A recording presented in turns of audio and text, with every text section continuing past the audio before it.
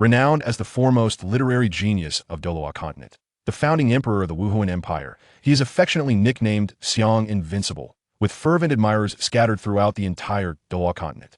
Xiang Yu gazes over the vast territories of the Wuhuan Empire, awake to wield the power of the world, intoxicated in the embrace of a beautiful maiden, thus fulfilling his sojourn in this realm. The narratives of Douluo Continent, battle through the heavens, and a record of a mortal's journey to immortality have concluded, while the saga of devouring the starry sky unfolds. Chapter 1. A transmigrator without cheats is equivalent to a couch potato. Douluo Continent, southwest of the Tiando Empire, in the province of Fasnuo. In a field beyond the outskirts of Holy Soul Village, a wild rabbit, adorned with long grayish-brown fur, leisurely nibbles on the wild grasses. However, its long ears remain perked, ever ready to flee at the slightest rustle of the wind.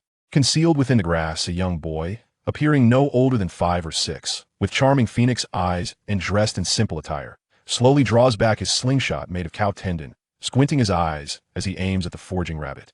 With a sharp whoosh, accompanied by a crisp whistle, a thumb-sized iron pellet bursts forth with astonishing speed, striking the rabbit's head with unerring precision, rendering it motionless and convulsing, stripped of its ability to escape.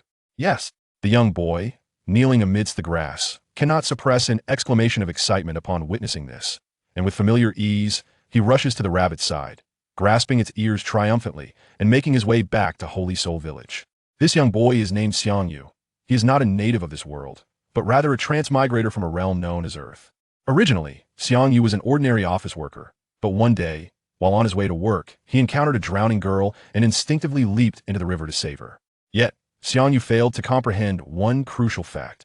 His ability to swim bore no relation to the act of rescuing someone from drowning. The person in peril, in their desperation for salvation, will instinctively grasp at anything, and without professional training, one may easily become entangled and dragged under.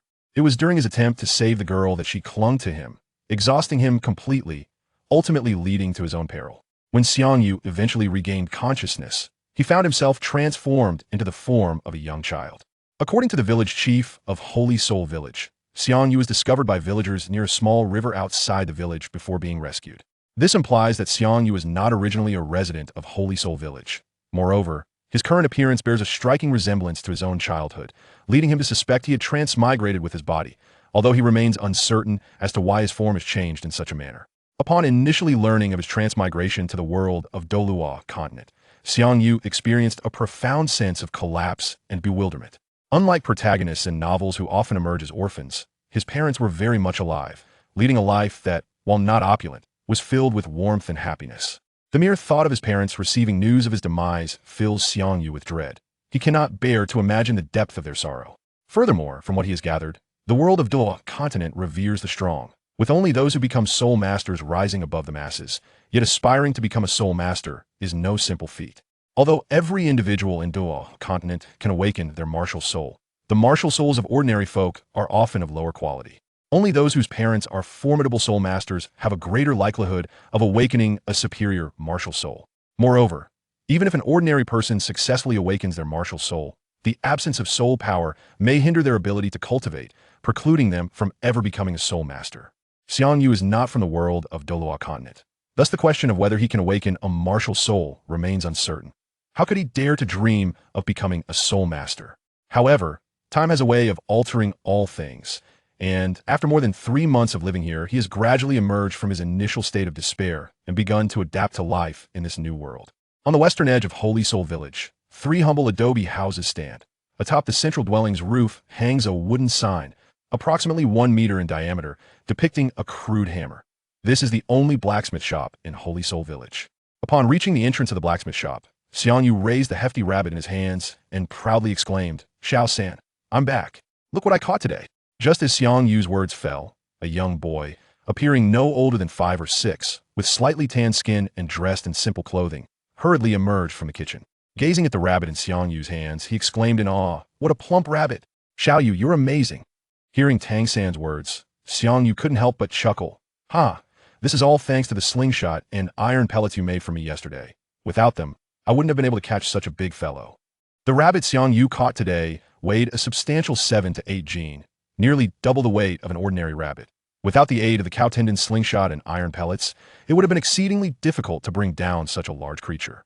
After taking the rabbit from Xiang Yu, Tang Sen glanced at his clothes, which were smeared with mud, and pretended to wave his hands in disdain, saying, "All right, you should hurry and take a bath. Look at you, all dirty. Leave the rabbit to me.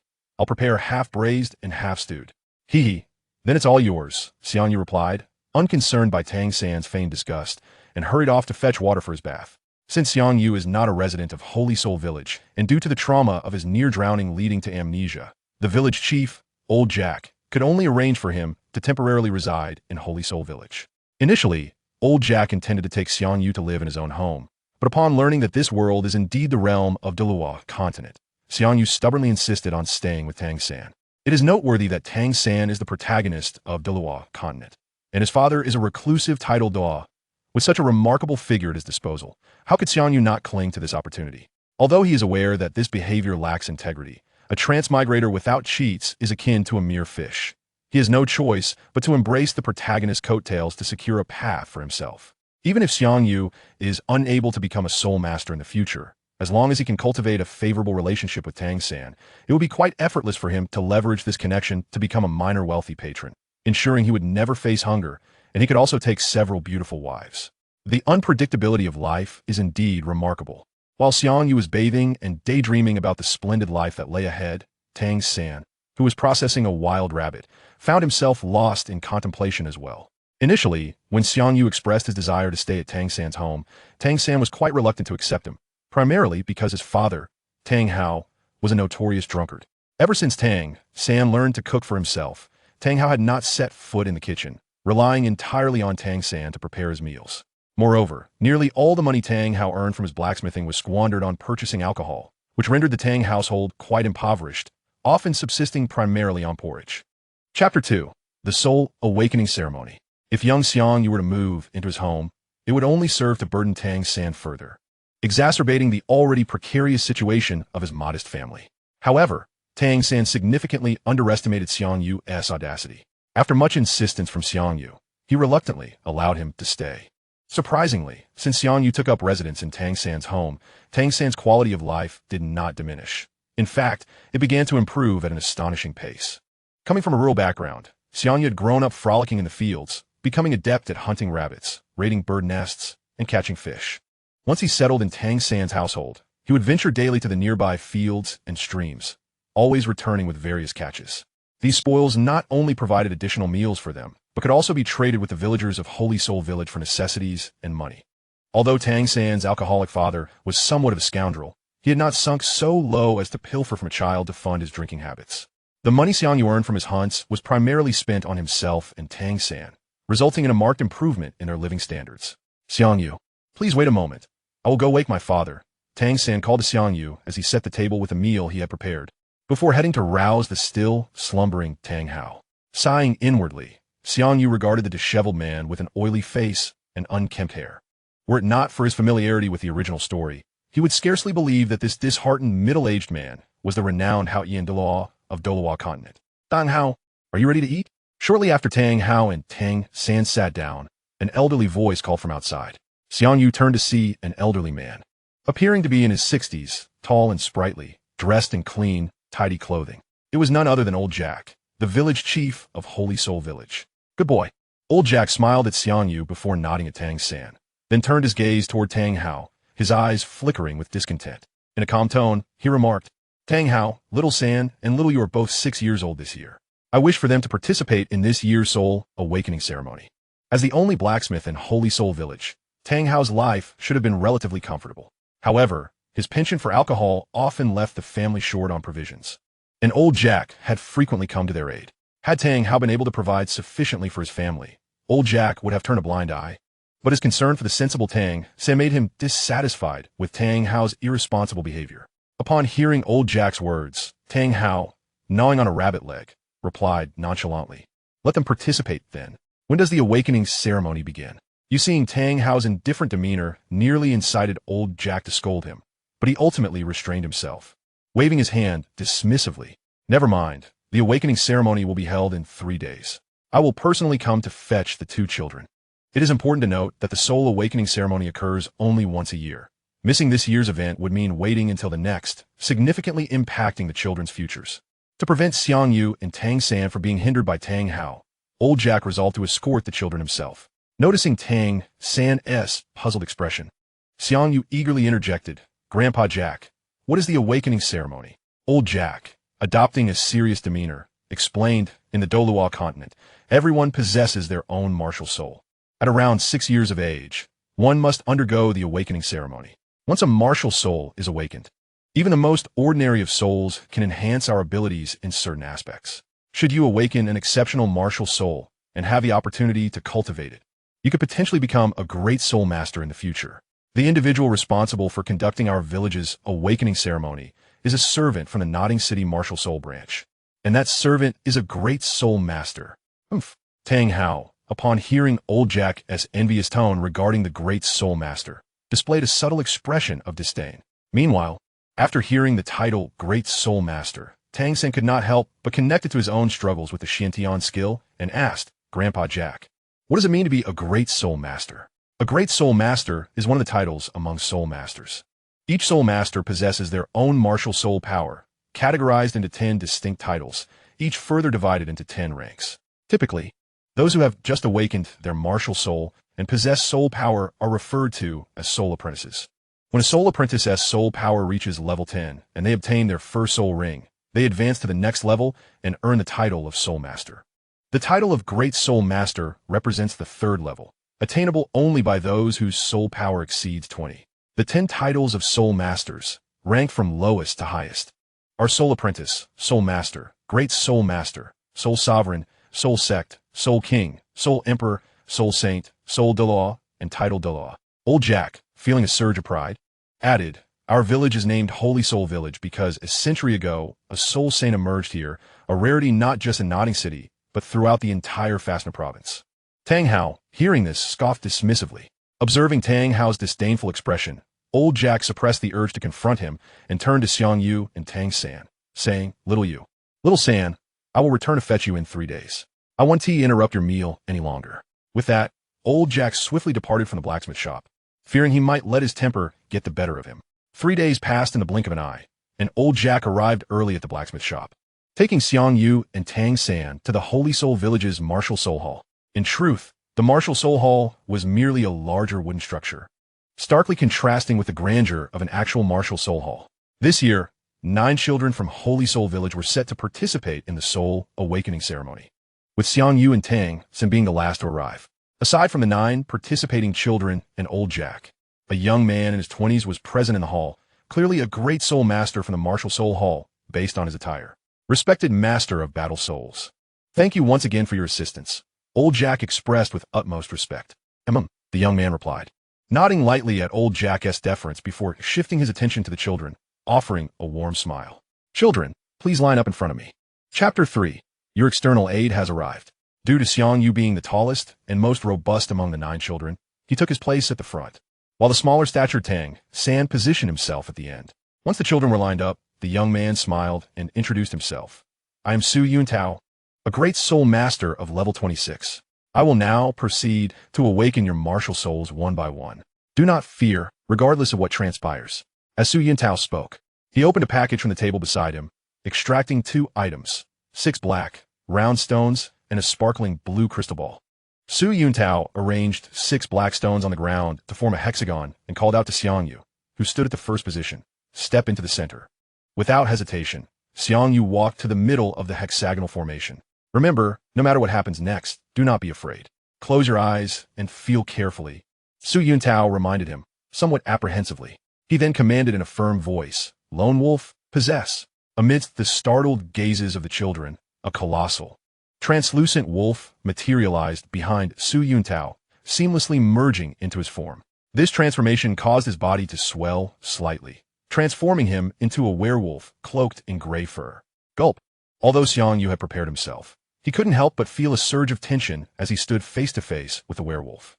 Observing that Xiang Yu merely looked anxious but did not exhibit any fear, Su Yuntao couldn't help but regard the boy with newfound respect. Once Xiang Yu steadied his nerves, he turned his attention to the soul rings swirling around Su Yuntao, noting that one was white and the other yellow. If Xiang Yu recalled correctly, A white soul ring indicated a 10-year age, suggesting that Su Yuntao's first soul ring was indeed white, possibly limiting his future achievements. Unbeknownst to Su Yunta, who was unaware of Xiang Yu's thoughts, he silently mused. This child managed to regain his composure so quickly. If he were to awaken an exceptional martial soul and soul power, he might indeed become a formidable soul master in the future. Swish, swish, swish. As Xiang Yu's mind oscillated between apprehension and anticipation, Su Yuntao swiftly clapped his hands, infusing the 6 black stones with a pale green light. Whoosh! A golden radiance erupted from the stones, enveloping Xiang Yu in a soft golden barrier. Ding dong! Core energy of this world detected. The Universal Life Winner System has been activated. Please, player, draw your world-assisting auxiliary. As the golden orbs of light merged into Xiang Yu's being, a cold, emotionless mechanical voice echoed in his ears. In the next moment, the surroundings transformed dramatically, shifting from the rudimentary spirit hall to a pristine white space, where a golden roulette with a 2-meter diameter appeared before him. Holy smokes! Staring at the golden roulette and recalling the earlier mechanical announcement, Xiang Yu realized what had just transpired. As a young man of the 21st century, he had read numerous web novels and was acquainted with Tang San, the protagonist of Douluo Dalu. However, he had never imagined that he would one day receive the same treatment as the main character. Yet, since he had already experienced transmigration, it seemed only natural to awaken an auxiliary system as well. Xiang Yu scrutinized the golden roulette, which was divided into 10 segments, each adorned with a unique pattern, with a red pointer at its center. Although perplexed, he surmised that the roulette was likely for a lottery. After a moment of contemplation, he declared, "I wish to draw." Swish, swish, swish. The instant Xiang Yu's words left his lips, the entire golden roulette began to spin wildly. After a brief moment, its speed gradually diminished, and the red pointer halted on the image of a red ghost mask. Ding dong! Congratulations, player! You have drawn the showy Shadow Ninja core mask. Your auxiliary has been credited. Wishing you an enjoyable game, and may you soon become a winner of life. Before Xiang Yu could fully comprehend the meaning of the announcement, the red ghost mask surged from the golden roulette, merging into his mind, accompanied by a flood of unfamiliar information. Extend your right hand. A serious yet gentle voice resonated in Xiang Yu's ears, causing him to shudder. He suddenly found himself back in the spirit hall of Saint Spirit Village. Surprised, Xiang Yu instinctively extended his right hand towards Su Yuntao, and the golden light particles around him coalesced in his palm, transforming into a red ghost mask, adorned with golden horns and a fearsome visage. This is Su Yuntao's pupils constricted as he beheld the ghost mask in Xiang Yu's grasp, exclaiming in astonishment. A mutated martial soul? In remote villages like Saint Spirit Village, children typically awakened low-level martial souls, such as sickles, hammers, or roosters. The ghost mask martial soul in Xiang Yu's hands was evidently extraordinary, likely a legendary mutated martial soul. However, a mutated martial soul did not necessarily imply superiority. Some could be exceptionally powerful, while others might prove rather feeble. After a moment of contemplation, Su Yuntao addressed Xiang Yu. Your martial soul is a mask, categorized as a tool martial soul, but it likely does not possess offensive attributes. It is more probable that it is an auxiliary type. Next, let us test if you possess soul power. If you do possess it, once you acquire your first soul ring, you'll be able to discern the specific nature of your martial soul. Following Su Yuntao's instructions, Xiang Yu, with focused intent, retracted the ghost mask into his being and pressed his small hands against the soul power testing crystal ball. Whoosh! The instant Xiang Yu's hands made contact with the crystal ball, a brilliant blue light erupted, enveloping the entire spirit hall in a shimmering azure glow. Su Yuntao gazed at the radiant crystal ball, his expression one of disbelief, exclaiming with excitement, inherent full soul power. At the moment of martial soul awakening, not only does the form of the martial soul determine its strength, but the quantity of soul power is also of paramount importance. The amount of soul power at awakening dictates the initial cultivation level of a soul master. The higher the innate soul power, the swifter the postnatal cultivation speed, leading to greater future achievements. Chapter 4. The Powerful Auxiliary. Inherent full soul power represents the highest soul power a soul master can awaken upon their martial soul's emergence, equating to level 10 soul power. With Xiang Yu's inherent full soul power, he would require only one soul ring to ascend directly to the rank of 11 soul master. If Su Yuntao had initially harbored doubts regarding whether Xiang Yu's ghost mask martial soul could be considered exceptional, Witnessing Xiang Yu's innate full soul power confirmed for him that this ghost mask martial soul was indeed remarkable and had begun to mutate in a favorable direction. Recovering from his astonishment, Su Yuntao kindly inquired, "Little brother, what is your name?" "My name is Xiang Yu, with the character for work and the character for rain." Su Yuntao produced a silver Spirit Hall token and presented it to Xiang Yu, saying, "Xiang Yu, that is a fine name. Here is this token for you. Should you encounter any difficulties in the future, you can come and find me with this token." Although Su Yuntao has already achieved the status of a great soul master, he holds significant regard for the innate talent of Xiang Yu, who possesses a full innate soul power. As a steward of the Spirit Hall's branch, Su Yuntao recognizes that if he can uncover exceptionally gifted individuals during the awakening ceremony, he will be duly rewarded.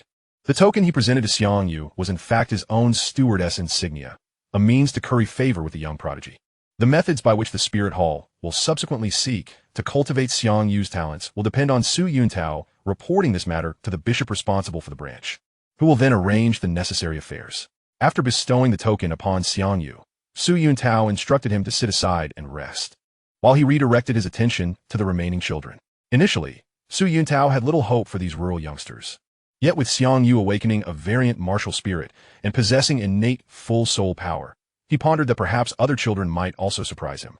As Su Yuntao conducted the awakening ceremonies for the other children, Xiang Yu feigned a brief respite with his eyes closed, delving into the newfound information swirling in his mind. Through organizing and assimilating this knowledge, Xiang Yu began to grasp the intricacies of the world's greatest winter system he possessed. According to the information, each time Xiang Yu enters a new alternate realm, the system will allow him to draw a supportive enhancement to aid him in ascending to the pinnacle of success in life.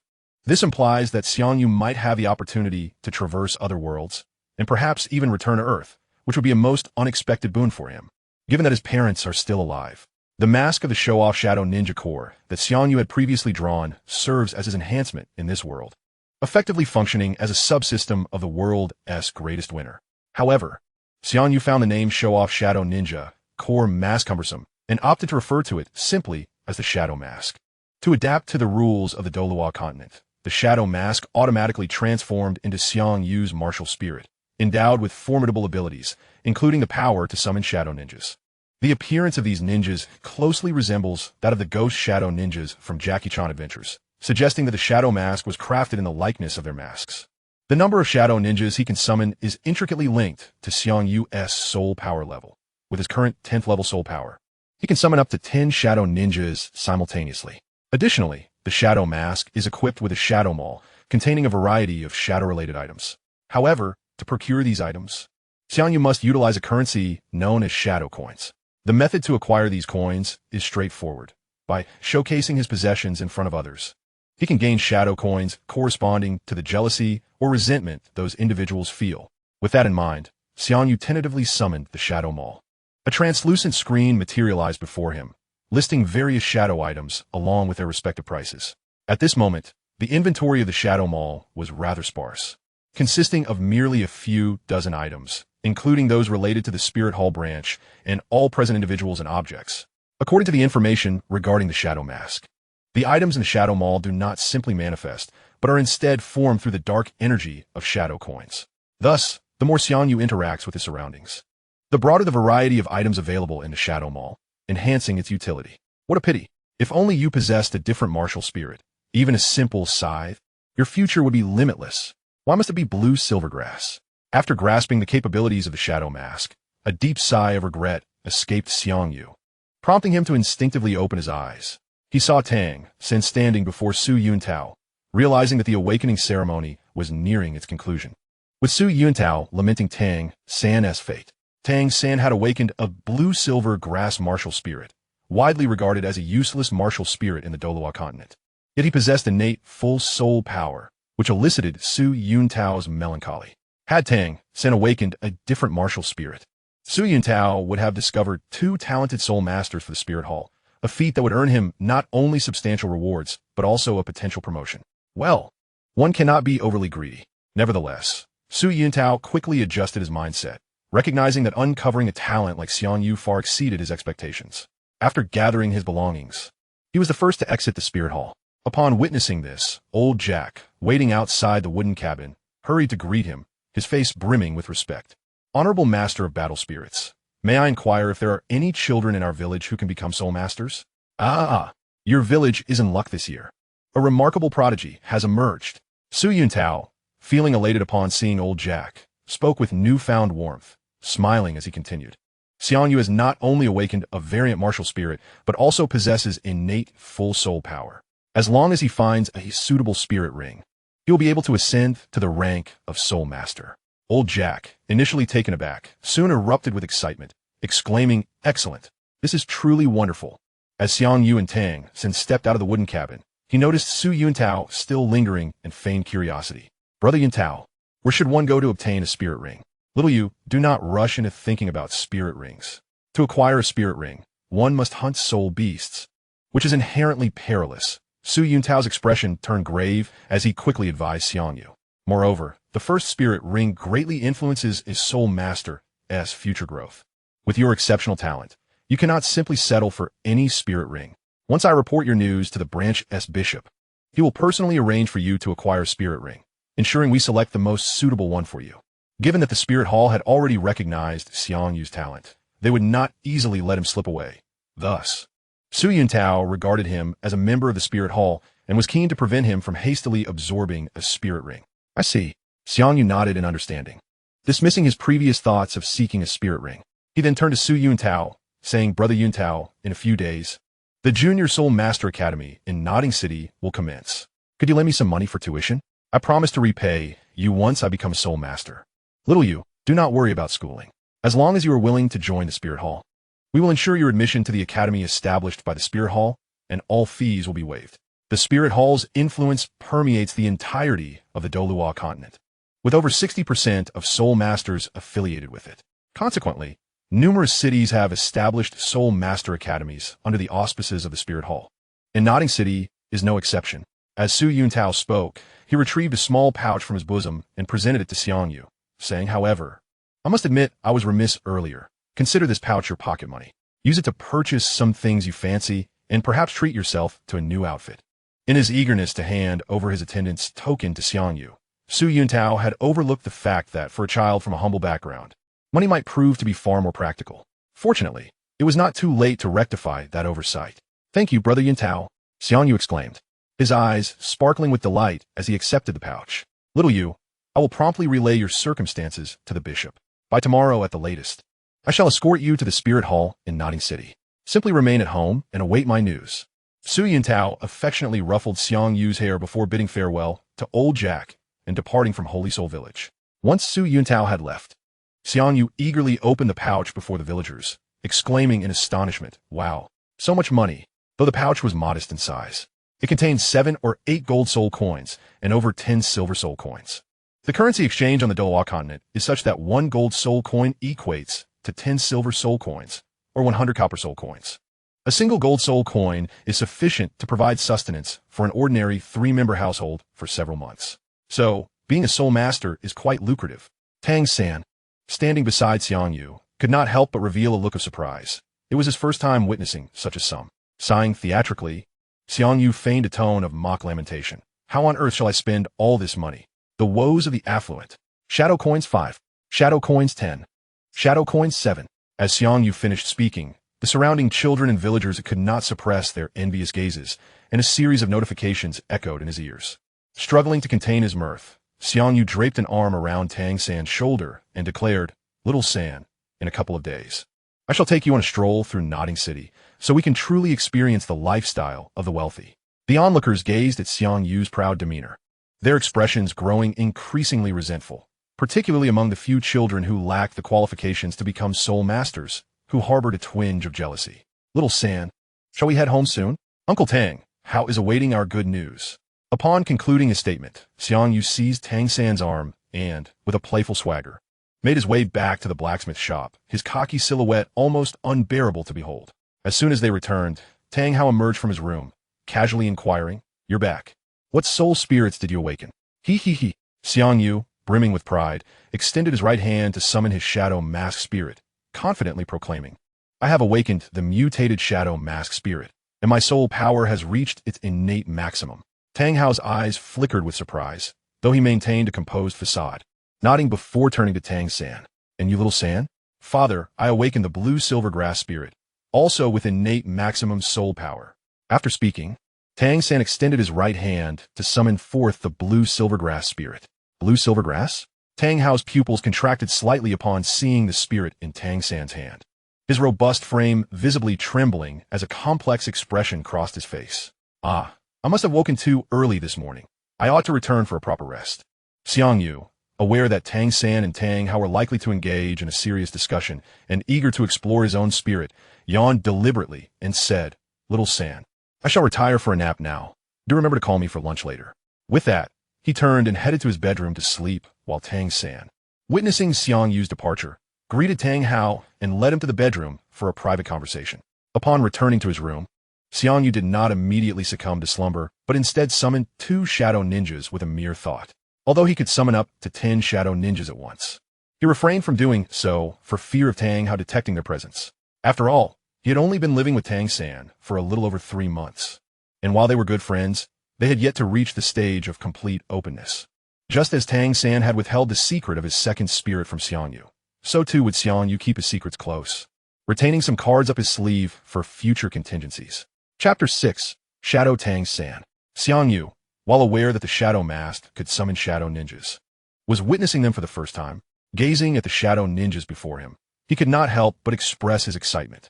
The shadow ninjas stood approximately 1.7 meters tall, with dark blue skin, clad entirely in pitch-black ninja attire, their heads covered with hoods that left only a pair of crimson eyes visible. Xiang Yu circled around the 2 shadow ninjas, nodding in satisfaction. Excellent. From now on, you shall be known as Ada and Aer.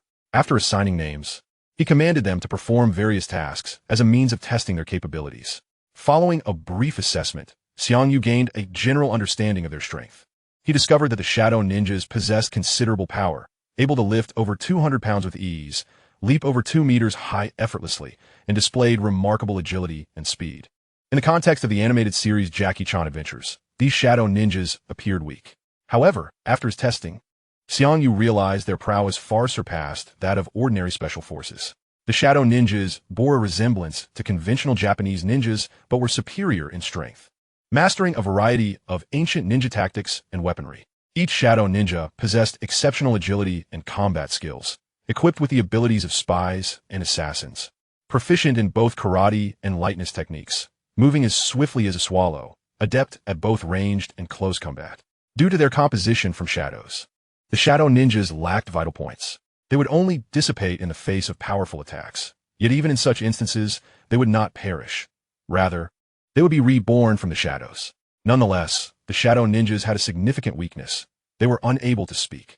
While they understood others' words, they could not articulate their own desires. After testing the capabilities of the shadow ninja, Xiang Yu allowed them to return to their respective shadows. Then feigned going to bed while, in reality, he opened a shadow merchant store with his mind to browse the shadow items and shadow coins. Following his earlier display before numerous villagers, he had accumulated over 400 shadow coins, thus possessing enough to purchase certain shadow items. Perhaps he should first procure an inexpensive shadow tool to test its effectiveness? Xiang Yu gazed at the information regarding the items in the shadow store for a while before ultimately deciding to spend 5 shadow coins on a shadow chopping knife. Swish! With a mere thought, his shadow coins diminished by 5, and a completely black chopping knife materialized in his hand. This shadow chopping knife bore an exact resemblance to the one in the blacksmith's yard. However, being forged from shadows, its exterior was entirely black. Thud! Xiang Yu scrutinized the shadow chopping knife in his hand for a moment before suddenly raising it and striking it forcefully against the wooden bed beneath him, carving a 2-inch deep gash into the bed's edge. Quite impressive. He reached out to touch the gash, his eyes lighting up as he nodded in satisfaction. Judging by the power of this shadow chopping knife, although it was composed of shadows, it possessed the sharpness and durability of a genuine chopping knife. Having confirmed the efficacy of the shadow item, Xiang Yu then shifted his attention to the other shadow item information, ultimately fixing his gaze upon an item named Shadow Tang San. The shadow items available in the shadow store were based on the objects and creatures Xiang Yu had encountered. Thus, alongside the ordinary shadow items, there were also shadow creatures for sale. From the selling information of these shadow creatures, it was evident that the more powerful the shadow creature, the higher its value. In the shadow store, an adult ordinary shadow person was priced around 100 shadow coins, while Shadow Tang San commanded a steep price of 300 shadow coins.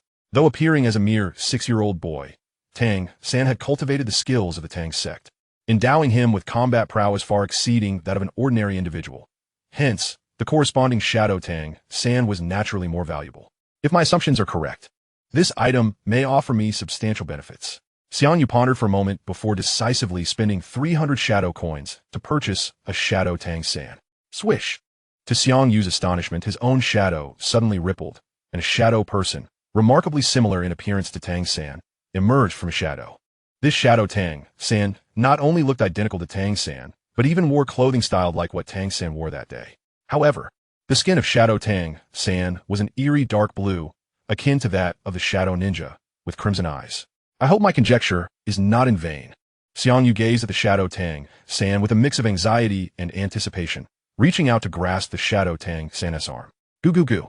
Under Xiang Yu's mental control, the Shadow Tang San began to dissolve like a puddle of liquid, gradually merging into his arm. As the Shadow Tang San continued to integrate, strange dark blue patterns emerged on Xiang Yu's skin, and his eyes slowly transformed into a red hue. Haha! Once the Shadow Tang San had fully melded with Xiang Yu's being, he could not restrain a deep, rumbling laugh, struggling to suppress his urge to burst into laughter.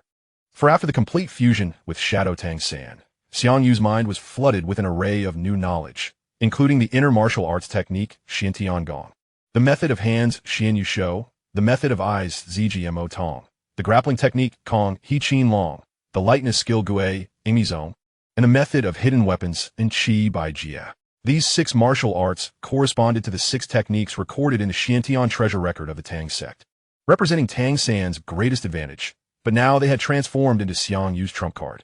Since the Shadow Mask had become Xiang Yu's martial soul, it followed that the Shadow Ninja and the items in the Shadow Store were derivatives of the Shadow Mask, essentially part of the martial soul.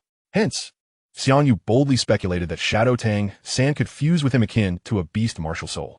Chapter 7. Soul Beasts Never Become Slaves. Based on the information Xiang Yu had received earlier, the shadow creatures in the Shadow Store, while unable to fully inherit the entirety of their original memory and abilities, would retain a portion of skill memory. For instance, a combat-oriented shadow creature like Shadow Tang San would inherit the battle-related skill memories of the original Tang San, particularly those pertaining to the Xiantian treasure record. In contrast, a maid-type shadow creature would inherit service-related memories, specifically regarding how to serve its master and perform household tasks. Goo goo goo. Amidst the resounding crowing of roosters, the rosy sun gradually ascended above the horizon, heralding a new day for the villagers of Holy Soul Village. Clop clop clop. A sudden, crisp sound of hooves echoed from outside Holy Soul Village, as a middle-aged man, appearing to be in his 40s, drove a carriage emblazoned with the emblem of the Spirit Hall into Holy Soul Village, making his way towards the blacksmith's shop at the village's entrance. Xiao Yu, hurry out. Your brother Yuntao has come to pick you up. After stepping down from the carriage, Su Yuntao exclaimed with a smile, striding into the blacksmith's shop. Coming. Having just finished breakfast, Xiang Yu responded promptly, calling out loudly, bring my luggage over. Swish, swish. No sooner had Xiang Yu spoken than 2 shadow ninjas emerged from a shadow, each bearing a backpack, standing respectfully before him.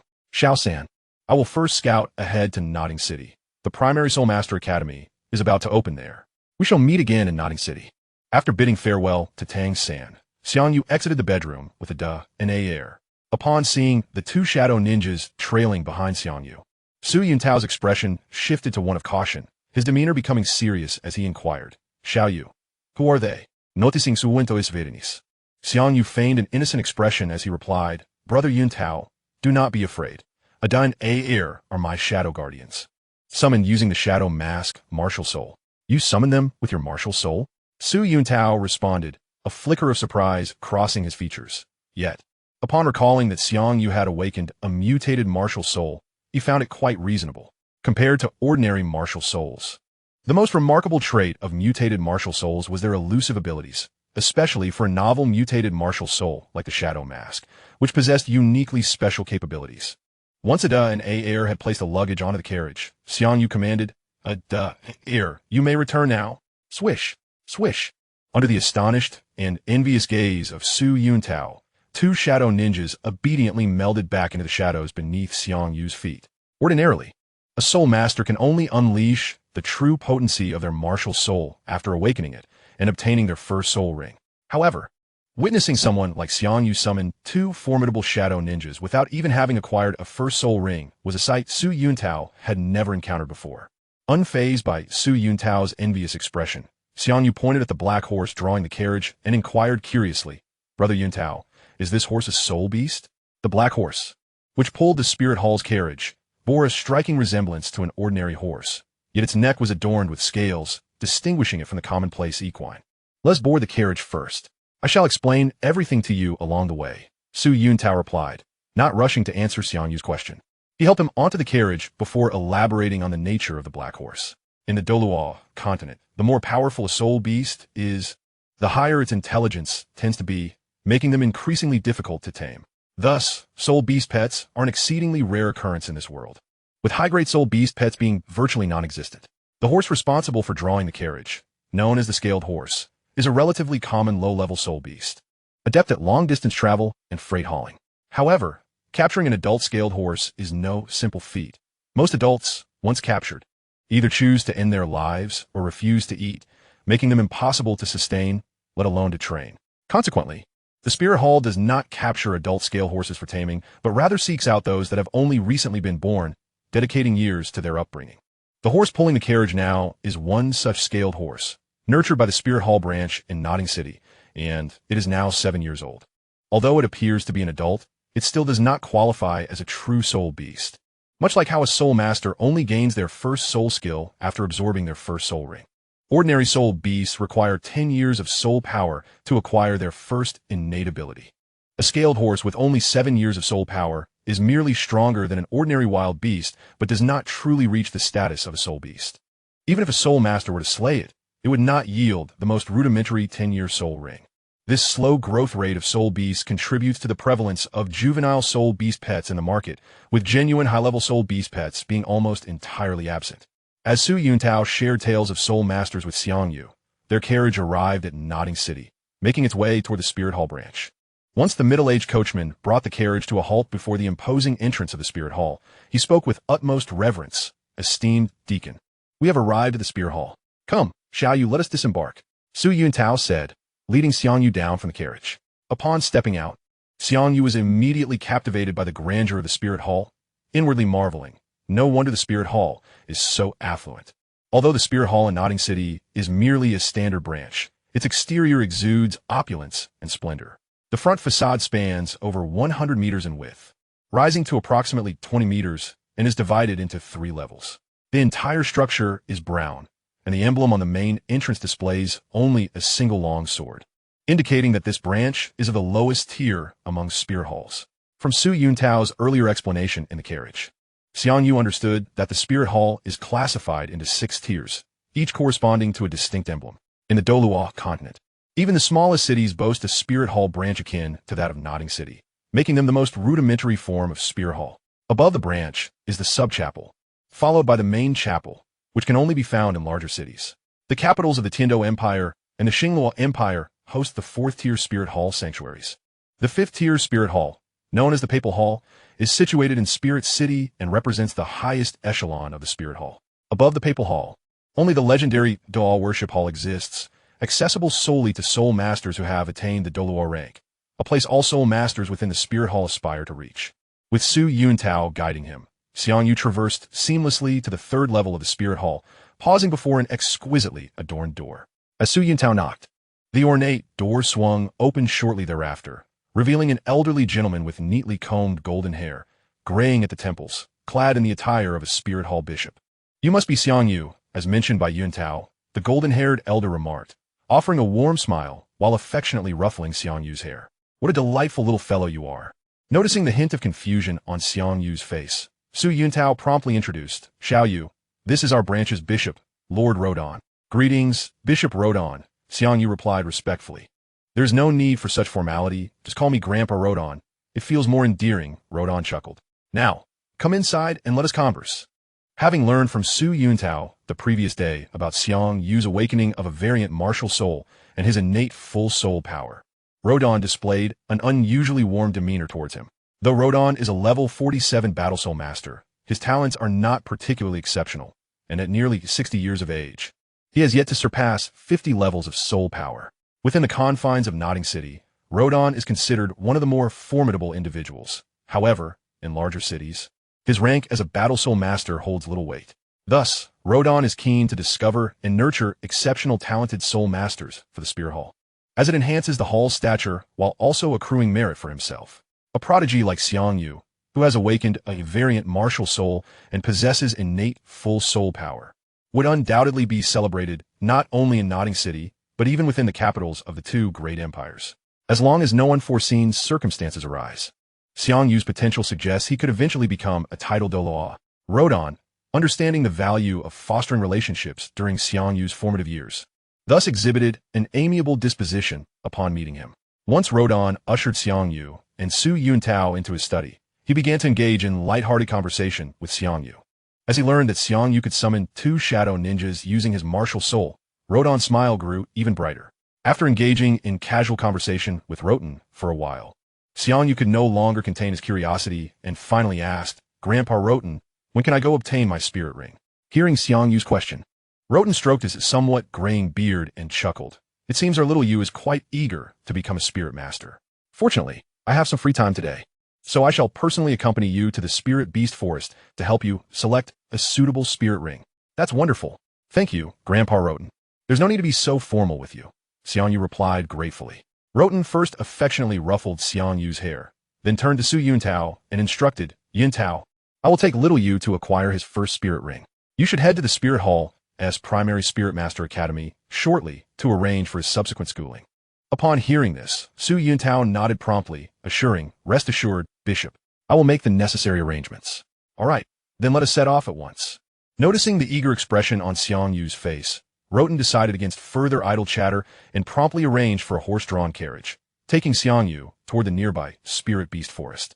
Nestled in a mountainous region over 400 miles from Notting City lies a vast area known as the Soul Hunting Forest, which is also the destination for Xiang Yu and his companions.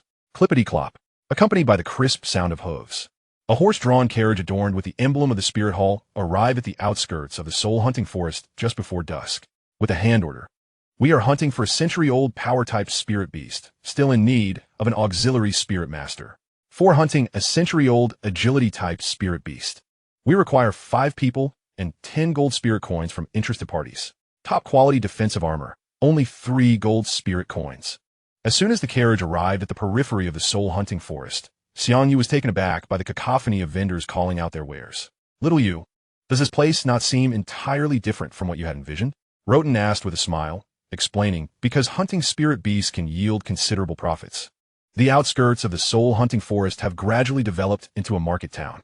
Here, one can find numerous shops selling everyday necessities, as well as many that purchase materials from spirit beast corpses." With a look of curiosity, Xiang Yu watched as the carriage swiftly passed through this small market town and entered the outer edge of the Soul Hunting Forest. "Bishop, we have arrived at the Soul Hunting Forest. Little Yu, let us disembark." Once the coachman brought the carriage to a stop, Rodon led Xiang Yu down, who was instantly awestruck by the scene before him.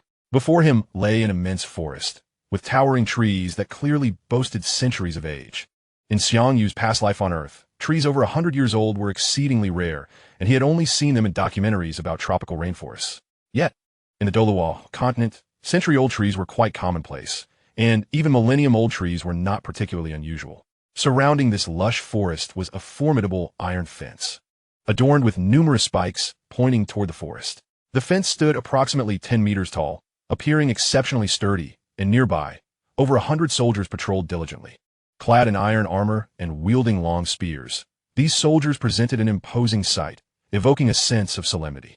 Xiang Yu gazed at the patrolling soldiers with curiosity and asked, "Grandpa Rodon, what are these individuals doing?"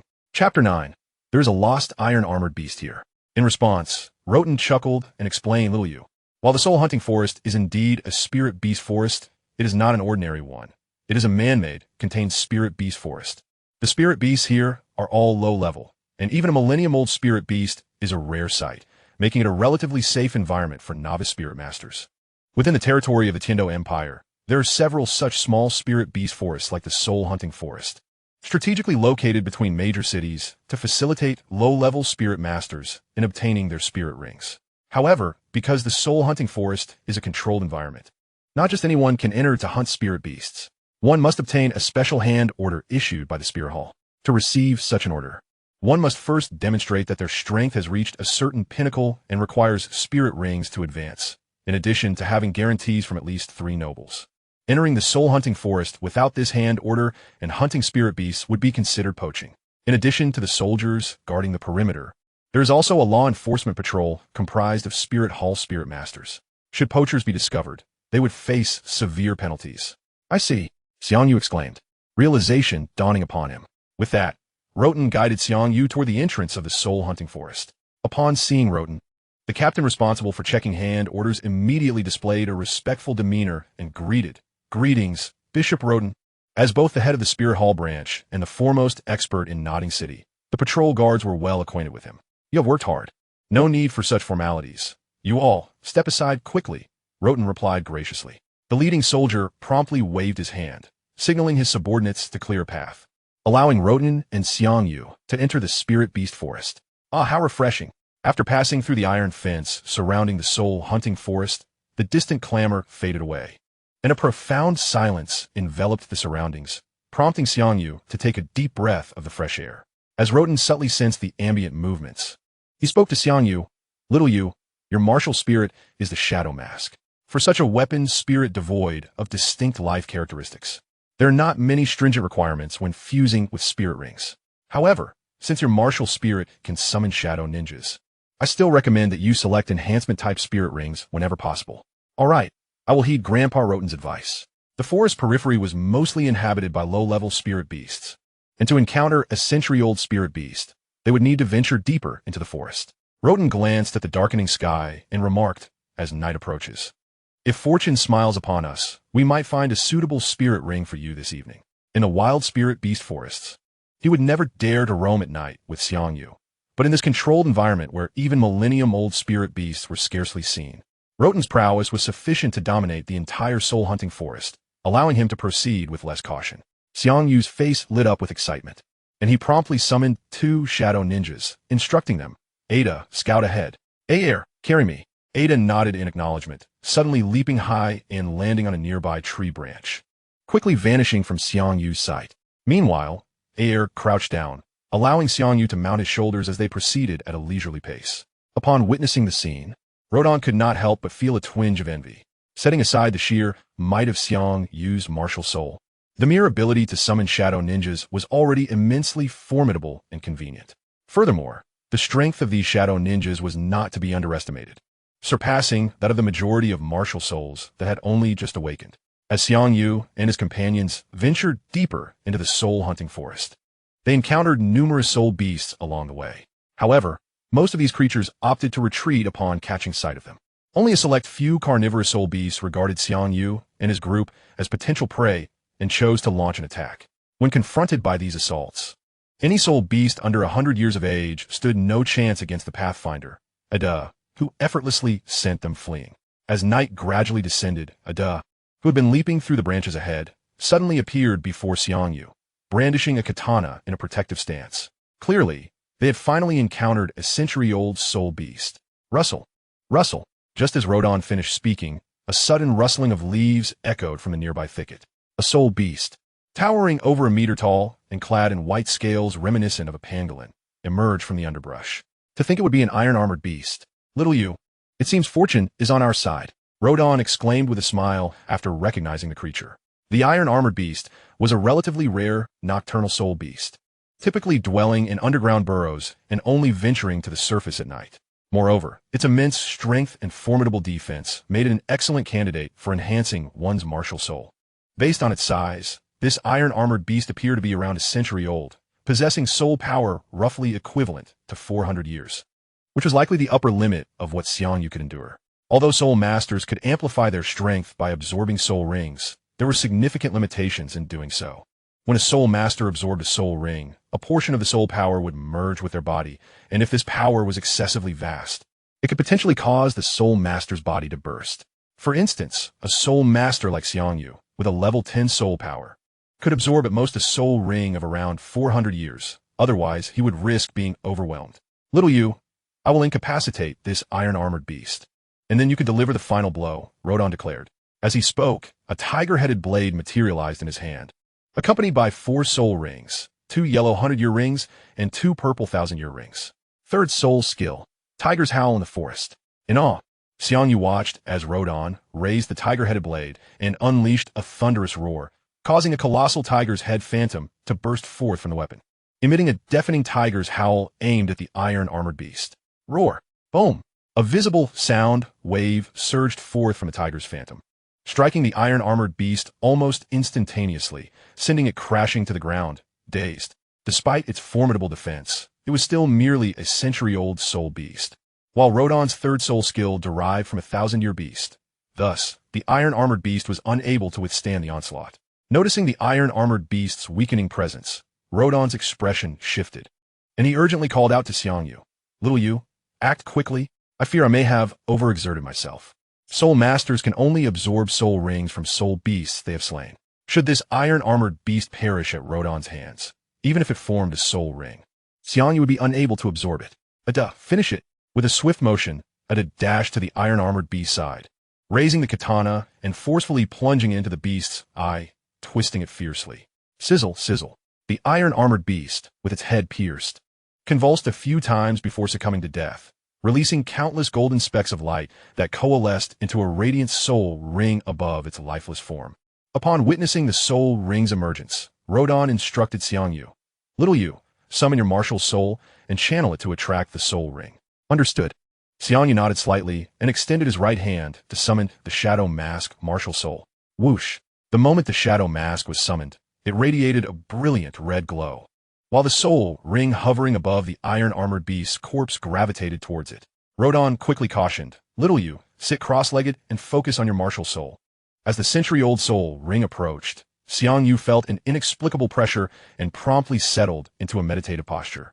When the soul ring descended upon the Shadow Mask, it transformed into a palm-sized ring that enveloped the martial soul. Boom! At the moment the century-old soul ring attached itself to the Shadow Mask, an overwhelming surge of soul power erupted within Xiang Yu, akin to a stampede of wild sheep crashing through his body, compelling him to instinctively cultivate the Xiantian technique. As the Xiantian technique activated, the tumultuous soul power gradually calmed and began to circulate through his meridians. A portion of this power merged with Xiang Yu, elevating his height by approximately 2 centimeters and significantly enhancing his physical strength. Simultaneously, intricate scale-like patterns began to materialize upon the dark red Shadow Mask, eventually enveloping the entire surface with these extraordinary designs. Once the mask was adorned with these patterns, Ada and the Shadow Ninjas summoned by the mask underwent remarkable transformations. To Rodon's astonishment, he observed that Ada and Air had grown approximately 10 centimeters taller, and their black ninja attire gradually morphed in a black scaled armor. Though Ada and the others had yet to make another move, Rodon, witnessing their transformations, was certain that they had indeed grown stronger. Before Rodon could fully process the changes in Ada and the others, he was taken aback to see the century-old soul ring surrounding the Shadow Mask gradually shifting to a black hue. It is known that in the Douluo Continent, the colors of soul rings are specific, allowing one to gauge a soul master's strength based on their hue. The colors of soul rings are as follows: white for 10-year rings, yellow for 100-year rings, purple for 1,000-year rings, and black for 10,000-year rings. The legendary 100,000-year ring is red. Swish! After Xiang Yu absorbed the surplus soul power within him, he slowly opened his eyes, a fleeting brilliance shining through them. As he sensed the newfound information in his mind, a smile of uncontainable joy spread across Xiang Yu's face. After the Shadow Mask martial spirit successfully absorbed its first soul ring, Xiang Yu's mind was not only filled with information regarding the newly acquired soul skill, but also 2 fortunate revelations. The first piece of good news was that after the Shadow Mask martial spirit absorbed a soul ring, the strength of the Shadow Ninja summoned would also increase proportionately. The higher the level of the soul ring, the more formidable the Shadow Ninja would become. The transformation experienced by Ada and the others was due to their fusion with a portion of the iron-armored beast's abilities, resulting in significant enhancements to both their power and defense. The second piece of good news was that upon absorbing the soul ring, the Shadow Mask martial spirit would assimilate the ring into a Shadow Soul Ring, allowing Xiang Yu to utilize Shadow Coins to augment the soul power of the Shadow Soul Ring. According to the feedback from the Shadow Mask martial spirit, Merely 10 shadow coins would enhance the soul power of the iron-armored beast's soul ring for a year. In essence, as long as Xiang Yu possessed a sufficient number of shadow coins, he could elevate the century-old iron-armored beast soul ring to a 10,000-year level, or even to the realm of a million-year soul ring. It is worth noting that in the original storyline of Douluo, the soul power of a soul ring is virtually impossible to enhance through any means other than under special circumstances, such as through divine power. However, such enhancements are not entirely without limitations. Aside from requiring ample shadow coins, there are considerable prerequisites concerning Xiang Yu's own strength. If Xiang Yu's own power were insufficient, even with enough shadow coins, he would hesitate to elevate the soul power of the soul ring too high, lest he be overwhelmed by the formidable power within the ring. Upon witnessing Xiang Yu open his eyes, Rodan shook off his astonishment and, filled with curiosity, inquired, "Xiao Yu, why has your soul ring turned black?" Xiang Yu, half serious and half joking, replied, "Grandpa Rodan, this is a unique ability of the Shadow Mask martial spirit. Regardless of the type of soul ring I absorb, it will always transform into a shadow soul ring. Is that so?" Rodan, taken aback by this revelation, displayed a somewhat speechless expression but did not doubt Xiang Yu's words. The abilities of each mutated martial spirit are indeed unique, and even the foremost experts in martial spirit research cannot guarantee the capabilities of a mutated martial spirit. Seeing Rodan's bewildered expression, Xiang Yu could not help but chuckle inwardly, relieved that the Shadow Mask martial spirit gradually transformed the iron-armored beast into a shadow soul ring. Otherwise, he would have been reluctant to enhance the soul power of the soul ring with shadow coins. Chapter 11. The brothel is a legal trade. When a 100-year soul ring is elevated to a 1,000-year soul ring, its color changes from yellow to purple. If other soul masters were to discover that Xiang Yu possessed the ability to enhance the soul power of soul rings, they would undoubtedly not let him off easily. However, now that the iron-armored beast soul ring had transformed into a black soul ring, even if its soul power continued to increase, its color would remain black, thus escaping the notice of outsiders. Rodan, glancing at the now taller Xiang Yu, pondered for a moment and asked Xiao Yu, "What is the soul skill of your first soul ring?" "Grandpa Rodan, my first soul skill is called Copperhead Iron Arm, which significantly enhances my strength and defense." As soon as Xiang Yu finished speaking, the black iron-armored beast soul ring suddenly glimmered, unleashing a shadow that melded into his body, causing him to swell with newfound power. Feeling the surging strength within him, Xiang Yu walked over to the corpse of the iron-armored beast, grasped its abdomen with both hands, and effortlessly lifted the 300-pound creature above his head. Is it possible for a first soul skill to provide such an immense boost in strength? Rodan, startled by Xiang Yu's relaxed demeanor, nodded appreciatively. "Xiao Yu, it seems this soul ring is truly suited for you." Although Rodan could also lift over 300 pounds with ease, he was already a level 40-plus battle soul master, while Xiang Yu was merely a novice soul master. "Grandpa Rodan, in addition to this soul skill, the number of shadow ninjas I can summon has also increased." After showcasing his first soul skill, Xiang Yu proudly revealed his trump card to Rodan, exclaiming, "Asan, come forth."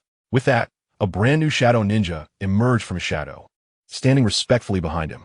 "Wow!" Rodan, witnessing the 3 shadow ninjas now standing behind Xiang Yu, couldn't help but exclaim in amazement, feeling a mix of envy and speechlessness. "Xiao Yu, your martial spirit is truly remarkable." Previously, after Rodan had seen how the shadow ninja's strength increased with Xiang Yu absorbing the iron-armored beast soul ring, he believed the Shadow Mask martial spirit's capabilities were impressive, but he thought Xiang Yu could only summon 2 shadow ninjas. Now, with the summoning of a third, it was evident that not only did the shadow ninjas grow stronger with Xiang Yu's power, but their numbers also increased. Had Rodan possessed a martial spirit and talent akin to Xiang Yu's, he would likely not be limited to being a level 40-plus battle soul master, nor confined to the small town of Nuoding. Contemplating this, Rodan's gaze towards Xiang Yu grew complex, filled with both appreciation for an outstanding junior and envy as a fellow soul master.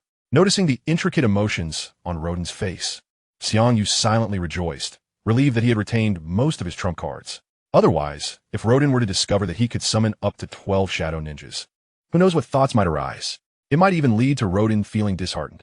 Feigning an innocent expression, Xiang Yu diverted the topic. "Grandpa Rodan, may I take the iron-armored beast corpse out of the soul-hunting forest? I wish to exchange it for some gold soul coins."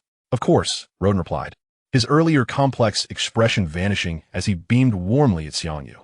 "If you need money, just tell Grandpa directly. I still have some savings." As Rodan spoke, he retrieved a pouch and a token from his pocket, extending them to Xiang Yu, Here are 100 gold soul coins. Consider it your pocket money from Grandpa. And this token allows you to enter and exit the soul hunting forest freely. Thank you, Grandpa Rodin. Xiang Yu, not one to be polite, accepted the pouch and token without hesitation, mentally noting this act of kindness. Ada, you scout ahead. Air, you take care of the iron-armored beast body. San, carry me. With a flurry of movements, the three shadow ninjas swiftly executed their tasks. Let us set off, Xiang Yu proclaimed, perched on San's shoulder, waving his hand like a knight on horseback. You little money grubber, Rodin chuckled, shaking his head in amusement as he watched Xiang Yu accept the 100 gold soul coins, yet still not letting go of the iron-armored beast corpse. Due to the soul hunting forest being a controlled environment for soul beasts, with hundreds of fully armed Imperial soldiers patrolling the perimeter, there was no need to fear any soul beasts breaking out to attack humans. As Xiang Yu and Luo Dun traversed the formidable iron defenses encircling the soul hunting forest, they were greeted by the vibrant lights and bustling activity of a lively town. This settlement on the periphery of the soul hunting forest not only boasted shops selling daily necessities and materials from soul beasts, but also featured entertainment venues such as taverns and brothels. Perched upon the shoulder of a shadow ninja, Xiang Yu gazed at the provocatively dressed women lining the streets, enticing passersby, and couldn't help but swallow hard, remarking to himself, "Truly, this is the infamous feudal era. Let me cast a critical eye upon this world." The Douluo Continent still adhered to a feudal societal structure, where even the trafficking of human slaves was deemed legal, not to mention the existence of such establishments as brothels. In his previous life, Xiang Yu had been a model youth, his noble character leading him to sacrifice his life while rescuing someone from drowning. Thus, upon encountering these alluring women, he felt a stir of excitement, despite being merely a 6-year-old child at present, where his desires far exceeded his capabilities, leaving him to indulge only in fleeting glances. As Xiang Yu stealthily admired the women vying for attention, many townsfolk took note of their unusual presence. After all, both the extraordinary shadow ninja and the ironclad beast carcass carried on Air's shoulder were undeniably eye-catching. Once he realized the attention was directed towards them, Xiang Yu seized the moment to boast in a teasing tone, having just entered the soul-hunting forest, I've already encountered a century-old iron-armored beast. How fortunate am I? Truly, that luck seems to have chosen me." His playful arrogance swelled, proclaiming, "What can I say? I am both clever and charming. The goddess of fortune simply adores me." In the instant his words fell, a cacophony of notifications echoed in his ears. Shadow coins, 22. Shadow coins, 35. Shadow coins, 17. Each chime further inflated his already boastful demeanor. Chapter 12. Joining the Spirit Hall. Based on the information Xiang Yu had previously obtained, the quantity of shadow coins each individual could offer varied significantly. The more formidable the individual, the greater the upper limit of shadow coins they could provide. Ordinary people could typically yield between 100 to 1100 coins at once, while soul masters could exceed 100 coins with ease. This phenomenon was straightforward. Shadow coins materialized from Xiang Yu's ostentatious actions, eliciting negative emotions from others, which he then absorbed to form the coins. Thus, the quantity of shadow coins directly correlated with the target's negative sentiments. For an ordinary person, reaching the threshold of 100 coins indicated an intense degree of animosity, akin to the hatred of a wronged spouse or a father-esque grief. Should their negative emotions escalate further, it could lead to their demise, a condition humorously referred to as dying of anger. Naturally, the deceased could not contribute shadow coins. Hence the limit for ordinary individuals was capped at 100. Soul masters, however, possessed far greater strength and resilience, enabling them to generate a higher limit of shadow coins. Most of the townsfolk were low-level soul masters, earning their keep by hunting soul beasts, so Xiang Yu's modest display of boasting already attracted considerable envy and jealousy. Xiang Yu's intent in having Air carry the iron-armored beast carcass into the town was not only to sell it, but also to harvest a bounty of shadow coins.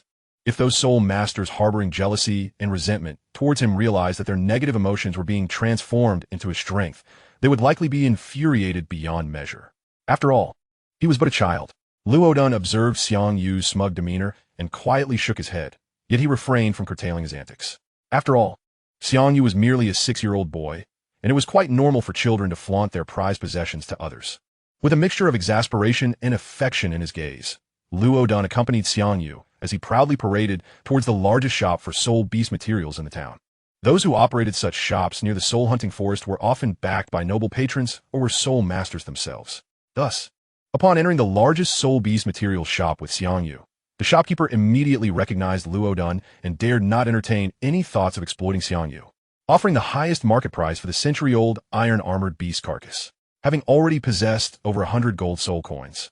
Coupled with the 90-plus coins acquired from the sale of the beast, Xiang Yu's total exceeded 200 coins, marking him as a modestly wealthy individual. After finalizing the sale of the iron-armored beast, Xiang Yu accompanied Luo back to the Spirit Hall in Nodding City via horse-drawn carriage. Since Xiang Yu had successfully absorbed his first century-old soul ring, Luo personally guided him to test his soul power upon their return. In the testing hall of the Spirit Hall, Luo observed the soul power testing crystal ball before Xiang Yu and nodded in satisfaction, stating, "Excellent. It appears that this iron-armored beast soul ring is truly suited for you, enabling your soul power to surge to level 12. Theoretically, a level 10 soul master should only reach level 11 after absorbing their first soul ring." The fact that Xiang Yu's soul power had directly ascended to level 12 indicated that he had effectively absorbed the energy from the iron-armored beast soul ring. "I must express my gratitude to you, Grandpa Luo. Without your assistance, I would not have found such a fitting soul ring," Xiang Yu said, subtly flattering Luo.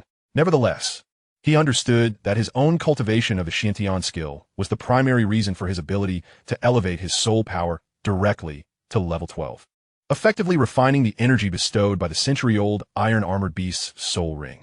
Luo, upon hearing Xiang Yu's words, couldn't suppress a smile of pride and replied, "Xiao Yu, now that you have successfully absorbed your first soul ring, you are officially a true soul master. Moreover, you are now a member of the Spirit Hall, and there are certain matters I must share with you." After Luoduan's enlightening explanation, Xiang Yu gained a comprehensive understanding of the responsibilities and privileges associated with being a member of the Spirit Hall.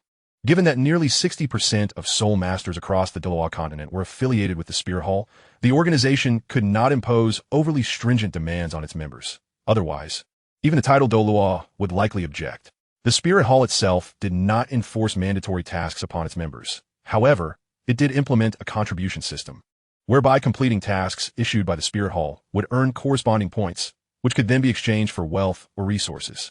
Thus, while the Spirit Hall did not compel its members to undertake missions, soul masters often pursued these tasks to accumulate points.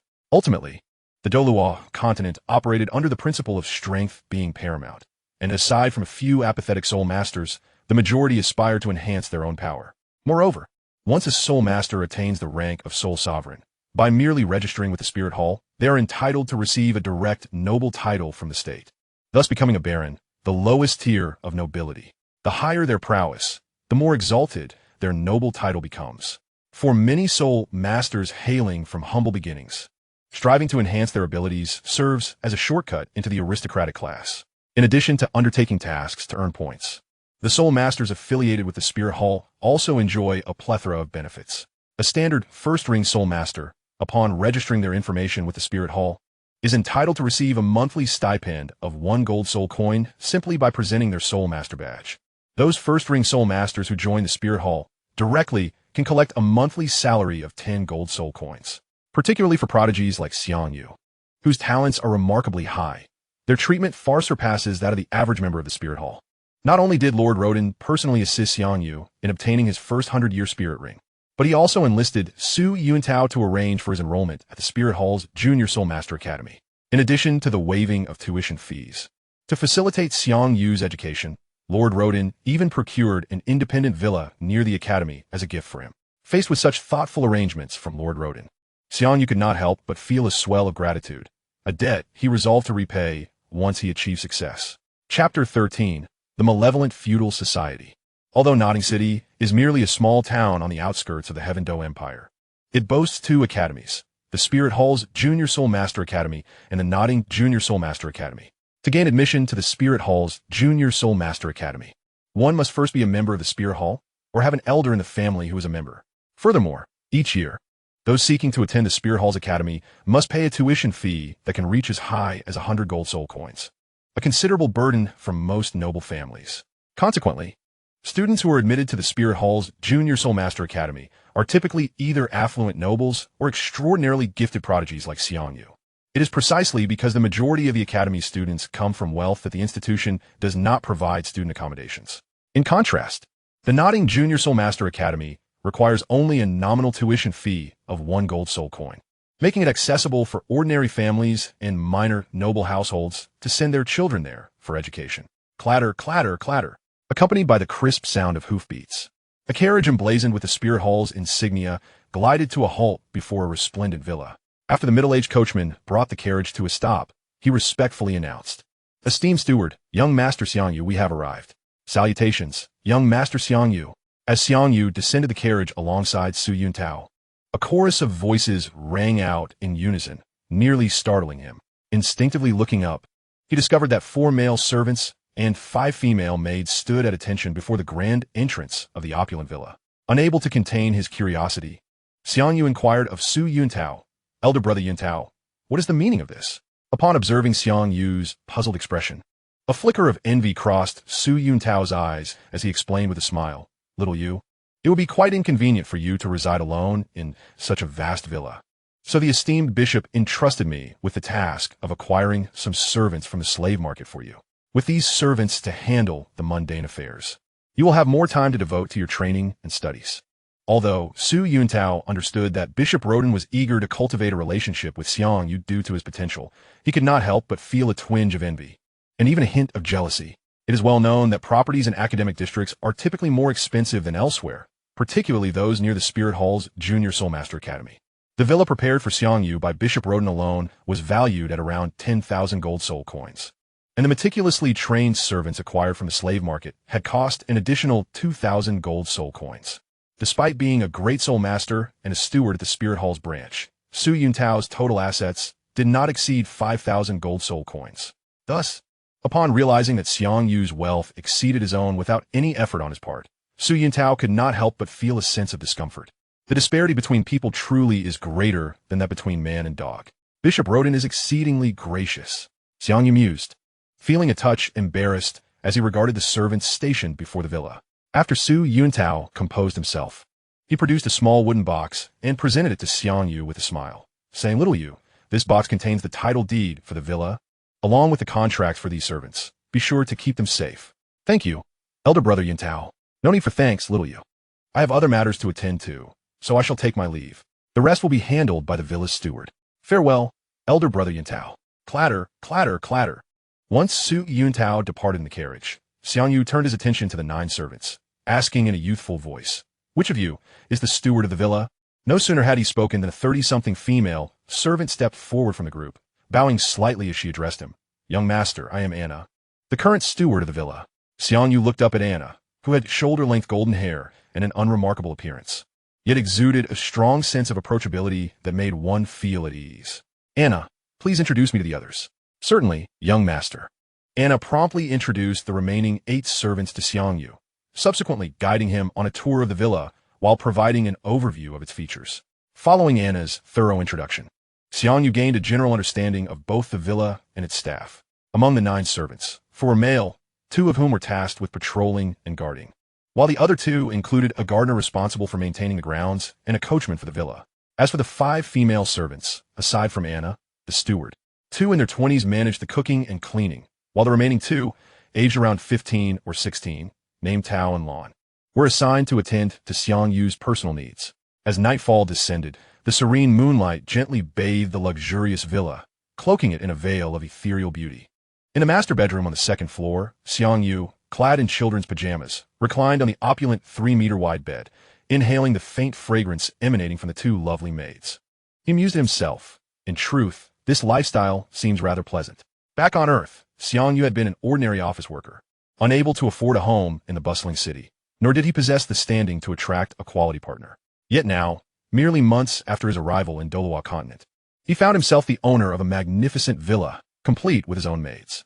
The servants prepared for Xiang Yu by Rodan were meticulously chosen, particularly these 2 15-year-old maidens, whose beauty could easily rival that of the most stunning campus goddesses in the universities of his past life.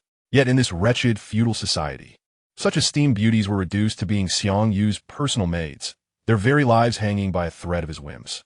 "Ah, Xiang Yu, you must not succumb to complacency. This world reveres strength above all else. Were it not for your evident potential, Bishop Rodan would not go to such lengths to curry favor with you." Xiang Yu slapped his cheeks lightly, a glimmer of determination igniting in his eyes. His ambition was to become the most formidable soul master in the Douluo Continent, and he could not afford to indulge in a life of ease just yet. Chapter 14. The New Class Leader. Amidst Xiang Yu's wandering thoughts and the delicate fragrance wafting from his two devoted attendants, he gradually succumbed to a drowsy slumber. Perhaps due to the presence of others beside him, he experienced a rare dream, wherein he savored an array of delectable dishes from his previous life. However, when he attempted to indulge in his favorite cartoon buns, he encountered resistance as the bun sprouted legs and attempted to flee. Ultimately, he managed to seize two of the elusive buns, relishing them at last. Time flew by, and in the blink of an eye, half a month had elapsed, marking the commencement of the Wu Soul Hall's Junior Soul Master Academy. Given that the students at the academy were predominantly from affluent backgrounds, when Xiang Yu arrived at the academy's entrance with his two maids, he found more than a dozen carriages waiting in line. Nevertheless, Nodding City remained a small locale, with few true tycoons or noble families, and the number of students eligible to attend the Junior Soul Master Academy was limited. The academy itself was divided into 6 grades. Yet the total student body numbered just over 100, with Xiang Yu's freshman class consisting of merely 20-odd students. Due to the small number of students, each grade offered only one class, and Xiang Yu smoothly entered class 1 the first year. With a crisp sound of footsteps, a young woman clad in the academy's teacher's attire, exuding an air of intellect, entered the classroom. She was around 20 years old, with striking blue hair, and held a book in her hands. "Hello, class. My name is Eileen, and I will be your homeroom teacher from now on." The tall Eileen ascended to the podium, casting a glance over the room filled with eager young faces, and continued with a warm smile. "I am 21 years old. My martial soul is the Serpent Scale Whip, and I possess a soul power of 32. 32 soul power? ISNT that the rank of a battle soul master? Wow, our teacher is impressive." A chorus of astonished whispers erupted among the 20-odd new students, who began to murmur amongst themselves. It was widely known that, according to the laws of the Tiando Empire, individuals like Eileen, registered at the Wu Soul Hall and boasting strength exceeding 30 levels, were eligible for a baronial title. Although a baron was the lowest rank of nobility in the Tiando Empire, most nobles in Nodding City were merely barons or viscounts. For the majority of the freshmen, Eileen was a figure deserving of their utmost respect. "Now that I have introduced myself, it's your turn, class. Let us get to know one another." Eileen lightly clapped her hands to capture the students' attention, her eyes scanning the room before settling on Xiang Yu. "You young man, why don't you start us off?" "Very well." Xiang Yu nodded slightly and confidently approached Eileen's side. "My name is Xiang Yu, where Xiang is the character for to work and Yu means reign." He surveyed the curious faces of his peers, adopting a haughty demeanor as he proclaimed, "Make sure you remember this name, for from this moment on, I am the leader of this class, and you all shall heed my commands." Eileen involuntarily twitched the corner of her mouth at Xiang Yu's introduction. This young fellow certainly seemed to be a firebrand. "I know many of you may not accept this, so let me illustrate the vast gulf between us." As he observed a few students who could barely contain their urge to stand, Xiang Yu leisurely raised his right hand, summoning his martial soul, the Shadow Mask. Concurrently, a profound black soul ring materialized beneath him, swirling menacingly around his form. A 10,000-year soul ring. The onlookers rubbed their eyes in disbelief, their expressions a mix of incredulity and astonishment. Although these students had yet to become soul masters, many hailed from families with soul master elders, and thus were familiar with the fundamentals of soul mastery. Typically, one could only absorb a 10,000-year soul ring upon reaching the 5th ring. It was virtually impossible to do so with the first. "My martial soul is the mutated Shadow Mask, and I possess innate full soul power. However, you need not be overly astonished. My first soul ring is merely that of a 400-year iron-armored beast, albeit the mutation has rendered its color black." Seeing the stupefied expressions of the crowd, Xiang Yu could not help but beam with pride. "I understand that you noble-born youngsters might be reluctant to accept a leader like me, born of humble origins. Yet, alas, my strength surpasses yours, and my talent eclipses yours. Thus, you shall all comply and serve as my subordinates. Should you defy me, I shall not hesitate to teach you a lesson." "Ha! Shadow coins, 12. Shadow coins, 15. Shadow coins, 11. As Xiang Yu reveled in his display of prowess, a series of notifications chimed in his ears, and the shadow coins in his possession surged once more. "This young man is rather entertaining," Eileen mused, observing the gleeful arrogance radiating from Xiang Yu. She did not find him repugnant. Rather, there was something inexplicably endearing about him. While his words may have been harsh, Eileen could not deny the truth in his statement. With such exceptional talent, the Wu Soul Hall would undoubtedly nurture him, and he might even ascend to the rank of a titled Douluo in the future, a feat beyond the reach of his peers.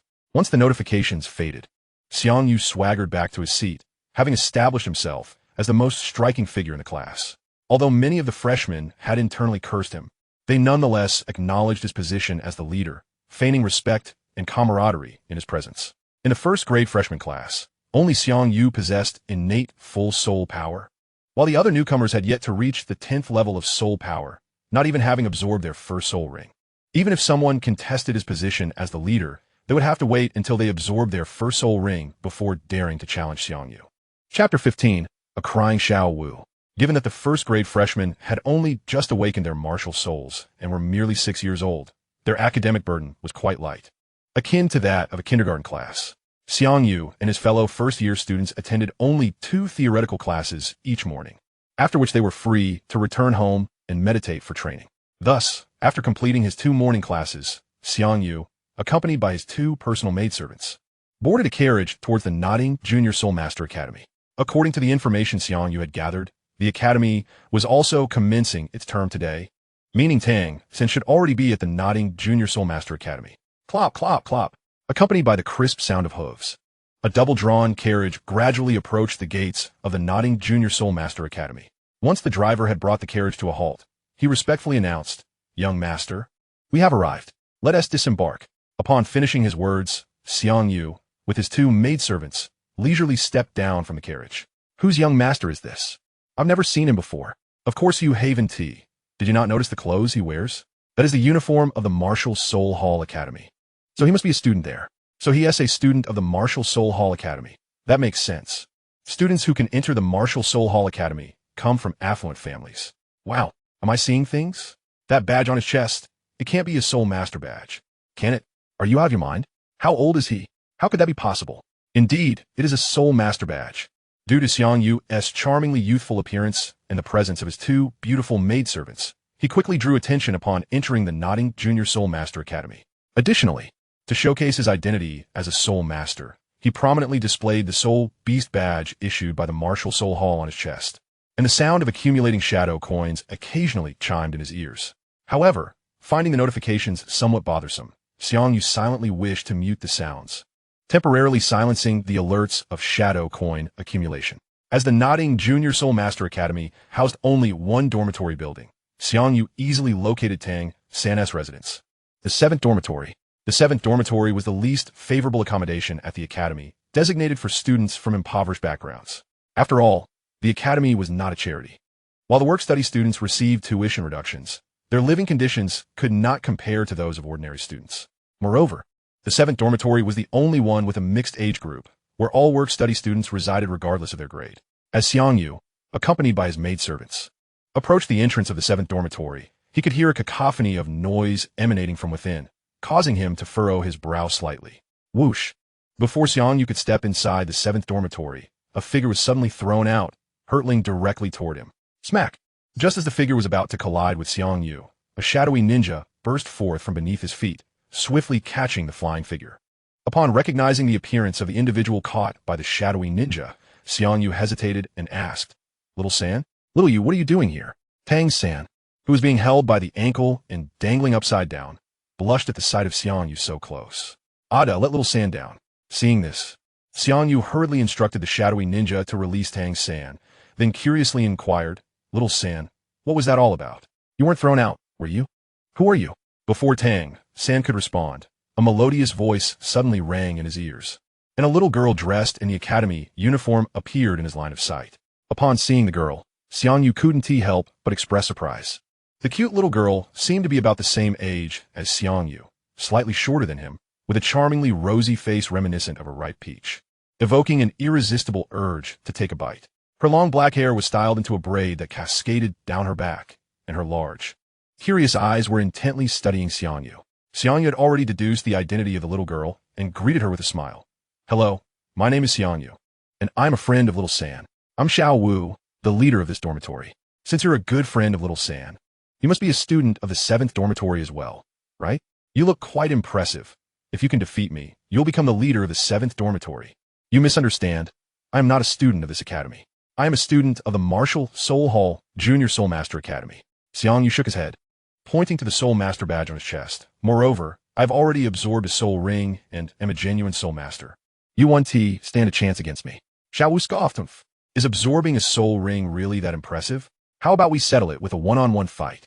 No soul skills, and the winner becomes the leader? Alright, just don't cry when you lose. You'd better not be the one crying. Ah Tao, hold my clothes for me. After saying this, Xiang Yu removed his student uniform and tossed it to his maidservant, revealing a black short-sleeve shirt that accentuated his well-defined muscles. Whoosh! The moment Xiang Yu tossed his clothes to the maidservant, Xiao Wu bent her right leg and, with a swift motion, kicked toward his chin. Seeing this, Xiang Yu shifted his weight slightly, evading her attack, while simultaneously reaching out to grasp her ankle. However, just as he caught hold of Xiao Wu's ankle, he felt her slip away, effortlessly breaking free. In the instant Xiao Wu escaped his grasp, her leg, which had kicked out, swung around to hook onto his shoulder, and she leveraged her momentum to execute a graceful flip, wrapping herself around his shoulder. Little Yu, be careful, Tang San called out urgently. He had previously fallen victim to Xiao Wu's agile techniques in the same manner. Bang! Just as Xiao Wu prepared to use her grappling technique to throw Xiang Yu, he suddenly seized her calf and, using the momentum, fell backward, causing both of them to crash to the ground.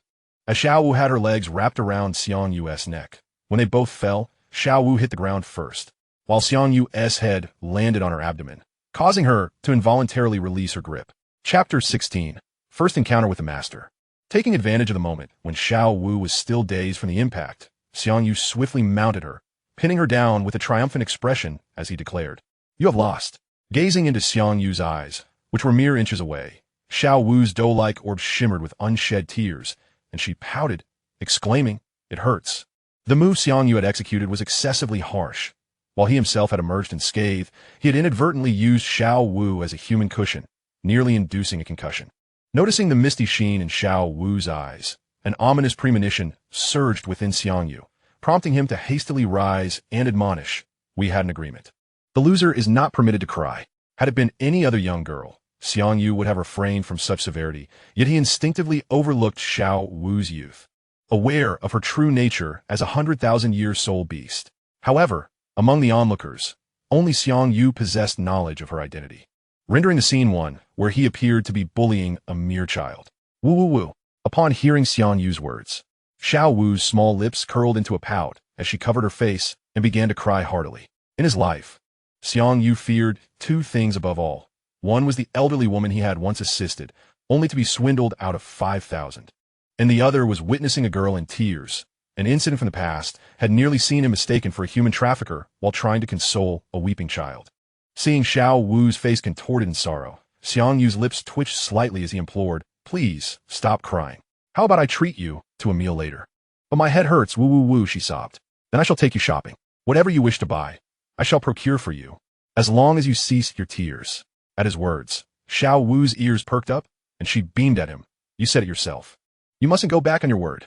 Observing her innocent, tear-free visage, Xiang Yu felt a sense of being duped, akin to the time he was tricked by the old woman, and he couldn't help but mutter, "Indeed, what Zhang Wuji's mother said holds true." Curiosity piqued, Tang San inquired, "Xiao Yu, who is Zhang Wuji?"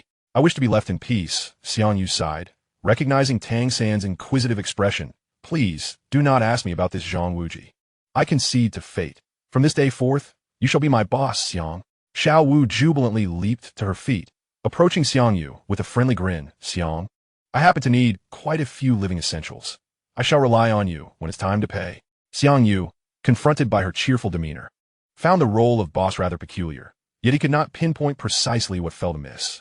In truth, while Xiao Wu's nature was naive, she was not devoid of cunning. Otherwise, she would not have secured a spot as a work-study student. Thus, upon encountering Xiang Yu, a potential benefactor, she was determined to make the most of the opportunity.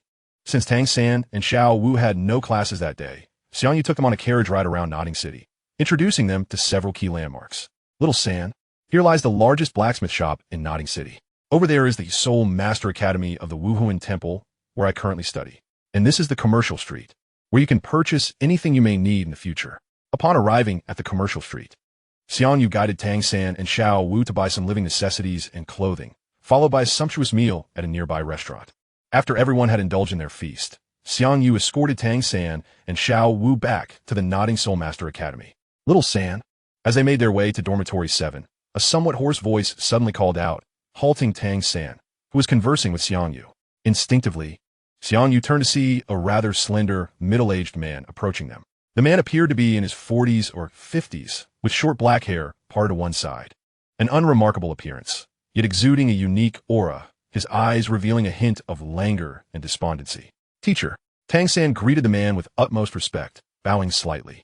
Upon hearing Tang San's address, Xiang Yu silently mused, Teacher? Is he the esteemed Master Yu Xiaojiang?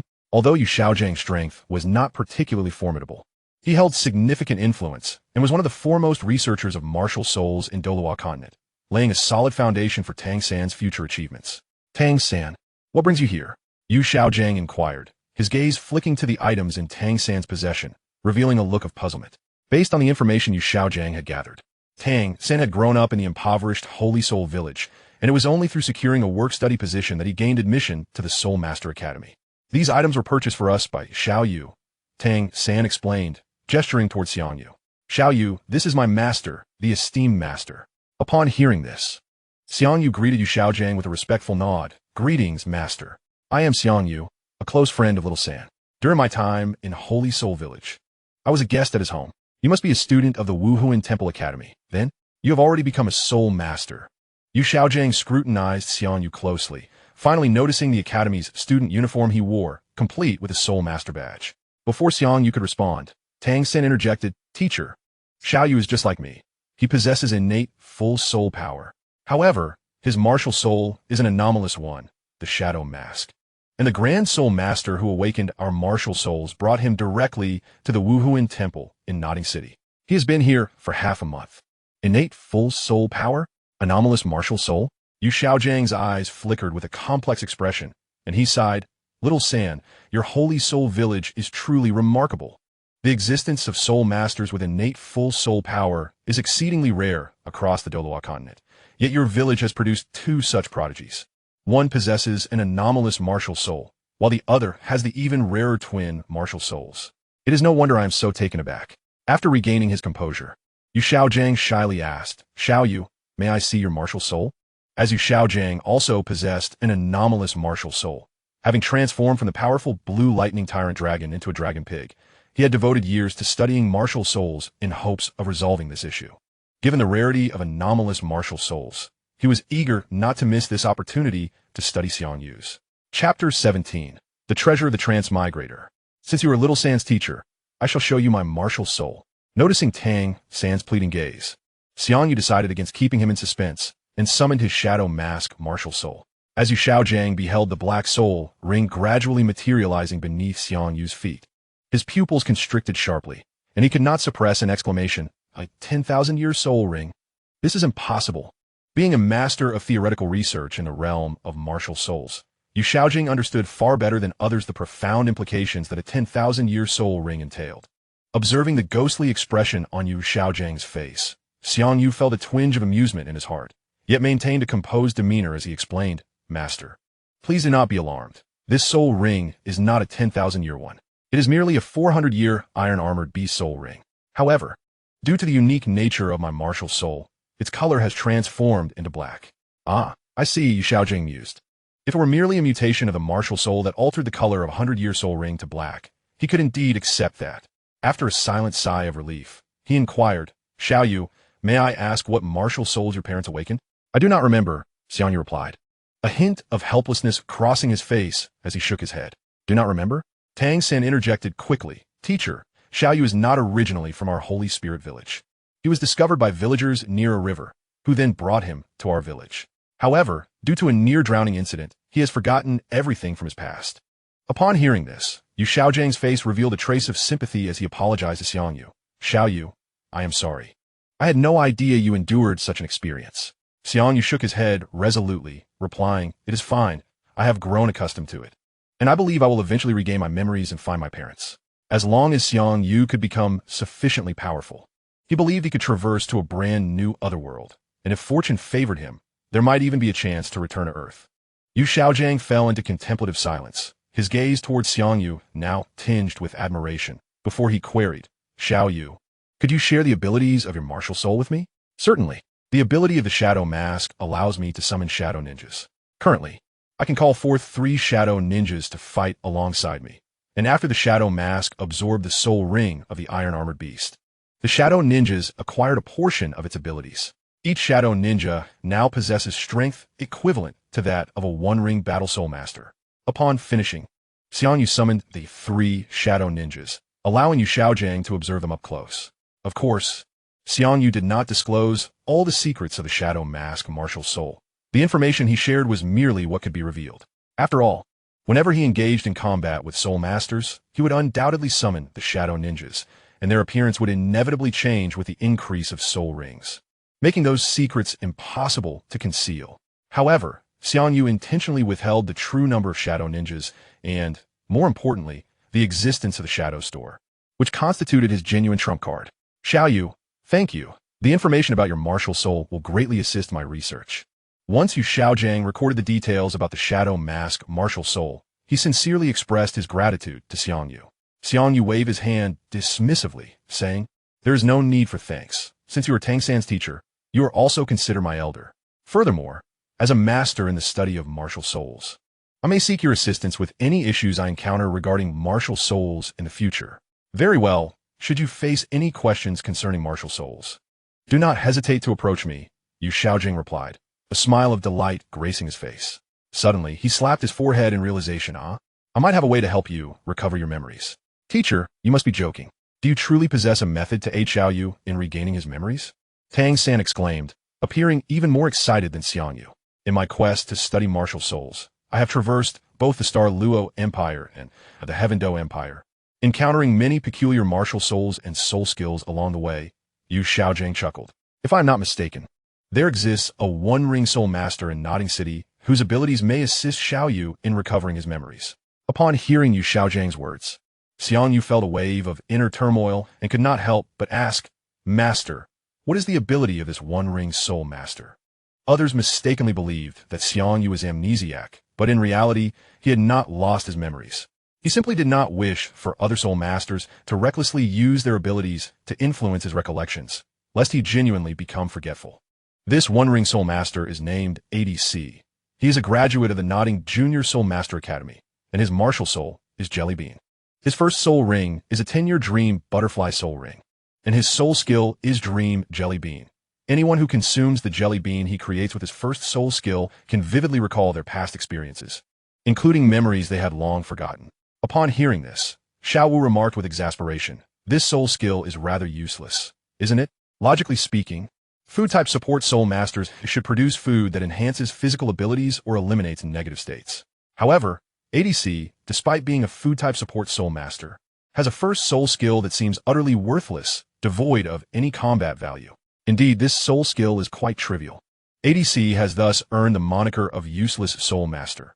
Consequently, finding a suitable soul ring during the process of absorbing soul rings is of utmost importance," Yu Xiaojiang concurred, nodding in agreement with Xiao Wu's critique, while simultaneously using the opportunity to caution Tang San. Can it truly enable one to recall their past experiences? Xiang Yu mused quietly for a moment, a glimmer of determination flashing in his eyes as he addressed Yu Xiaojiang. "Master, please provide me with ADC's home address. I wish to see if I can recover my memories." To others, ADC's soul skill might seem trivial, but for Xiang Yu, it could very well be a miraculous boon. Let us not forget that Xiang Yu hails from Earth, a young man of remarkable qualities, who lived in the information-saturated 21st century and had access to a wealth of online knowledge. However, most of those memories have been forgotten. If he could recollect what he had lost, even merely recalling the Tang poems from his school days would earn him the esteemed title of a literary master in Douluo Continent. Chapter 18. Dream Jelly Bean. Yu Xiaojiang pondered for a moment before replying, "I'm not entirely certain of ADC's home address, but I will first check the Academy's archives for his graduation records and inform you at the earliest opportunity." "That would be greatly appreciated, Master." In front of a clothing store in the civilian district of Notting City, a carriage came to a gentle halt at the store's entrance. The coachman, with a respectful tone, announced, "Young master, we have arrived at the good clothing store." As Xiang Yu alighted from the carriage, he gazed at the blue-haired youth assisting inside the clothing store and murmured to himself, "I hope you do not disappoint me." According to the information provided by Yu Xiaojiang, this good clothing store was owned by ADC's family, and since graduating from the Soul Master Academy, ADC had been helping out in his family shop. Dingling. Upon hearing the chime of the wind bell at the entrance, Addis, dressed in casual attire, instinctively exclaimed, "Welcome." However, when he laid eyes on Xiang Yu, a flicker of astonishment crossed his features. For, judging by the fabric of Xiang Yu's garments and the two personal maidens accompanying him, he appeared to be the scion of a wealthy family. Such a young master would certainly not venture into the commoner's district for attire. "You must be Addis," Xiang Yu stated directly upon meeting him. "I have heard of your soul skill, the Dream Bean, which has the capability to evoke past memories. I wish to purchase one from you." At these words, Addis's expression shifted dramatically. After a moment of silence, he fixed his gaze on Xiang Yu and inquired, "Why do you wish to buy the Dream Bean?" Ever since Addis absorbed the 10-year dream butterfly soul ring, acquiring this seemingly trivial soul skill, he had been derisively labeled as a worthless soul master by others. The mockery he endured had nearly extinguished his desire to continue his cultivation. Despite being 15 years of age, his soul power remained at a mere level 13. Thus, when he heard that Xiang Yu desired to procure the Dream Bean, the complexity of his emotions was palpable. With a half-truth, Xiang Yu replied, "I accidentally fell into a river, and, although I was rescued in time, I lost my previous memories due to drowning. Therefore, I wish to utilize your Dream Bean to restore my former recollections." Upon hearing this, Addis's eyes brightened, and he hastily recited dreamlike, ephemeral Dream Bean. Whoosh! As Addis began to chant the food soul incantation, a white soul ring manifested beneath his feet, and a white bean materialized in his hand. He extended the Dream Bean towards Xiang Yu, his face alight with anticipation. "This is the Dream Bean. You must try it and see if it has any effect." Noticing Addis's eager expression, albeit with a hint of skepticism, Xiang Yu accepted the Dream Bean and consumed it.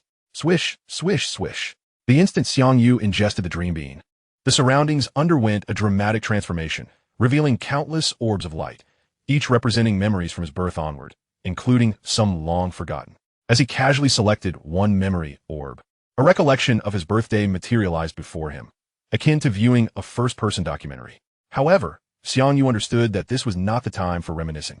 So after perusing the first memory orb, he willed himself to exit his mental realm. Standing before him, Addis eagerly inquired as Xiang Yu opened his eyes, "Well, have you recalled your previous memories?"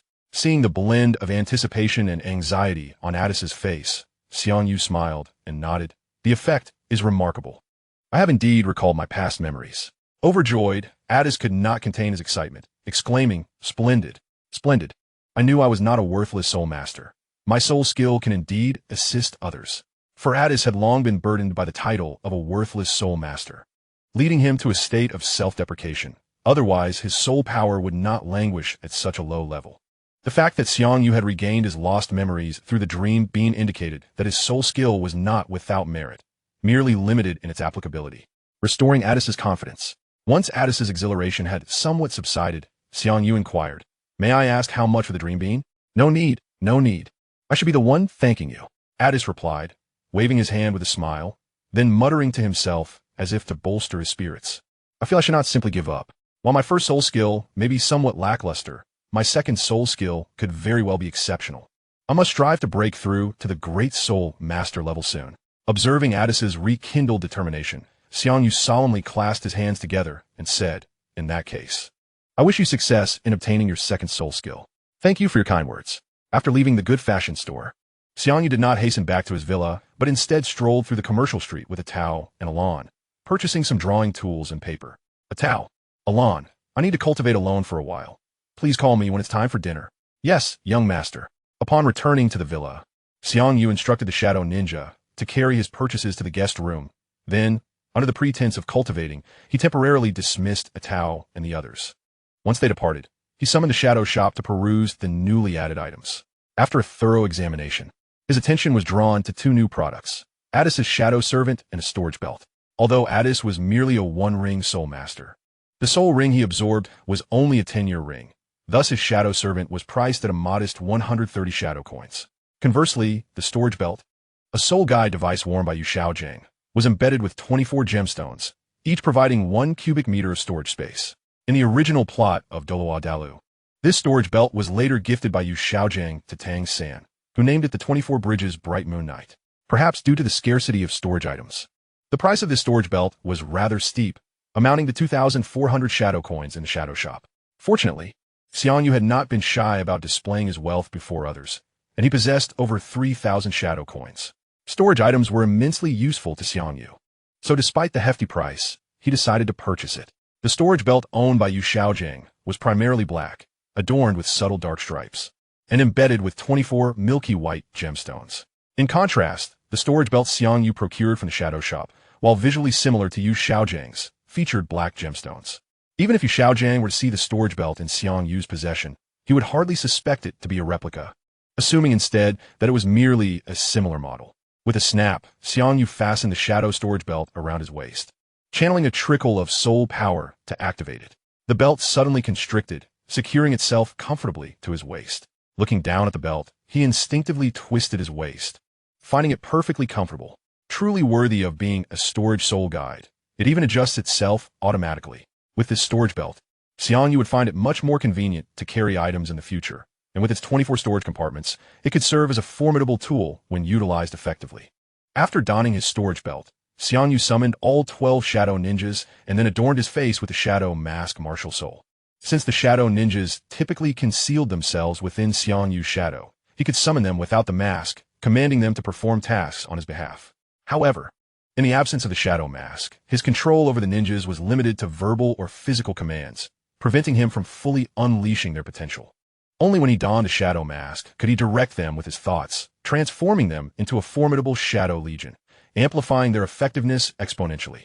With a swift motion, upon wearing the shadow mask, the 12 shadow ninjas, under his mental guidance, swiftly grasped the pens and papers scattered throughout the room and settled around him on the floor. Xiang Yu observed these seated ninjas with satisfaction, nodding approvingly before summoning Shadow Edis, who conjured a dream being for him. Given his current identity, if he were to compose overly profound literary works, it would undoubtedly raise suspicions. Once ensconced in his mental realm, he contemplated, perhaps I shall commence by crafting some fairy tales. With this resolution, Xiang Yu summoned memory orbs related to Andersen's fairy tales, Grimm's fairy tales, and 1001 Nights, and began to peruse these recollections. As he delved into these memories, the shadow ninjas, linked to his consciousness, also accessed the corresponding fairy tale information. They promptly picked up their pens and diligently transcribed the tales onto the blank pages before them. Unlike ordinary beings, the shadow ninjas, composed entirely of shadow, did not experience fatigue. Thus, as they transcribed these fairy tales, they did so with the precision of a printer and at an astonishing speed. After half an hour of uninterrupted transcription, the 12 shadow ninjas collaborated to produce nearly 100 short fairy tales. Xiang Yu skimmed through the tales they had transcribed and couldn't help but chuckle. Excellent. You have indeed exceeded my expectations. Although the individual tales were not excessively lengthy, collectively, they amounted to approximately 100,000 words. Were it not for the assistance of the shadow ninjas, it would have taken Xiang Yu an indeterminate time to accomplish this task alone. It certainly would not have been so effortless. Such a plethora of fairy tales could not be released all at once. Thus, he decided to publish 20 at a time, accompanied by suitable illustrations. As he pondered this, he carefully selected 20 classic fairy tales from the collection. Since it was his first foray into publishing and his prior reputation in this domain was not particularly high, he intended to feature some timeless tales to captivate the children of this world. However, he was mindful not to exhaust the most iconic stories in the first volume, lest readers feel disillusioned when a second volume was published. After much contemplation, he ultimately selected Snow White, Cinderella, and the Frog Prince as the 3 classic tales for the first volume, while the remaining 17 were somewhat more ordinary. Once Xiang Yu organized the first volume of the fairy tales, he consumed another dream being, instructing the shadow ninjas to create corresponding illustrations. After all, the primary audience for these tales would be children. Without appealing illustrations, their interest might wane. The following day, after attending class, Xiang Yu hurried to the Wuhuan Hall in Nodding City, clutching the meticulously prepared fairy tale book, seeking out Bishop Rodon. As one of the most powerful factions on the Douluo Continent, the Wuhuan Hall boasted numerous enterprises, including printing houses and bookstores. Thus, Xiang Yu sought Bishop Rodon's assistance. Otherwise, selling his fairy tale book with his current connections would prove exceedingly troublesome. In Bishop Rodon's study, he personally served Xiang Yu a cup of red tea and inquired with a smile, "Little Yu, what brings you here so early?" "Grandpa Rodon," Xiang Yu replied with innocent sincerity, "I've recently written some storybooks, and I believe other children would enjoy these tales as well. I wish to publish them so that they too can experience the stories I've created." He presented the first volume of his fairy tales to Rodon. Upon seeing the fairy tale book offered by Xiang Yu, Rodon's brow furrowed slightly, and he felt compelled to advise, "Little Yu, you possess great talent in your cultivation. There is a significant chance you could aspire to become a titled Douluo. I would prefer you not to squander your time on these trivial matters." The Douluo Continent has always adhered to the principle of valuing strength, resulting in gifted individuals often choosing to become esteemed soul masters, which has led to a general stagnation in pursuits unrelated to soul mastery. To Rodon, even if Xiang Yu's fairy tale book garnered popularity, he would only earn a few hundred gold coins a year. If Xiang Yu dedicated that time to cultivation instead, he could achieve the rank of a great soul master much faster, reaping rewards far exceeding those from writing. Grandpa Rodon, I understand your perspective. However, for me, writing these stories serves as a form of respite. One must balance work and leisure. Otherwise, one may overexert oneself, Xiang Yu explained, unfazed by Rodon's concerns. Moreover, I had Ada and the others assist with the writing. I merely recited the story contents orally, so it hasn't consumed much of my time. You have quite the rational arguments, Rodon chuckled softly. But since writing these stories does not interfere with your cultivation, I shall not force you to abandon this interest. I will have someone assist you in publishing the storybook, but whether it sells will depend on the quality of your work. Thank you, Grandpa Rodon. Under Rodon's guidance, Xiang Yu's carefully prepared first volume, Sunny Day Fairy Tales, was soon printed in thousands of copies by the printing house in Nodding City and tentatively distributed to various bookstores throughout the city. Although Rodon did not regard the book as particularly significant, his status as the bishop of the Wuhuan Hall, second only to the city lord, ensured that the printing house owner could not afford to disregard his words. Consequently, Sunny Day Fairy Tales was printed in bulk, accompanied by extensive promotional efforts, with nearly all the bookstores in Nodding City displaying related banners. In the realm of Douluo Continent, while various fairy tales have circulated, the themes of these tales predominantly revolve around soul masters. However, Sunny Fairy Tales originates from Earth, featuring magic, mysterious artifacts, and fairies, elements that are truly novel and captivating for the children of Douluo Continent. Initially, the sales of Sunny Fairy Tales were rather modest upon its release, but once it began to circulate among the children in Nodding City, its popularity soared dramatically. The success of Sunny Fairy Tales did not come as a surprise to Xiang Yu, for the 20 stories within are classic tales from Earth. Given the plethora of entertainment options available on Earth, these tales have achieved classic status, making their impact in the relatively less entertaining world of Douluo Continent even more significant. Upon recognizing the potential of Sunny Fairy Tales, the owner of the printing press decided to print thousands of additional copies and distribute them to several nearby cities. As the book gained immense popularity, Xiang Yu's pen name, Sunny, also began to echo throughout Nodding City, with students from the basic Soul Master Academy of the Wuhuan Temple nearly each possessing a copy of Sunny Fairy Tales. The Soul Master Academies in Douluo Continent maintain the commendable tradition of having weekends off, which are the most cherished days for the students. During this time, Tang Sen sought to enlist Xiang Yu's assistance in hunting soul beasts to obtain his first soul ring. In truth, it was Yu Xiaojiang who initiated the invitation. For despite being a formidable soul master with a soul power of 29, his variant martial soul was relatively weak, lacking the combat prowess of Xiang Yu. Therefore, he specifically requested Tang San to invite Xiang Yu. Furthermore, Yu Xiaojiang harbored a keen interest in Xiang Yu's variant martial soul and sought this opportunity to gather relevant battle information. Without much hesitation, Xiang Yu accepted Tang San's invitation, as he intended to venture into the soul hunting forest during the weekend regardless of the invitation. Nodding City is but a small border town with a limited number of soul masters, whereas the soul hunting forest is a vast area shared among several cities, attracting numerous soul masters to the nearby towns. It is worth noting that the more Xiang Yu showcases his strength in front of powerful individuals, the more shadow coins he can acquire. Thus, the town near the soul hunting forest serves as an ideal venue for him to display his prowess. If he were to hunt a soul beast with a soul power exceeding a century and have the shadow ninjas carry its carcass through the town, he would earn a considerable amount of shadow coins. Moreover, flaunting the beast's remains would evoke envy among less fortunate soul hunters rather than engendering genuine hostility. After all, Xiang Yu merely sought to capitalize on the opportunity to amass shadow coins and had no desire to provoke enmity unnecessarily. As the crisp sound of hooves echoed, a horse-drawn carriage approached the town near the soul hunting forest. The driver, having brought the carriage to a halt in front of the tavern, respectfully addressed, "Young master, we have arrived." Upon disembarking, Xiang Yu glanced at the sky and suggested to Yu Xiaojiang, Master, it seems quite late. Perhaps we should rest at this tavern for the night and venture into the soul-hunting forest tomorrow? Since Xiang Yu's family owned a horse-drawn carriage, they had traveled to the soul-hunting forest with their driver, William. However, the horses pulling Xiang Yu's carriage were merely ordinary steeds, making their speed considerably slower than the specialized carriages of the Wuhuan Temple. During Xiang Yu's previous visit to the soul-hunting forest with Bishop Luodong, they had traveled in the temple's dedicated carriage, arriving before nightfall. Yu Xiaojing nodded in agreement with Xiang Yu's proposal. That sounds reasonable. Let's rest for the night and enter the soul-hunting forest tomorrow. The residents of the town near the soul-hunting forest were either soul beast hunters or those engaged in business with them, resulting in a bustling atmosphere from early morning. After enjoying breakfast, the trio made their way to the entrance of the soul-hunting forest. Upon presenting the token given to him by Bishop Luodong, they were granted entry, met with respectful gazes from the guarding soldiers. What fresh air! Upon entering the soul-hunting forest, Xiang Yu appeared unfazed, while Tang San could not contain his excitement.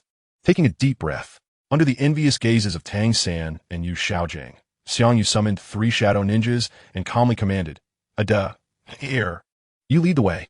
Asan, remain close to protect us. In an instant, Ada and Air vanished, reappearing atop the branches of a nearby tree, while Asan, resembling a bodyguard, stood vigil beside them.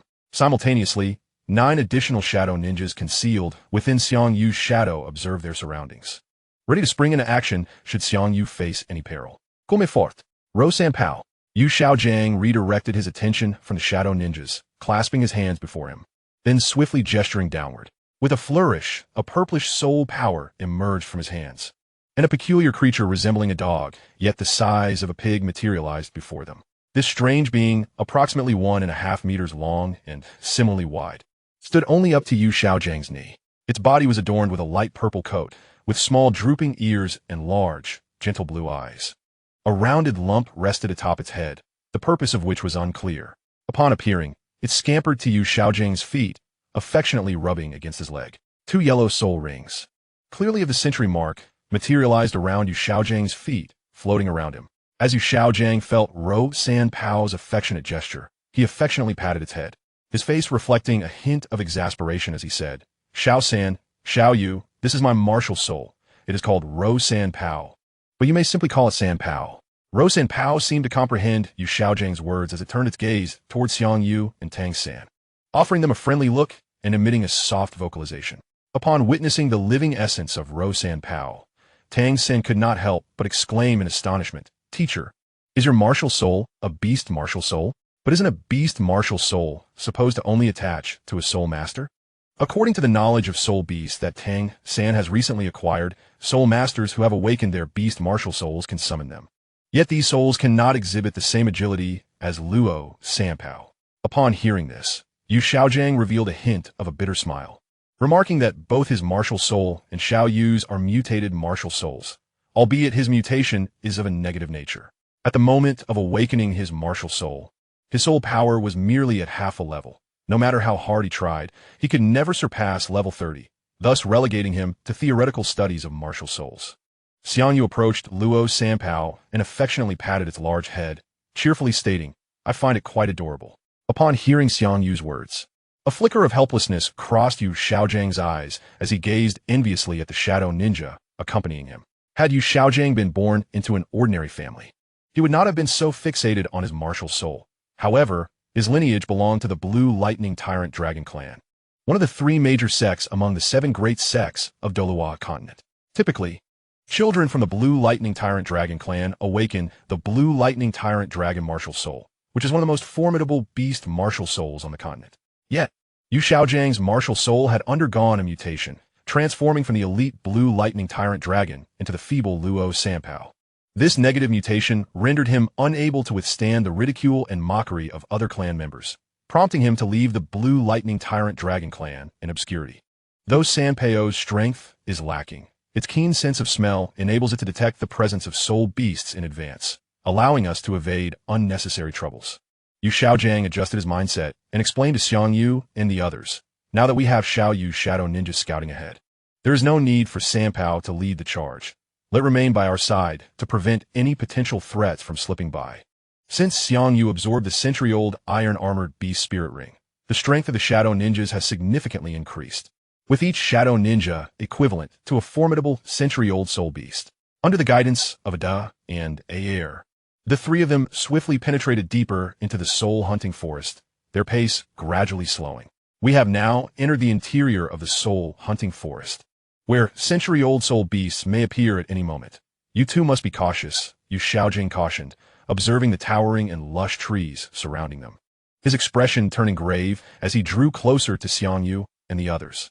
Roar! As they ventured deeper into the soul-hunting forest, a furious beastly roar suddenly erupted from the nearby woods, causing the trio to exchange glances of alarm.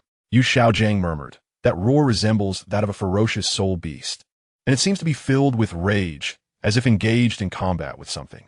Tang San, upon hearing this, touched the hidden arrows concealed within his sleeve and inquired, "Teacher, what should we do next? Should we investigate? Of course, we must take a look.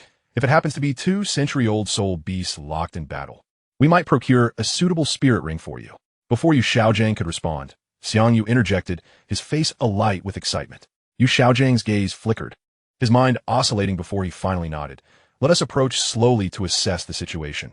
If the risk proves too great, we shall retreat together." Upon receiving Yu Xiaojing's consent, Xiang Yu signaled for Da and Aer to stealthily advance toward the source of the sound. If danger arose, they would retreat at once. Chapter 22. The Fisherman Gains. Following the shadow ninjas, Xiang Yu and the others advanced approximately 100 meters before halting amidst a thicket, peering through the branches to observe the unfolding scene. Before them lay an open area where two colossal soul beasts were locked in combat. One of the beasts was a gigantic bear, its entire body covered in brown fur, towering nearly 2 meters tall and exceeding 3 meters in length. An imposing figure, reminiscent of a small mountain of flesh, exuding an air of menace. The other beast was a massive python, stretching close to 4 meters in length, its scales adorned with eerie green patterns, its triangular head a clear indication of its venomous nature. Who would have thought our luck would be so fortuitous? Stumbling upon a battle between soul beasts, and two century-old ones at that. Upon recognizing the two soul beasts, Yu Xiaojing quietly briefed Xiang Yu and Tang San. That giant bear is known as the Claw Bear, adept at offense, though its defense is equally formidable. Judging by its size, its soul power should be around 200 years. The serpent, on the other hand, is a mandragora snake, a venomous soul beast, and given its length, its soul power should be approximately 400 years. Little Sand's blue silver grass is inherently weak, hence highly compatible. The mandragora snake not only possesses potent venom, but also boasts a resilient physique, making its spirit ring exceedingly suitable for you to absorb. Tang San's face brightened with anticipation. Yet curiosity prompted him to ask, "Teacher, which of these soul beasts do you think will emerge victorious?" Yu Xiaojing pondered for a moment before responding. If their soul powers were comparable, the Claw Bear would undoubtedly have the upper hand. However, given that the soul powers differ by nearly a factor of 2, the Claw Bear is likely facing dire straits. Xiang Yu chuckled. That would be ideal. Let the mandragora snake and Claw Bear weaken each other in their struggle, and then we will step in to deal with the mandragora snake. As Xiang Yu finished speaking, the battle between the Claw Bear and mandragora snake intensified, both massive creatures sporting multiple wounds. Externally, the mandragora snake appeared to bear the brunt of the injuries, having sustained deep gashes from the Claw Bear's claws, even losing part of its tail. Yet, the observers understood that the Claw Bear was in a more precarious position, as the most dangerous aspect of the mandragora snake was its venom, evidenced by the fresh bites marring the Claw Bear's body. The more vigorously the Claw Bear moved, the quicker its blood flowed, allowing the mandragora snake's venom to spread throughout its system. Bang! Just as the Claw Bear began to wobble and collapse, Xiang Yu, concealed within the nearby thicket, decisively shouted, "Attack!" Swish! Swish! Da and Aer, who had been poised for action, leaped from the branches of the tree, wielding shadow warrior blades, and descended upon the mandragora snake like shooting stars. Thud! Thud! With 2 resounding, piercing sounds, the shadow warrior blades penetrated the mandragora snake's body, pinning it firmly to the ground. Hiss! The critically wounded mandragora snake emitted a pained hiss, its stout body thrashing violently. Yet it could not escape the grip of the 2 blades, only exacerbating its own wounds. Having already fought fiercely against the Claw Bear and expended much of its strength, the mandragora snake soon succumbed to its injuries, its vitality waning. Little Sam, it's time to strike. Upon witnessing that the mandala snake had lost its will to resist, Yu Xiaojing solemnly presented a sharp short sword to Tang San, stating, "To absorb the spirit ring, you must personally slay the spirit beast." "Understood, Master," Tang San replied, accepting the sword without hesitation. He approached the mandala snake and plunged the blade into its eye. With a resounding thud, the mandala snake writhed violently after Tang San pierced its skull, causing the two shadowy ninja blades embedded in its body to sway as well. However, the head was indeed the snake's vital point, and after a brief struggle, its life force began to wane rapidly, releasing countless yellow orbs of light that coalesced into a yellow 100-year spirit ring above its lifeless form. Yu Xiaojing, witnessing this, exclaimed with excitement, "Quickly, Xiao San, use your soul power to activate your martial soul and draw in the spirit ring." With urgency, Tang San followed Yu Xiaojing's instructions, sitting cross-legged to absorb the spirit ring. Seeing Tang San commence the absorption, Xiang Yu did not remain idle, but instead directed the shadow ninjas to manage the remains of the 200-year spirit beasts. Since the claw bear had been poisoned by the mandala snake, its flesh was toxic, so Xiang Yu instructed the ninjas to merely remove its hide and claws. Although the snake's skin was severely damaged and of little value, its flesh, gallbladder, and venom pouch were highly prized, all of which the shadow ninjas efficiently processed and stored in Xiang Yu's storage belt. Once the shadow ninjas had dealt with the bodies, Tang San successfully absorbed the mandala snake's spirit ring, gaining his first soul skill, entanglement. After testing Tang San's newfound ability, Yu Xiaojing could not contain his joy, exclaiming, "Marvelous! My theory has proven correct." Tang San's blue-silver grass martial soul, after absorbing the mandala snake's spirit ring, not only showed no signs of rejection, but also experienced a significant enhancement. Originally, his blue-silver grass was merely the thickness of a finger and would snap with the slightest pull. However, after absorbing the mandala snake's spirit ring, it swelled to 3 fingers in thickness. Its resilience markedly improved, transforming from a useless martial soul to a formidable control-type martial soul. After testing Tang San's new abilities, Xiang Yu and the others did not linger in the soul-hunting forest but hurried back to the nearby town. Upon their return, Xiang Yu, observing the bustling street filled with passers-by, feigned excitement and declared, "Master, our luck today is truly extraordinary. Had we not stumbled upon the battle between 200-year spirit beasts, we would never have so effortlessly slain the mandala snake and secured a suitable martial soul for Xiao San. Moreover, the materials from these spirit beasts are quite valuable. Once we sell them, we shall indulge in a fine feast." Indeed, today's fortune was remarkable. Shadow coins, 50. Shadow coins, 63. Shadow coins, 32. No sooner had Xiang Yu finished speaking than a series of notification sounds rang in his ears, causing his smile to broaden even further. Chapter 23. The Purple Extreme Demon Eye. Most residents near the soul-hunting forest are spirit beast hunters or merchants engaged in the spirit beast trade. For these hunters and merchants, the tale of Xiang Yu and company profiting from the battle between 200-year spirit beasts was akin to finding a bag of gold coins without effort. While a few maintained their composure, the majority could not help but feel a twinge of envy, much like a poor neighbor witnessing their companion win a lottery. As the notification sounds gradually subsided, Xiang Yu led Tang San and the others to the largest spirit beast material shop in the town, where they sold the claw bear's hide and claws. Given that the most valuable materials from the claw bear were its claws and hide, they fetched a total of 62 gold soul coins, a bountiful reward. "Xiao San, Master, these gold soul coins are for you. Let everyone benefit." After leaving the material shop, Xiang Yu took out 40 gold soul coins, splitting them into 2 portions and placing them in Tang San and Yu Xiaojing's hands. Tang San gazed at the gold soul coins in his hand, unable to suppress his astonishment. I never imagined the materials from a 100-year spirit beast could be so valuable. It was his first encounter with such wealth, and these coins represented merely a fraction of the claw bear's materials, deepening his understanding of the prestige associated with being a soul master. Although under Yu Xiaojing's guidance, Tang San would not pursue a life of hunting spirit beasts. He still needed to slay a spirit beast to absorb a spirit ring for every advancement. Initially, he had no intention of harvesting from the spirit beast corpses, but upon realizing their value, his perspective shifted. After all, the spirit beast that fell at his hands, whether he claimed the materials or not, would inevitably become sustenance for others. Therefore, it would be prudent for Tang San to seize the opportunity to gather materials from the spirit beast corpses and exchange them for resources to further his training. Clop, clop, clop. As the crisp sound of hooves echoed, a 2-horse carriage appeared around the street corner, coming to a steady stop in front of Xiang Yu's villa. "Finally home. I could really use a relaxing bath," Xiang Yu mused, gazing through the carriage window at his villa, feeling a sense of relief. Although riding in a carriage was far more comfortable than on horseback, the roads near Notting City were far from smooth, and, after a long journey, Xiang Yu felt somewhat queasy. With a slightly weary demeanor, Xiang Yu eagerly jumped down from the carriage and turned to the middle-aged driver, saying, "William, please take Master and Xiao Xin back to the academy first, then return." "Yes, young master," William replied promptly, cracking the whip to guide the carriage toward the Notting Junior Soul Master Academy. "Young master, you have returned." Upon entering the villa, Xiang Yu was greeted by the housekeeper, and he retrieved 30 pounds of mandala snake meat from his storage space, instructing, "Anna, please deliver this snake meat to the chef. Today, we shall have snake soup together. Also, have A Tao and Alon prepare my bathwater. I wish to soak for a while." Though the mandala snake possessed deadly toxins, its flesh was devoid of poison, as the venom was contained within its venom pouch.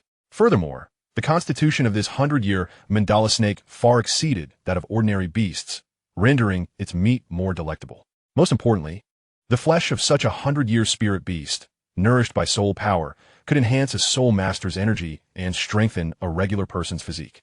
"I will take care of it right away." Delicious, fresh.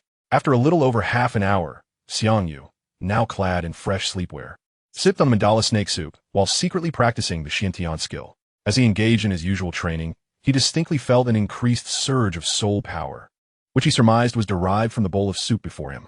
Despite the meager increase in soul power provided by this bowl of snake soup, it nonetheless signifies that consuming the flesh of powerful soul beasts can indeed expedite the growth of one's soul power. Given that the flesh of the mandala snake enhances soul power, it stands to reason that its gallbladder should possess superior efficacy compared to that of ordinary snakes. A thought flickered in Xiang Yu's mind as he set down the snake soup, reaching into his storage belt to retrieve a fist-sized purple gallbladder. While regular snake gallbladders are known for their cooling and vision-enhancing properties, that of the century-old mandala snake, having been nourished by soul power over the years, should yield even greater benefits. Xiang Yu gazed intently at the purple gallbladder for a moment before steeling himself to bite into it, swallowing it whole after breaking its membrane. The moment he did so, his face turned pale, and he hastily lifted the bowl of snake soup to wash down the bitter taste with several mouthfuls of its delectable essence. As the bitterness began to wane, he quickly commenced the practice of the Tang Sek's Eye technique, cultivating the purple extreme demon eye, given the gallbladder's inherent potency for vision enhancement. It was not long before a subtle violet glow emanated from his eyes, significantly accelerating his training progress. Upon fully absorbing the medicinal properties of the mandala snake's gallbladder, Xiang Yu successfully advanced his purple extreme demon eye into its first realm, Overlook. This technique is categorized into 4 major realms: Overlook, Subtlety, Mustard Seed, and Vastness. Among these, Overlook is the most accessible, akin to an entry-level achievement, which greatly enhances the practitioner's visual range and observational capabilities beyond the ordinary. As Xiang Yu practiced the purple extreme demon eye, his gaze drifted towards the distant Wu Soul Palace's primary Soul Master Academy, and he murmured to himself, "I never anticipated the efficacy of the mandala snake's gallbladder to be so remarkable. It seems prudent to acquire more gallbladders from serpent soul beasts in the future, for this will expedite my mastery of the purple extreme demon eye." After all, the gallbladder he consumed was sourced from mandala snake with approximately 400 years of soul power. One can only imagine the superior potency of those from 1,000-year or even 10,000-year soul beasts. As the violet glow in his eyes gradually faded, Xiang Yu contemplated, "Now that I have initiated my training in the purple extreme demon eye, it is also time to forge some concealed weapons for self-defense." Chapter 24, Strutting in Public. The reason the purple extreme demon eye is documented in the Xiantian treasure record is due to its synergy with the Tang Sek's concealed weapons. Now that Xiang Yu has begun his training, it is essential to complement it with suitable concealed weapons to unleash its true potential. However, crafting formidable concealed weapons is not an endeavor that can be accomplished overnight. He must gather appropriate materials for forging. Thus, Xiang Yu refrained from rushing to the blacksmith to forge weapons, instead summoning the Shadow Shop to peruse the newly added merchandise. These Shadow Soul beasts are quite impressive. After reviewing the new offerings, his attention settled on 2 Shadow Soul beasts of 10-year soul power, a Nether Wolf and a Dark Crow. Xiang Yu's intention in acquiring these 2 Shadow Soul beasts was not to enlist them for combat, but rather to utilize them for earning shadow coins. In Douluo Continent, soul beast pets are exceedingly rare. Even though the 10-year soul power Nether Wolf and Dark Crow are considered low-tier soul beasts, they are genuine soul beasts. capable of inciting envy among many. Moreover, as a young child, the 10-year soul power Netherwolf, measuring approximately 1.6 meters in length and standing about 60 centimeters tall, could serve as a temporary mount. Riding a Netherwolf is undoubtedly a statement, akin to driving a luxury sports car worth millions on Earth. As for the 10-year soul-powered Dark Crow, while it cannot serve as a mount, its ability to fly makes it an excellent sentinel. Whenever Xiang Yu enters the soul-hunting forest, he can simply have the Dark Crow soar above for reconnaissance while the Shadow Ninja remains at his side as a bodyguard. Having made his decision, Xiang Yu expended 300 Shadow coins to purchase both the Shadow Netherwolf and the Shadow Dark Crow, opting to conserve the remaining coins for future acquisitions. After completing his purchases, he glanced at the over 3,000 Shadow coins still in his possession before closing the Shadow shop. Xiao Bing, where have you been these past few days? I looked for you to play yesterday, but you were nowhere to be found. My father took me to Peyton City for a trip a few days ago. Oh, I brought you a gift. Nana, did you watch Sunny Fairy Tale as I recommended? Of course. I absolutely adored Snow White. The following morning, in class, one of the freshmen at Wu Soul Palace's Primary Soul Master Academy, the new students were animatedly discussing their weekend adventures. Suddenly, the classroom door swung open, and a small boy with golden hair dashed in, breathlessly exclaiming, "You guys have to come see. Boss Xiang Yu has arrived on a soul beast mount." The classroom fell silent for a moment before erupting into a frenzy, with the freshmen abandoning their conversations to rush outside. At the entrance of the Wu Soul Palace Soul Master Academy, Xiang Yu, clad in a student uniform, leisurely rode the black-furred Shadow Netherwolf. A fourth-year student, witnessing the spectacle, could not help but exclaim in astonishment, "Which family does that kid belong to? How did he manage to tame a Netherwolf as a mount?" It is well known that taming soul beasts is a formidable challenge, and carnivorous soul beasts are notoriously more difficult to subdue than their herbivorous counterparts. Among the prominent families in Notting City, some have successfully raised soul beasts like scale horses as mounts, but none have been able to cultivate a Netherwolf. What is there to be proud of? He is merely a lowly commoner. But your assessment is misguided. Although Xiang Yu hails from humble beginnings, he awakened a mutated martial soul and possesses innate full soul power. His future is boundless. His potential may be great, but his ostentatious behavior raises doubts about whether he can truly thrive. Xiang Yu's ostentatious display while riding the Shadow Netherwolf stirred envy and admiration among many students, inadvertently earning him a considerable amount of Shadow coins. Although his potential is immense, and he has the backing of the Wu Soul Palace, his commoner status means that the more exceptional he becomes, the more jealousy he invites from noble students. However, for Xiang Yu, such jealousy is of no concern. The more envy he incites, the more Shadow coins he accrues, ultimately strengthening his position. After completing his morning classes, he deliberately rode the Shadow Netherwolf through the bustling streets of Notting City, seizing yet another opportunity to collect Shadow coins. Ding ding ding. Several hundred meters away from the Notting City Soul Master Academy, there stood a moderately sized blacksmith shop, bustling with a relentless sound of hammering, indicating a thriving business. "Young master, may I inquire what kind of tools you wish to forge?" As Xiang Yu rode his Shadow Ghost Wolf to the entrance of the blacksmith shop, an apprentice blacksmith promptly approached him. Xiang Yu replied with a calm demeanor, "Is the owner of this blacksmith shop present? I have matters to discuss with him." "Yes, indeed. Young master, please wait a moment. I shall summon our boss to meet you." The apprentice, recognizing the extraordinary lineage of the young master from the Shadow Ghost Wolf he rode, dared not show any signs of negligence and hurriedly fetched the owner of the blacksmith shop. Upon seeing the Shadow Ghost Wolf, the owner's expression subtly shifted, and he respectfully inquired, "What brings you here, young master?" Xiang Yu got straight to the point. "I wish to rent a forging room. May I ask how much it would cost?" The owner was momentarily taken aback by the request, but quickly smiled. "May I ask how long you intend to rent it?" "Young master, the rental fee for our forging room is 1 silver soul coin per day." Upon hearing this, Xiang Yu produced 3 gold soul coins and stated, "Let us rent it for a month." "Young master, please make yourself comfortable for a moment. I will have them prepare a forging room for you right away."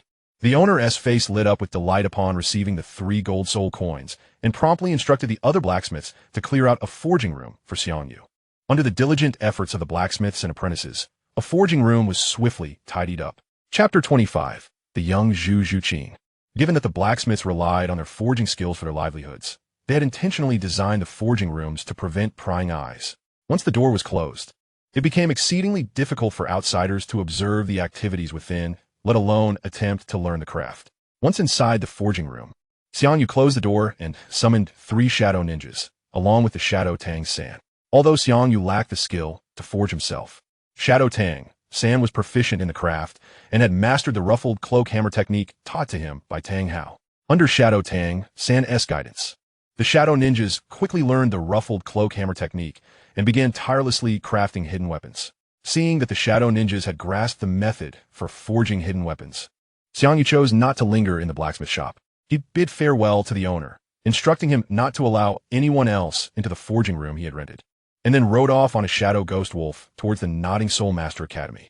After all, besides the Martial Soul Hall, the Soul Master Academy in Nodding City housed the largest number of soul masters, making it an ideal place for Xiang Yu to earn shadow coins. Time flew by, and 3 months passed in the blink of an eye. The 4th volume of Sunny Fairy Tales, penned by Xiang Yu, had been released.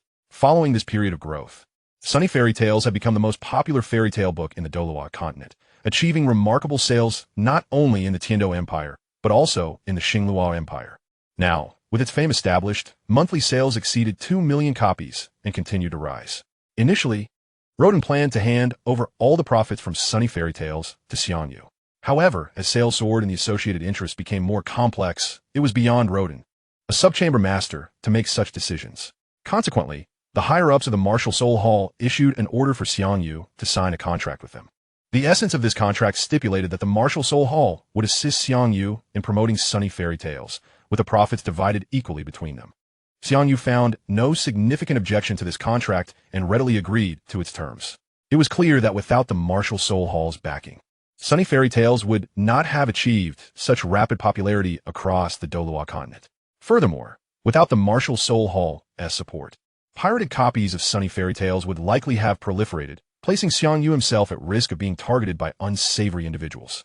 These reasons compelled Xiang Yu to sign the contract without hesitation, especially since he was already a member of the Martial Soul Hall with considerable potential. Had he been an ordinary individual, the terms of the contract would have likely been far less favorable, perhaps granting him only 10% of the profits. Since Xiang Yu released a new volume of Sunny Fairy Tales each month, his royalties arrived at the end of each month. To facilitate this, the Martial Soul Hall provided him with a soul coin card. This card, akin to a bank card from his previous life, was a special instrument supported by the Martial Soul Hall, the Xingluo Empire, and the Tiando Empire, allowing him to deposit or withdraw soul coins at any bank in the Douluo Continent. In the first month, Sunny Fairy Tales sold just over 1 million copies. But by the second month, sales surged to over 2 million copies, and by the third month, they skyrocketed to over 3 million. Although each copy of Sunny Fairy Tales only yielded a profit of 6 copper soul coins, multiplied by the millions of copies sold, it amounted to a substantial fortune. In total, the first 3 months saw sales exceeding 6 million copies, with total profits nearing 400,000 gold soul coins, of which Xiang Yu received half as royalties, totaling nearly 200,000 gold soul coins. With such considerable earnings, Xiang Yu truly became a wealthy individual. Beyond financial gain, his pen name, Sunny, had also established him as the renowned fairy tale king of the Douluo Continent, a testament to his dual success in fame and fortune. As the golden sun set in the west and the bright moon rose in the east, the serene moonlight gently draped over the capital of the Xingluo Empire, as if cloaking the entire city in a veil of ethereal mist. In a villa belonging to the noble Zhu family, the beautiful Zhu Zhuyin was reading Sunny Fairy Tales to her 6-year-old sister, Zhu Zhuqing. After finishing an entire volume with her melodious voice, she glanced at the moon hanging high in the sky and affectionately ruffled Zhu Zhuqing's hair, saying, "Qing, it's quite late.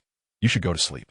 Zhu Zhuqing, pulling the first volume of Sunny Fairy Tales from the bedside table, snuggled against Zhu Zhuyun's arm and pleaded, "Sister, could you tell me the story of Snow White once more?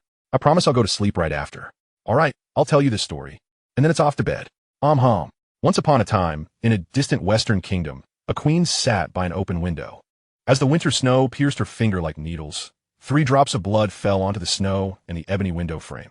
The queen admired the mesmerizing blend of 3 colors and mused to herself, "Oh, how I long for a daughter whose skin is as white as snow, lips as red as blood, and hair as black as the ebony window frame."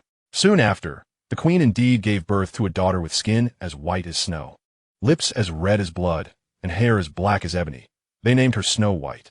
As Zhu Zhuyun, with a mixture of affection and helplessness, finished reading the tale of Snow White, her younger sister, Zhu Jiqing, found herself enveloped in beautiful dreams. "Oh, if only you lacked soul power," Zhu Zhuyun thought.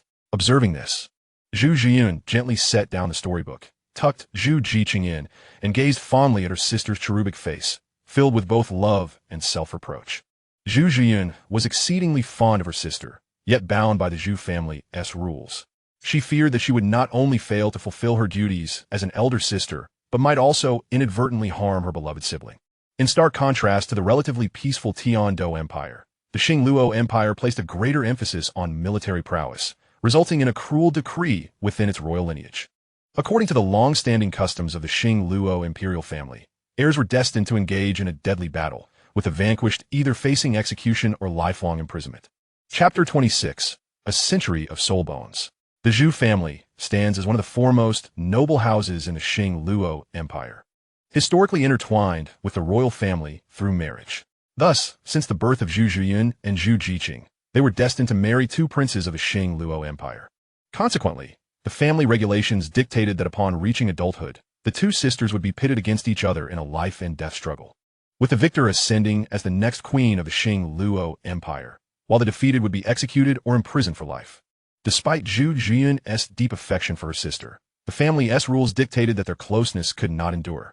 Particularly troubling was Zhu Jiqing's recent awakening of her martial soul, the nether spirit cat, which sealed their fate of inevitable conflict. Sighing inwardly, Zhu Zhiyun gazed at Zhu Jiqing's adorable sleeping face and resolved to no longer narrate fairy tales to her sister, nor to maintain an excessive closeness. She feared that continued intimacy would render her incapable of harming Zhu Jiqing should the time arise. Furthermore, should their bond deepen, regardless of who might prevail, both would be left to grapple with guilt and remorse. Swoosh, swoosh, swoosh. On the outskirts of the soul-hunting forest, a shadowy figure, a pitch-black netherwolf, carried Xiang Yu as it moved slowly through the woods, while three shadow ninjas leaped among the nearby branches, providing protection. Simultaneously, high above, a shadowy dark crow, measuring 2 feet in length with a wingspan exceeding 1 meter, circled in the air, standing guard while searching for suitable prey for Xiang Yu. Given Xiang Yu's current circumstances, his hunts for soul beasts were not driven by financial gain, but rather by the desire to showcase his trophies through their remains, thereby earning shadow coins. Thus, every weekend, Xiang Yu would make his way to the soul-hunting forest to hunt a century-old soul beast, subsequently parading its corpse through the nearby market, carried by the shadow ninjas. Stop! As Xiang Yu rode the netherwolf deeper into the forest, the circling dark crow suddenly transmitted a mental message, prompting him to halt immediately. We shall proceed in that direction. After deciphering the essence of the dark crow's message, Xiang Yu led the 3 shadow ninjas northward for over 300 meters. Bang, bang, bang. Before Xiang Yu reached his destination, he heard the sounds of a fierce battle echoing from the woods ahead. He quickly gestured for the shadow ninjas to conceal themselves nearby. As he stealthily approached the source of the commotion, he hid behind a large tree and cautiously peered out. Before him, in a clearing just over 10 meters away, for soul hunters, clad as soul masters, were besieging 2 young soul masters in their 20s. Surrounding them lay the bodies of their comrades and a soul beast resembling a unicorn. Those who had long roamed the vicinity of the soul-hunting forest possessed combat abilities that often surpassed those of ordinary soul masters, and their sharp weapons and armor made them easily recognizable.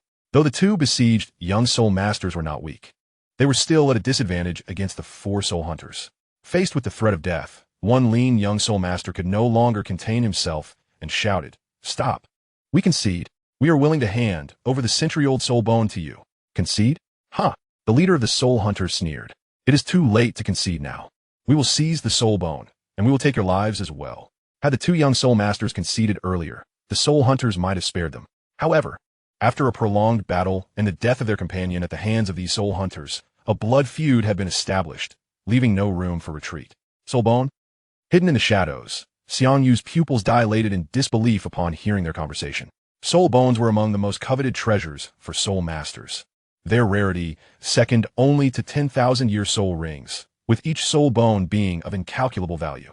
Soul bones are a unique phenomenon, akin to soul rings, yet they differ significantly. The probability of their emergence is a mere 1 in 1,000, or even less. Typically, only particularly powerful soul beasts that undergo extraordinary circumstances at the moment of death can yield soul bones, and the chances of a century-old soul beast producing one are negligible. As Xiang Yu pondered this, the battle not far away neared its conclusion. Ultimately, the 2 young soul masters succumbed to the relentless assault of the 4 soul hunters. meeting a tragic end. After slaying the two, the leader of the soul hunters did not immediately search for their soul bones. Instead, he turned his gaze toward the direction where Xiang Yu was concealed and ominously called out, "Friend hiding over there, having eavesdropped for so long, shouldn't you reveal yourself?" Although Xiang Yu had approached stealthily, the auxiliary soul master among the four soul hunters possessed a probing soul skill, allowing him to perceive any movements within a radius of several dozen meters. Thus, when Xiang Yu crept closer, the auxiliary soul master had already detected his presence and informed his companions, which is why they had swiftly eliminated the two young soul masters. Hearing this, Xiang Yu sighed internally, stepping out from behind the tree with an innocent expression, and said, "Dear sirs, if I claim I merely stumbled upon this, would you allow me to leave?" "Ah, a mere child," the leader of the soul hunters thought, as his initial wariness diminished considerably. After all, Xiang Yu's appearance was exceedingly deceptive. He appeared to be no older than 7 or 8 years of age. At such a tender age, even if he were a soul master, he would undoubtedly be at the most rudimentary level. In stark contrast, the four soul beast hunters confronting him were all formidable soul masters of over level 20. Even if their first soul ring were merely a decade-old one, they were more than capable of dealing with someone of Xiang Yu's novice status. "Little brat, consider yourself unfortunate today. Who told you to gaze upon what you shouldn't?" The leader of the hunters declared, turning to his companion, a battle soul master beside him. "Eliminate him." "Understood, boss." The battle soul master wielding a long spear rushed towards Xiang Yu, a sinister grin on his face as he taunted, "Little brat, don't be so curious in your next life." Sighing, Xiang Yu thought, "I initially intended to act as a benevolent soul, yet you compel me to unleash a massacre. Why must it be this way?" As the spear-wielding battle soul master charged at him, Xiang Yu deftly brushed his hand against the storage belt at his waist, retrieving a cylindrical concealed weapon of finger thickness, and aimed it at him, pressing the activation button. Puff, puff, puff. In that fleeting moment when Xiang Yu activated the device, 3 needles coated with the venom of the mandragon snake shot forth with astonishing speed, striking the battle soul master in the neck before he could react. Gurgle, gurgle. Though the lethality of the needles was not particularly great, the potent venom of the mandragon snake coursed into the battle soul master's bloodstream, leaving him no time for self-rescue as he foamed at the mouth and collapsed lifelessly. "Watch out, boss." Just as the other 3 soul beast hunters were wholly focused on Xiang Yu, 3 shadowy ninjas sprang forth from the shadows beneath their feet, moving with lightning speed as they wielded their katana, severing the heads of the hunters in a single stroke. Once Xiang Yu witnessed the 3 soul beast hunters dispatched, he emotionlessly commanded, "Ada, retrieve the century-old soul bone for me." Hearing Xiang Yu's command, Ada hastily searched the bodies of the 2 young soul masters and quickly located the century-old soul bone, presenting it before Xiang Yu. Upon seeing the soul bone handed to him by Ada, Xiang Yu expressed mild surprise. "A skull, is it?" Soul bones are broadly categorized into 6 types: left leg bone, right leg bone, left arm bone, right arm bone, skull, and trunk bone. Among these, the trunk bone is the most potent, followed by the skull, and then the left arm, right arm, left leg, and right leg. In addition to these 6 major types, there exists a particularly rare category known as external soul bones, which are nearly as precious as top-tier 100,000-year soul bones. Their uniqueness lies in their ability to evolve alongside the owner's soul power. Thus, the earlier they are absorbed, the greater the benefit to the soul master. However, external soul bones are even rarer than ordinary soul bones, and to absorb one must first acquire the soul ring of the soul beast that dropped it, necessitating the absorption of the soul ring before the soul bone can be taken. Consequently, external soul bones are almost mythical, and due to the stringent absorption conditions, they are not available for trade. Regrettably, this particular soul bone is merely a century-old one, and unlike external soul bones, it cannot grow autonomously. Otherwise, I might have held on to it for a while. As Xiang Yu spoke halfway, a thought struck him. With a flicker of intent, he accessed the shadow shop, locating the newly added shadow soul bone. Upon clicking on the product description of this shadow soul bone, the information displayed: shadow unicorn skull with the skill illusion barrier. Soul power of 243 years, priced at 2,430 shadow coins. Damn! After reviewing the attributes of the shadow soul bone, Xiang Yu couldn't help but exclaim, hastily spending 2,430 shadow coins to procure it. Without hesitation, he integrated the shadow unicorn skull into his own skull and subsequently spent 1,570 shadow coins to elevate its soul power to 400 years. Having fused with the shadow unicorn skull, Xiang Yu not only acquired a new soul skill, but also experienced a significant enhancement in his spiritual power, with his purple extreme demon eye receiving a notable boost as well. The soul skill he newly obtained was named Illusion Barrier, which endowed him with the ability to conjure an illusionary barrier with a diameter of 100 meters. Any being entering this area would become ensnared in the illusions he crafted. Since Xiang Yu had already fused with the Shadow Unicorn Skull, the soul bone he held in his hand had become rather superfluous, prompting him to consider trading it for a soul master. Absorbing a soul bone equates to acquiring an additional soul skill, rendering its value immeasurable. Even though the soul bone in his possession was merely a century-old one, it could undoubtedly fetch a handsome price. Just as my supply of shadow coins is dwindling, perhaps I can seize this opportunity for a significant harvest. Xiang Yu gazed at the soul bone in his hand for a moment, a mischievous smile curling at the corner of his lips as he stored it in his storage belt. With a plan forming in his mind, he first directed the shadow ninjas to scavenge the spoils from the 8 soul master corpses, before having them carry the century-old unicorn corpse toward the outskirts of the soul-hunting forest. Shadow coins, 44. Shadow coins, 32. Shadow coins, 45. Upon entering the bustling town at the outskirts of the soul-hunting forest, bystanders gazed enviously at the century-old unicorn corpse being carried by the shadow ninjas, showering him with a wave of shadow coins. Yet, upon hearing the notification sounds, Xiang Yu felt little joy in comparison to what he was about to undertake. These shadow coins were trivial. Strolling through the town with the shadow ninjas, he soon made his way to the largest soul beast materials shop with ease. As Xiang Yu stepped into the shop, the owner greeted him with a smile. "Little Yu, it seems you've had quite a successful day." Since Xiang Yu visited the soul-hunting forest almost every weekend and frequently sold century-old soul beast corpses to this shop, the owner had grown familiar with him. Without preamble, Xiang Yu asked the shop owner, "Uncle Bondi, how much is this century-old unicorn corpse worth?" Dressed in a black short-sleeve shirt, Bondi examined the unicorn's corpse, then turned to Xiang Yu and remarked, "This unicorn's soul power should be around 200 years, and its horn and hide are relatively well preserved. I'll give you 100 gold soul coins for it." If anyone else were to sell this century-old unicorn corpse, Bondi would have offered no more than 80 gold soul coins. However, knowing Xiang Yu was affiliated with the Spirit Hall and held in high regard by Bishop Rodon, he dared not shortchange him. After all, Bishop Rodon was the head of the Spirit Hall branch in Nodding City, and should Bondi offend him, his shop would likely face dire consequences. Once the transaction for the century-old unicorn corpse was completed, Xiang Yu suddenly inquired with curiosity, "Uncle Bondi, do you accept all kinds of soul beast materials here?" Bondi, upon hearing Xiang Yu's words, replied without a moment's hesitation, "Of course. We procure all types of soul beast materials here, and I assure you, our prices are fair." Upon hearing this, Xiang Yu took out the skull of a century-old unicorn and, with a naive and innocent smile, remarked, "That is splendid. I just extracted a soul bone from this century-old unicorn. I wonder how much this soul bone is worth." In the very next instant after Xiang Yu's words fell, the once bustling street fell into an eerie silence, with all eyes drawn to the soul bone in his hand. 358 shadow coins. 433 shadow coins. 382 shadow coins. Simultaneously, a series of prompt sounds echoed in Xiang Yu's ears as the shadow coins surged at an astonishing rate of hundreds per second. A complete corpse of a century-old unicorn is valued at merely around 100 gold soul coins, while a piece of century-old soul bone could fetch at least several 100,000 gold soul coins, a rarity that is hard to come by. If the soul beast hunters had merely felt envy and jealousy upon witnessing Xiang Yu selling the corpse of a century-old soul beast, the sight of him possessing a piece of century-old soul bone incited far more than just envy. It stirred greed, even the desire to commit murder for treasure. Bondi gazed at the soul bone in Xiang Yu's hand, disbelief etched on his face. Were it not for his awareness of Xiang Yu's significant background, he might have succumbed to the temptation of seizing the treasure. To be frank, had this been in a more secluded area, Bondi would have likely entertained thoughts of robbery. However, the commotion caused by Xiang Yu was too great, and he had produced the soul bone in broad daylight.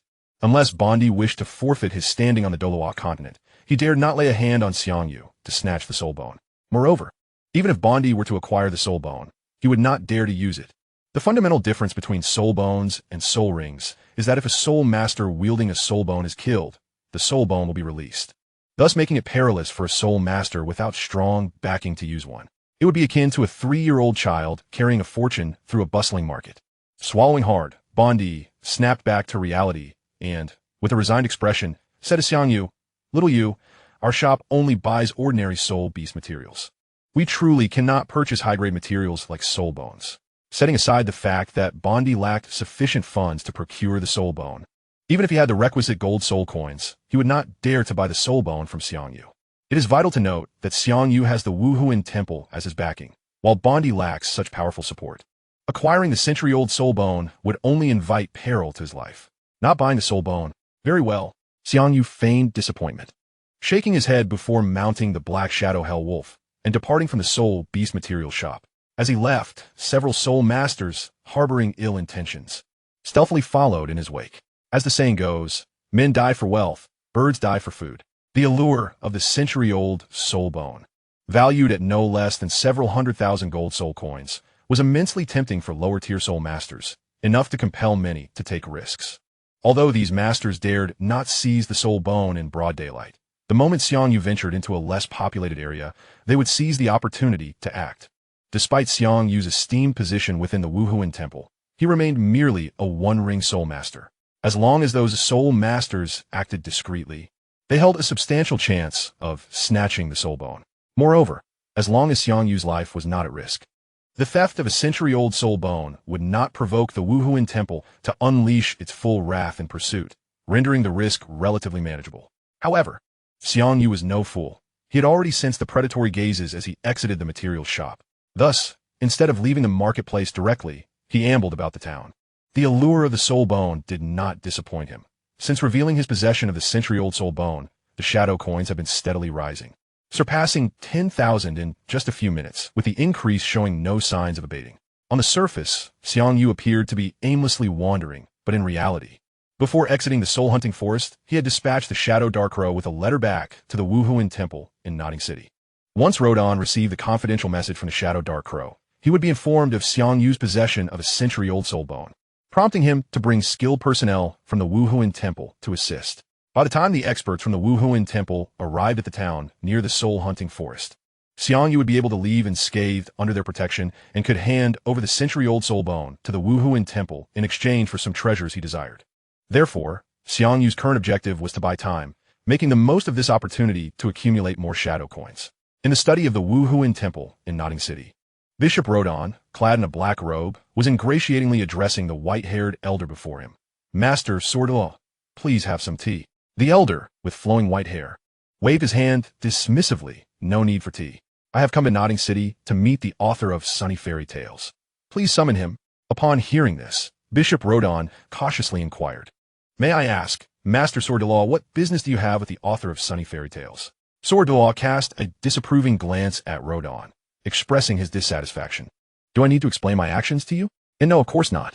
Rodon, sensing the formidable pressure emanating from SoulLand, broke into a cold sweat and hurriedly said, I will have someone bring Xiang Yu to you at once.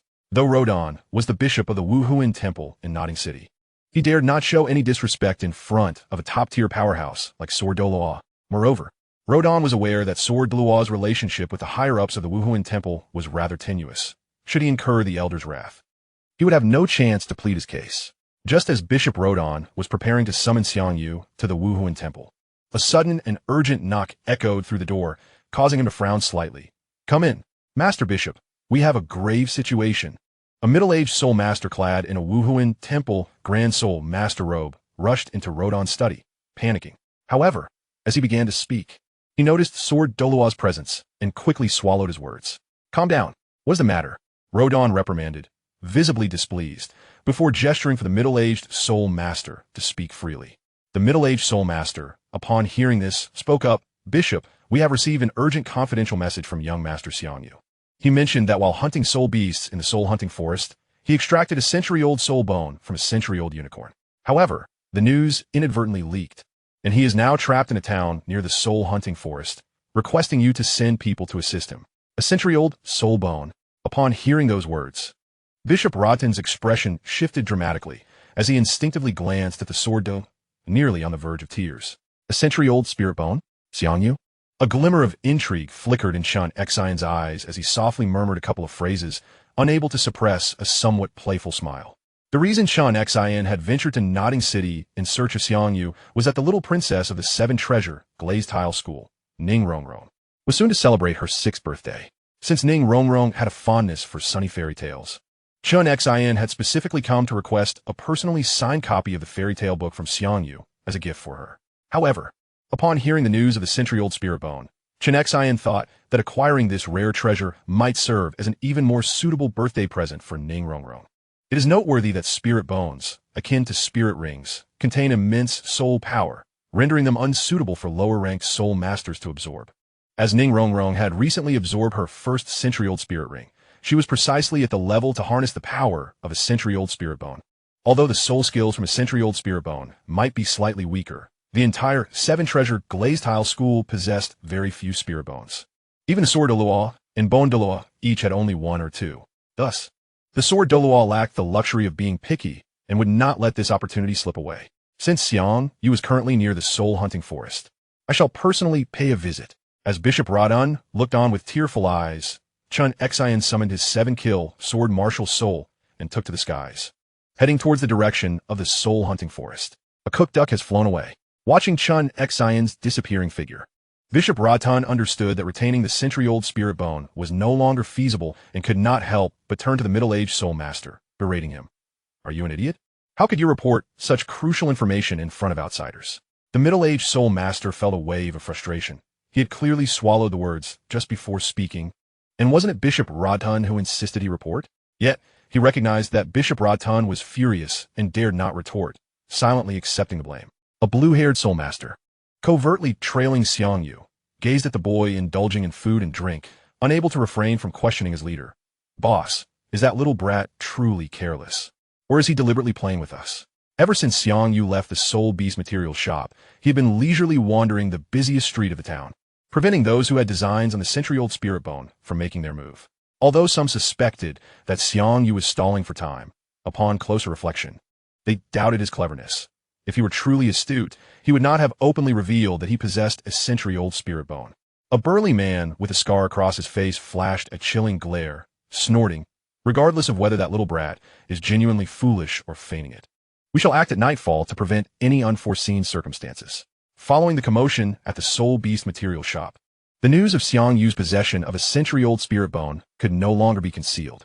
Some astute soul masters, realizing their chances of seizing the spirit bone were slim, opted to sell this information to other powerful soul masters. Once the soul masters from nearby cities caught wind of this news, those hidden soul beast hunters would have no further opportunity to lay claim to the century-old spirit bone. Thus, when night fell, it would be their last chance to snatch it. As Xiang Yu nibbled on his snacks while riding the shadow phantom wolf through the streets, he mused to himself, these fellows are indeed patient. It seems they won't act until darkness falls. The news of Xiang Yu's possession of the century-old spirit bone had already spread throughout the town, and nearly everyone capable of providing shadow coins had done so. After several hours of fermenting, the number of shadow coins in Xiang Yu's possession had surged to over 50,000. With such a bounty of shadow coins, even if someone were to snatch away the century-old spirit bone from him, he would still end up profiting immensely. Were it not for his current lack of strength, Xiang Yu would have considered purchasing several shadow spirit bones to flaunt in other cities. Regrettably, his current weakness precluded him from doing so. Should others discover his ability to produce mass spirit bones, his freedom would be severely compromised. As time passed, the sky gradually darkened, and the number of pedestrians on the streets dwindled. A chilly breeze swept through, adding a touch of desolation to the air. Gazing at the sun nearing the horizon, Xiang Yu couldn't help but lament, Grandpa Radun, if you don't bring the experts from the Spirit Hall to rescue me soon, I will have no choice but to abandon this century-old spirit bone. According to the information gathered by the Shadow Crow, dozens of soul masters clad in black robes were converging from all directions towards the location of Zhuge Qingyun, their objective glaringly clear, Xiang Yu's century-old spirit bone. Although Xiang Yu still had several trump cards, the soul masters daring enough to attempt seizing the century-old spirit bone undoubtedly possessed formidable strength, likely at least as powerful as soul masters or even soul sovereigns. Even if Xiang Yu unleashed all his hidden strengths, taking on so many unknown experts simultaneously would be an overwhelming endeavor. Furthermore, having fused with the Shadow Unicorn Spirit Bone, the century-old unicorn skull held little value for him, and thus he was reluctant to reveal his true trump card. As the sun dipped below the horizon, the black-robed soul masters surged forth from the surrounding streets, encircling Xiang Yu. After a brief moment of standoff, one of the black-robed figures addressed Xiang Yu. Little brat, if you wish to live, Obediently hand over the century-old spirit bone, and we may let you go. Just as Xiang Yu was preparing to relinquish the century-old spirit bone and distance himself from the impending battle, he suddenly received a message from the Shadow Crow, causing a playful smile to grace his lips. I would be willing to hand over the century-old spirit bone, but you must first obtain the consent of that esteemed elder. Chapter 30. Seven Treasure Glazed Tile School. Upon hearing Xiang Yu's words, the surrounding black-robed figures instinctively displayed expressions of confusion. However, before they could comprehend the meaning behind Xiang Yu's statement, a piercing sound of air splitting suddenly resonated from the distant sky. A dazzling beam of sword light descended, landing beside Xiang Yu, clad in white. The sword Douluo appeared as if a celestial being descended from the heavens, stroking his beard with a chuckle. Haha, it seems I have arrived just in time. 99 soul rings, a title Douluo. The black-robed figures gaped in astonishment at the 9 soul rings encircling the sword Douluo, their pupils dilating in shock, even their speech faltering. While the century-old spirit bone was invaluable, it was not sufficient to attract the attention of a title Douluo-level powerhouse. The sword Douluo's sudden presence disrupted the plans of these black-robed figures. A bunch of ants, begone. The sword Douluo cast a disdainful glance at the ill-intentioned black-robed soul masters. Snorting coldly as a pressure befitting a title Douluo surged forth, crashing down upon the black-robed figures like a tsunami. Confronted with the formidable aura of the title Douluo, those soul masters whose powers did not exceed the soul ancestor level found themselves utterly incapable of withstanding the pressure. Many were so terrified that they lost control of their bodily functions, their faces drained of color as they fled in panic. Once the cloaked soul masters had all retreated, Xiang Yu finally snapped out of his astonishment and respectfully bowed to the sword Douluo, saying, "I am the junior, Xiang Yu, and I pay my respects to you." Esteemed sword Douluo, there's no need for excessive formalities, the sword Douluo replied, casually waving his hand. He scrutinized Xiang Yu thoughtfully for a moment before breaking into a warm smile. "Young one, my precious granddaughter's birthday is approaching, and I wish to prepare a unique gift for her. I wonder if you would be so kind as to part with the century-old soul bone in your possession? Since you desire this soul bone, I shall gladly present it to you, esteemed elder," Xiang Yu replied, and without hesitation. He retrieved the century-old unicorn skull and offered it with both hands to the sword Douluo. The sword Douluo, upon witnessing Xiang Yu's prompt relinquishment of the soul bone, could not help but chuckle. "You're quite an interesting little fellow. I find myself rather fond of you. However, I shall not take advantage of you. Consider this a favor owed. Should you ever encounter any troubles, do not hesitate to seek my assistance. In a vast expanse of the Douluo Continent, there are few matters that could truly vex me." "Thank you, esteemed elder," Xiang Yu replied, his eyes lighting up as a genuine smile graced his face. In the entirety of the Douluo Continent, the sword ranked among the most powerful, and having him owe a favor was indeed an exceedingly lucrative arrangement. "By the way, now that I have met you, there is another matter I would like to trouble you with." After stowing away the century-old unicorn skull, the sword Douluo produced 4 volumes of Sunny Day fairy tales from his storage ring and presented them to Xiang Yu, saying with a smile, "My beloved granddaughter is an ardent admirer of your work. Please, could you sign your name in these fairy tale books? I wish to give them to her as a birthday gift." "This." Xiang Yu's dark eyes flickered as he looked up at the sword Douluo and said with a smile, "Esteemed sword Douluo, since this is a gift for your granddaughter, merely signing my name would be rather insincere. How about I accompany you back and personally extend my birthday wishes to the little birthday girl, and perhaps pen a fairy tale story for her as well?" Upon hearing this, a glimmer of excitement sparkled in the sword Douluo's sharp eyes, and he nodded repeatedly. "Excellent proposal. I shall see how that old bone compares to me this time." The sword Douluo knew well how much Ning Rongrong adored Sunny Day fairy tales. Hence, he had sought out Xiang Yu for a personal signature. If he could bring the author of Sunny Day fairy tales directly to Ning Rongrong and have him craft a story just for her, the little girl would undoubtedly be overjoyed. "Come, let's depart at once." The thought of Ning Rongrong's delighted expression softened the sword Douluo's heart, and he soared into the sky on his sword, carrying Xiang Yu towards the 7 Treasure Glazed Tile School. The 7 Treasure Glazed Tile School, along with the Haotian School and the Blue Lightning Tyrant Dragon Clan, is renowned as one of the 3 great sects on the Douluo Continent. Situated near the imperial capital of the Heaven Do Empire, with close ties to the imperial family. The distance between the 7 Treasure Glazed Tile School and Nodding City spanned thousands of miles, fraught with unknown dangers along the way. Had Xiang Yu traveled by carriage, it would have taken months to reach the school.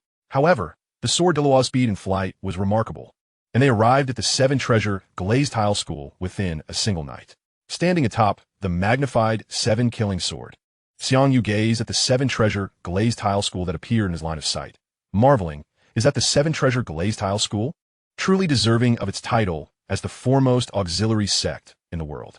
The architecture of the 7-treasure glazed tile school was grand and imposing, with floating protective towers that exuded an ethereal aura without losing their majesty. The design of the main tower, shaped like the 7 treasures, predominantly featured green hues, conveying the beauty of the harmony between auxiliary soul masters and the elements of nature. The buildings, constructed from wood and stone, incorporated elements of traditional Chinese architecture, with hexagonal eaves reaching skyward, symbolizing the unassailable authority of the sect on the Douluo Continent. Bathed in the glow of the morning sun, the entire 7-treasure glazed tile school was adorned with a layer of rosy radiance, appearing resplendent and magnificent. Upon spotting the sword Douluo, the patrolling guards respectfully saluted, "Greetings, Elder." Yet, the sword Douluo, preoccupied with the thought of witnessing Ning Rongrong's surprise, paid no mind to the guards and led Xiang Yu directly into the inner sanctum of the 7-treasure glazed tile school, eventually arriving at the courtyard where Ning Rongrong resided. "As long as Rongrong is happy, my efforts will not have been in vain. Ha ha ha." As Xiang Yu followed the sword Douluo into the courtyard, he heard a hearty laughter emanating from within. The voice, though somewhat aged, was full of vigor. "What is that old bone up to now?" The sword Douluo furrowed his brow slightly upon recognizing the familiar laughter and quickened his pace towards Ning Rongrong's bedroom. Upon entering the room, Xiang Yu discovered that in addition to several maids attending to Ning Rongrong, there was also a tall old man, resembling a skeleton, and a middle-aged gentleman radiating an air of nobility. If Xiang Yu's guess was correct, the skeletal old man must be Bon Douluo Gurong, while the amiable and noble-looking middle-aged man was likely Ning Fengji, the foremost auxiliary soul master on the Douluo Continent. Chapter 31. Little Red Riding Hood and the Big Bad Wolf. Just as Ning Rongrong, having changed into a new outfit, stepped out of the changing room, she spotted the sword Douluo and cheerfully exclaimed in her sweet, childlike voice, "Grandpa Jian, you're back." Xiang Yu turned to see a little girl who appeared to be around 5 or 6 years old, shorter than him by half a head, with an adorably charming face and bright, intelligent black eyes that hinted at her cleverness, a true beauty in the making. However, what astonished Xiang Yu the most was the little girl's attire. She was clad in a long white dress that resembled the exquisite garments of Cinderella after her transformation, and she wore crystal shoes that sparkled like diamonds. Before the sword Douluo could respond to Ning Rongrong, Gurong could not help but interject, praising Rongrong. "You look absolutely stunning in that dress, just like a princess from a fairy tale." Upon hearing this, Ning Rongrong's face lit up with a bright smile, and she sweetly replied, "Thank you, Grandpa Gu. I will wear this outfit for my birthday tomorrow." Seeing Ning Rongrong so delighted with the dress and crystal shoes he had gifted her, Bon Douluo beamed with pride, saying, "Old Jian, I had this dress prepared for Rongrong 2 months ago. What about the birthday gift you prepared for her? Let's see it. What is so special about a dress? I have prepared something truly extraordinary for Rongrong's birthday." The sword Douluo, glancing at the smug Gurong with disdain, pouted and then produced the century-old unicorn skull, boasting, "Look at what I have." Upon encountering the skull in the hands of the sword Douluo, Ning Fengji was momentarily taken aback and then incredulously inquired, "Uncle Jian, could this possibly be a soul bone?" Indeed, this skull is a soul bone, and a remarkably rare century-old one at that. Although the potency of a century-old soul bone pales in comparison to that of a millennium or 10,000-year soul bone, its rarity far surpasses that of both. The more formidable the soul beast, the greater the likelihood of it yielding a soul bone, and the probability of a century-old soul beast producing one is nearly negligible. Unable to contain his curiosity, Bon Douluo asked, "Old Jian, from where did you acquire this century-old soul bone?" I had not received even the faintest whisper of such news beforehand. Haha, when fortune smiles upon a person, it is unstoppable. Sword Douluo, noticing the look of bewilderment and curiosity on Bon Douluo's face, boasted, "I originally intended merely to seek out the author of Sunny Fairy Tales to procure a few signed copies for Rongrong. Unexpectedly, I stumbled upon the news of this century-old soul bone and managed to acquire it. Damn, so was sheer luck," Bon Douluo muttered under his breath, observing sword Douluo's smug demeanor. Although the custom-made clothing and crystal shoes for Ning Rongrong delighted her immensely, they paled in comparison to the significance of the century-old soul bone, marking a victory for sword Douluo in this instance. Upon hearing sword Douluo's words, Ning Rongrong could not help but trot over to his side, her face brimming with anticipation as she asked, "Grandpa Jian, Did you truly go to seek the fairy tale king for a signed copy for me? For the 6-year-old Ning Rongrong, the prospect of a signed storybook from Qing Tian held far more allure than the so-called century-old soulbone. Rongrong, after giving it some thought, I realized that merely obtaining a few signed copies lacked sincerity. Therefore, I took the liberty of inviting Qing Tian to celebrate your birthday in person, Sword Douluo replied, gently ruffling Ning Rongrong's hair before introducing Xiang Yu. This is Xiang Yu, the author of Sunny Fairy Tales, who goes by the pen name Qing Tian.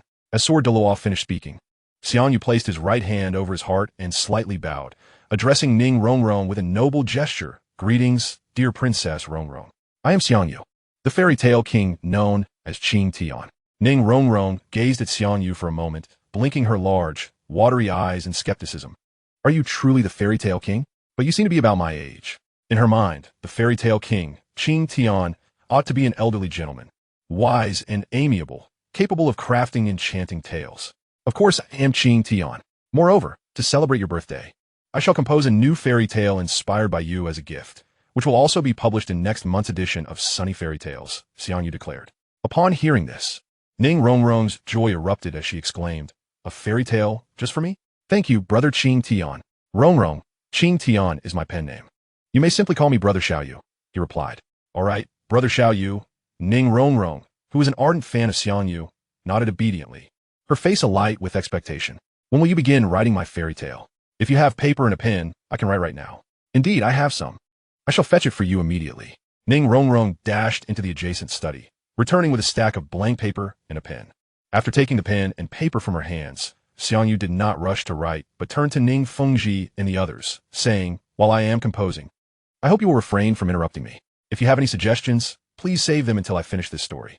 Before Ning Fengji and the others could respond, Ning Rongrong raised her tiny fist and gently shook it, declaring, Brother Xiao Yu, rest assured, if they dare disturb you, I shall chase them away. Ning Fengji and the others could only stare in disbelief. Xiang Yu, seeing that they had tacitly accepted the arrangement, took a dream candy and began writing the new fairy tale. Once upon a time, there was a charming little girl named Ning Rongrong, beloved by all, but most cherished by her grandmother, who granted her every wish. One day, her grandmother gifted her a small red hood made of velvet, which fit her perfectly. From that day forth, she refused to wear any other hat, and thus, everyone began to call her Little Red Riding Hood. Among the multitude of fairy tales Xiang Yu had read in his previous life, many protagonists lacked their own names, allowing him to create a new name for the protagonist of this fairy tale, and thus claim it as a personalized story.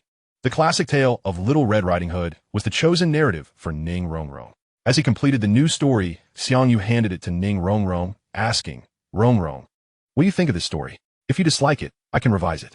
No need for revisions. Rongrong adores this story. Ning Rongrong replied, cradling the story paper in her arms with an unmistakable expression of joy. Ever since Xiang Yu had commenced writing, Ning Rongrong had been eagerly peering over his shoulder, fully immersing herself in the role of Little Red Riding Hood. Thus her affection for the story was undeniable, as expected of the fairy tale king. You have crafted this tale so swiftly and splendidly, Sword Douluo praised Xiang Yu lavishly before suddenly adopting a sycophantic demeanor, adding Xiao Yu in your story. The hunter also wields a sword, correct? My martial spirit is also a sword. Why not give the hunter a name as well? Perhaps Shinexian? Xiang Yu's lips twitched at the sight of Sword Douluo's obsequious expression. Had he not witnessed the legendary might of Sword Douluo, he would have found it hard to believe that the man before him, wearing such a comical grin, was the formidable Sword Douluo.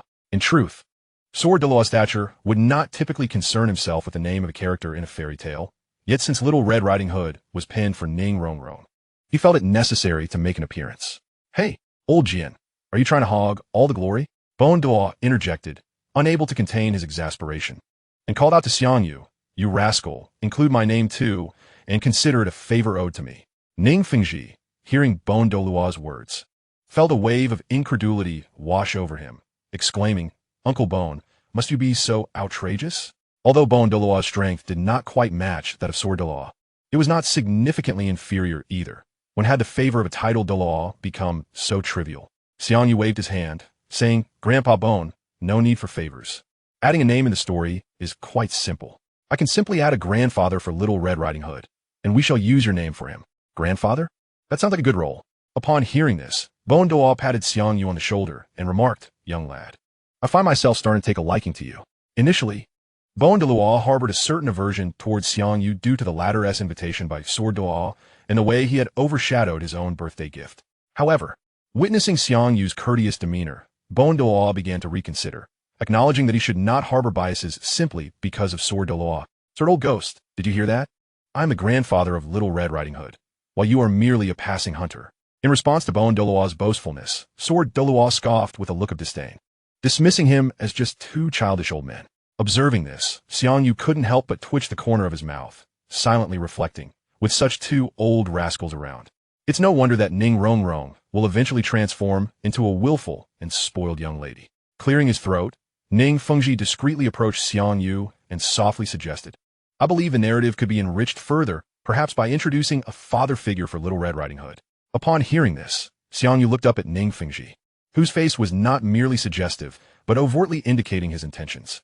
With a resigned nod, he replied, I understand. I shall name Little Red Riding Hood's father after you. Uncle Ning. Pleased by Xiang Yu's response, Ning Fengji smiled warmly and inquired, such a thoughtful young man. Would you be interested in joining the Seven Treasure Glazed Tile School? Thank you for your kindness, Uncle Ning, but Grandfather Rodon in Nodding City has treated me quite well, and I do not intend to leave the Spirit Hall at this time. Ever since Xiang Yu joined the Spirit Hall, Bishop Rodon had shown him considerable care, and he still needed the Spirit Hall's resources to promote his fairy tale books. Thus he was not looking to change his allegiance. That is truly regrettable. Yet I must convey this to you. Regardless of what transpires in the future, the doors of the Seven Treasure Glazed Tile School will always remain open for you. Earlier, while Xiang Yu was crafting the story, Ning Fengji had quietly conferred with Douluo, aware that Xiang Yu had not only awakened a variant spirit, but also possessed innate full soul power, which accounted for their courteous treatment towards him. Xiang Yu expressed his gratitude. Thank you, Uncle Ning. After some revisions, Xiang Yu ultimately added two new characters to the tale of Little Red Riding Hood, one being her father and the other her grandfather. However, both of these characters were mere supporting roles, their names swiftly mentioned by Xiang Yu, having no significant impact on the storyline. Upon completing the modifications to the story of Little Red Riding Hood, Xiang Yu summoned the Shadow Ninja and had Ning Rongrong and the others pose as models to create several illustrations for the story. Although these illustrations were based on Ning Rongrong and her friends, they underwent some alterations to lean more towards a whimsical, anime style, rendering them cuter. Had he drawn them exactly as they appeared, Douluo's portrayal would have been rather frightful, potentially transforming the heartwarming fairy tale illustrations into something terrifying. Douluo's martial spirit was the Bone Dragon, which made his bones far sturdier and larger than the average person's, standing at a towering height of 2.5 meters, with a slender build resembling that of a living skeleton, which could be quite intimidating. Once Xiang Yu completed 6 illustrations, Ning Rongrong gazed at the chibi version of Little Red Riding Hood and could not contain her joy, exclaiming, Brother Xiang Yu, you are truly amazing. Rongrong absolutely adores the illustrations you've created. Since Rongrong likes these illustrations, I shall have them copied and present you with the original illustrations and the story. That would be wonderful. Thank you, Brother Xiang Yu. The Seven Treasure Glazed Tile School, primarily composed of auxiliary soul masters, ranks among the top 3 sects in the Douluo Continent. This prominence arises not only from the school's inherent strength, but also from its extensive network spanning the continent. While auxiliary soul masters may lack formidable combat prowess, those who awaken the Seven Treasure Glazed Tile martial spirit possess extraordinary supporting abilities. Many powerful factions are willing to hire the soul masters of the Seven Treasure Glazed Tile School at high prices to serve as guest elders. And numerous factions maintain marital alliances with the school, contributing to its esteemed status. Chapter 33, Princess Shueke. In the Douluo Continent, children are only able to undergo their martial spirit awakening ceremony upon reaching the age of 6, making this birthday quite significant. As the little princess of the Seven Treasure Glazed Tile School, Ning Rongrong naturally invited numerous distinguished guests to her 6th birthday celebration. In addition to the affiliated powers of the Seven Treasure Glazed Tile School, various allied factions also dispatched envoys bearing meticulously prepared gifts to convey their blessings to Ning Rongrong. On the eve of Ning Rongrong's birthday, the envoys from various factions had already arrived at the Seven Treasure Glazed Tile School, temporarily residing there. As the festivities approached, the entire school became vibrant and bustling, adorned with lights and decorations akin to a New Year celebration. However, the birthday girl, Ning Rongrong, did not frolic outside as usual. Instead, she trailed behind Xiang Yu like a devoted shadow, pestering him to regale her with fairy tales. For Ning Rongrong, a fervent admirer of sunny day fairy tales. To hear new stories from Xiang Yu in advance was an immense delight. The following morning, the seven-treasure glazed tile school erupted into a lively commotion, heralding the commencement of Ning Rongrong's 6th birthday banquet. Yet, as a 6-year-old, Ning Rongrong was not required to engage in social niceties. She merely made a brief appearance at the banquet before seeking out her close friends to play. Within Ning Rongrong's boudoir, a small girl with short golden hair, possessing a charming and delicate appearance, and of similar height to Ning Rongrong, curiously asked, "Rongrong, what exactly is that wonderful thing you mentioned?" "Ktue kiskiviko." "Can you guess what is inside?" Ning Rongrong replied, holding a wooden box and approaching Xue Ku with an air of mystery. The current prince of the Heaven Do Empire, Xue Qinghe, was Ning Fengzhi's disciple, and thus he personally attended Ning Rongrong's birthday celebration with his entourage. Ktue kiskiviko. The youngest sister of Xue Qinghe and a little princess of the Heaven Do Empire, was of similar age to Ning Rongrong, and naturally, they became inseparable friends. With that mysterious expression, it must contain some treasure. Xue Ku pouted her little lips, her imagination running wild. Could it be a talking magic mirror? You guessed wrong, though it is somewhat related to a magic mirror. With a flourish, Ning Rongrong opened the wooden box, revealing the storybook of Little Red Riding Hood along with its illustrations. Little Red Riding Hood? What is this? When Xue Ku saw the signature left by Xiang Yu at the conclusion of the Little Red Riding Hood story, her delicate face was filled with confusion and astonishment as she exclaimed, "The signature of the story King Sunny Day. Is this from Sunny Day Fairy Tales? How come I've never read it?" Sunny Fairy Tales enjoys immense popularity in the imperial capital of the Heaven Do Empire, and Xue Ku is equally an ardent admirer of Sunny Fairy Tales. She recalls every tale within the 4 volumes of the storybooks. Thus she is certain that Little Red Riding Hood is not among those narratives. Ning Rongrong gazes at Xue Ku's incredulous expression, resembling a mischievous little fox that has pilfered chicken, and joyfully exclaims, "Hee hee, Little Red Riding Hood is indeed a story from Sunny Fairy Tales. However, it is featured in the 5th volume, which will not be released until next month." Not released until next month? How then do you possess this storybook and illustrations? Ning Rongrong lightly taps Xue Ku's forehead with pride and states, "Silly Xue Ku, haven till you realize that Little Red Riding Hood's name is Ning Rongrong, and that the illustrations bear a striking resemblance to me." "Really? How can that be?" Ksue Kiskiviko gasps. "Ha!" Observing Xue Ku's growing confusion, Ning Rongrong cannot help but laugh. "Because Little Red Riding Hood is a fairy tale that Xiao Yu Gij wrote for me, and these illustrations and the storybook are the original drafts. A birthday gift he presented to me." "Who is Xiao Yu Gij?" Xiao Yu Gij is the fairy tale king, Qing Tian. His real name is Xiang Yu, and Qing Tian is his pen name. Moreover, Ning Rongrong deliberately pauses mid-sentence, and, under Xue Ku's eager gaze, continues. "Xiao Yu Gij is currently at the 7 Treasures Glazed Tile School." "Really?" Xue Ku's eyes widen in astonishment as she excitedly grasps Ning Rongrong's hand, exclaiming, "Rongrong, you aren't deceiving me, are you? The fairy tale king is truly at the 7 Treasures Glazed Tile School?" "Of course. Why would I lie to you? Otherwise, do you think I would have these illustrations and storybooks?" Xue Ku entwines her arm with Ning Rongrong's, sweetly pleading, "Please, Rongrong, I wish to meet the fairy tale king in person. Would you take me to see him? I implore you." "Very well. Given your earnestness, I shall take you to meet Xiao Yu Gij. He should be at the training ground now." With that, Ning Rongrong leads the expectant Xue Ku towards the training ground of the 7 Treasures Glazed Tile School. As they approach, they are greeted by a chorus of applause and cheers, eliciting their curiosity. The 7 Treasures Glazed Tile School boasts a large number of members. Thus, only a small portion need be mobilized to ensure the smooth running of Ning Rongrong's birthday celebration, while the rest diligently fulfill their respective duties. At this moment, although the number of trainees in the training square is significantly reduced, several dozen individuals remain engaged in their exercises, with most of their attention focused on Xiang Yu. He is practicing his flying knife technique, eyes closed, skillfully hitting moving targets using only his acute auditory perception. In awe, Xue Ku watches as, with a sudden flourish of his hands, 3 flying knives dart forth like lightning, striking the target held by a shadowy ninja over 10 meters away. "Wow!" Ning Rongrong exclaims, transforming into a fervent admirer, clapping her hands excitedly. "Xiao Yu Gij is amazing." Upon hearing Ning Rongrong's cheers, Xiang Yu removes the blindfold and turns to her with a radiant smile. "Rongrong, what brings you here?" It was unbearably dull in the front hall. Listening to Xiao Yu Gij tell stories is far more entertaining. Ning Rongrong explains, then introduces Xue Ku. "Xiao Yu Gij, this is Xue. My dear friend, and the little princess of the Heaven Do Empire, an actual princess. Upon hearing this, Xiang Yu's eyes flicker with a hint of intrigue. And he bows slightly to Shui Ke. I am Xiang Yu. It is a pleasure to meet you, Princess Shui Ke. Hello, you may simply call me Shui Ke. Shui Ke replies, lifting her skirt slightly and returning a polite bow, her excitement palpable as she adds, I adore your sunny fairy tales. I have read each story numerous times.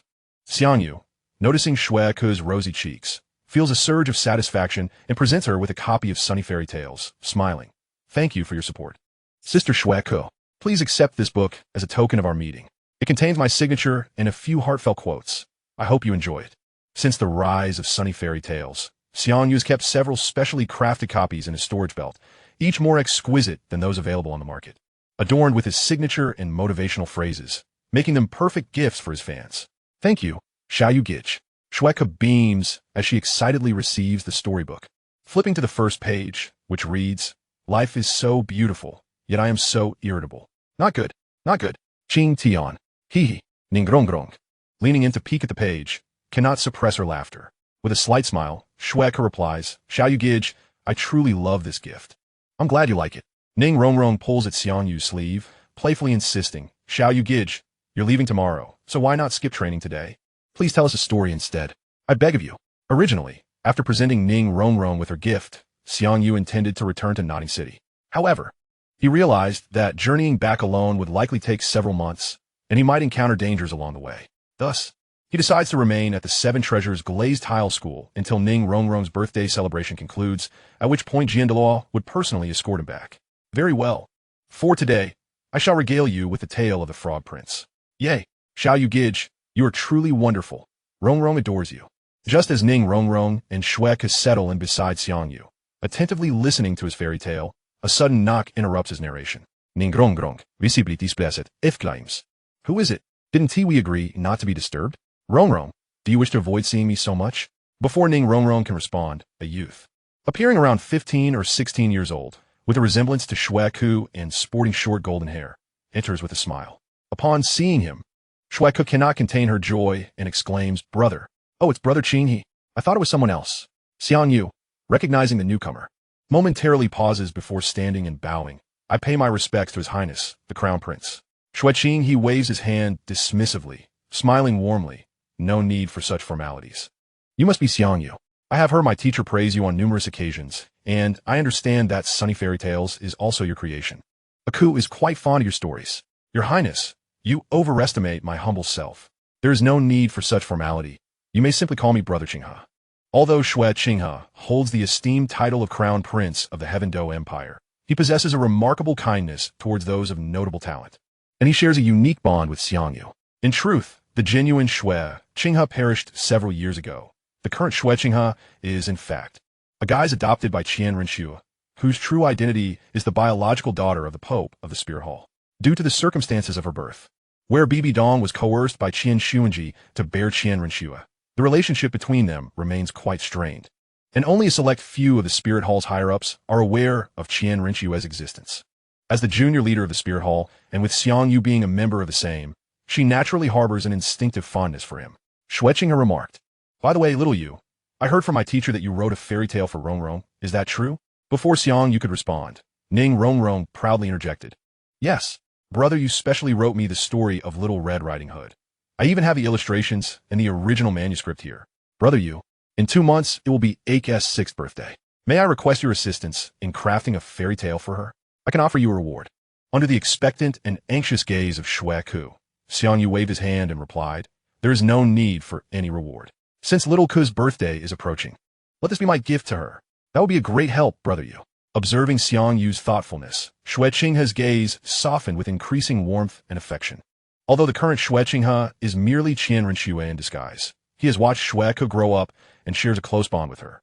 Moreover, as a princess, Shui Ke's existence will not interfere with Qian Renxue's plans. Thus, she genuinely cherishes her younger sister.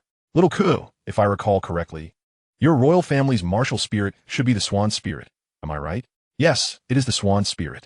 Then it fortuitously aligns with a fairy tale I had previously conceived, which would make a splendid birthday gift for you.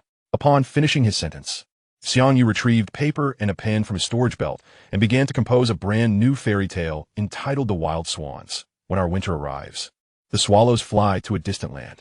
In this faraway place resides a king, blessed with 11 sons and a daughter, Xueku. Under the admiring gazes of Ning, Rongrong, and Xueku, a fresh fairy tale soon took shape under his deft hand. After Xue Qinghe read The Wild Swans, he could not help but exclaim, "Truly, the king of fairy tales, your writing is exceptional." It is worth noting that all of Xiang Yu's fairy tales are adaptations of classic stories from his past life. And these tales have become classics not only for their captivating narratives, but also for their profound educational significance. For instance, the tale of Little Red Riding Hood teaches children not to trust the wicked, represented by the big bad wolf of the forest. With Xue Qinghe's insight, he discerned the moral embedded within the wild swans, prompting his praise for Xiang Yu's work. Chapter 35. The Sudden Accusation. Had Xue Qinghe not witnessed Xiang Yu crafting the wild swans with his own eyes, he would scarcely have believed that such an educational fairy tale could emerge from the hands of a mere 6-year-old child. Little Ku, do you think there are any modifications needed for this story? If so, please let me know, and I can assist you with revisions. After penning the final word of the wild swans, Xiang Yu handed the manuscript to Xueku. No revisions are necessary. I believe it is splendid as it stands. Hearing Xiang Yu's words, Xueku instinctively shook her head and eagerly inquired, "Brother Yu, could you possibly give me this original manuscript? I promise to treasure it. Of course, I shall create a few illustrations for you and make a copy of the manuscript, and then I can present it to you." Xiang Yu nodded with a smile. "If all goes well, you will see Little Red Riding Hood and the Wild Swans featured in next month's Sunny Fairy Tales. Thank you, Brother Yu." In her excitement, Xueku was at a loss for words to express her gratitude. Suddenly, driven by an impulse, she reached out and embraced Xiang Yu's neck, planting a quick kiss on his cheek. "Ake, how could you?"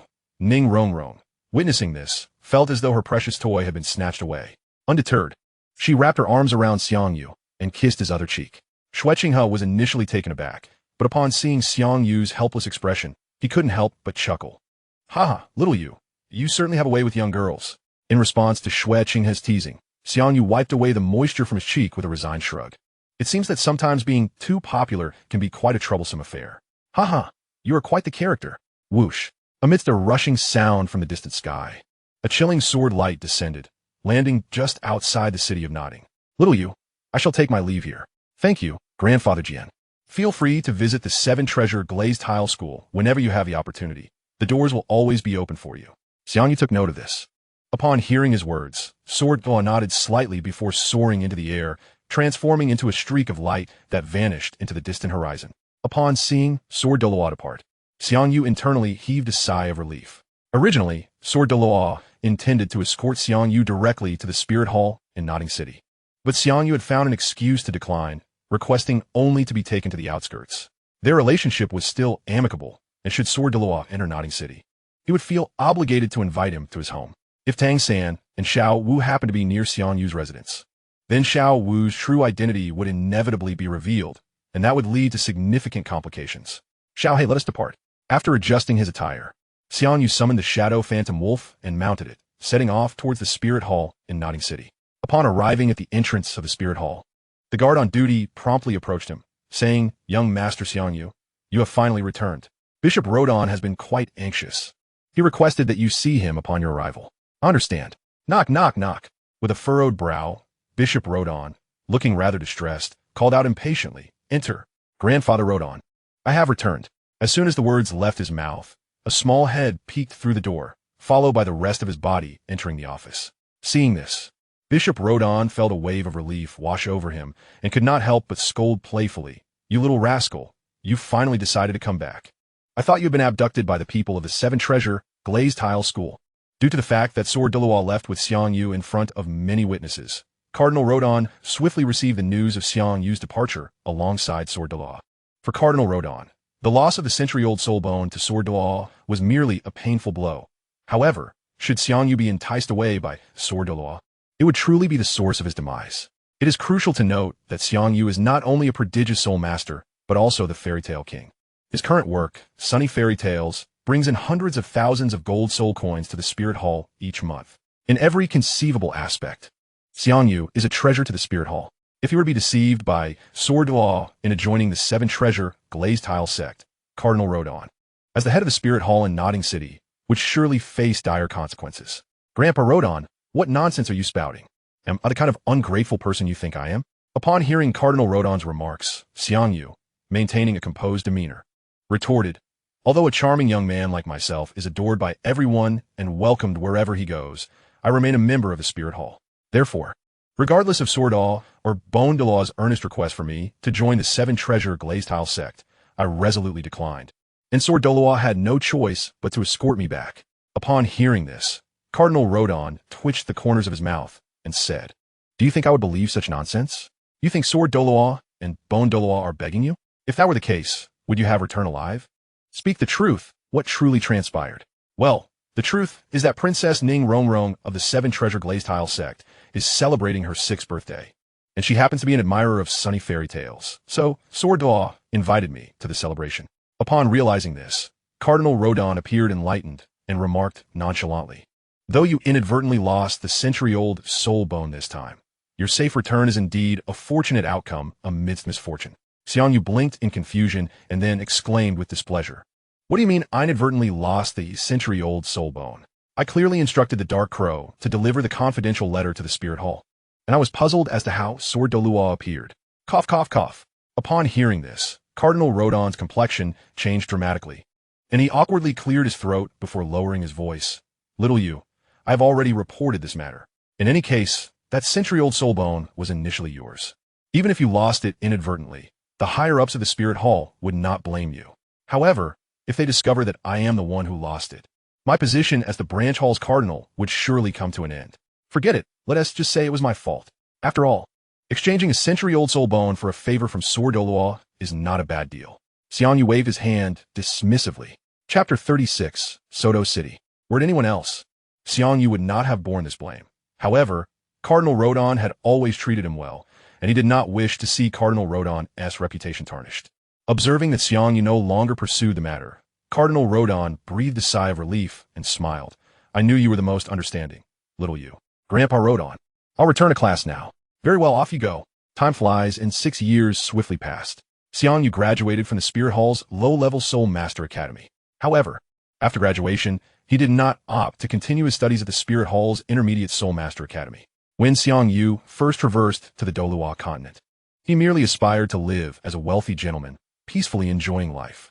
Yet, since awakening his shadow mask martial spirit, he became discontent with the prospect of remaining an ordinary Soul Master, especially considering the system he acquired, the Wielder of Destiny system.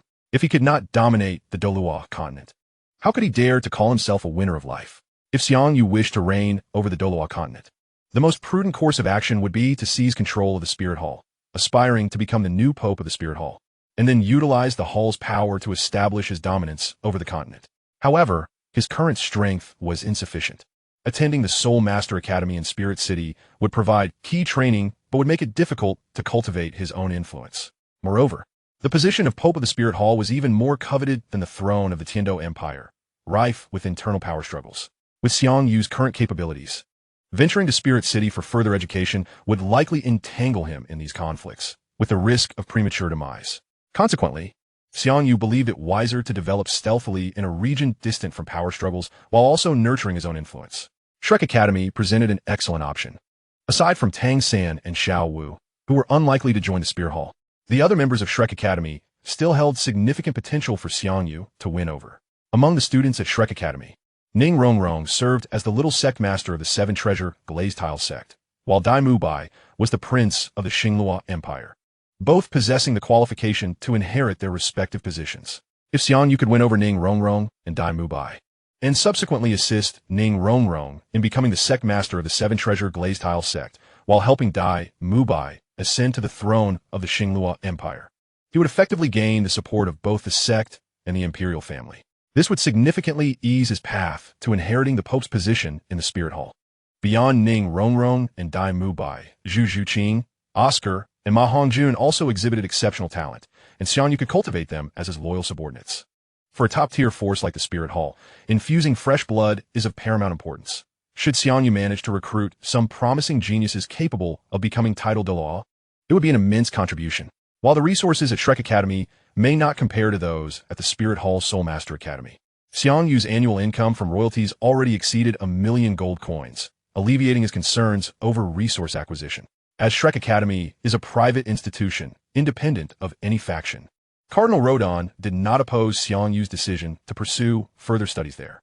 Of course, Cardinal Rodon's agreement was also facilitated by his thorough investigation of Shrek Academy. According to his findings, the academy had a limited number of teachers and students, with even more teachers than students. Furthermore, every teacher possessed considerable strength, with the weakest among them being soul emperors of over 60 levels, while the academy's director, Flender, was a soul saint at level 78. Although Shrek Academy may not rival the Spirit Hall's Advanced Soul Master Academy, its faculty strength surpassed that of the Intermediate Soul Master Academy. Coupled with the fact that the number of teachers exceeded that of students, each student could receive one-on-one guidance, making the educational experience superior to that at the Spirit Hall's Intermediate Academy. Thus, Cardinal Rodon consented to Xiang Yu's further studies at Shrek Academy. The Bala Kingdom is situated on the southern border of the Tiando Empire, adjacent to the Fastna Province. While referred to as a kingdom, its area is merely 3/4 that of the Fastna Province, and it falls under the jurisdiction of the Tiando Empire, being one of the 4 major kingdoms within its territory. Due to the geographical proximity of the Kingdom of Barak to the Star Luo Empire to the south, it possesses the most formidable military strength among the 4 great kingdoms of the Heaven Do Empire, effectively serving as its gateway. Within the borders of the Kingdom of Barak, 2 cities stand out as paramount. The first is the capital city, Barak City, where King Kendra resides, serving as the political and economic nucleus of the entire kingdom. The second city is Soto City, located in the heart of the bounteous Lima Plain, renowned as the Granary of Barak. Soto City is a large metropolis, housing a level 3 Spirit Hall, second only to the level 4 Spirit Hall in the imperial capital, and it is also the location of Shrek Academy. As the sun blazed overhead, a caravan of 6 horse-drawn carriages slowly entered Soto City, making its way towards the real estate market. Xiang Yu first expended 50,000 gold soul coins to acquire a grand and luxurious estate on the outskirts of Soto City, followed by an expenditure of 10,000 gold soul coins to procure 40 well-trained maids from the slave market, whom he entrusted to the management of the head maid, Anna. Although Anna and her companions were also Xiang Yu's servants, they had been by his side since he was 6 years old, serving him dutifully. Thus he regarded them as family. Consequently, upon his arrival at Shrek Academy for further studies, Xiang Yu decided to bring Anna and the others along, as he would feel somewhat uncomfortable being attended to by new maids. In one of the lavish bedrooms of the estate, the 12-year-old Xiang Yu, standing at an impressive height of 1.78 meters, stretched out his arms for 2 personal maids to assist him in dressing while inquiring, "Tao, what are Tang San and Xiao Wu doing now?" With her tall stature and delicate features, Tao, donned in a black and white maid outfit, replied with a smile, "Young master." Young Master Tang San and Miss Xiao were currently enjoying a swim in the estate's pool, since Tang San and Xiao were also preparing to attend Shrek Academy. Xiang Yu had arranged for them to travel together in the carriage to Soto City. Furthermore, he had specifically instructed that several new rooms be prepared, allowing Tang San and Xiao Wu to stay in the estate as long as they wished, given its ample space. Upon learning that Tang San and Xiao Wu were swimming, Xiang Yu decided not to disturb them. A glimmer of meaningful insight flashed in his eyes as he turned to his 2 personal maids, saying, "Tao, Elon, accompany me for a stroll around the city." "Yes, young master." Tao and Elon responded respectfully. Due to the absorption of soul rings, a portion of the soul power integrates into the body of a soul master, resulting in rapid development. Although Xiang Yu was merely 12 years old, his height of 1.78 meters made him appear more akin to an adult man. However, his youthful visage, akin to the finest jade, belied his age, with the soft fuzz by his mouth yet to transform into facial hair. Perhaps owing to his years of literary pursuits, a scholarly aura enveloped him, making him resemble a refined noble rather than a formidable great soul master of level 29. As Xiang Yu entered Soto City with his 2 personal maids, he inevitably attracted the attention of numerous passers-by. Most female onlookers were captivated by Xiang Yu, while the male gaze lingered upon Tao and Elon. When Tao and Elon were first assigned to Xiang Yu, they were merely 15 years old. Now, 6 years later, they had blossomed into their early 20s. The most enchanting phase of a woman's life. Coupled with their exceptional figures and beauty, even their maid outfits could hardly conceal their allure. Shadow coins, 8. Shadow coins, 3. Shadow coins, 5. As Xiang Yu strolled through Soto City with Tao and Elon, a series of notifications chimed in his ears. though he paid little heed to such trivial increments of shadow coins. Over the years, Xiang Yu had amassed a considerable amount of shadow coins, and despite various expenditures along the way, he still possessed over 500,000. Thus, unless confronted with notifications indicating an increase of over 10,000 shadow coins, he typically chose to disregard or mute such minor alerts. This should be the place. After meandering through the commercial district of Soto City, Xiang Yu finally halted at an inconspicuous shop. The sign above bore a circular emblem adorned with distinctive symbols, a sword, a hammer, and a blue electric Tyrannosaurus. The combination of these three motifs mirrored the emblem on the Spirit Hall's licensing token, indicating that this establishment likely belonged to Flender. Upon entering the store, Xiang Yu immediately sensed a faint yet familiar fluctuation of soul power, reminiscent of that emitted by soul-guided devices. Ah, a plump sheep has arrived. Flender, reclining in a rocking chair, stealthily opened one eye upon hearing the sound. His eyes sparkled with interest at the sight of Xiang Yu's attire and the two exquisite personal maids by his side. Despite being a level 78 soul sage, Flender was not affiliated with any particular faction and, lacking business acumen, had squandered his funds on maintaining Shrek Academy, rendering him a veritable miser. His ineptitude in commerce had transformed him into a cunning merchant. Every customer who ventured into his shop had undoubtedly been overcharged, while those deceived patrons dared not confront Flender. His store's reputation had become thoroughly tarnished, leading the residents of Soto City to avoid purchasing from him, leaving only unsuspecting outsiders to fall prey to his schemes. Upon entering the shop, Xiang Yu couldn't help but chuckle inwardly at the sight of the establishment, which lacked even a counter, with ancient artifacts hanging on three walls. After surveying the wares, he refrained from inspecting them further and instead summoned the shadow shop, perusing the newly added items. Any item Xiang Yu had seen or touched would be recorded in the shadow shop, subsequently transforming into new shadow merchandise. The items within the shadow shop came with corresponding descriptions, and typically, the more expensive an item was, the higher its price. Quite intriguing indeed. As Xiang Yu opened the shadow shop, his pupils constricted slightly, and he silently marveled, maintaining an outwardly composed demeanor. Initially, he had presumed Flender's shop would be filled with nothing but worthless trinkets, yet upon viewing the newly added items in the shadow shop, he discovered three treasures within. Despite being somewhat unexpected for Xiang Yu, upon closer reflection, it seemed entirely reasonable. After all, the illustrious golden triangle formed by Flender and Yu Xiaojiang had gained considerable renown among soul masters on the Douluo Continent.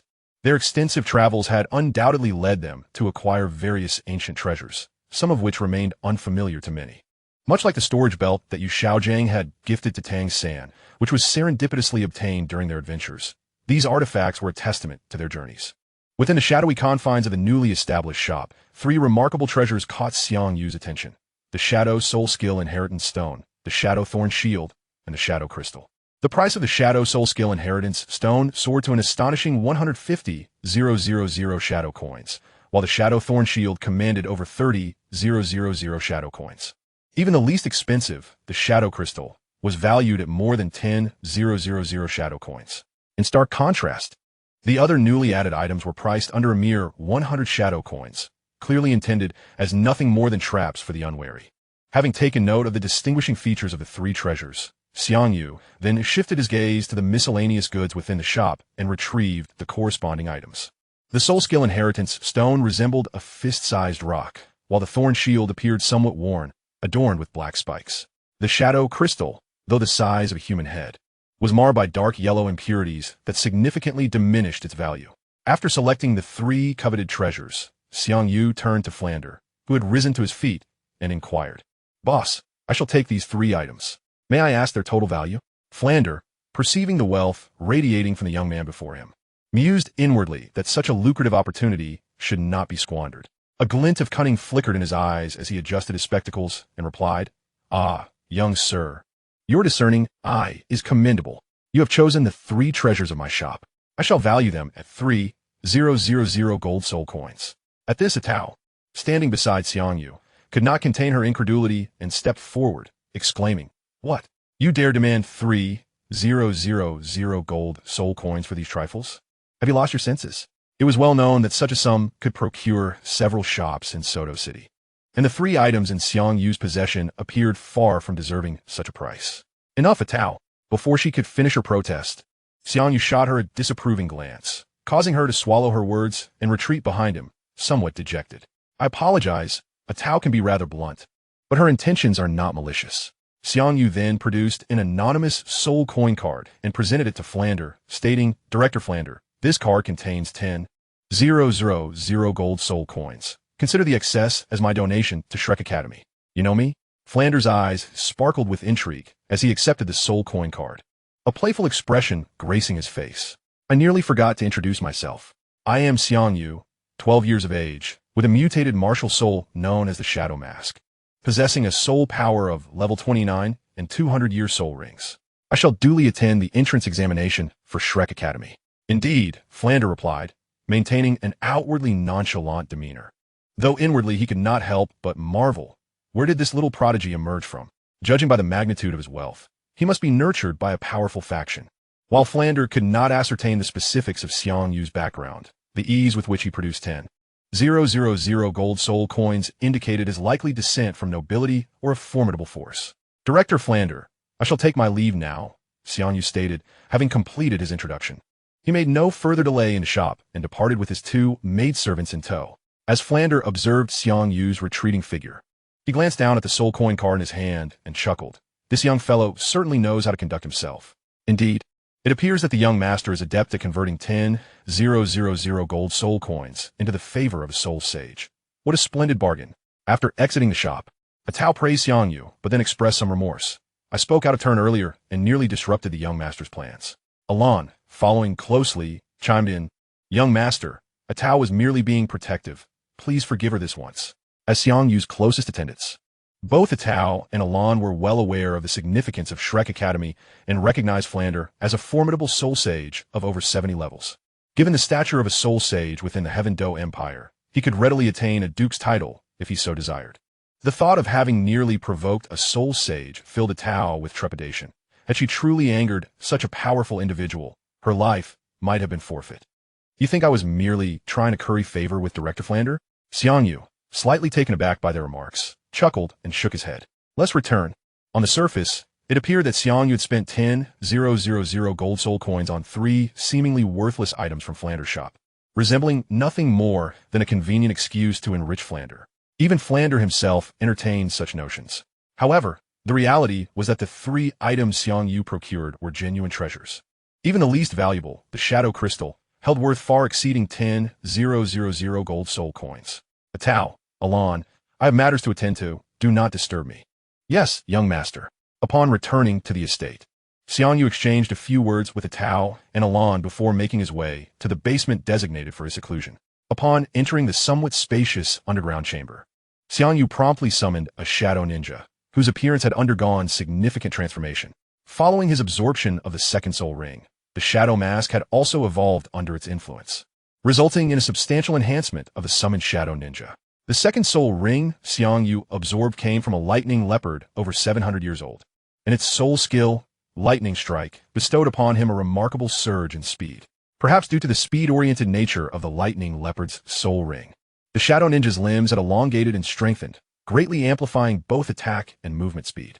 Now, the shadow ninja stood nearly 9 meters tall, draped in dark-scaled armor that emanated a formidable aura. Furthermore, the 200-year soul rings Xiang Yu absorbed had been transformed into shadow soul rings, allowing for the enhancement of his soul power limit through the use of shadow coins. Based on Xiang Yu's acquired knowledge, a soul master could typically endure a soul power limit of around 700 years when absorbing their third soul ring. Exceeding this threshold posed the risk of being overwhelmed by one's own soul power.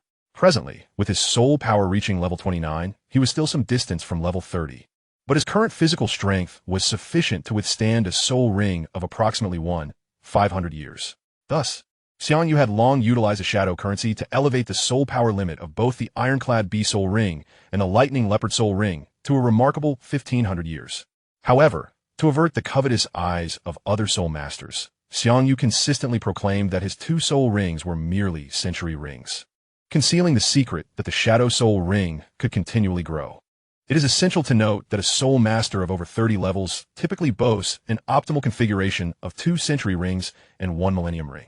Although Xiang Yu currently possesses only 2 soul rings, both of which have reached the impressive limit of 1,500 years, his strength is formidable enough to defeat an average soul master in direct combat.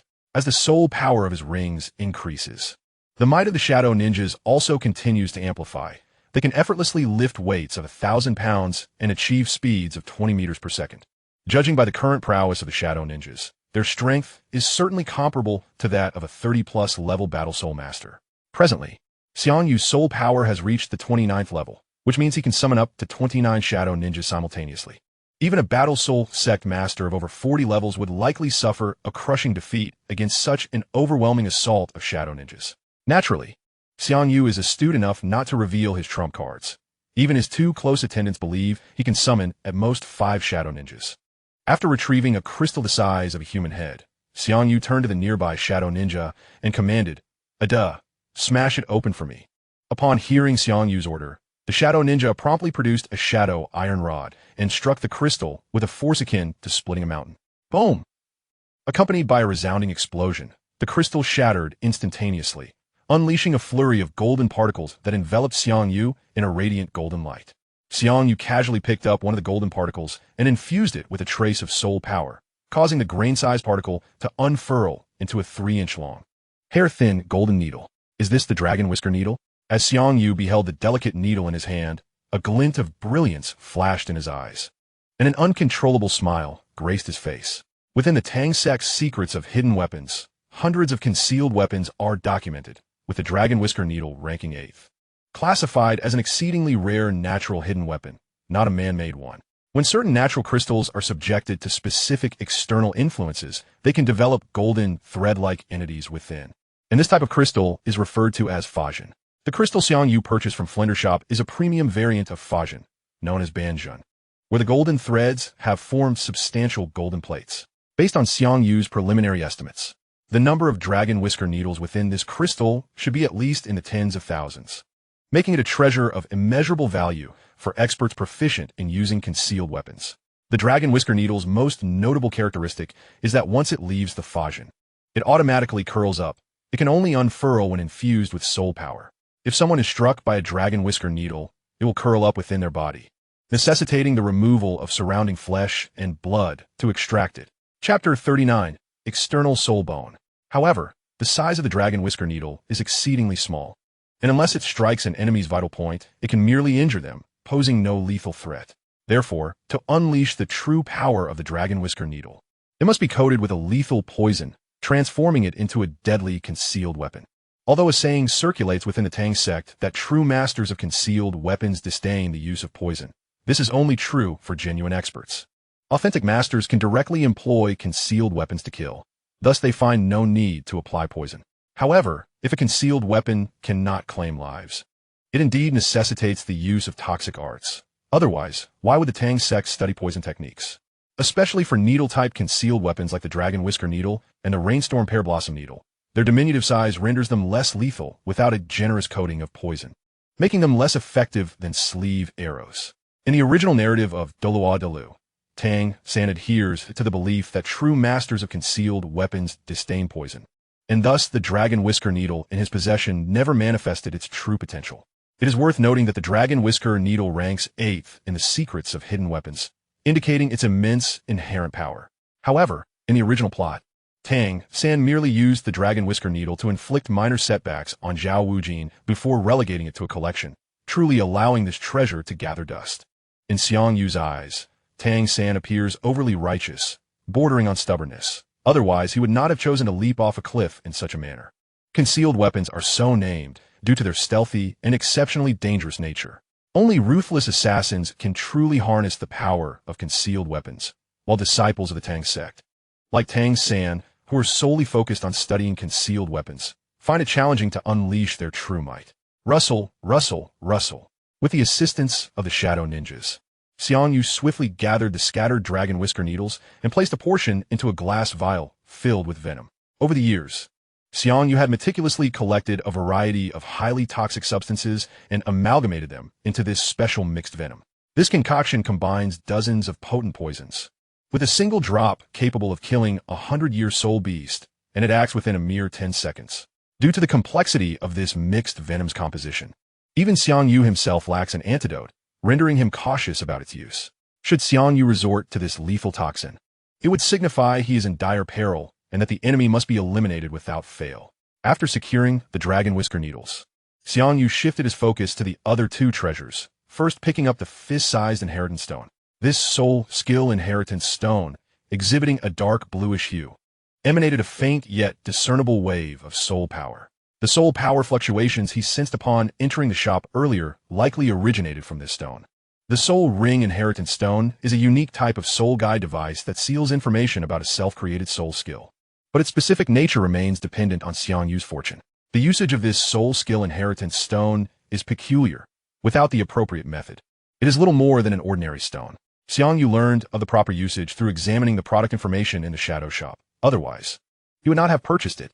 With a swift motion, according to the instructions provided, Xiang Yu bit his finger, allowing a drop of blood to fall onto the soul skill Inheritance Stone, then pressed the stone against his forehead while channeling his soul power into it. Boom!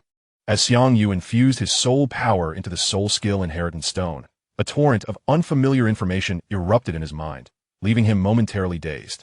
However, as he began to organize and assimilate this information, a joyful smile gradually illuminated his face. For he had acquired a soul skill known as the Soul-Devouring Body Refinement Technique on the Douluo Continent, in addition to the innate soul skills provided by soul rings. Some exceptionally gifted soul masters are capable of creating their own unique soul skills, akin to martial arts. Nevertheless, the majority of soul masters on the continent tend to rely heavily on the soul skills associated with their soul rings, rendering self-created soul skills exceedingly rare. After all, absorbing soul rings to obtain soul skills is far more straightforward than devising one's own, and rather than squandering time inventing new techniques, it is often more prudent to enhance one's soul power and absorb a more formidable soul ring. The Soul-Devouring Body Refinement Technique that Xiang Yu had just learned was a self-created soul skill that had been lost for several millennia. It serves as a rather unique auxiliary soul skill. The essence of the Soul-Devouring Body Refinement Technique is to enable practitioners to fully absorb the energy contained in food, utilizing this energy to fortify their physical constitution. Although soul masters possess a physique far superior to that of ordinary individuals, they still appear rather frail when compared to soul beasts of the same level. The original creator of the Soul-Devouring Body Refinement Technique likely intended to strengthen the physique of soul masters to compensate for their inherent weaknesses. According to the information Xiang Yu processed, the efficacy of the technique improves with the energy content of the food consumed. Thus, the higher the grade of soul beast meat, the more energy it typically contains. After meticulously organizing the information in his mind, Xiang Yu murmured, "It seems I must find a way to collect some high-grade soul beast meat in the future. Fortunately, I am not lacking in funds at present." Upon concluding his thoughts, Xiang Yu's gaze fell upon a somewhat worn thorn shield, or more accurately, the external soul bone of a 1,000-year thorn turtle. Indeed, this seemingly tattered thorn shield was, in reality, the external soul bone of a 1,000-year thorn turtle. Had it not been for Xiang Yu's encounter with the product information in the shadow shop, he would never have suspected this object to be an external soul bone. In the treasure rankings acknowledged by soul masters, the value of external soul bones is second only to that of 100,000-year soul rings, their rarity far surpassing that of ordinary soul bones. Moreover, the most distinctive feature of external soul bones is their ability to evolve alongside the increase of their owner's soul power, making early absorption of external soul bones significantly beneficial for a soul master's strength enhancement. Regrettably, external soul bones possess a critical drawback. Only the initial user can benefit from them, as the subsequent user, lacking the corresponding soul ring, is unable to utilize the external soul bone. Although transactions involving soul bones occur on the Douluo Continent, external soul bones are seldom traded. Even when they do appear, they are typically auctioned as rare collectibles, their intrinsic value not particularly high. Since Xiang Yu had not absorbed the soul ring of the 1,000-year thorn turtle, the thorn shield-shaped external soul bone held little significance for him. However, Xiang Yu's true interest did not lie in the thorn shield. He merely wished to keep this external soul bone as a collectible. His true focus remained on the Shadow Thorn Shield. Based on the product information of the Shadow Thorn Shield, although it is also an external soul bone, its absorption requirements are not as stringent as those of ordinary external soul bones. Because the Shadow Thorn Shield is a shadow external soul bone, it only necessitates that the absorber possesses a shadow attribute soul ring for absorption. The specific attributes of the Shadow Thorn Shield are as follows. Shadow Thorn Shield. Accompanying skill, Thorn Aura, soul power of 3,286 years, priced at 32,860 shadow coins. After reviewing the attributes of the Shadow Thorn Shield, Xiang Yu promptly spent over 30,000 shadow coins to purchase it, integrating it into his back. Although soul bones impose certain requirements on the user's physique and soul power, these requirements are relatively lenient. With Xiang Yu's current soul power at level 29, he could absorb soul rings not exceeding 1,500 years, whereas for soul bones, he could endure those around 5,000 years in power. Xiang Yu's confidence stemmed from having raised the soul power limit of the Shadow Unicorn Skull to 5,000 years. Once the Shadow Thorn Shield was fully integrated into Xiang Yu's being, relevant information regarding the soul skill emerged in his mind, prompting him to exclaim in astonishment, "Incredible! Truly worthy of being an external soul bone." The soul skill information that surfaced revealed that the Shadow Thorn Shield, in addition to its inherent Thorn Aura skill, further augmented his physique and defensive capabilities, enhancing them by 50. Moreover, the Thorn Aura itself is a remarkably powerful soul skill, enabling Xiang Yu to summon a protective aura that envelopes targets within its radius, granting them a defensive shield that lasts for 10 minutes. This protective shield's energy limit is equivalent to Xiang Yu's soul power. As long as an enemy's attack does not exceed this energy threshold, it will be directly reflected back. Crucially, the Thorn Aura skill can be employed not only on Xiang Yu himself but also on other targets, rendering it exceedingly practical. However, the Thorn Aura does exhibit several notable drawbacks. Each use consumes 10% of Xiang Yu's soul power, and each target can only receive one Thorn Aura at a time. 2 days later, in the outskirts outside the southern gate of Soto City, Xiao Wu, dressed in a pink gown, gazed at a nearby village bustling with people. Her charming face filled with confusion as she asked, "Xiang Lauda, are you certain you haven't taken a wrong turn? Indeed, this is the registration site for Shrek Academy. Look, there's the sign for Shrek Academy." Xiang Yu replied earnestly, pointing to the somewhat dilapidated sign at the village entrance. Xiao Wu, observing the worn sign, let her rabbit-ear decorations droop, her voice tinged with exasperation. "But I feel like this place is even worse than the nodding Intermediate Soul Master Academy. Tang-san, could it be that Master is playing a prank on us?" Tang-san, witnessing her reaction, could not help but wear a wry smile, saying, "Now that we're here, let's take a look before making any judgments." Not only were Tang-san and Xiao Wu perplexed, but the other parents and students waiting in line to register were also buzzing with speculation. Is this truly a Soul Master Academy? And one that claims graduation guarantees the title of a noble viscount in the Empire?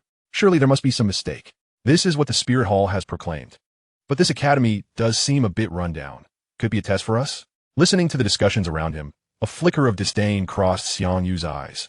These individuals were so naive as to come to register without even knowing the conditions for admission to Shrek Academy. "Xiao Yu, brother."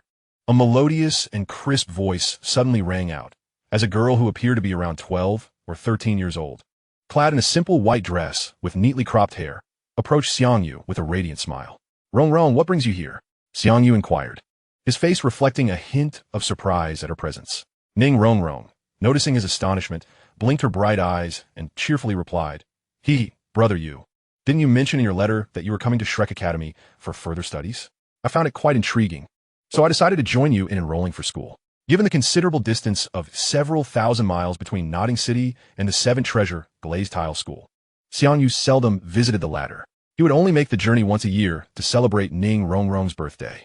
However, on occasion, Xiang Yu and Ning Rongrong would correspond through carrier pigeons, with the task of delivering messages entrusted to the tireless Shadow Crow. With its remarkable speed, it could fly from Nodding City to the Seven Treasure Glazed Tile School in just a couple of days, making it an ideal messenger. Upon seeing Ning Rongrong, Xiao Wu instinctively felt a sense of familiarity, but couldn't quite place where she had seen her before. She tugged at Xiang Yu's sleeve and asked, "Big brother Xiang, who is she? Can you introduce us to her and Xiao-san?"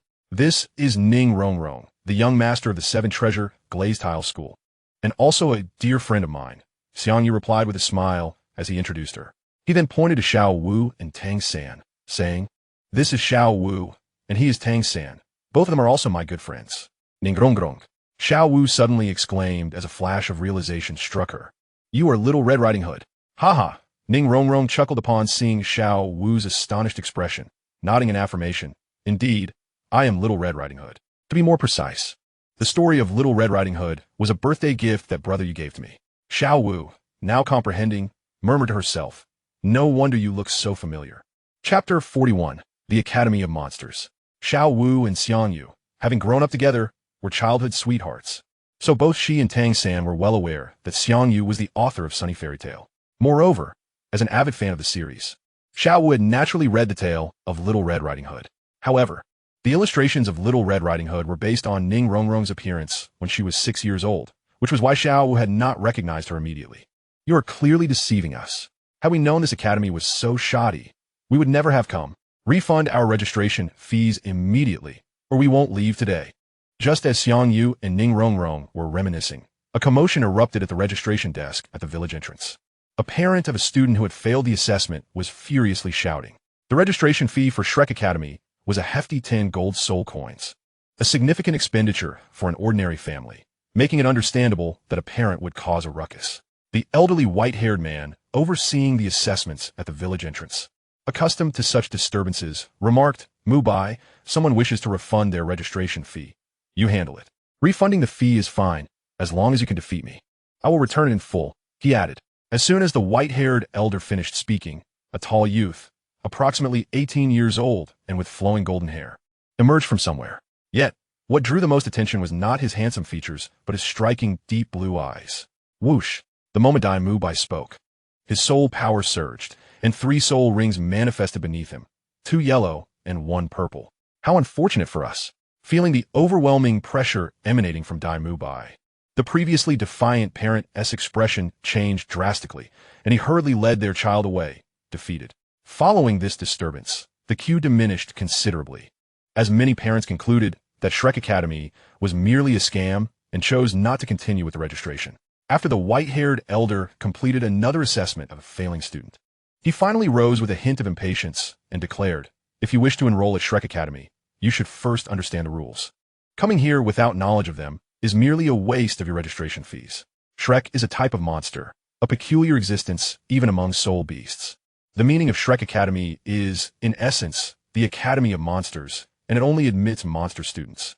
Thus, anyone over the age of 13 or lacking a soul power of at least level 21 should not waste their time here." As the elder's words resonated, a formidable aura erupted from him, overwhelming the crowd with a powerful pressure. A brilliant red light burst forth from his being, and a long staff, intricately adorned with countless fine patterns, appeared in his right hand. 6 soul rings, exclaimed a parent, unable to contain their shock upon seeing the 6 soul rings floating around the elder. A soul emperor, aside from Xiang Yu and Ning Rongrong, who maintained their composure. The rest, including Tang San and Xiao Wu, were thoroughly awed by the elder's prowess. It was well known that in the entire Barak kingdom, those above level 60 were exceedingly rare, and no one would have expected this seemingly unassuming old man to possess such strength. Bang! The elder's staff struck the ground, producing a dull thud that caused many in attendance to stumble. "Continue the registration," he stated flatly.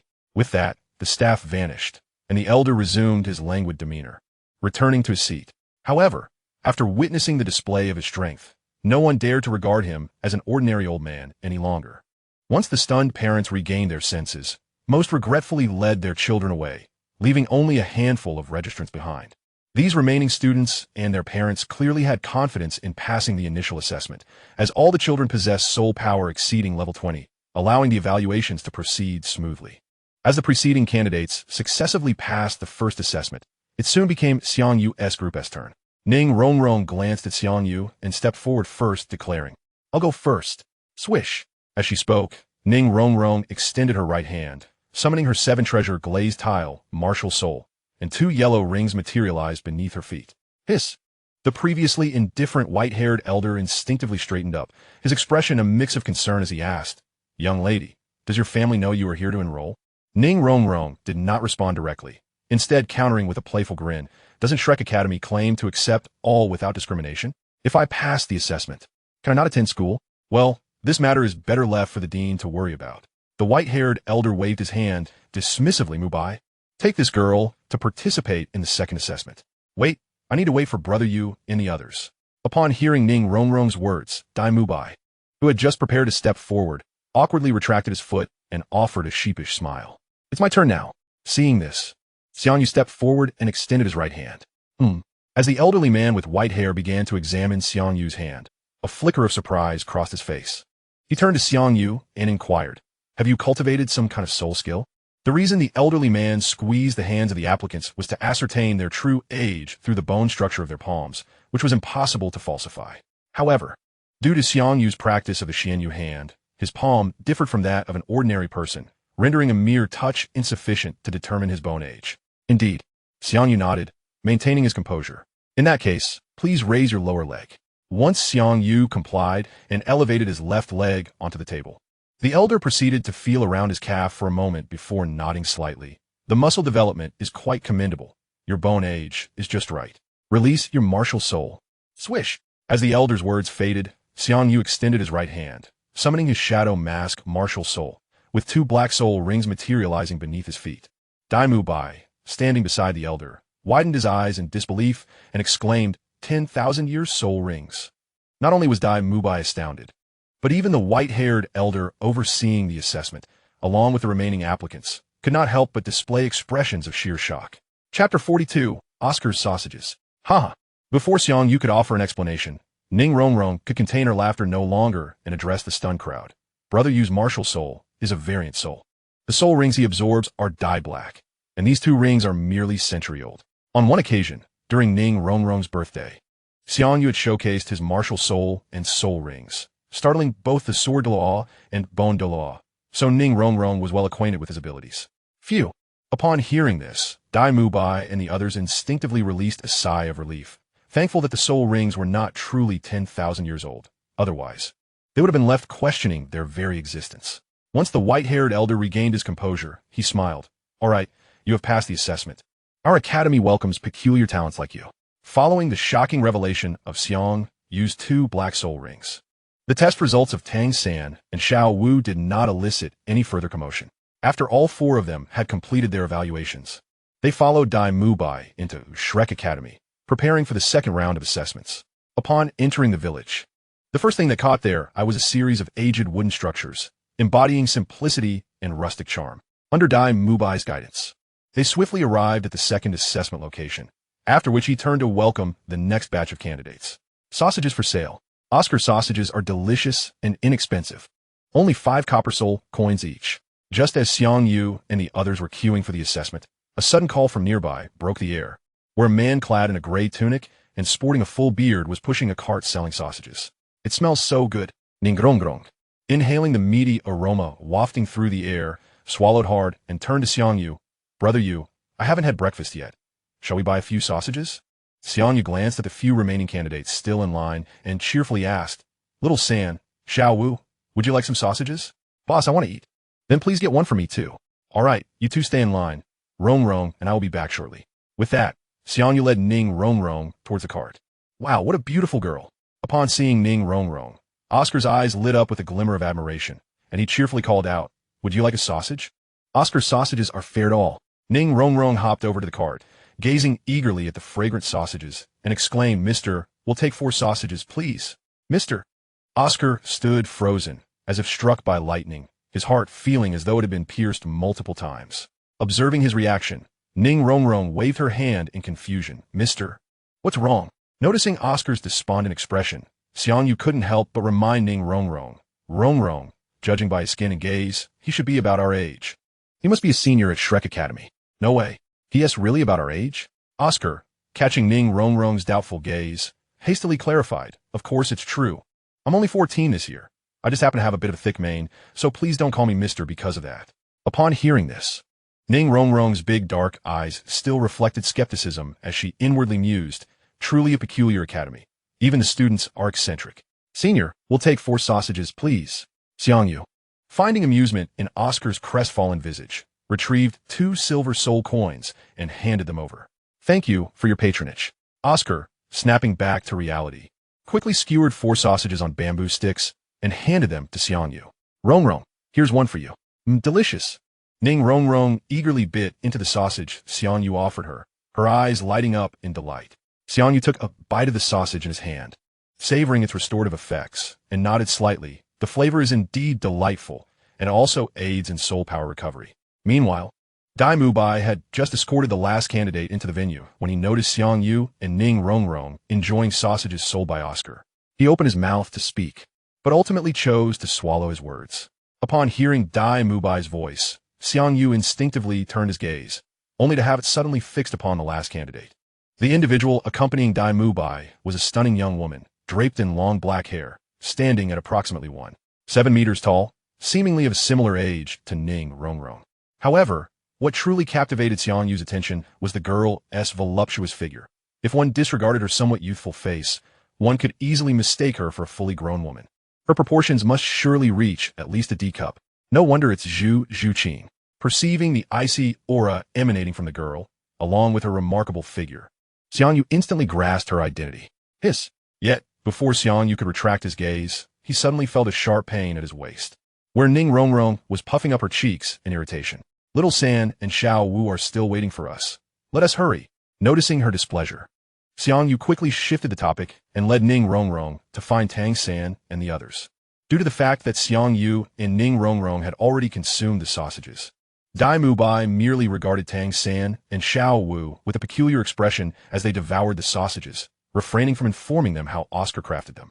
After all, the soul incantations Oscar recited during the sausage-making process were exceedingly ambiguous, and Dai Mubai harbored concerns that Ning Rongrong and the others might feel nauseated upon hearing them.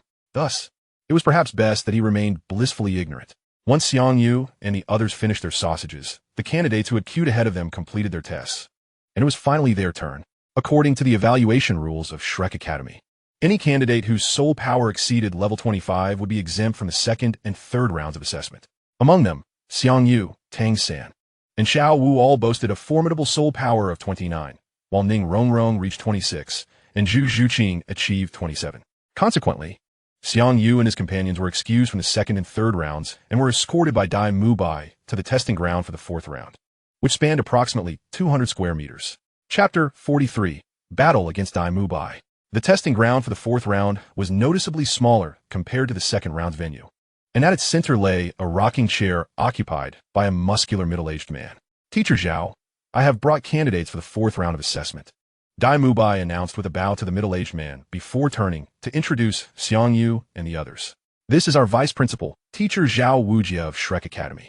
He is a formidable soul sage of level 76 and the supervising instructor for this round. Soul Sage, except for Xiang Yu and Ning Rongrong. Tang San and the others could not help but display expressions of astonishment upon hearing Dai Mubai's introduction. Soul Sages are powerful beings capable of battling thousands on the battlefield, and they're indeed a rare sight across the Douluo Continent.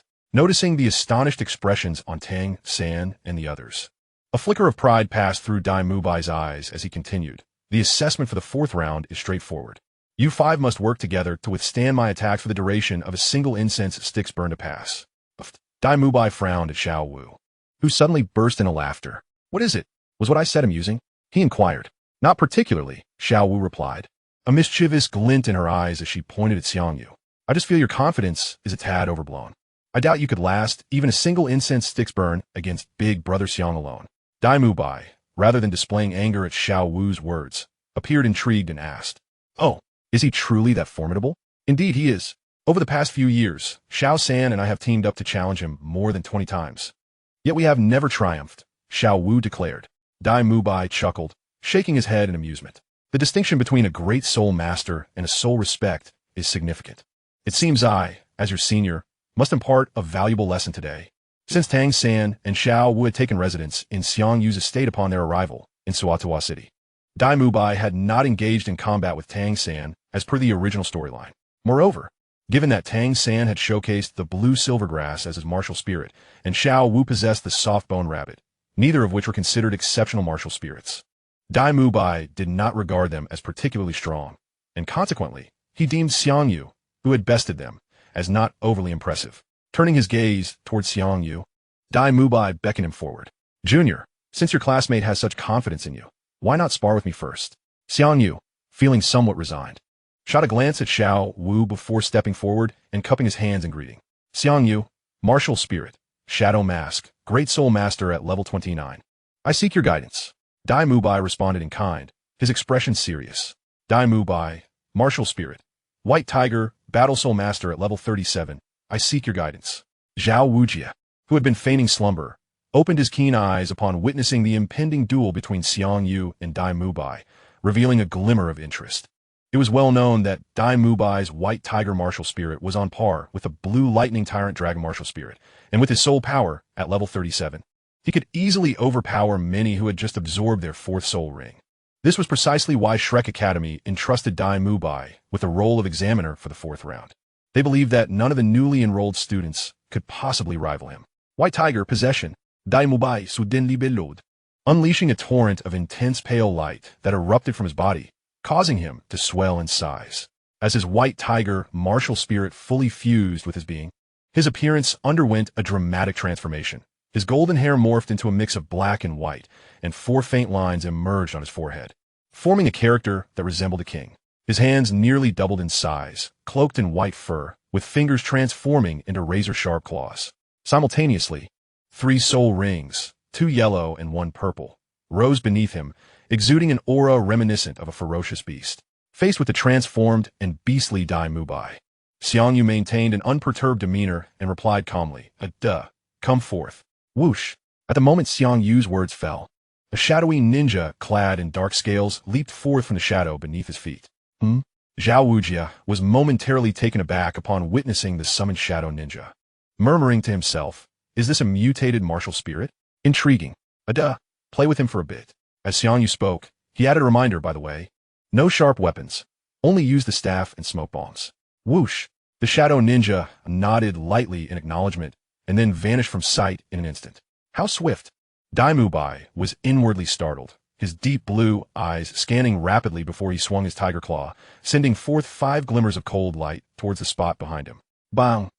In the very instant Dai Mubai launched his claw attack, the shadow ninja appeared behind him, raising its shadow staff to strike down. The 2 forces collided with a resounding crash. Bang bang bang! To Xiao Wuji's astonishment, Dai Mubai was actually sent flying by the shadow ninja strike, stumbling back several meters before regaining his footing. Such immense strength. As Dai Mubai felt the waves of soreness coursing through his hand, he cast a glance at his trembling right claw, his expression turning grave. From their brief exchange, he was certain that the force behind the shadow ninja's strike exceeded 1,000 pounds. Without utilizing soul skills, he would undoubtedly face defeat. Junior, I admit I underestimated you earlier, but now you shall understand the gap that lies between us, Dai Mubai declared, and, as he spoke, the purple soul rings encircling him erupted with a dazzling light, and his form underwent yet another significant transformation. As Dai Mubai unleashed the soul skill of his 1,000-year soul ring, his physique expanded once more, and dark horizontal stripes emerged upon his skin. His sharp tiger claws grew even larger, transforming into a silvery hue, while a golden radiance enveloped his entire being, exuding the majestic aura of a king of beasts. Oscar, who had hurried over after selling sausages to join the fray, was taken aback upon witnessing Dai Mubai activate his 3rd soul skill, muttering to himself in astonishment. Boss Dai actually went straight for his 3rd soul skill. However, it's only natural. In front of these 3 beautiful junior sisters, if Boss Dai doesn't showcase his prowess, he wouldn't be the Boss Dai we know. Chapter 44, The 5-Fold Shadow Ninja. This is my 3rd soul skill, the White Tiger Diamond Transformation. I endured tremendous hardships to acquire this soul ring, ultimately hunting down a 1,000-year-old Diamond Tiger Spirit Beast. The White Tiger Diamond Transformation allows me to maintain this form for half an hour, during which my resistance to abnormal states, as well as my attack power, defense, and strength are all doubled. Dai Mubai's eyes glowed with a crimson light as he introduced his soul skill in a resonant voice to Xiang Yu and the others. With a sudden burst of power from his feet, he dashed towards the shadow ninja, leaving behind a fleeting afterimage. Faced with the oncoming Dai Mubai, resembling a ferocious tiger descending from the mountains, the shadow ninja remained unfazed, raising the shadow staff in his hand and meeting him head-on with a forceful strike. Boom! At the moment Dai Mubai's tiger claw collided with the shadow ninja's staff, a thunderous roar erupted, and the ground beneath their feet instantly cracked, creating a depression several centimeters deep within a radius of several meters. Could it be? This guy can actually withstand Boss Dai's attack. Oscar's expression turned incredulous as he witnessed the shadow ninja withstand Dai Mubai's strike without losing ground. It was well known that after Dai Mubai transformed, his strength surged to over 1,000 pounds, and his tiger claws could effortlessly sever ordinary steel. Xiao Wudi appeared outwardly calm, yet inwardly he marveled. One impressive mutated martial soul. He truly is a little monster. If Xiang Yu were a soul master of over 30 levels, Zhao Wujie would not have been too surprised that his mutated martial soul could withstand Dai Mubai's assault. However, Xiang Yu was merely a 29th level Great Soul Master, and his mutated martial soul could resist Dai Mubai's attack, which was somewhat alarming. Of course, had Zhao Wujie known that Xiang Yu's 200-year soul rings had indeed been elevated to the level of a 1,000-year soul ring, he might not have been so astonished. Observing the stalemate between Dai Mubai and the Shadow Ninja, Xiang Yu decisively commanded, "Ada, use the smoke bomb, and end this quickly." Bang! Upon hearing Xiang Yu's words, Ada exerted force to push Dai Mubai back a step, then produced a smoke bomb and hurled it to the ground, enveloping a 10-meter radius in a thick cloud of darkness. This is bad. Dai Mubai's expression shifted dramatically at the sight, hastily covering his mouth and nose with his left hand, fearing that the black mist might be toxic, while remaining on guard for a possible ambush from the Shadow Ninja. However, in his vigilance, he failed to notice the Shadow Ninja emerging from the shadow beneath his feet. With a swift motion, the Shadow Ninja thrust half of his body out from Dai Mubai's shadow, forming his hands into a tiger seal before executing a precise and deadly 1,000-year kill. The spectators standing outside the smoke's reach instinctively shivered at the piercing scream, which resonated with an unsettling intensity. As the black mist slowly dissipated, revealing the figures of Dai Mubai and the Shadow Ninja, it became evident that Dai Mubai was half kneeling on the ground, his white tiger diamond transformation state having been undone. Oscar rushed to Dai Mubai's side, concern evident in his voice. "Boss Dai, what happened? Are you alright?" Feeling a searing pain in his lower region, Dai Mubai's face turned pale as he exclaimed, "No time for nonsense. Quickly give me a recovery sausage." "Oh right." Oscar, seeing Dai Mubai's anger, refrained from further discussion and promptly summoned his martial soul, proclaiming, "I have a big sausage." As Oscar completed this ambiguous incantation, his first soul ring erupted with brilliance, conjuring a red sausage in his hand. Upon witnessing this, Xiao Wu and Ning Rongrong's expressions soured instantly, and even Tang San's mouth twitched. The pure shall remain pure, while the tainted shall be tainted. Noting the unpleasant expressions on Xiao Wu and her companions, Xiang Yu remarked nonchalantly, "Though Oscar's incantation may be somewhat ambiguous, the sausages he produces are quite effective." While Xiao Wu and her friends still bore uneasy expressions, they found Xiang Yu's composure somewhat alleviating. After consuming the recovery sausage, Dai Mubai felt the pain in his lower region subside. He instinctively stepped back a few paces from the Shadow Ninja, his expression grim as he declared, "I concede." Xiao Wu, hearing Dai Mubai admit defeat, grinned triumphantly. I told you Boss Yang is the strongest." Ning Rongrong nodded in agreement, her expression brimming with pride, while even Zhu Zhuqin cast a curious and probing glance at Xiang Yu. Suddenly, Zhao Wujie reprimanded, "Fool, a 37th level Battle Spirit Master losing to a 29th level Great Soul Master. His mutated martial soul is formidable, but can't you attack his actual body?" Upon hearing Zhao Wujie's words, Dai Mubai's expression shifted slightly, and he quickly admitted his mistake. "Teacher Zhao, I was wrong." Dai Mubai had instinctively sought to impress the new junior sisters, which led him to confront the Shadow Ninja directly, overlooking Xiang Yu, whom he perceived as a weak soul master. "Teacher Zhao, it seems we might have misjudged Senior Dai. I never said I could only summon one Shadow Ninja." Just as Zhao Wujie prepared to continue his reprimand, Xiang Yu interjected, "You four come out as well." With a whoosh, 4 Shadow Ninjas sprang forth from his shadow, encircling him like the 4 heavenly kings. "Oh my!" Dai Mubai and Oscar exclaimed in unison, astonished at the sight of 5 Shadow Ninjas present. Given that Xiang Yu was currently only at the 29th level, his ability to summon Shadow Ninjas capable of defeating Dai Mubai was already remarkable, prompting Zhao Wujie to assume he could summon only one. Zhao Wujie's mouth twitched, at a loss for words. "Teacher Zhao, may I inquire if we have passed the assessment?" Noticing Zhao Wujie's astonished expression, Xiang Yu inwardly scoffed. "Is 5 really that surprising? If you knew I could summon 29, you'd probably be speechless. You have passed the assessment, but they have yet to." Upon regaining his composure from his initial astonishment, Zhao Waoqi first bestowed a gentle smile upon Xiang Yu, then turned to Tang San and the others, saying, "It just so happens that I'm feeling a bit weary from lying down, so I shall take this opportunity to stretch my limbs. If you can withstand my efforts for the duration of a single incense stick, this assessment shall be deemed a success for you." Chapter 45. The Unmoved King of the Heart. "What?" Upon hearing Zhao Waoqi's words, Tang San and the others' expressions shifted dramatically. It is worth noting that Zhao Waoqi is a formidable spirit saint at level 76. It would be no small feat for even the four of them, who are ranked in the 40s, to endure for that long against him. Of course, this is merely an entrance examination. Xiao Waoqi would not genuinely harm them, yet the challenge remains significant. Observing the drastic change in the four's countenance, Xiao Waoqi chuckled. Do not fret too much, young ones. I shall grant you the time of one incense stick to familiarize yourselves with each other's spirit abilities. The formal test shall commence thereafter, and as long as any one of you can remain standing at the end of that time, you shall pass. He added, I wish to make one thing clear. Do not attempt to resort to underhanded tactics. Even if you four attempt to flee separately, I will capture each of you in turn. This will only hasten your defeat. Your sole hope of success lies in coordinating your spirit abilities to endure for the duration of the incense stick. Xiang Yu inquired, Teacher Zhao, may I join them in the assessment? Of course not. Xiao Waoqi abruptly countered. They must rely solely on their own strength to pass. You scoundrel! Ning grong grong ethklaimet. Making a face at Xiao Waoqi, Xiang Yu affectionately patted Ning Rongrong's head, soothingly assuring her, Do not worry, Rongrong. Even if I cannot participate, I believe the four of you possess the strength to succeed.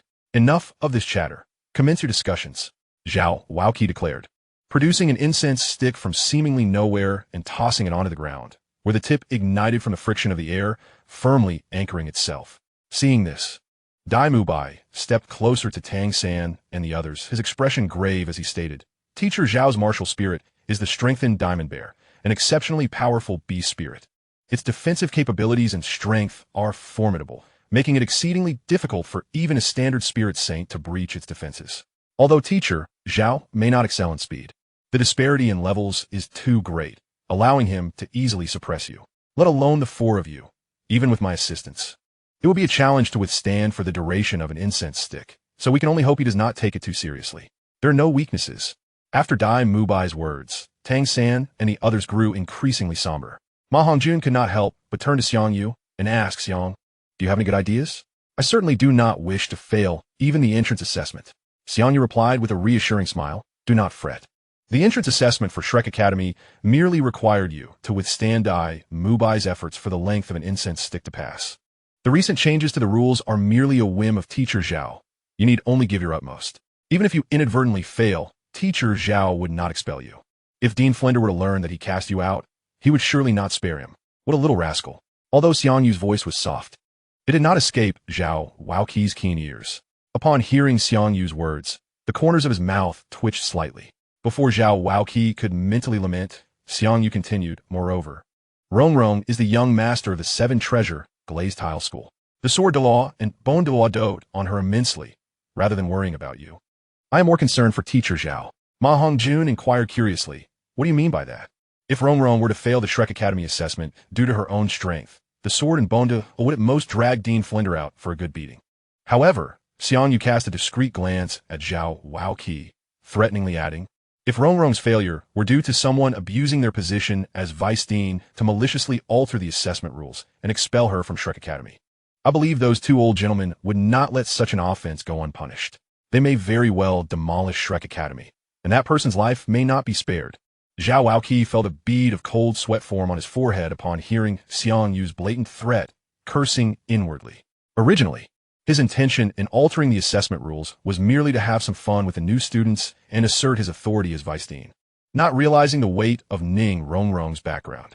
Although Xiao Waoqi ranks among the elite of the Spirit Saints, he would likely be unable to withstand even one move from the likes of the Sword Douluo and Bone Douluo, should Xiao Waoqi truly expel Ning Rongrong from Shrek Academy. Leading her to complain to the Sword and Bone Douluo, he would likely face dire consequences. Very well, these children have already met the Academy's admission standards. I shall temper my actions, Xiao Waoqi thought to himself, ultimately deciding to exercise restraint for the sake of a peaceful resolution.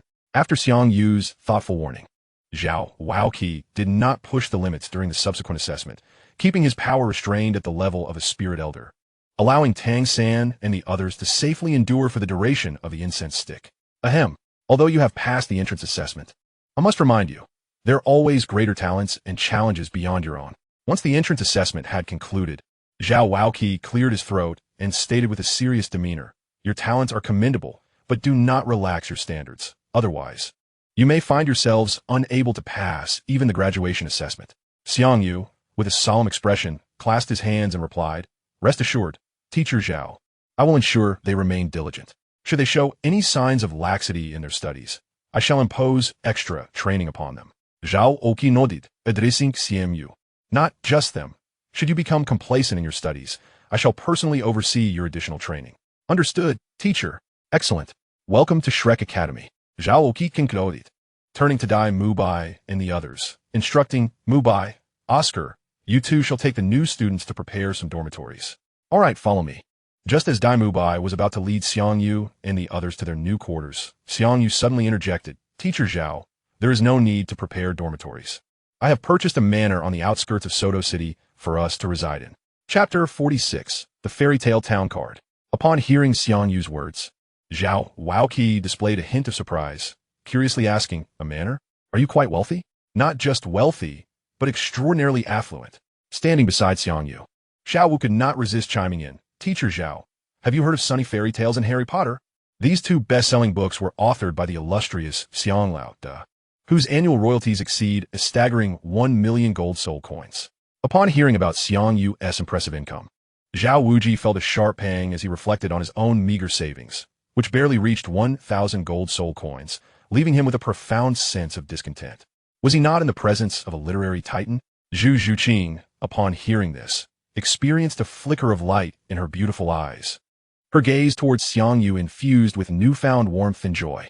Having grown up reading Sunny Day Fairy Tale, she was not only an ardent admirer of the book, but also a devoted fan of its author, Sunny Day. While Zhu Zhuqing was secretly observing Xiang Yu, Ning Rongrong suddenly took her hand and proposed, "Zhuqing, since Xiao Yuge and the others are not residing here, why don't we move to Xiao Yuge's estate instead? After all, the dormitories here are still not ready." Ning Rongrong's decision to enroll at Shrek Academy was primarily motivated by Xiang Yu, though she felt embarrassed to admit that she wanted to move into his estate alone. Hence, she invited Zhu Zhuqing to join her. Zhu Zhuqing hesitated and said, "Wouldn't that be a bit inconvenient? After all, unlike you, Ning Rongrong, I'm only meeting Xiang Yu for the first time today. Moving directly into his home feels somewhat awkward. What is there to be embarrassed about? With both me and Xiao Wu not staying in the academy, you would be the only girl left. Do you really want to live with those few smelly boys?" "All right then." Ning Rongrong's words were like the final straw that compelled Zhu Zhuqing to choose residing at Xiang Yu's estate. Dai Mubai and Oscar, observing the situation, felt a similar desire to move to the estate but refrained from saying anything, as they were already established students at Shrek Academy, having lived there for several years. As today marked the first day of the new school year at Shrek Academy, there were no additional classes. Once the admission assessments concluded, Xiang Yu led Ning Rongrong and the others back to his estate. Initially, he intended to have Anna select 2 empty rooms for Ning Rongrong and Zhu Zhuqing. But Ning Rongrong boldly claimed the room adjacent to Xiang Yu's bedroom, while Zhu Zhuqing took the room next to hers. Knock, knock, knock. Shortly after Xiang Yu returned to his bedroom, he heard a knock on the door, accompanied by Ning Rongrong's cheerful voice asking, "Xiao Yuge, may I come in?" Upon hearing this, Xiang Yu set his book down and replied, "The door is unlocked. Feel free to come in." Once Ning Rongrong entered Xiang Yu's bedroom with Zhu Zhuqing, she playfully pushed Zhu Zhuqing towards him, saying, "Xiao Yuge, Zhuqing expressed a desire to tour your bedroom, so I brought her along." Zhu Zhuqing, hearing this, looked at Ning Rongrong with a hint of doubt in her dark eyes, unable to believe what she just heard, and nervously explained to Xiang Yu, I didn't say that." Noticing the faint blush on Zhu Zhuqing's cheeks, Xiang Yu could easily grasp Ning Rongrong's playful intentions and chuckled. "All right, stop teasing, little Zhuqing. It's clear that you're the one eager to explore my bedroom. I assent to it. Hehe, Ning Rongrong permet, Xiao Yuge. While I want to find Zhuqing to play, I happened to see her collection of Sunny Day, Fairy Tale, and Harry Bubble Rain, and that is how I discovered she is your fan. You surely have signed copies of Sunny Day, Fairy Tale, and Harry Bubble Rain, right? Why not gift a few to Zhuqing?" Surprised by Ning Rongrong's words, Xiang Yu asked, "Really? Little Zhuqing, do you also enjoy reading Sunny Day, Fairy Tale, and Harry Bubble Rain?" "Yes. Your books are wonderfully captivating," Zhu Zhuqing replied, a delicate blush gracing her cheeks as she shyly nodded in affirmation. "Then, in that case, these books are yours," Xiang Yu declared, reaching into his storage belt to retrieve an entire set of 20 volumes of Sunny Day, Fairy Tale along with 10 published volumes of Harry Bubble Rain, all personally signed. "Thank you," Zhu Zhuqing exclaimed. "By the way, since you love these books, you should also like this." Noticing the sheer joy on Zhu Zhuqing's face, Xiang Yu produced a golden box from his storage belt and handed it over to her. Upon seeing the fairy tale town design and the words fairy tale town emblazoned on the golden box, Zhu Zhuqing's black, crystal-like eyes widened in disbelief as she exclaimed, "Fairy tale town. This can't be the fairy tale town collectible box, can it? And it's the golden edition." Ning Rongrong, unable to contain her pride, chimed in, "Indeed, this is the golden edition of the fairy tale town collectible box, and it even contains a complete set of fairy tale town cards. Xiang Yu once gifted me a set as well." The Fairy Tale Town cards were a spin-off card game released in collaboration with the Spirit Hall after the conclusion of Sunny Day Fairy Tale. The complete set consisted of 1,000 cards, crafted from 400 tales of Sunny Day Fairy Tale, featuring characters from the stories. The cards were categorized into 4 quality levels: black iron, bronze, silver, and gold. Black iron cards were made from ordinary steel and depicted minor story characters, while bronze cards were crafted from brass and featured ordinary supporting characters. Silver cards were made from silver and represented classic story side characters, such as the 7 dwarfs from Snow White or the Big Bad Wolf from Little Red Riding Hood. The highest tier, the golden cards, were crafted from gold and showcased iconic fairy tale protagonists such as Snow White, The Little Mermaid, and Cinderella. Given that Sunny Day Fairy Tale spanned 20 volumes and enjoyed immense popularity on Douluo Continent for nearly 2 years, the Fairy Tale Town cards sparked a considerable buying frenzy upon their release. However, despite the high demand for the Fairy Tale Town cards, few could assemble a complete set, as even those with wealth might struggle to do so. Xiang Yu did not sell complete sets, but rather packaged 5 cards together, selling them as card packs. He could never forget the torment caused by card games in his past life, where the title of non-tycoon was a badge of shame. Thus, he aimed to let the people of Douluo Continent experience the thrill of card collecting. According to Xiang Yu's design, each pack would at least contain 1 bronze card, alongside 4 black iron cards, while those fortunate enough could theoretically acquire 5 golden cards. To emphasize the rarity of the golden cards, Xiang Yu announced that anyone who acquired a golden card they did not desire could exchange it at any official card shop for 100 gold soul coins. Given that a single card cost only 5 copper soul coins, the worth of 100 gold soul coins was enough to purchase 2,000 card packs, underscoring their value. Certainly, Xiang Yu would never engage in a losing venture, which is why the number of golden cards is exceedingly limited. On average, a solitary golden card graces only 1 in every 5,000 card packs. For many ordinary citizens, purchasing card packs from Fairy Tale Town is akin to participating in a lottery. Striking gold with a golden card would be a momentous windfall. Moreover, a golden card commands a buyback price of 100 gold soul coins at the official card shop, yet its market value soars even higher. Among the myriad fans of the Sunny Fairy Tale storybook, there exists not only children from humble backgrounds, but also a considerable number of noble offspring. Due to the random nature of cards within the Fairy Tale Town packs, a streak of misfortune could mean that even opening tens of thousands of packs might yield no golden cards at all. For those aristocratic youths who are less fortunate, rather than collecting golden cards through packs, they would prefer to invest substantial sums directly to acquire the coveted cards from others. Take Ning Rongrong, for instance. Shortly after the release of the Fairy Tale Town cards, she expended 5,000 gold soul coins to purchase 100,000 card packs, only to unveil a mere 3 golden cards. For an average commoner, 5,000 gold soul coins could represent a lifetime of earnings. Yet for a little princess like Ning Rongrong, it was merely pocket money, setting aside the allowance her father, Ning Fengji, typically provides. Any single gift she received on her birthday could easily fetch several thousand gold soul coins if sold. Xiang Yu, fully aware of the pitfalls of purchasing card packs, especially for a player like Ning Rongrong, who seems perpetually unlucky, decided to gift her a complete set of Fairy Tale Town cards, thus extinguishing her desire to continue buying packs. "Thank you, Brother Xiang Yu," Zhu Zhuqing said, her gaze lingering on the collection box of Fairy Tale Town cards, her heart swelling with emotion as her eyes softened when she looked at Xiang Yu. Since Zhu Zhuqing awakened her martial soul, her sister had grown distant, leaving her feeling profoundly sorrowful, gradually encasing her heart in ice. Furthermore, due to her sister's exceptional talent, the other members of the Zhu family held little faith in her ability to survive the inevitable sisterly duel, leading them to neglect any attempts to forge connections with her. Hence, Zhu Zhuqing's childhood was not one of happiness. The only source of warmth in her life was the sunny fairy tale penned by Xiang Yu, which reminded her of the close bond she once shared with her sister. Because of this, Zhu Zhuqing harbored a deep fondness for the author of Sunny Fairy Tale, believing that someone capable of crafting such enchanting stories must possess a gentle heart. Zhu Zhuqing's enrollment at Shrek Academy was driven by a sense of resignation, a desire to follow Daimu Bai. This was not due to a lack of resolve, but rather because her sister and brother-in-law, possessing talents no less than her own and Dai Mubai's, were several years her senior, leaving her with little hope of victory. After all, how could the prince of the Star Luo Empire, Dai Mubai, possibly attend Shrek Academy when the Royal Academy's faculty far surpassed that of Shrek's?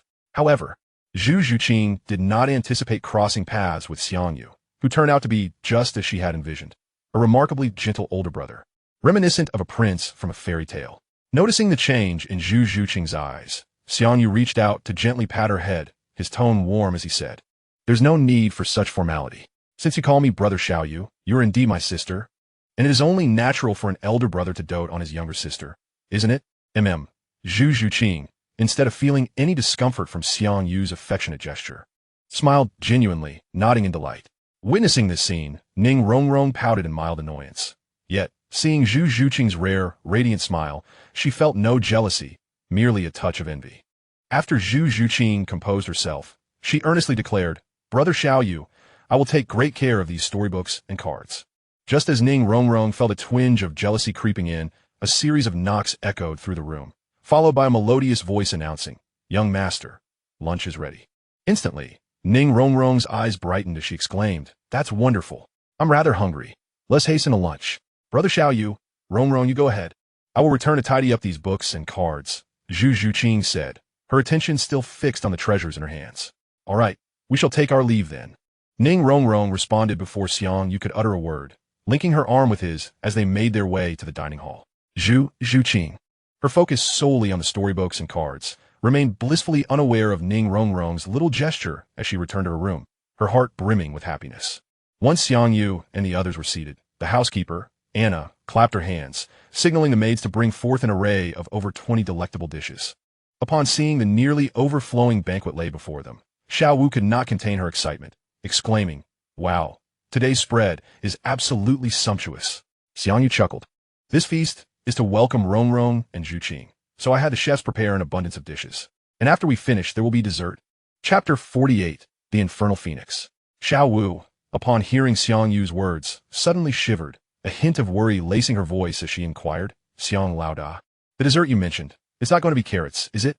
"Fear not, merely some sweet treats and desserts," Xiang Yu reassured her, suppressing a laugh as he waved his hand dismissively. Ning Rongrong, intrigued, turned to Tang San and asked, "What's up with Xiao Wu? Does she really dislike carrots that much?" In truth, Xiao Wu had not always abhorred carrots. On the contrary, she used to relish them. However, during her birthday last year, she had wished for a daily supply of carrots, which led Xiang Yu to gift her a staggering 2,000 pounds of them. Initially, Xiao Wu was thrilled with her present, but as time passed, she grew concerned that the carrots might spoil, leading to quite the humorous predicament. As Tang San recounted the story, he couldn't help but chuckle, finding it difficult to continue, and so, she ended up eating nothing but carrots for a full 3 months, after which she rarely touched them again.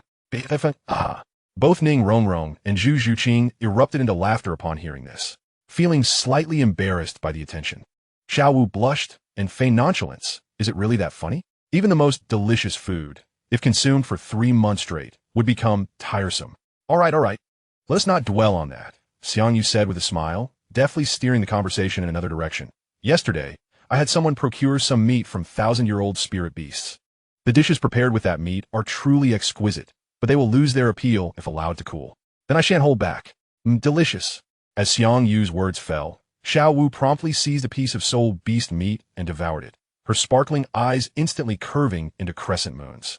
Although Xiao Wu's true form is that of a 100,000-year soul beast, she does not shy away from consuming soul beast meat, provided it is not from rabbit-like creatures. Soul beasts naturally prey upon one another, and some share a predator-prey relationship, akin to that of wolves and sheep. The meat melted in the mouth, rich yet not greasy. Utterly delightful. Ning Rongrong and Zhu Zhuqing, witnessing this, eagerly followed suit and indulged in the delicious fare, their expressions reflecting sheer bliss. Oh, what an exquisite sensation! After savoring a piece of Millennium Soul beast meat, Xiang Yu could not help but squint his eyes in pleasure, not merely due to the delectable taste, but because he felt a slight enhancement in his physical constitution. While ordinary soul masters can absorb a fraction of the soul power from soul beast meat, most of it is squandered. However, the soul-eating refinement method allows for the complete absorption of the soul power contained within Millennium Soul beast meat, utilizing this energy to fortify the practitioner's physique. Upon consuming a piece of Millennium Soul Beast meat, Xiang Yu distinctly sensed a peculiar energy integrating into his being, augmenting his physical prowess. With sustained consumption of high-grade Soul Beast meat, Xiang Yu's corporeal strength could rival that of Soul Beasts of the same rank, or even surpass them. The following morning, after relishing a sumptuous breakfast, Xiang Yu and his companions set forth towards Shrek Academy. Good morning, Xiang Lauda, and everyone. Just as they entered the academy grounds, a soft, melodic voice suddenly rang out, followed by the appearance of a young man with a handsome visage and an elegant demeanor. Yet, despite his striking appearance, he was holding a half-eaten sausage, which rather detracted from his refined aura. Who are you? Xiang Yu, momentarily taken aback by the sausage, queried with uncertainty. Oscar? Ningrongrong. Overhearing Xiang Yu's words, could not suppress her exclamation. No way. He's the sausage vendor? They are completely different people. Yesterday, Oscar sported a full beard, resembling a disheveled middle-aged man, but after shaving, he transformed into a dapper young gentleman. This switch was truly astonishing. Noticing the astonished expressions on their faces, Oscar chuckled sheepishly. Hey, didn't I mention that I'm about your age? By the way, Oscar, we still don't know where our classes are held. Since we happen to run into you, could you kindly show us the way?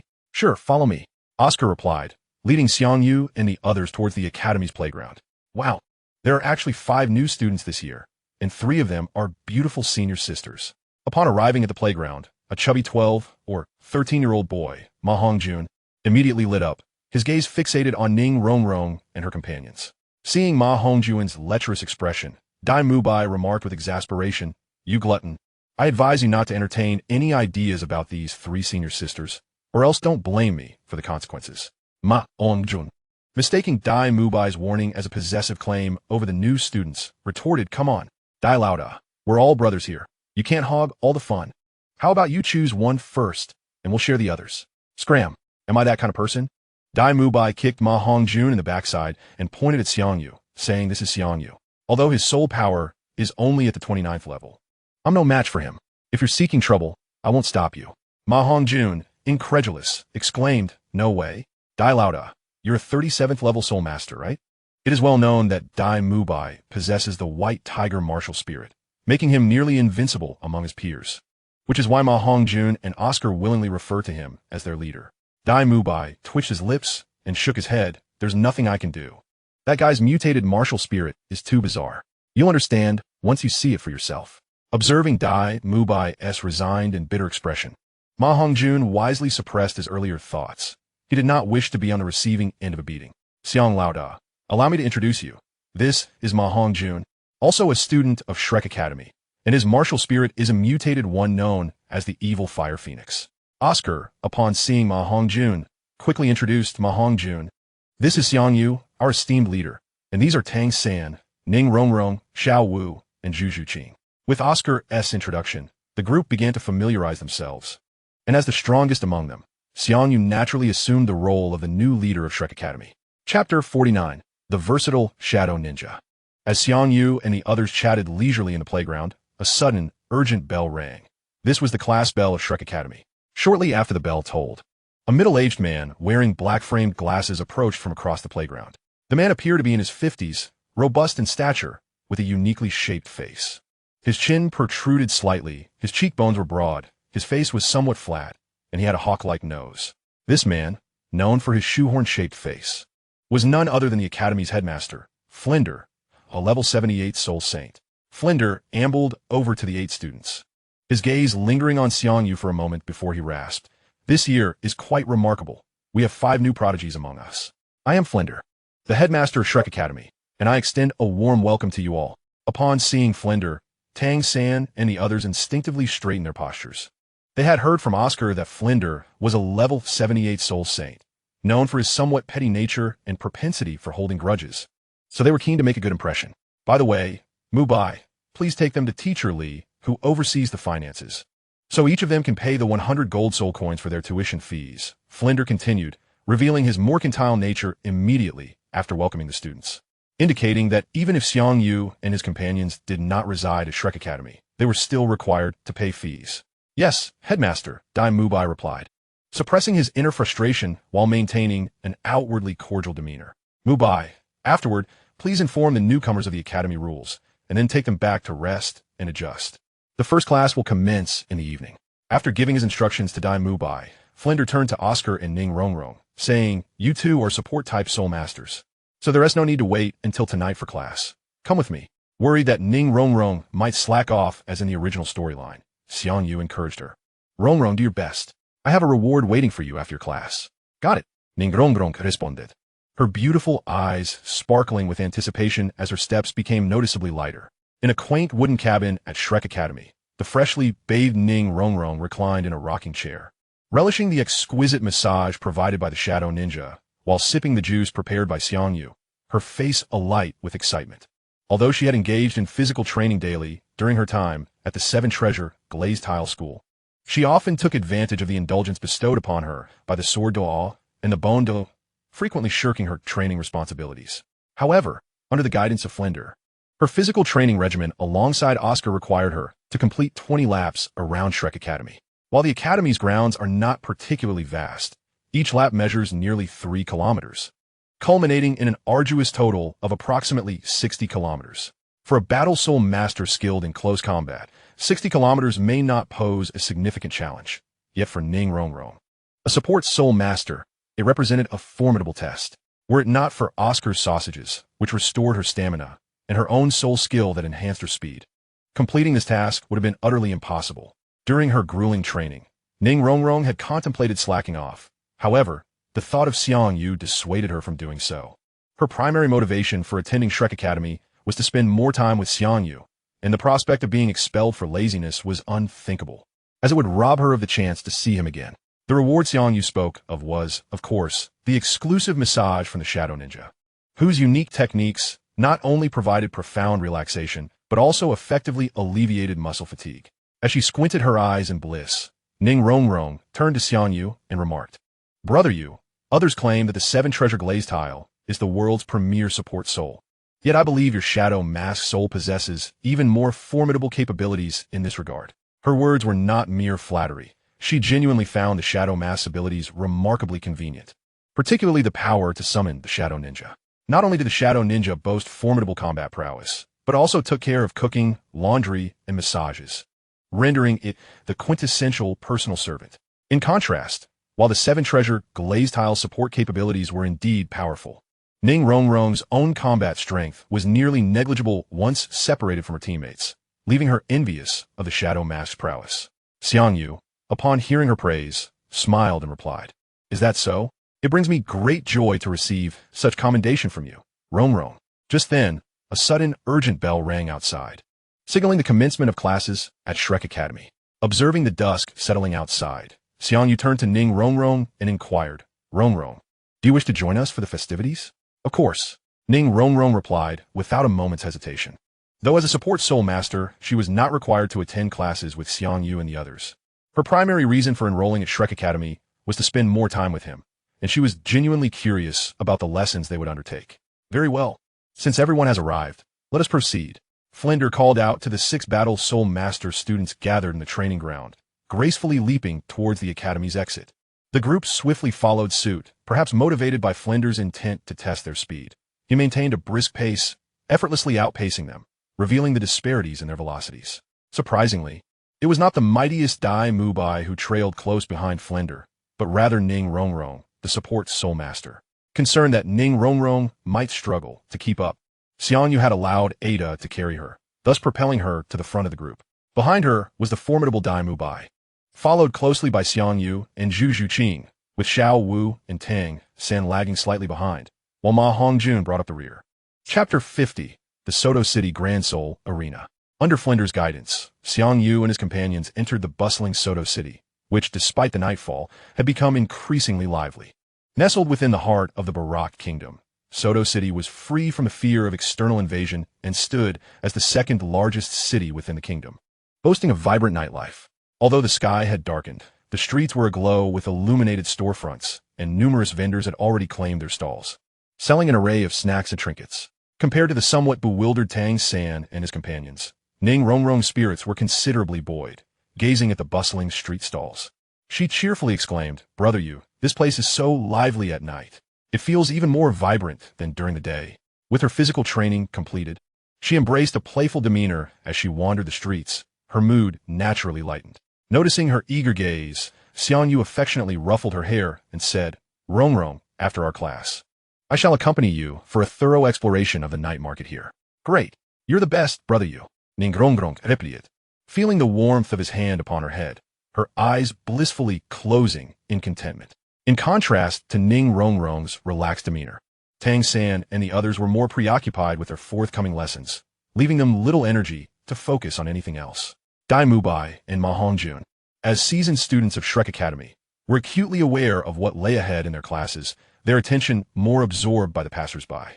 Particularly, Ma Hongjun seemed to have insatiable eyes, often gulping as voluptuous women strolled past, fortunate to remain at the back of the line to shield his less dignified behavior from the others. With some time remaining before class officially begins, "Let us rest here for a moment," Flender suggested as they entered the most bustling commercial street in Soto City. He glanced at the sky before leading them to an inconspicuous tea stall, where he ordered the cheapest cool tea available. Xiang Yu glanced at the frothy tea before him, internally lamenting, true to form, Principal Flender remains as frugal as ever. Perhaps Dai Mubai and the others were unaware, but Xiang Yu had recently gifted Flender 10,000 gold soul coins, yet the principal still hesitated to spend. Xiao Wu, witnessing this, could not suppress her disappointment, saying, "Principal, surely our class won't be held here?" "Of course not. Your classroom lies over there," Flender replied, gesturing towards a towering structure across from the tea stall, its height reaching 100 meters, aglow with a kaleidoscope of colors in the night. Without waiting for Xiao Wu to inquire again, Flender took the initiative to explain. "This edifice is known as the Soto City Grand Soul Arena, a facility exclusive to cities of the main metropolis level. Its vastness can be likened to that of a city itself, serving as a symbol of a nation's prosperity or decline. The so-called Grand Soul Arena is a venue for the combat of martial souls, a battleground for soul masters. Both the Heaven Do Empire and the Star Luo Empire hold the belief that the Soul Arena determines the rise and fall of a nation. What you lack most is practical combat experience. Thus, your first lesson will be in the arena, and the Soto City Grand Soul Arena will serve as your finest classroom." Upon hearing this, Tang Sen couldn't help but furrow his brow and said, "Dean, isn't being a soul master regarded as the most noble profession on the Douluo Continent? How could there be a place like the Grand Soul Arena? Isn't that akin to performing tricks for others like a monkey?" "Xiao San, you are viewing the Grand Soul Arena too narrowly. It possesses a complete and intricate system of its own, and can indeed be regarded as a unique force. It was established by the 7 most prestigious soul master families on the continent, and is not subordinate to either of the 2 empires or the Spirit Hall. It stands as a third-party entity."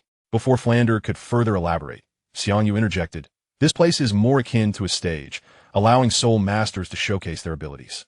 Those who gain fame within the Grand Soul Arena become dazzling stars throughout the nation, reaping not only immense benefits, but also great renown. Furthermore, the Grand Soul Arena is a relatively fair environment. Even if one were to slay a member of a powerful family during a match, there is no need to fear retaliation." Xiao Yu is correct. It is precisely for this reason that many soul masters choose to engage in battles within the Grand Soul Arena to validate their worth. Flander first nodded in agreement with Xiang Yu's assertion, then continued to elucidate. Any soul master, regardless of rank, is represented merely as a soul fighter upon entering the Grand Soul Arena. After securing their first victory, they receive a badge. With each subsequent victory, they earn points, which can be utilized to elevate the badge's rank. The ranks of badges are categorized into 8 levels: iron, copper, silver, gold, purple gold, sapphire, ruby, and diamond. My task for you, before graduating from Shrek Academy, is for Tang San, Xiao Wu, and Zhu Zhuqing to attain the Silver Soul Badge, while Xiang Yu, you're to achieve the Gold Soul Badge." Ningrong. Upon hearing Flander's words, instinctively remarked, "That doesn't seem too difficult." Dai Mubai, observing Ning Rongrong's nonchalant demeanor, couldn't help but chuckle wryly. "Rongrong, don't underestimate the Dean's task. Ma Hongjun and I have been engaged in practical combat here for over a year, yet our badges remain at the iron level. To progress from iron to copper, one requires 100 points. Each victory yields 1 point, while a loss deducts 1. I have participated in 56 battles within the Soto City Grand Soul Arena, with a record of 29 wins and 27 losses, leaving me with a mere 2 points." Ning Rongrong responded with disbelief. "Is that really so? Your strength shouldn't be that feeble, right?" Though Dai Mubai may not be able to best Xiang Yu, it does not imply his weakness. With his 37th level of soul power coupled with the White Tiger martial soul, few soul venerables of the same rank could rival him. Dai Mubai explained, When I first entered the Soto City Grand Soul Arena, my soul power was at the 29th level, and I managed to secure numerous victories. However, after acquiring my third soul ring, I encountered several opponents at the 39th level, resulting in a string of defeats, which naturally hindered my score. Chapter 51, The Mysterious Cat Squad. In the Soto City Grand Soul Arena, competitors are grouped according to their soul rings. The disparity in strength between a soul venerable who has just absorbed their third soul ring and one boasting a soul power of 39 is significant. Understanding this, Ning Rongrong nodded in realization and then took Xiang Yu's hand, saying, "I'm sure Brother Xiao you will secure the gold soul badge." Dai Mubai glanced at Xiang Yu, somewhat helplessly stating, "For Boss Xiang, this is undoubtedly not a daunting task. Given the prowess he has displayed, it would be a mere formality. Even against opponents who are merely second-ring soul masters, even third-ring soul masters would likely find themselves overwhelmed." "All right, it's about time. We shall discuss the specifics once we arrive at the Grand Soul Arena," Flander remarked, glancing at the sky, settling the T-bill, and leading Xiang Yu and the others toward the Soto City Grand Soul Arena. How magnificent! Although they had been at a distance earlier and had not felt the awe of its grandeur, upon approaching the Grand Soul Arena, the sheer size of the structure left them in a state of astonishment. The exterior of the Soto City Grand Soul Arena is elliptical, reaching a height of 120 meters, divided into a main arena and 24 sub-arena, capable of accommodating 60,000 spectators simultaneously.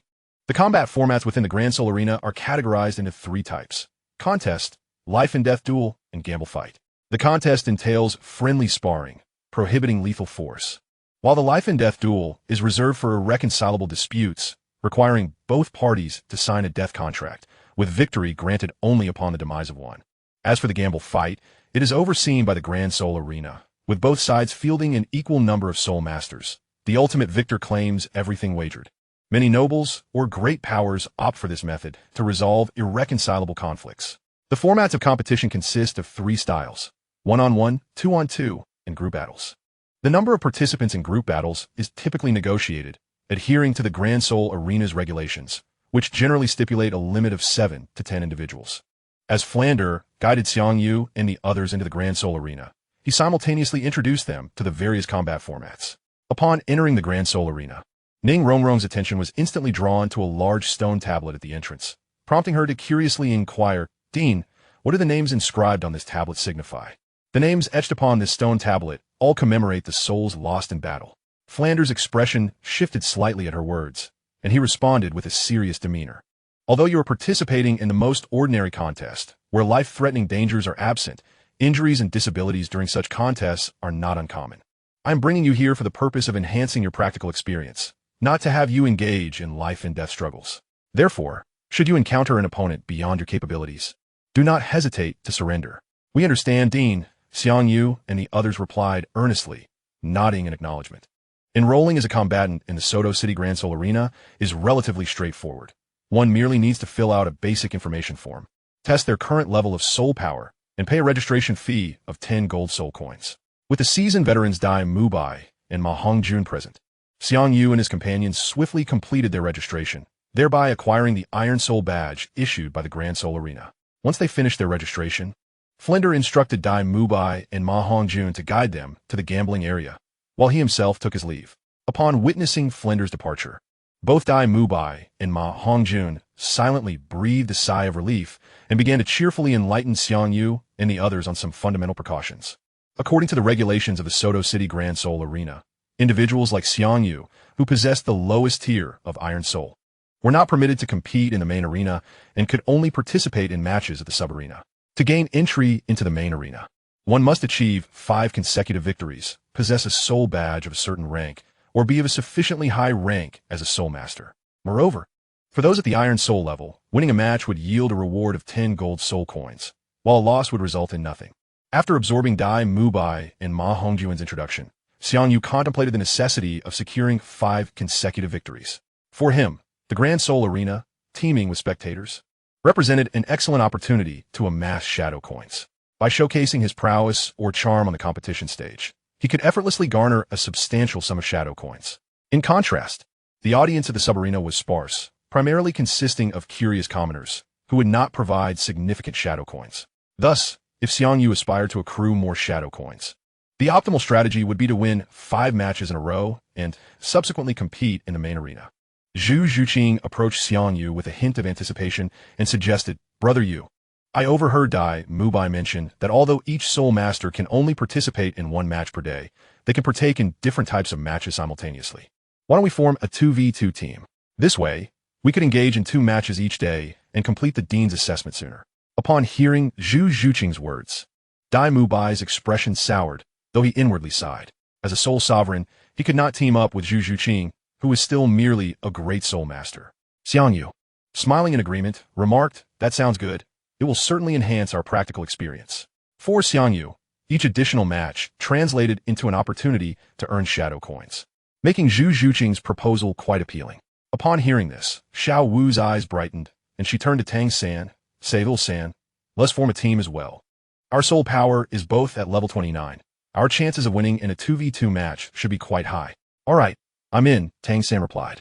Since Xiang Yu and the others had already registered for a 1v1 match, and the registration for the 2v2 matches was conveniently located adjacent to the 1v1 registration, they navigated to the registration area with ease and formed 2 teams. After some deliberation, Xiang Yu and Zhu Zhuqing named their team the Mystic Cat Duo, while Tang San and Xiao Wu dubbed theirs the 3-5 team. Initially, Xiao Wu had intended to name their team 3 Dance, but due to a clerical error and the requirement to pay an additional 10 gold soul coins for a name change, they settled on 3-5 team. Shortly after completing their registration, the 1v1 soul match commenced, prompting the 4 to hastily return to their designated sub-arena. The match order in the 1v1 arena was determined by a lottery. During the ongoing matches of other Soul Masters, those waiting could either observe the battles or take a moment to rest. Each sub-arena had designated areas for participating Soul Masters to spectate, situated closely enough to the arena to witness the action in detail. Since Ning Rongrong was not registered for the matches, she could not join Xiang Yu and the others, and thus purchased a spectator ticket to watch from the stands. The audience in the 14th sub-arena, where Xiang Yu was modest, with approximately 200 to 300 spectators, and the seating was only about 1/5 occupied. As Xiang Yu's match order was ahead of Xiao Wu's, he was the first to step onto the stage, with Tang San and the others opting to watch from the sidelines. Although the sub-arena was smaller than the main arena, the competition stage was still substantial, boasting a diameter of 20 meters, ample space for the Soul Masters to showcase their skills.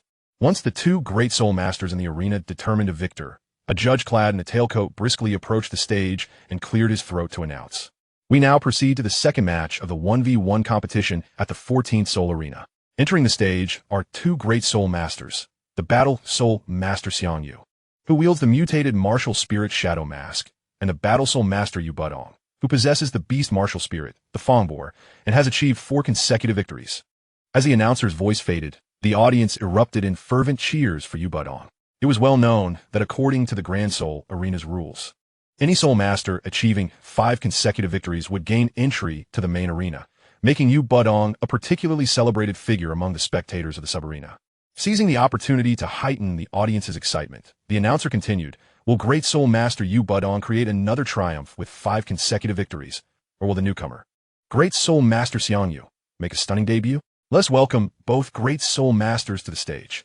With a thud of heavy footsteps, a rotund figure began to ascend the stage.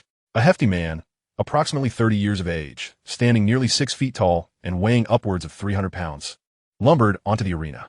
Observing from the stands, Ning Rongrong couldn't help but mutter, "That guy is so fat. Truly fitting of the Fongboar martial spirit." Listening to the cheers for Yu Budong, Ning Rongrong felt a surge of frustration, eagerly anticipating Xiang Yu's opportunity to teach this man a lesson. As the mountain of flesh known as Yu Budong took his place on the arena, Xiang Yu, clad in a blue and white outfit, ascended the stage with calm composure. Could it be? He looks far too young. He can't possibly be older than 15. The audience began to murmur, questioning the announcer's assertion that he was a great Soul Master. The diminutive figure before them appeared delicate. One could only hope that Master Yu would show mercy. Despite Xiang Yu's height being comparable to that of an adult man, the youthful innocence still etched on his face made it evident to the audience that he was still quite young, igniting a flurry of speculation among them. Yu Budong, noticing Xiang Yu's presence, furrowed his brow and boomed, "Kid, you might as well concede. My soul skills are formidable. It would be unfortunate if you were to get hurt." Judging by Xiang Yu's demeanor and attire, Yu Budong deduced that he came from an illustrious family, and he did not wish to offend such a noble. According to the regulations of the Grand Soul Arena, although it is prohibited for the forces behind the participants to hold anyone accountable after the match. If Yudong truly inflicts severe injury upon Xiang Yu, his backing will undoubtedly seek retribution without hesitation. Xiang Yu, disregarding Yudong's words, turned to the referee nearby and inquired, "May we begin? How dare he ignore me?" Yudong, witnessing this, felt a surge of indignation. Despite his apprehension regarding Xiang Yu's status, he had already achieved 4 consecutive victories. A single more win would grant him entry to the main arena. Thus, he was resolute not to concede defeat. With a firm resolve, Yudong silently vowed to teach Xiang Yu a lesson, confident that as long as he did not leave him incapacitated, his forces would not pursue trivial matters. The match commenced. The referee, momentarily taken aback by Xiang Yu's words, instinctively called out, "Brutal charge." At that instant, 2 soul rings manifested beneath Yudong's feet, the first bursting forth with a dazzling golden light, causing his physique to swell. Boom! Boom! Boom! As he unleashed his first soul skill, Yudong's form grew even more formidable, resembling an enraged giant wild boar, charging towards Xiang Yu with a momentum that shook the very earth. In stark contrast to the massive Yudong, Xiang Yu radiated an aura of noble elegance, appearing considerably more delicate. Many female spectators could scarcely bear to witness the impending collision, while most male spectators displayed expressions of excitement. Bang! However, just as Yudong closed in within 2 meters of Xiang Yu, a tall, shadowy ninja sprang forth from the ground beneath him, striking out with a staff towards the oncoming Yudong. Bang! Bang! Bang! In the astonished gaze of the audience, the enormous Yudong was sent flying by the shadowy ninja's blow, not only knocked off the platform, but also rolling over 10 meters on the ground before finally coming to a halt, unconscious. Witnessing this scene, the audience fell into a stunned silence, and even the referee was momentarily dazed before exclaiming excitedly, "The victor of this match is Master Xiang Yu." Clap, clap, clap. With the referee's announcement, the astonished spectators quickly regained their senses, erupting into applause and chanting Xiang Yu's name. Chapter 53. The Professional Onlookers. Shadow Coins 12. Shadow Coins 17. Shadow Coins 11. Amidst the cheers of the crowd, Xiang Yu wore a smile as he leisurely descended from the platform, a series of notification sounds following in his wake. Most of the audience seated in the stands had come in pairs to watch the match, reminiscent of couples enjoying a movie together in Xiang Yu's past life. Consequently, upon witnessing Xiang Yu's decisive victory and the display of his formidable prowess and charm, many female spectators quickly developed a fan-like admiration for him. Meanwhile, the male spectators beside them naturally experienced feelings of jealousy, which transformed into shadow coins. After Xiang Yu concluded his match, Tang San and the others also participated in their respective contests. However, an unexpected twist occurred when Tang San found himself matched against Xiao Wu. This unusual circumstance arose primarily due to Xiang Yu and his companion's lack of experience, leading to this mix-up.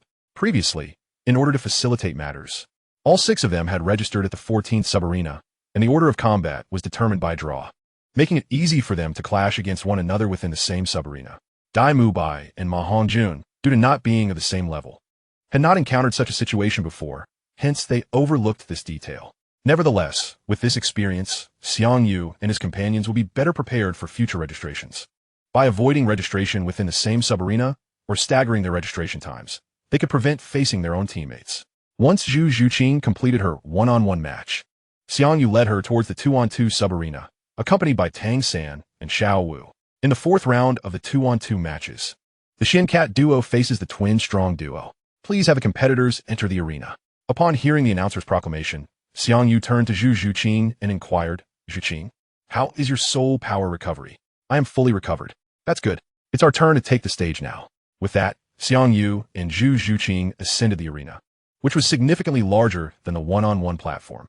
Oh, the host responsible for the 2-on-2 matches paused momentarily upon seeing Xiang Yu and Zhu Zhuqing, then chuckled.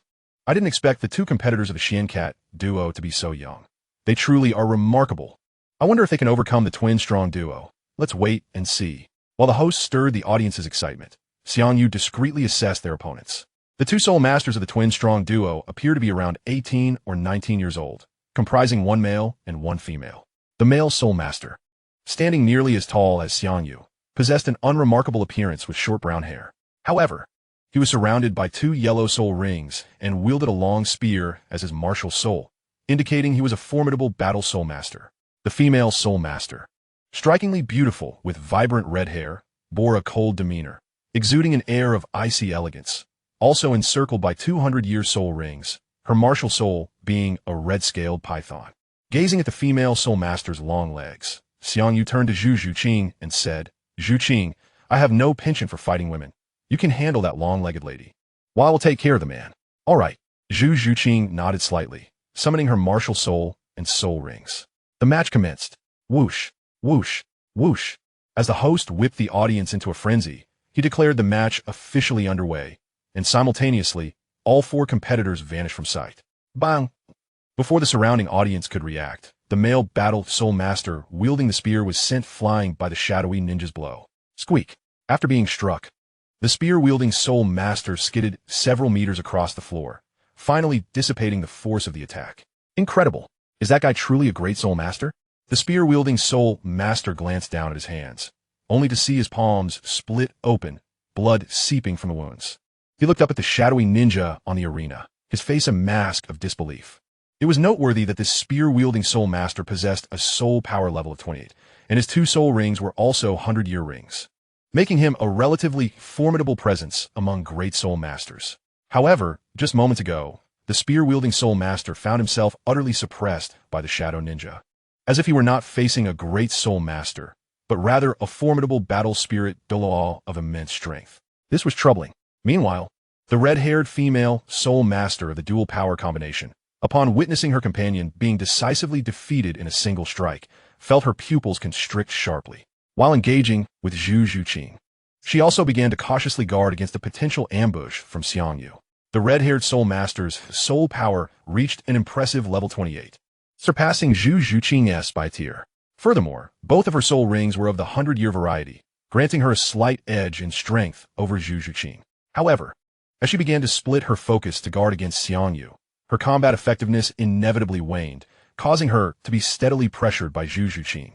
Noticing the red-haired soul master's wary expression, Xiang Yu waved his hand with a smile, saying, "Rest assured, long-legged sister, I have no intention of launching a sneak attack against you. Until you and Zhuqing determine the victor, I will not allow Ada to intervene." The primary reason Fran had sent Xiang Yu and his companions to the Soto City Great Soul Arena was to enhance their practical combat experience. Therefore, when Zhu Zhuqing faced an opponent of equal strength, Xiang Yu would refrain from intervening, believing it best for her to handle the situation herself. To demonstrate his sincerity, Xiang Yu not only summoned Ada back into a shadow, but also retrieved a folding deck chair from his storage belt, reclining on it while enjoying some fruit. The spectators and host, upon witnessing this scene, couldn't help but display expressions of disbelief. They had never encountered such a situation before. This little Yu San observed Xiang Yu's leisurely demeanor and shook his head helplessly. Although Xiang Yu's behavior appeared somewhat arrogant, Tang San understood his capabilities well enough to recognize that he was indeed justified in his confidence. Even if Zhu Zhuqing were to fall to the opposing red-haired soul master, Xiang Yu could effortlessly summon a shadow ninja capable of dispatching her in an instant, leaving no room for mishaps. Chapter 54. The Battle Among Women. Upon seeing Xiang Yu's relaxed posture, the red-haired soul master's brows furrowed slightly, igniting a flicker of indignation within her for feeling underestimated. Yet, she relinquished her wariness towards Xiang Yu, focusing intently on her battle with Zhu Zhuqing. Phantom Strike. Facing the full force of the red-haired soul master, Zhu Zhuqing could not help but be the first to unleash her first soul skill, dashing towards her like a ghost.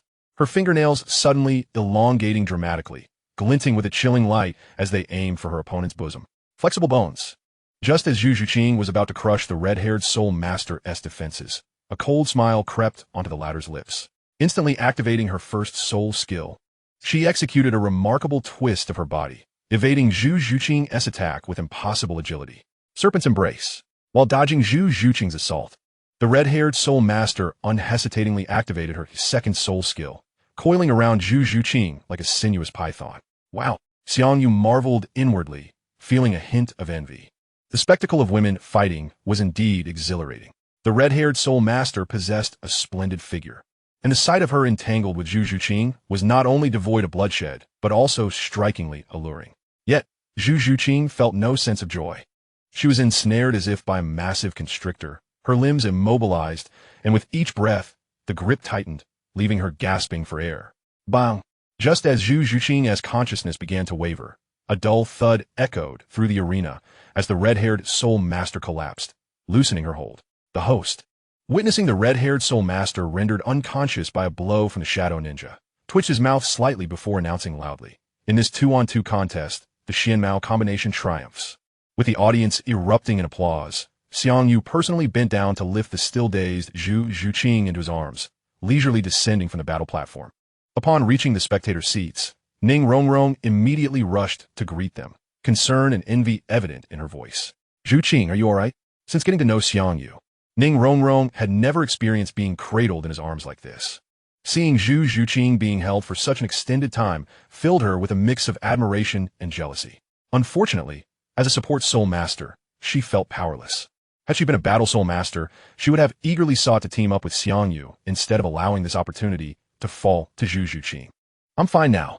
Sensing Ning Rongrong's hint of jealousy, Zhu Zhuqing's cheeks flushed a delicate shade of pink, and she hurriedly extricated herself from Xiang Yu's embrace. Despite harboring a unique fondness for Xiang Yu due to Sunny Day Fairy Tale, she felt a twinge of guilt in front of Ning Rongrong. After all, Xiang Yu and Ning Rongrong had known each other since childhood, and it was apparent to anyone that Ning Rongrong held feelings for him. Moreover, Zhu Zhuqing had an engagement with Dai Mubai. Noticing the subtle tension between Ning Rongrong and Zhu Zhuqing, Xiang Yu shrugged with a hint of resignation. He was no fool. He could sense the affections of both Ning Rongrong and Zhu Zhuqing towards him. However, he chose not to dwell on it, considering that they were still quite young. His feelings towards them were more akin to that of an older brother than a suitor.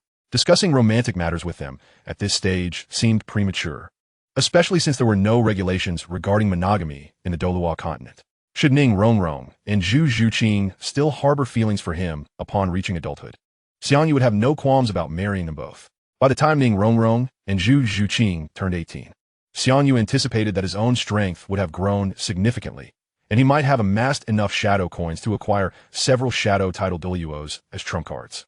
In the Douluo Continent, strength ultimately dictated respect. As long as Xiang Yu possessed formidable power, even Ning Fengji could not demand that he marry only Ning Rongrong. The thought of one day standing at the pinnacle of the Douluo Continent, surrounded by both wives and concubines, brought a smile of delight to Xiang Yu's face. Curious about Xiang Yu's sudden daze and the silly grin on his face, Ning Rongrong couldn't help but ask little Yu, "What are you thinking about that makes you so happy?" "I was contemplating marrying you and Zhuqing," Xiang Yu instinctively replied, but quickly realized his faux pas and shook his head vigorously. "No, wait, I wasn't thinking about anything." "Ugh, you're insufferable." Ning Rongrong's face turned crimson as she lightly punched Xiang Yu. Such a flirt. Zhu Zhuqing feigned annoyance, casting a glance at Xiang Yu, though the slight upward curve of her lips betrayed her true feelings. Xiang Yu, witnessing their reactions, couldn't help but feel a touch of embarrassment. While some thoughts may not be illegal, inadvertently expressing one's innermost feelings can sometimes lead to rather awkward situations. "Boss Xiang, now that we've finished our match, shall we join Dai Mubai and the others?" Just as Xiang Yu was about to speak up to steer the conversation in another direction, Xiao Wu's voice suddenly broke the tension, dissipating the awkward atmosphere that lingered in the air. "Dai Mubai and Ma Hongjun must be waiting impatiently. Let us hurry." Upon hearing this, Xiang Yu seized the opportunity to change the topic, casting a grateful glance at Xiao Wu, which left her somewhat puzzled. Since Dai Mubai and Ma Hongjun had already completed their battles in the arena, Xiang Yu and the others did not linger any longer and left the grand battle arena directly. Once outside, Ning Rongrong gazed at the bustling stalls lining the streets and couldn't help but suggest, "Brother Xiao Yu, I have yet to explore the night market in Soto City. Shall we visit it today?" Given that they had spent less than an hour in the arena, it was still relatively early and the night market was at its liveliest. "That sounds good. What do you all think? Should we go together?" Xiao Wu responded without a moment's hesitation. "Of course, we should. I just want some prize money." Although Xiao Wu had lost to Tang San in a one-on-one duel, they had emerged victorious in a 2-on-2 match, earning 10 gold soul coins, which were perfect for enjoying the night market. Tang San, noticing the eager expression on Xiao Wu's face, naturally did not decline and turned to Dai Mubai and the others, asking, "Mubai Fatty, what about you?" Chapter 55, The Treasure Pavilion. Dai Mubai instinctively glanced at Zhu Zhuqing and nodded with a smile. "Then I shall join you. I want to be accompanying you to the night market. The dean asked me to visit his shop." Ma Hongjun waved his hand, his small eyes gleaming with excitement. Observing Ma Hongjun's rather lecherous demeanor, Dai Mubai wore a knowing smile and patted his shoulder, saying, "Then we shall take our leave." take it easy. All right? Tang Sen inquired. Mubai, where's Fatty headed? Ha! He can't suppress his lust any longer. Where else could he be going? Ma Hongjuan's mutated martial soul had a significant side effect. It awakened a strong desire, necessitating frequent escapades for relief, which was quite normal for him, leading to the unfortunate departure of all his girlfriends. Previously, Xiang Yu and the others had learned about this from Dai Mubai. So Xiao Wu and the others immediately understood the implication of Dai Mubai's words, and the three girls simultaneously displayed expressions of disdain. To mitigate the side effects of his mutated martial soul, Flender often took Ma Hongjun to the more questionable establishments, as they couldn't just stand by and watch him meet his demise. Xiang Yu, observing Ma Hongjuan's lewd expression, found it amusing and spoke up, Fatty, you should join us at the night market. Today, I will take you to a fun place and help alleviate the side effects of your mutated martial soul. Brother Xiao Yu, you don't mean to suggest that you want to go to such a place as well, do you? Thud. Upon hearing this, Xiang Yu playfully tapped Ning Rongrong's forehead and retorted, what are you thinking? Am I that kind of person? Moreover, even if I wanted to go to such a place, I certainly wouldn't take you all along. Do you think we could get a discount for a group outing? Hee. Ning Rongrong felt a bit embarrassed and stuck out her tongue in response.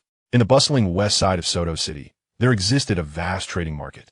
Not only were there specialized shops for real estate transactions, but also slave traders, alongside various other types of trading establishments. Due to the massive foot traffic, the market became a melting pot of individuals, and, as night fell, certain special shops emerged, dealing in illicit goods reminiscent of a legendary black market. It was precisely because of this eclectic mix that Xiang Yu often frequented the trading market, using it as an opportunity to expand the inventory of the shadow shop. Wow, it's so lively here. Upon entering the trading market with Xiang Yu, Ning Rongrong and her companions were captivated by the array of shops lining the streets. Overwhelmed by the sights, under Xiang Yu's guidance, the group made their way deep into the market, eventually stopping in front of a building known as the Treasure Pavilion.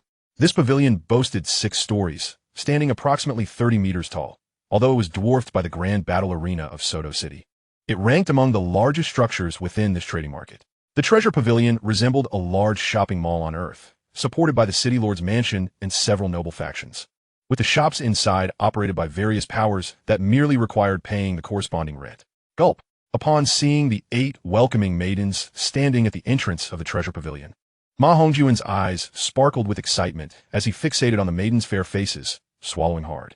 Enough with the daydreaming. Let us go inside. Xiang Yu, slightly exasperated, gave Ma Hongjun a light tap on the head and led Ning Rongrong and the others into the Treasure Pavilion. Once inside, Xiao Wu marveled at the opulent decorations and leaned closer to Tang San, whispering, Xiao San, the decor here is so extravagant. The items inside must be quite expensive. I fear I won't have enough money.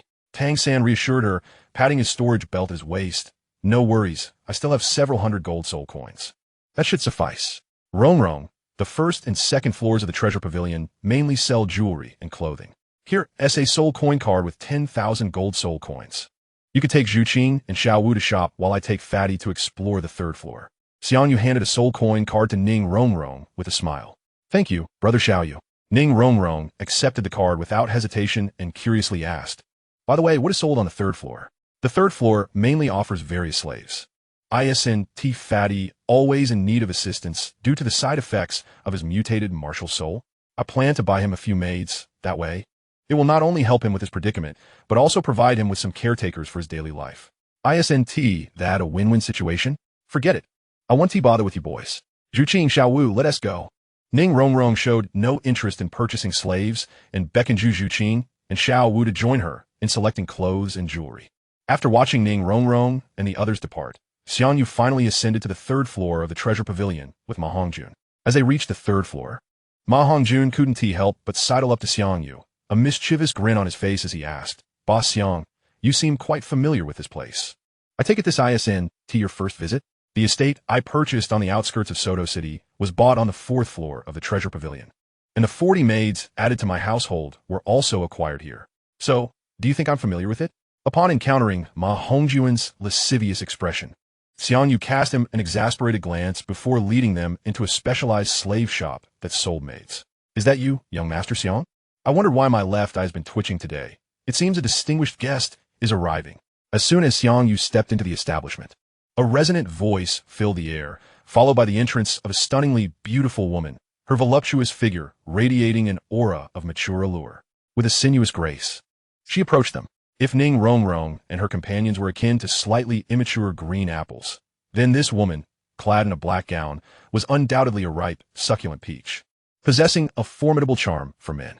Not only did Ma Hongjun find himself unable to avert his gaze from the enchanting woman in black, but even Dai Mubai, who prided himself on his romantic prowess, swallowed hard, and even Tang Xin stole a few glances at her.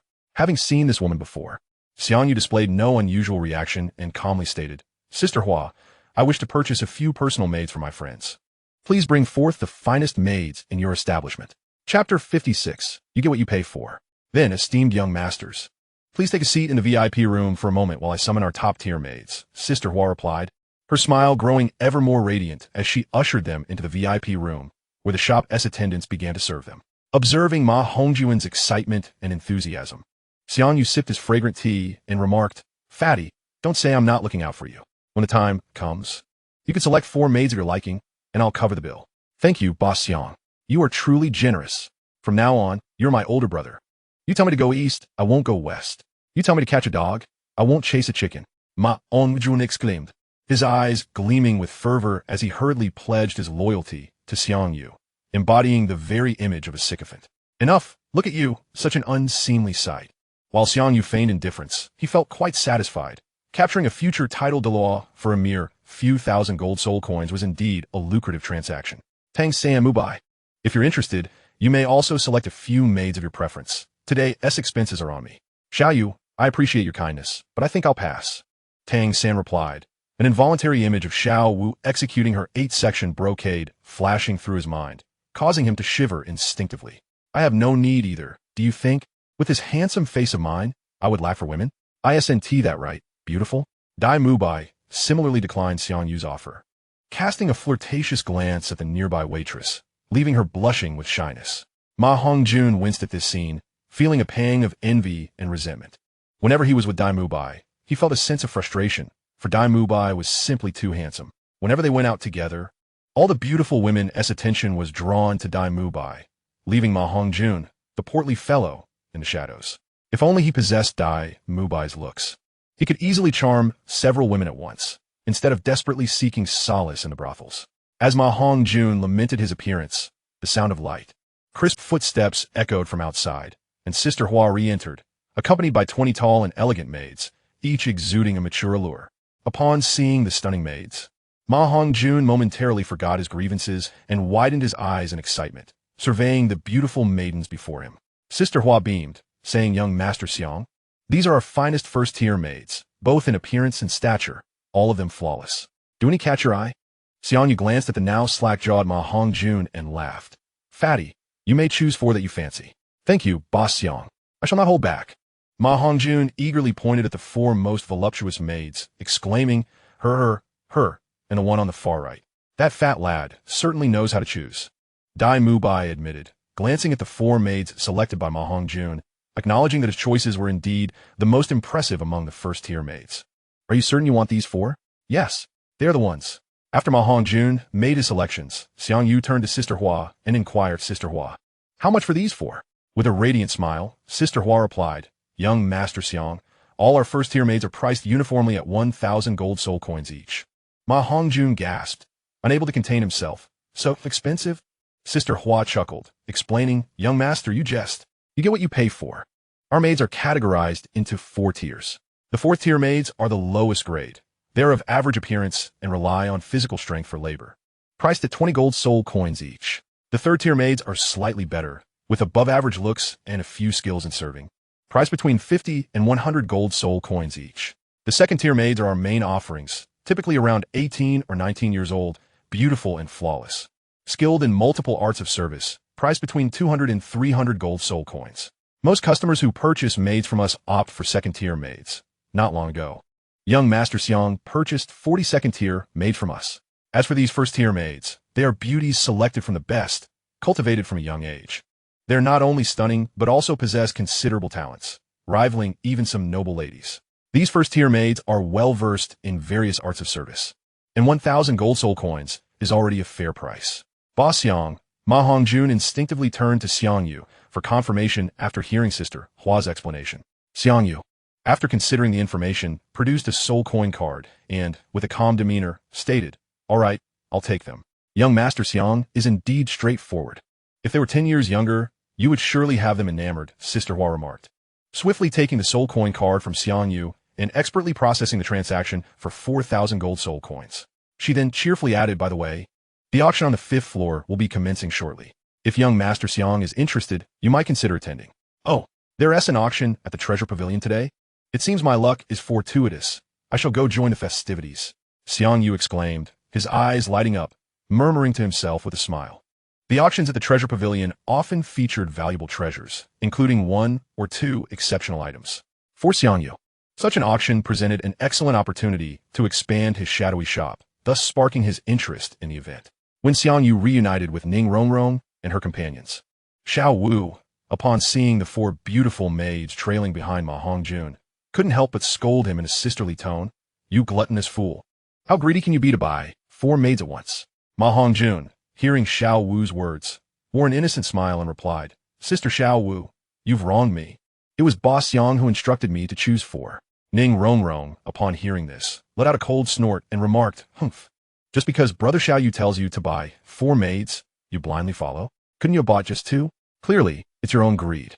And now you dare to make excuses." Seeing this, Ma Hongjun quickly adopted a foolish grin and sheepishly retreated behind Xiang Yu. Chapter 57. The Millennium Soul Fruit. Due to his mutated martial soul, Ma Hongjun was quite the seasoned player in the realm of romance. Fully aware of one crucial principle: never attempt to reason with a woman, especially one who is not easily offended. Witnessing ong junesse ko wardi deminor.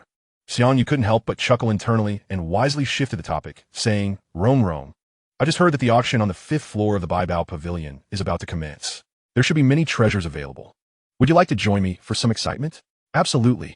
This will be my first time attending an auction," Ning Rongrong replied, instantly transforming back into her gentle, demure self, naturally linking her arm with Xiang Yu's. As the only daughter of Ning Fengji and greatly favored by both the Sword de Luo and Bone de Luo, she was a veritable tempest in the 7-treasure glazed tile school, with no one daring to offend her. Yet, in Xiang Yu's presence, she would temper her tempestuous nature, becoming a sweet and charming neighborly girl. Indeed, women are creatures of change. Ma Hongjun, witnessing this transformation, couldn't help but roll his eyes secretly, inwardly grumbling. Now, this is the life. In the VIP room number 5 of the Baibao Pavilion Auction House, Ma Hongjun reclined on a genuine leather sofa, indulging in a massage from a personal maid while exclaiming in a cheeky manner. Dai Mu Bai, seeing Ma Hongjun's lewd expression, couldn't resist cracking his knuckles and muttering, "This gluttonous fool looks like he needs a good beating." After Ning Rongrong and Zhu Zhuqing entered the VIP room, they took their seats on either side of Xiang Yu, while Xiao Wu promptly sat beside Tang San. With Ma Hongjun now accompanied by 4 personal maids, Dai Mu Bai found himself isolated, naturally feeling quite displeased. The most troubling aspect was that Ma Hongjun, now in the company of 4 maids, was reveling in his newfound glory, sporting a rather lecherous and smug demeanor, which was indeed deserving of a beating. As Dai Mu Bai contemplated how to deal with Ma Hongjun upon their return, the auction officially commenced. The host of the auction first surveyed the guests in the hall, then bowed toward the VIP room before announcing, "I trust our esteemed guests have grown somewhat impatient, so I shall refrain from unnecessary chatter and invite the first auction item to the stage." With a rhythmic sound of footsteps, a tall maid gracefully ascended the auction platform, holding a tray upon which lay a piece of red leather armor. After placing the tray on the platform, the maid, at the host's gesture, picked up the red armor and displayed it elegantly before the audience. This armor was crafted from the hide of a Millennium Fire Bull, expertly sewn by a master tailor. It was lightweight, comparable to ordinary leather, yet boasted a defensive strength surpassing that of steel. Even the assaults of century-old soul beasts could not breach its defenses.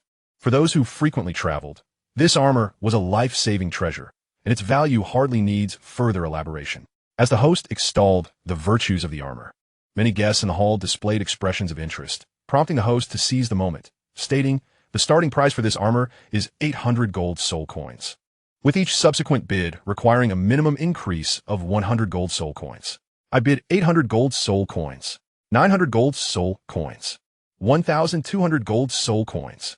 As the host's voice faded, A flurry of bids erupted in the hall, and ultimately, the Millennium Fireball's armor was sold for 1,500 gold soul coins to a man in his 30s.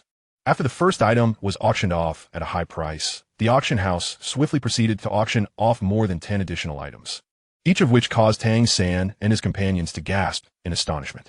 It was worth noting that Tang San and Xiao Wu had scrimped and saved for years, and their combined wealth barely amounted to 500 gold soul coins. Yet, the items auctioned here all started at prices exceeding 1,000 gold soul coins, starkly revealing their status as impoverished souls. Next, the 18th auction item was introduced, which was particularly special, a Millennium Soul Fruit. When the Millennium Spirit Fruit was brought to the auction platform, the host cheerfully explained, the effect of this Millennium Soul Fruit is quite simple. It allows the consumer's soul power to increase by 1 level, without any side effects. The only drawback is that the Millennium Soul Fruit is only effective for soul masters below the rank of Soul Sovereign. However, even so, its value is undeniable.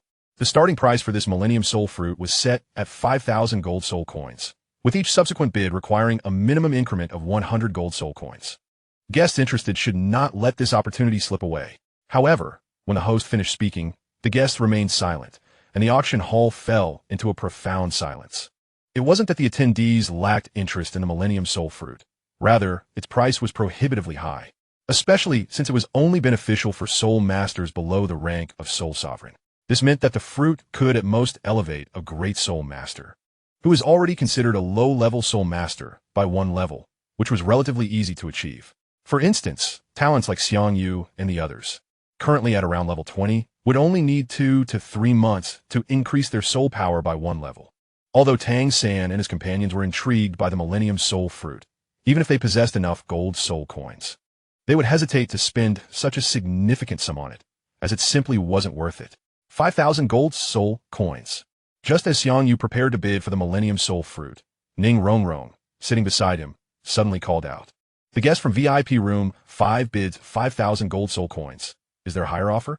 The host, relieved to hear a bid, nonchalantly announced, 5,000 gold soul coins for the first time, 5,000 gold soul coins for the second time, 5,000 gold soul coins for the third time. Congratulations to the esteemed guest of VIP room 5 for winning the Millennium Soul Fruit.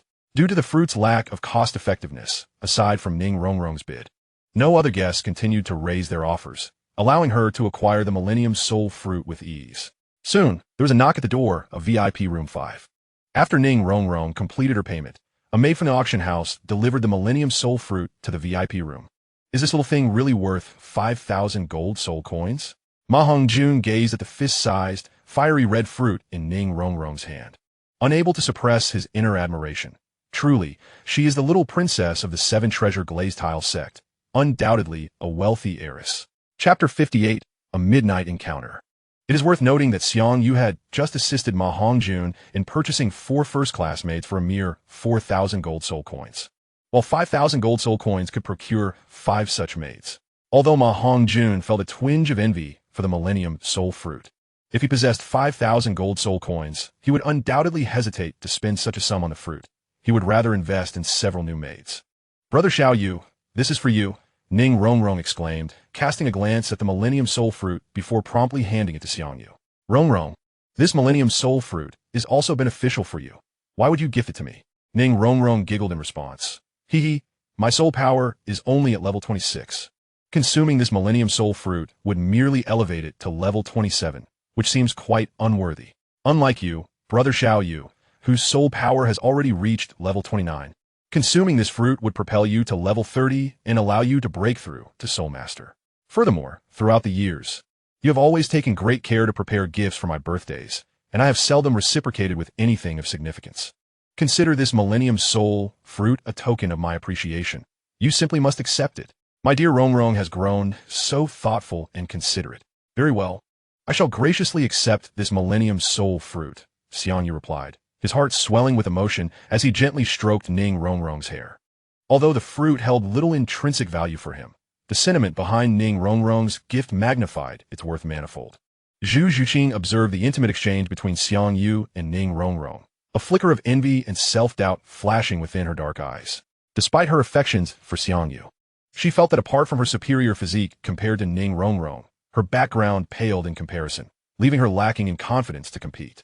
As Zhu Zhuqing's thoughts wandered, the auction drew to a close, and the final item was presented upon the auction stage. The event was nearing its conclusion, and this last item was the most valuable of the auction. Esteemed guests should not let this opportunity slip by. The host teased the audience momentarily before cheerfully introducing. The final item is an exceedingly rare storage soul guide device. This storage ring possesses a compartment of 100 cubic meters. Whether for outdoor training, travel, or the transport of important materials, this ring offers tremendous utility, and its value is undeniable. The auction commenced in earnest. With a base price of 20,000 gold soul coins, and each subsequent bid must exceed 1,000 gold soul coins. 20,000 gold soul coins. 25,000 gold soul coins. 35,000 gold soul coins. Storage-type soul guide devices are exceedingly rare across the Douluo Continent, and their value is substantial. Thus, as soon as the host concluded, the bidding escalated rapidly, soon surpassing 50,000 gold soul coins. Amidst the astonished gazes of Tang San and his companions, the storage ring was ultimately acquired by a patron in box number 1 for the staggering sum of 100,000 gold soul coins. 100,000 gold soul coins for a storage ring. The world of the affluent is truly perplexing. As Xiao Wu snapped back to reality from her astonishment, she instinctively exclaimed, her gaze landing on the storage belt around Tang San's waist. Teacher, you truly gifted me a magnificent treasure. Tang San, noticing Xiao Wu's attention, couldn't help but touch his own storage belt, the image of master surfacing in his mind. Although the storage space of Tang San's belt was not as vast as that of the ring auctioned, it boasted 24 cubic meters. If this storage belt were to be auctioned, it would surely fetch several thousand gold soul coins. Previously, Tang San had understood the belt's rarity, but had not anticipated its immense value, deepening his gratitude towards master. After the auction concluded, Xiang Yu and his companions did not linger in the treasure pavilion. Dai Mubai and Ma Hongjun returned to Shrek Academy, while Xiang Yu escorted Ning Rongrong and the others back to the manor. After indulging in a relaxing bath, Xiang Yu returned to his bedroom and retrieved the Millennium Soul Fruit, consuming it in 2 or 3 bites. As the fruit settled within him, a surge of pure energy erupted throughout his body, prompting Xiang Yu to hastily channel his Xian Tiangong to refine the energy and expedite its transformation into soul power. Soon he would only need to absorb an appropriate soul ring to break through to Soul Master. Summoning the 30 Shadow Ninjas, Xiang Yu felt the burgeoning soul power within him, and a joyful smile graced his handsome face.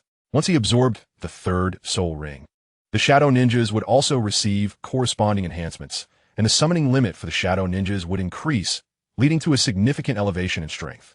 However, adhering to his principle of repaying kindness and avenging grievances, he felt compelled not to disappoint Rongrong, who had shown him such genuine affection.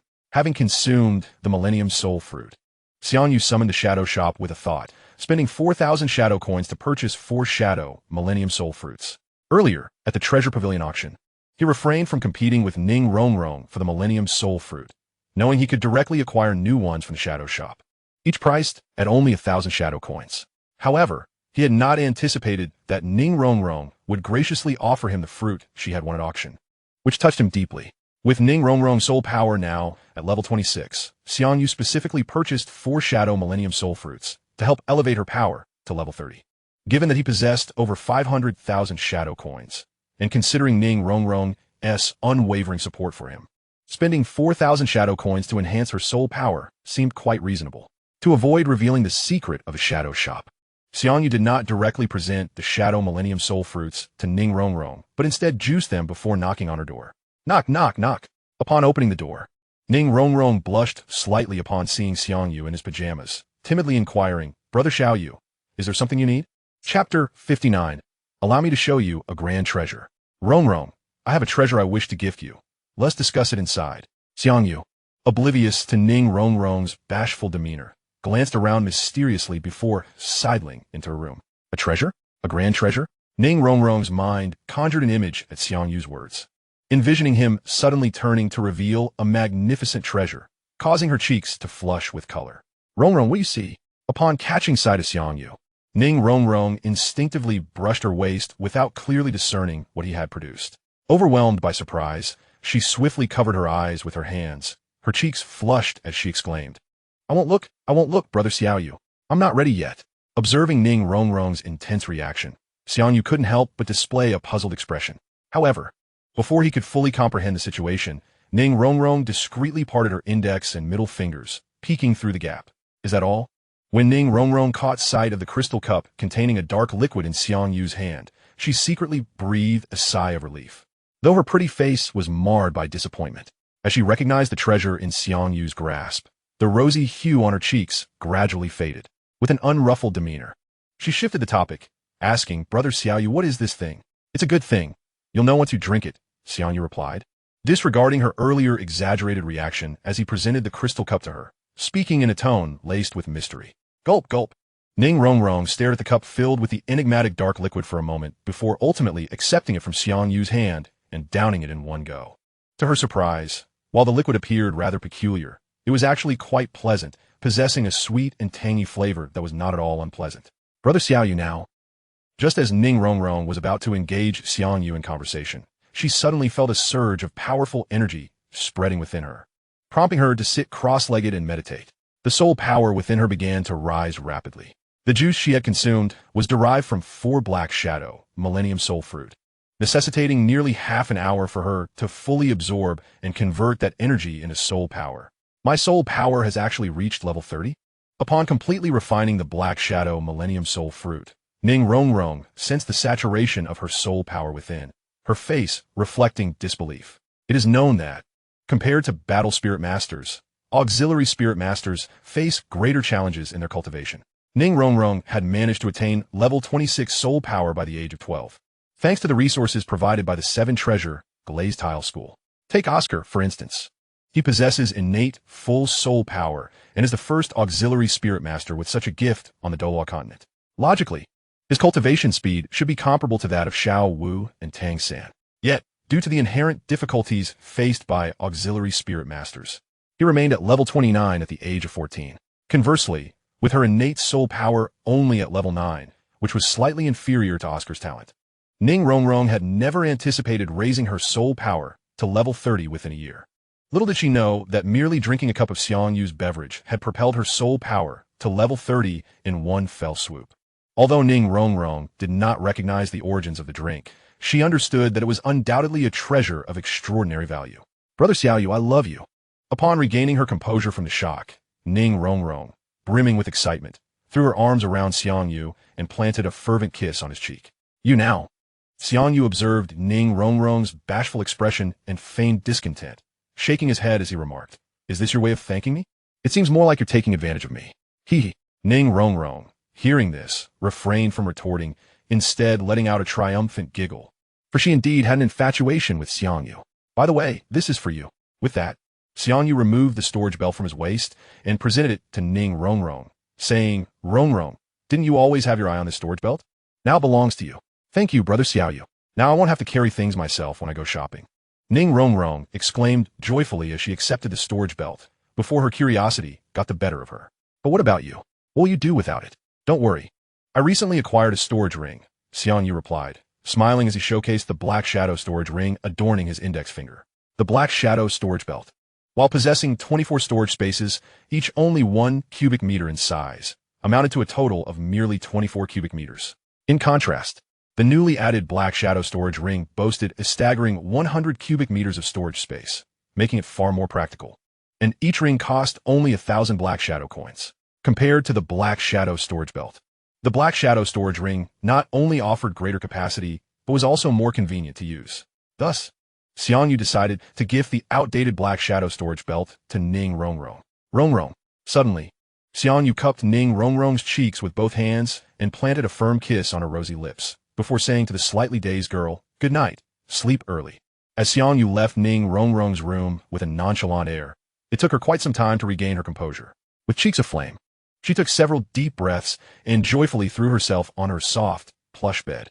Giggling, Ning Rongrong rolled around on the bed, wrapping herself in the blanket and bursting into a fit of melodious laughter. Ever since Xiang Yu celebrated her 6th birthday at the 7 treasure Glazed Tile School, she had firmly regarded him as her Prince Charming.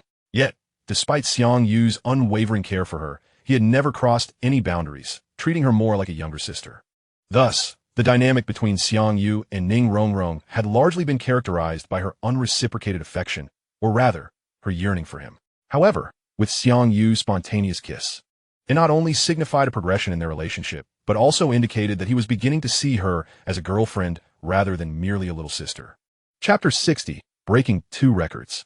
The following morning, Xiang Yu and his companions arrived early at Shrek Academy, and Ning Rongrong, buoyed by the events of the previous night, found her relationship with Xiang Yu growing increasingly intimate, her face radiant with an uncontrollable smile. Notiting Ning Rongrong's unusual temeanor. Xiao Wu couldn't help but lean towards Zhu Zhuqing and inquire, "Zhuqing, what's up with Rongrong? She's been grinning like a fool all morning during breakfast." "I have no idea," Zhu Zhuqing replied, shaking her head in mild confusion. However, deep down, she harbored a strong intuition that Ning Rongrong's elation was undoubtedly connected to Xiang Yu.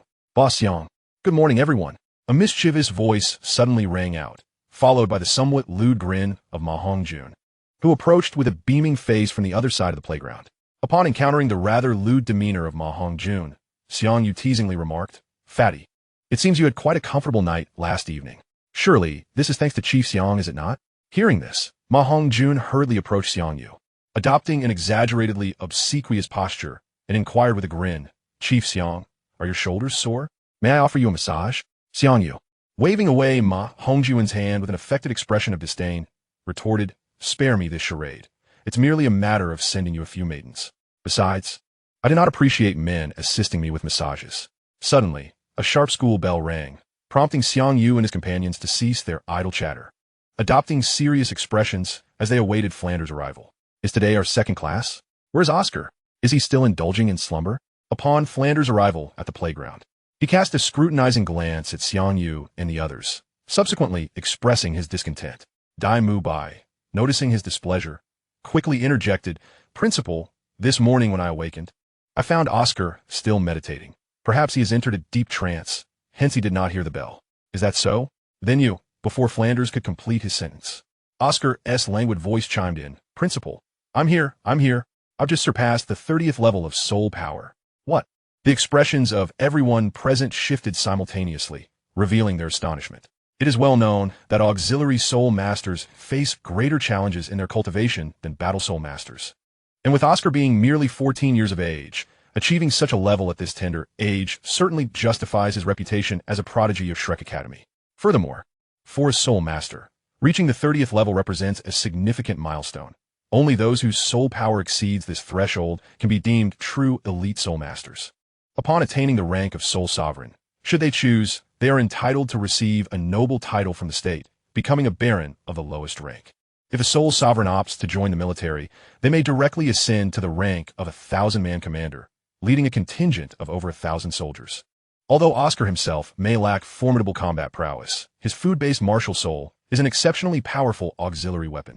With his current soul power, he can sustain the food consumption of at most 100 individuals. However, once he absorbs his third soul ring and officially breaks through to soul sovereign, he will be capable of sustaining food consumption for over 500 individuals. Upon learning of Oscar's achievement, Flanders disregarded the matter of his tardiness, beaming with joy as he proclaimed, "Excellent. Oscar, you are the second student among the current cohort to reach the 30th level of soul power. On behalf of the Academy, I extend my heartfelt congratulations." "Congratulations, little Oscar." Hearing this, Ma Hongjun approached Oscar to offer his congratulations before turning to Flanders and stating, "However, Principal, you have made an error. Oscar is not the second student to reach 30th level. He should actually be the third." "The third?" Flanders, taken aback by this revelation, turned to Xiang Yu and the others, his surprise and excitement palpable as he asked, "Which of you three has attained 30th level soul power?" Given that Xiang Yu, Tang San, and Xiao Wu had all demonstrated 29th level soul power during their entrance examination, they were the most likely candidates to break through to 30th level first. Xiang Yu stepped forward and declared, "Principal, I, too, have reached 30th level soul power, though I owe much of this to the Millennium Soul fruit bestowed upon me by Rongrong." "Splendid. Truly magnificent," Flanders exclaimed, his face alight with excitement. According to the historical records of Shrek Academy, the earliest breakthrough to 30th level occurred at the age of 13. This record has now been surpassed. Just as Flanders was reveling in this triumph, Ning Rongrong suddenly raised her right hand, somewhat bashfully stating, "Principal, in truth, my soul power has also reached 30th level." "What?" Flanders' expression froze in disbelief, while Tang San and the others displayed similar incredulity. Having attended the auction alongside Xiang Yu the previous day, They had witnessed Ning Rongrong gifting him the Millennium Soul Fruit, so they were unsurprised by Xiang Yu's breakthrough. However, Ning Rongrong's case was different during the entrance examination. Her soul power had only been at 26. Achieving 30th level in such a brief span seemed utterly unbelievable. Regaining his composure, Flanders, still somewhat skeptical, asked, Rongrong, you cannot possibly be jesting? To which Ning Rongrong earnestly replied, Principal, upon leaving the 7-treasure glazed tile school, Grandfather Jian specifically gifted me a 10,000-year soul fruit.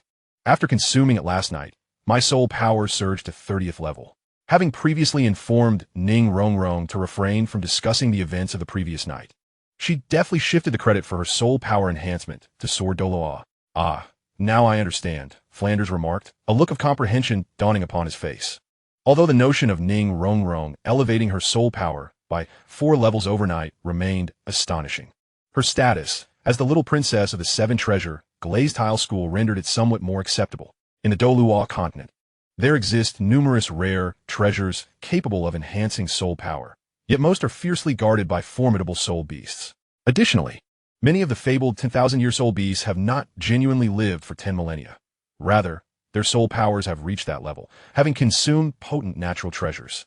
Chapter 61, Martial Soul Fusion. However, most of these treasures are too potent for human consumption, and those that can directly enhance soul power without side effects are exceedingly rare. Despite Ning Rongrong's explanation being somewhat tenuous, it is not implausible that a legendary figure like Sword Douluo could procure a 10,000-year soul fruit capable of directly elevating one's soul power. Once Ma Hongjun emerged from his astonishment, he could not help but express his admiration, truly, as the little princess of the 7-treasure glazed tile school. You are indeed affluent and impressive. Upon hearing Ning Rongrong's explanation, Xiao Wu, recalling her unusual demeanor that morning, suddenly realized, no wonder Rongrong was so cheerful this morning. It turns out she has broken through to 30th level soul power. Dai Mubai chuckled. Speaking of which, Chief Xiang, you must surely hold the record for the shortest duration as a student at Shrek Academy to reach 30th level, right? Ha ha! Tang San and the others could not suppress their laughter at Dai Mubai's words. All right, for those who have yet to reach 30th level soul power, continue striving. Today's lesson is about to commence. Once Flanders had composed himself, he clapped his hands to draw the attention of the group, then revealed a knowing smile as he announced. Today's lesson is quite simple. Each of you must consume a sausage crafted by Oscar, and you must each eat one of every type. Huh?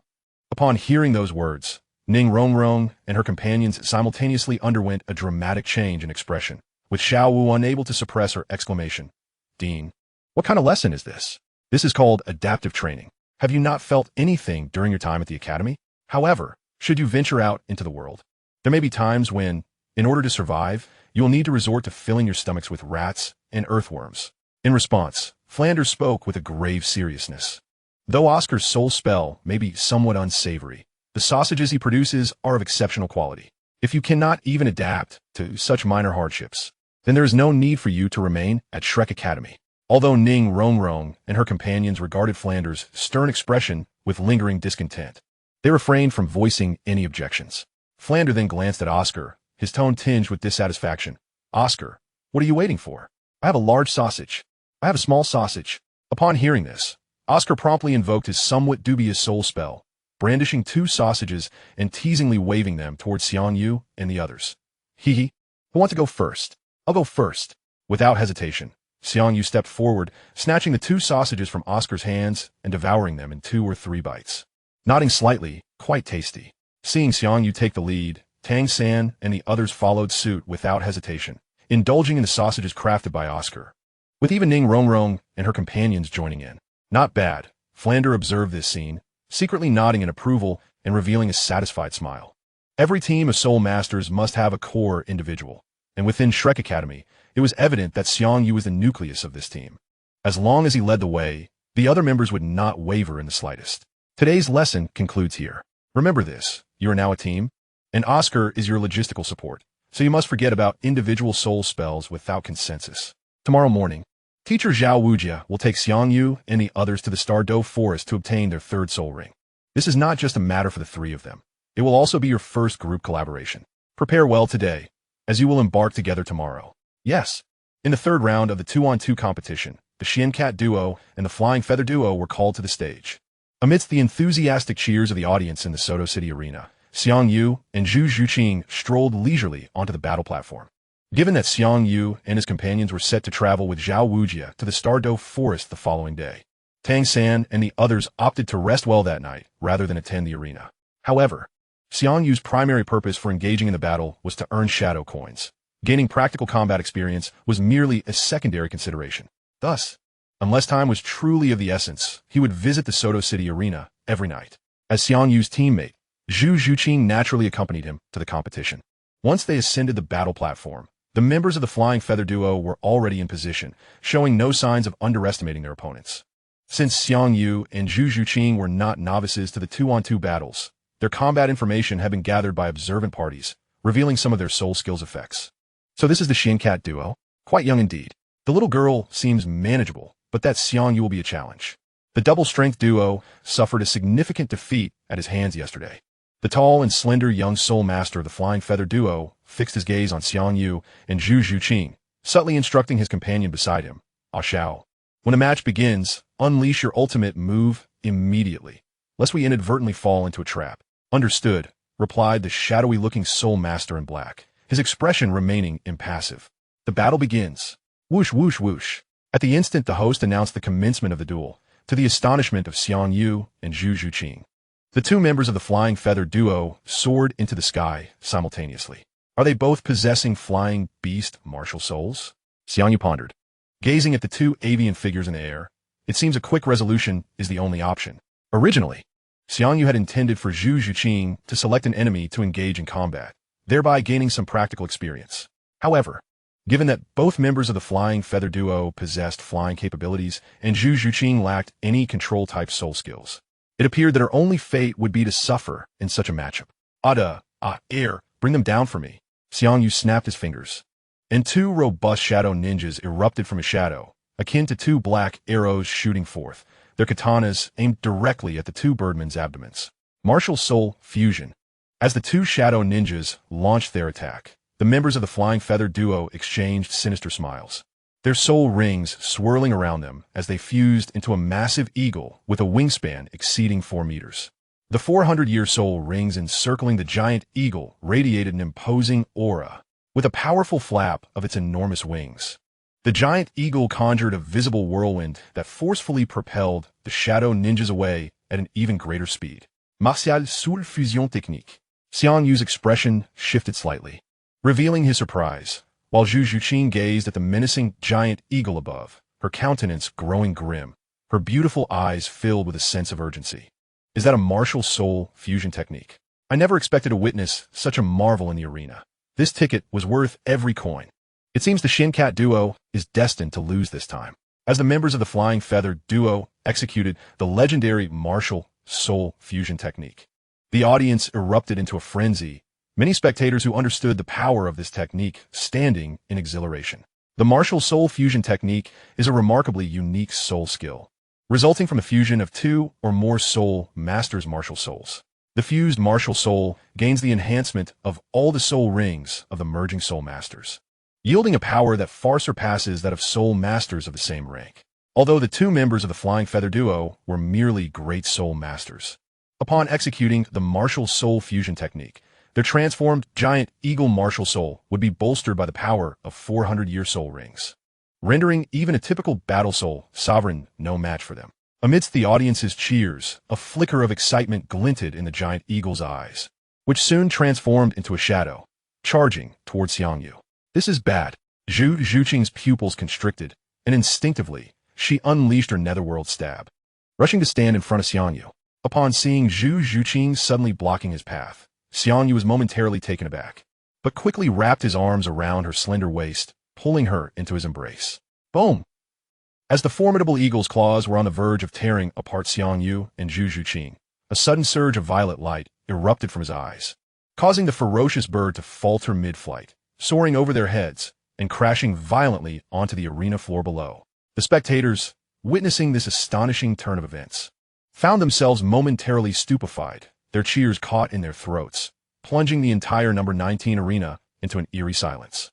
The host, recovering from the shock first, raised a microphone and proclaimed loudly, "The Xian duo emerges victorious. Applause erupted from the audience, breaking the brief stillness, as they expressed their admiration for Xiang Yu and his companion. Meanwhile, the already dazed Fei Yu duo, returned to their human forms, were selectively overlooked by the crowd. Zhu Qing, when you suddenly rushed in front of me, it must have been to shield me from Fei Yu's attack, right? Upon returning to the resting area, Xiang Yu scrutinized the slightly uneasy Zhu Qing for a moment before solemnly stating, "You must not do that again. If I cannot withstand the attack, your rushing in would only lead to your needless sacrifice." Feeling a pang of guilt, Zhu Qing bit her soft pink lips and replied, "I'm sorry, brother Yu. I didn't mean to. I wasn't thinking straight and my body acted on its own." Initially, Zhu Qing thought that Xiang Yu couldn't endure the assault from Fei Yu, prompting her to intervene, unaware that her actions had disrupted his plans. Though the martial soul fusion technique is immensely powerful, it demands a significant amount of soul power from the user. The two soul masters of the Fei Yu duo were merely great soul masters. Even with their fusion technique, they could only harness the strength of 400-year soul rings, rendering them only slightly stronger than an ordinary battle spirit master. Considering the current combat prowess of the Shadow Ninjas, they would not be inferior to the fused giant eagle in a direct confrontation. In fact, two Shadow Ninjas working in tandem could easily overpower the Fei Yu duo. However, when the two Shadow Ninjas charged towards Fei Yu, they were mid-air with no leverage, resulting in their being repelled by the giant eagle. Xiang Yu had initially intended to feign weakness, planning to let the eagle attack him before the Shadow Ninjas struck decisively. However, he did not anticipate Zhu Qing's sudden intervention, which threw his strategy into disarray. In a moment of urgency, he had to deploy the soul skill of the Shadow Unicorn Skull, creating an illusionary barrier that caused the eagle to crash into the ground not far away. "I harbor no blame against you. My only concern is your safety." Observing Zhu Qing's expression of distress and guilt softened Xiang Yu's heart. He gently stroked her hair, his tone mellowing. Feeling the warmth of his palm and the softness of his voice, Zhu Qing's grievances dissipated significantly, and she nodded obediently. In truth, Xiang Yu did not genuinely blame her. He understood that her willingness to shield him stemmed from her affection for him, disregarding her own safety. However, having witnessed too many heroines sacrificing themselves for their heroes in stories, Xiang Yu was determined to avoid such cliches. He had ample cards up his sleeve and had no intention of sacrificing anyone for his own empowerment. After caressing Zhu Qing's hair, he gently cupped her face with both hands and, gazing deeply into her eyes, earnestly asked, "Zhu Qing, would you like to be my little wife?" "Huh?" Zhu Qing was instantly taken aback, her cheeks flushed with embarrassment. "Zhu Qing, you are aware of the relationship between Rong and me. We are childhood sweethearts, mutually infatuated, and she will undoubtedly be my primary wife in the future." Observing Zhu Qing's adorably shy expression, Xiang Yu's eyes sparkled with mischief as he continued earnestly, "If you wish to marry me as well, you would have to settle for being my little wife." Zhu Qing gazed at Xiang Yu's face, mere inches away, feeling as if a flurry of butterflies danced in her stomach. Stammering, she replied, "As long as I could be with brother Yu, I can accept that." Xiang Yu, unable to resist, pressed a kiss on Zhu Qing's lips and, with an air of authority, declared, "Then from this day forth, you shall be my little wife." Chapter 63. Little Wife Zhu Qing. In his past life, while watching Douluo, Xiang Yu had always cherished Zhu Qing's character. Now, with her willing to shield him, he realized that if he let such a wonderful girl slip away, it would haunt him for a lifetime. After the kiss, Zhu Qing could no longer maintain her aloof demeanor, nearly swooning with joy, her mind clouded with bliss. Seizing the moment while Zhu Qing was still dazed, Xiang Yu summoned the Shadow Store with a mere thought, spending 3,000 shadow coins to purchase 3 Shadow 1,000-year soul fruit, followed by an expenditure of 1,000 shadow coins for a shadow storage ring. He crushed the 3 fruits in a juice and turned to Zhu Qing, insisting, "Zhu Qing, drink this juice." Gulp, gulp. Still in a haze, Zhu Qing instinctively accepted the crystal cup from Xiang Yu and drank it all in one go. "What is this?" As the energy of the Shadow 1,000-year soul fruit surged through her body, it jolted her awake, prompting her to sit on the floor to absorb the energy. After a focused meditation of over 10 minutes, she finally assimilated the energy, elevating her soul power to the 30th level. "Brother Yu, what did you give me earlier?" Zhu Qing slowly opened her eyes, astonished by the surge of soul power within her. "There is no need to inquire about the specifics. Just know it's something beneficial," Xiang Yu replied, taking her right hand and placing the shadow storage ring on her ring finger. He smiled, adding, "This ring has a storage capacity of 100 cubic meters. Whenever you need to carry something, You can simply store it inside. Zhu Zhuqing gazed at the ring adorning her finger, her eyes filled with gratitude, and looked up at Xiang Yu, asking, "Brother Yu, why are you so kind to me?" Xiang Yu, hearing this, playfully tapped her nose and replied with fondness, "Silly girl, you are my little wife now. If I don't treat you well, who else should I be good to?" Unable to contain her emotions, Zhu Zhuqing leaped into his embrace, holding him tightly, as if to merge their very beings. Xiang Yu felt her warmth and gently patted her back, secretly reflecting, "Indeed, she is much more substantial than Rongrong. Brother Xiao Yu, there is something I can no longer conceal from you. In truth, I am the betrothed of Dai Mubai, and my true identity is..." After calming her emotions, Zhu Zhuqing finally mustered the courage to disclose the circumstances surrounding her engagement with Dai Mubai. Upon hearing Zhu Zhuqing's account, Xiang Yu gazed at her anxious visage for a moment before gently enveloping her in his embrace, speaking in an exquisitely tender tone, "Silly girl. Do you truly think I would concern myself with your engagement to Dai Mubai? That arrangement is merely a jest." Although there indeed existed a betrothal between Dai Mubai and Zhu Zhuqing, they had never met prior. Otherwise, Dai Mubai would not have been oblivious to her when they first encountered one another. Furthermore, due to the cruel family rules of the Zhu family and the royal family of the Xinglua Empire, Zhu Zhuqing harbored more aversion and disdain towards her engagement with Dai Mubai, yet she lacked the means to resist it. In the original storyline, Zhu Zhuqing initially detested Dai Mubai, especially upon discovering his penchant for womanizing and his descent into debauchery. However, with Xiang Yu's presence, she completely disregarded Dai Mubai, treating him as a mere stranger. Upon recognizing that Xiang Yu was indeed the Prince Charming she had longed for, her heart was filled solely with thoughts of him, leaving no room for other men. Yet the royal family of the Xinglua Empire and those of the Zhu family will undoubtedly not let me go easily. Zhu Zhuqing felt a sense of relief wash over her at Xiang Yu's words, and she could not help but cling tightly to him, resembling a helpless little girl. "Silly girl, you underestimate me. Though I am presently only a great soul master, I have the Spirit Hall as my backing, and the Sword Law of the Seven Treasures Glazed Tile School owes me a favor." Xiang Yu tenderly stroked Zhu Zhuqing's hair and smiled. "If it becomes unavoidable, I shall use the favor owed to me by the Sword Douluo to have him accept you as his direct disciple. The Zhu family's rules that pit you and your sister against one another are merely to prevent internal strife. Once you become the Sword Douluo's direct disciple, neither the royal family of the Xinglua Empire nor the Zhu family would dare to risk offending the Seven Treasures Glazed Tile School by coming after you." "Thank you, Brother Xiao Yu." As Zhu Zhuqing spoke, she gently rested her lovely face against his chest, listening to the powerful rhythm of his heartbeat, feeling an unprecedented sense of security.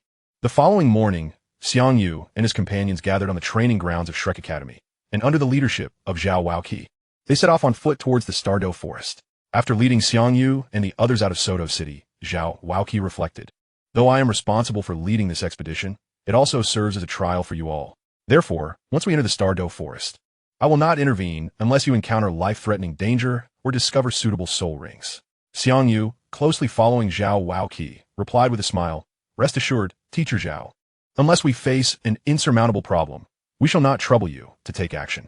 "What a little monster. Your stamina is remarkable," Zhao Waoqi thought to himself, observing Xiang Yu, who showed no signs of fatigue despite keeping pace with him, even managing to converse. He could not help but feel a sense of admiration, though he maintained a facade of composure. While Zhao Waoqi did not push himself to travel at full speed, his pace approached the limits that a great soul master could endure. The two with the weakest physiques, Ning Rongrong and Oscar, broke out in a light sweat. Although Tang San and the others fared significantly better, they still could not manage to converse while running, unlike Xiang Yu, whose condition surpassed even that of Dai Mubai. Xiang Yu's remarkable ease was attributed to his training in the soul food body refinement method. Since he began practicing this method, he had been consuming food made from the flesh of millennia-old soul beasts, resulting in a substantial enhancement of his physique. Moreover, the fusion of the Shadow Thorn Shield's external soul bone with his body had granted him a remarkable increase in both physical strength and defense by 50%, making him stronger than Dai Mubai. Noticing the beads of sweat forming on Ning Rongrong's forehead, he slowed his pace to accompany her, speaking softly, "Rongrong, do not rush. Breathe steadily. If you find it difficult to continue, I will have it to carry you." Ning Rongrong, lacking the energy to reply, nodded vigorously. Xiang Yu had initially intended to procure a large carriage to transport everyone to the Stardow Forest, but this proposal was vetoed by Flender. In Flender's words, Running also serves as training and cultivates a sense of teamwork among the group. Hence, they were compelled to trek to the Douluo Forest, which is why Xiang Yu did not insist on having the Shadow Ninja carry Ning Rongrong. The Douluo Forest is one of the most renowned habitats for soul beasts on the Douluo Continent, its expanse nearly equivalent to that of the Barak Kingdom. Straddling the borders of the Heaven Do Empire and the Xingluo Empire, 2/5 of its area lies within the Heaven Do Empire, while 3/5 resides in the Xingluo Empire, forming a vast, primordial forest with complex terrain. In contrast to the artificially enclosed soul-hunting forests, the diversity of soul beasts in the Douluo Forest is far greater, including formidable soul beasts comparable to tidal Douluos. However, these powerful 100,000-year soul beasts typically dwell in the depths of the Douluo Forest, and under normal circumstances, one would not encounter such terrifying creatures. Furthermore, with Xiao Wudi, a battle spirit saint leading the way, there was no cause for concern regarding their safety. The Douluo Forest is located in the southeastern part of the Barak Kingdom, with a small portion bordering it. Soto City itself is also situated in the southeast of the Barak Kingdom, making the two locations relatively close, less than 500 kilometers apart. Although Xiang Yu and his companions were traveling on foot, the support and supplies provided by the auxiliary soul masters Ning Rongrong and Oscar ensured that their pace was not overly sluggish. As night began to descend, they had covered over 400 kilometers, drawing near to the Douluo Forest. However, the Douluo Forest posed significant dangers after nightfall, even with Xiao Wudi's leadership. He could not guarantee the safety of all the students in the dark. Thus, they chose not to rush into the Douluo Forest, instead opting to stay in a small town several dozen kilometers away to rest for the night before entering the forest. This place is bustling. Upon entering the town, Tang San surveyed his surroundings and could not help but voice his curiosity. But why does it feel similar to the hunting towns near the soul-hunting forest? According to Tang San's observations, most of the shops in the town sold items related to soul masters, such as weapons, armor, and soul beast materials. And armed soul masters were frequently seen throughout the streets. Xiang Yu remarked, "Xiao San, this small town resembles the soul-hunting town, as it too is likely established in proximity to the Douluo Forest. However, given that it is situated several dozen kilometers from the forest, does that not seem rather distant?" With a smile, Xiang Yu continued, "The Douluo Forest is not akin to those artificially enclosed spirit beast sanctuaries. The soul beasts within are not only prone to attacking humans, but may occasionally venture beyond the forest confines. Should the town lie too close to the Douluo Forest, it would inevitably face destruction at the hands of the spirit beasts." Understanding dawned upon Tang San as he listened to Xiang Yu. While they conversed, Xiao Wudi led Xiang Yu and the others to an unremarkable two-story tavern. Gesturing towards it as he said, "Let us stay here for the night. We shall rest and set off again tomorrow. Accommodations and meals will be on you." Given the financial constraints of Shrek Academy and the frugality of Flanders, the students were required to bear their own expenses during outings, though they did receive subsidies from the Spear Hall. Let us forego this establishment. It appears rather subpar. I doubt they offer delicacies made from 1,000-year-old spirit beast meat. Instead, we should find lodgings at the largest tavern in town, where I shall cover tonight's expenses. Long live Boss Xiang. Upon hearing Xiang Yu's declaration, Oscar and the others erupted in cheers, quickly surrounding Xiang Yu as they made their way towards the town's grandest tavern. Xiao Wudi, observing their excitement, shook his head in resignation, but chose not to voice any objections, following them to the largest tavern in the town. The largest tavern was a 3-story establishment, with its first floor serving as a spacious dining hall accommodating over 40 tables and capable of hosting hundreds of patrons. However, due to the mixed clientele in the dining hall, Xiang Yu opted for a private VIP room on the second floor, leading Tang San and the others inside to dine. Meanwhile, Xiao Wudi, upon entering the tavern, did not join Xiang Yu and the others for the meal. He ordered a few dishes and retreated to a single room on the third floor, allowing Xiang Yu and the others the freedom to enjoy their meal without reservations. "Order whatever dishes you desire. Today, I shall treat you. Rest assured, Boss Xiang, we shall not hold back." Ma Hongjun and the others, upon hearing Xiang Yu's words, eagerly grabbed the menu and ordered over 20 dishes in one go. "That will suffice for now. We can order more if needed. Oh, and please bring us some drinks. Just juice will do." After Ma Hongjun and the others finished placing their orders, Xiang Yu added a few hearty dishes made from 1,000-year-old spirit beast meat before handing the finalized menu to a beautiful waitress beside him. As the waitress exited the room after pushing open the door, the sound of light footsteps echoed, and a group of 8 female students appeared outside. Clad in ice blue uniforms, the leading figure was a woman in her 40s, presumably the instructor of the group. Following her were 7 female students, all around 20, each possessing striking beauty and tall figures, akin to models. Although Ning Rongrong, Zhu Zhuqing, and Xiao were more stunning than these students, their youth still clung to them, rendering them less mature in comparison to these older sisters. Ma Hongjun, noticing the emblem on the students' uniforms, immediately recognized their affiliation and exclaimed in excitement, "Wow, they are students from the Tianshui Academy. I never expected to see them here." Curious about Ma Hongjun's exuberance, Tang San inquired Mubai, "Is there something noteworthy about Tianshui Academy? Why is Fatty so thrilled?" Tianshui Academy is one of the 5 elemental academies, with stringent admission criteria, only accepting students with water or ice attribute martial souls. Furthermore, Tianshui Academy has 2 additional requirements. It only admits female students and exclusively accepts beauties. Nevertheless, it remains the only academy among the 5 that is open to commoners, somewhat akin to Shrek Academy in this regard. Dai Mubai explained with a chuckle. Fatty has long coveted the beauties of Tianshui Academy, so his excitement is quite understandable. Xiao Wu couldn't help but retort, Boss Xiang has already gifted him 4 personal attendants. How can he still be like this? I genuinely wonder if the side effects of his martial soul are related to his character. Upon hearing Xiao Wu's remark and witnessing Ma Hongjun's lecherous expression, Tang San could only shake his head in disbelief. Ma Hongjun, gazing at the departing figures of the Tianshui Academy beauties, suddenly called out, "Ladies, shall we be friends?" The lead female student turned her head instinctively at his call. Upon seeing Ma Hongjun, she raised an eyebrow and, with a knowing smile, remarked, "Little brother, we older sisters do not play with children. You are far too young." Xiang Yu, observing the implications behind the long-haired beauty's gaze, silently mused, "Ah, the old flirt. Ha!" Dai Mubai and the others, upon hearing the long-haired beauty's words, were momentarily taken aback before bursting into laughter as they grasped the double entendre. What the heck? Ma Hongjun's expression twitched as he watched the Tianshui Academy beauties leave, ultimately unable to suppress an expletive. Originally, he had envisioned the beauties of Tianshui Academy as gentle and nurturing older sisters. Yet he found himself on the receiving end of teasing instead.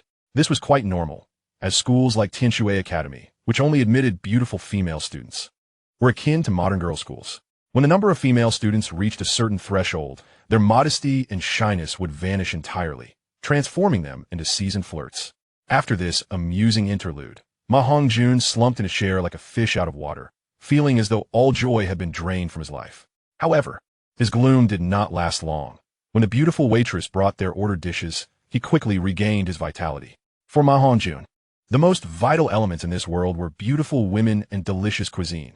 Since the Tianshui Academy beauties were out of reach, he certainly would not squander the opportunity to indulge in these culinary delights.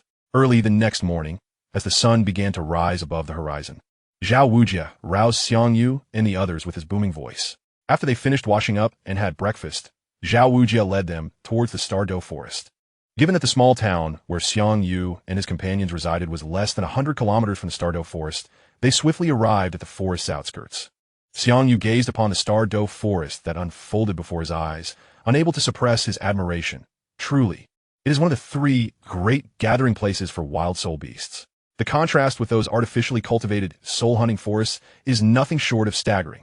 The duration of the Stardow Forest's existence remains shrouded in mystery, yet the endless sea of trees, stretching as far as the eye can see, serves as a testament to its ancient origins.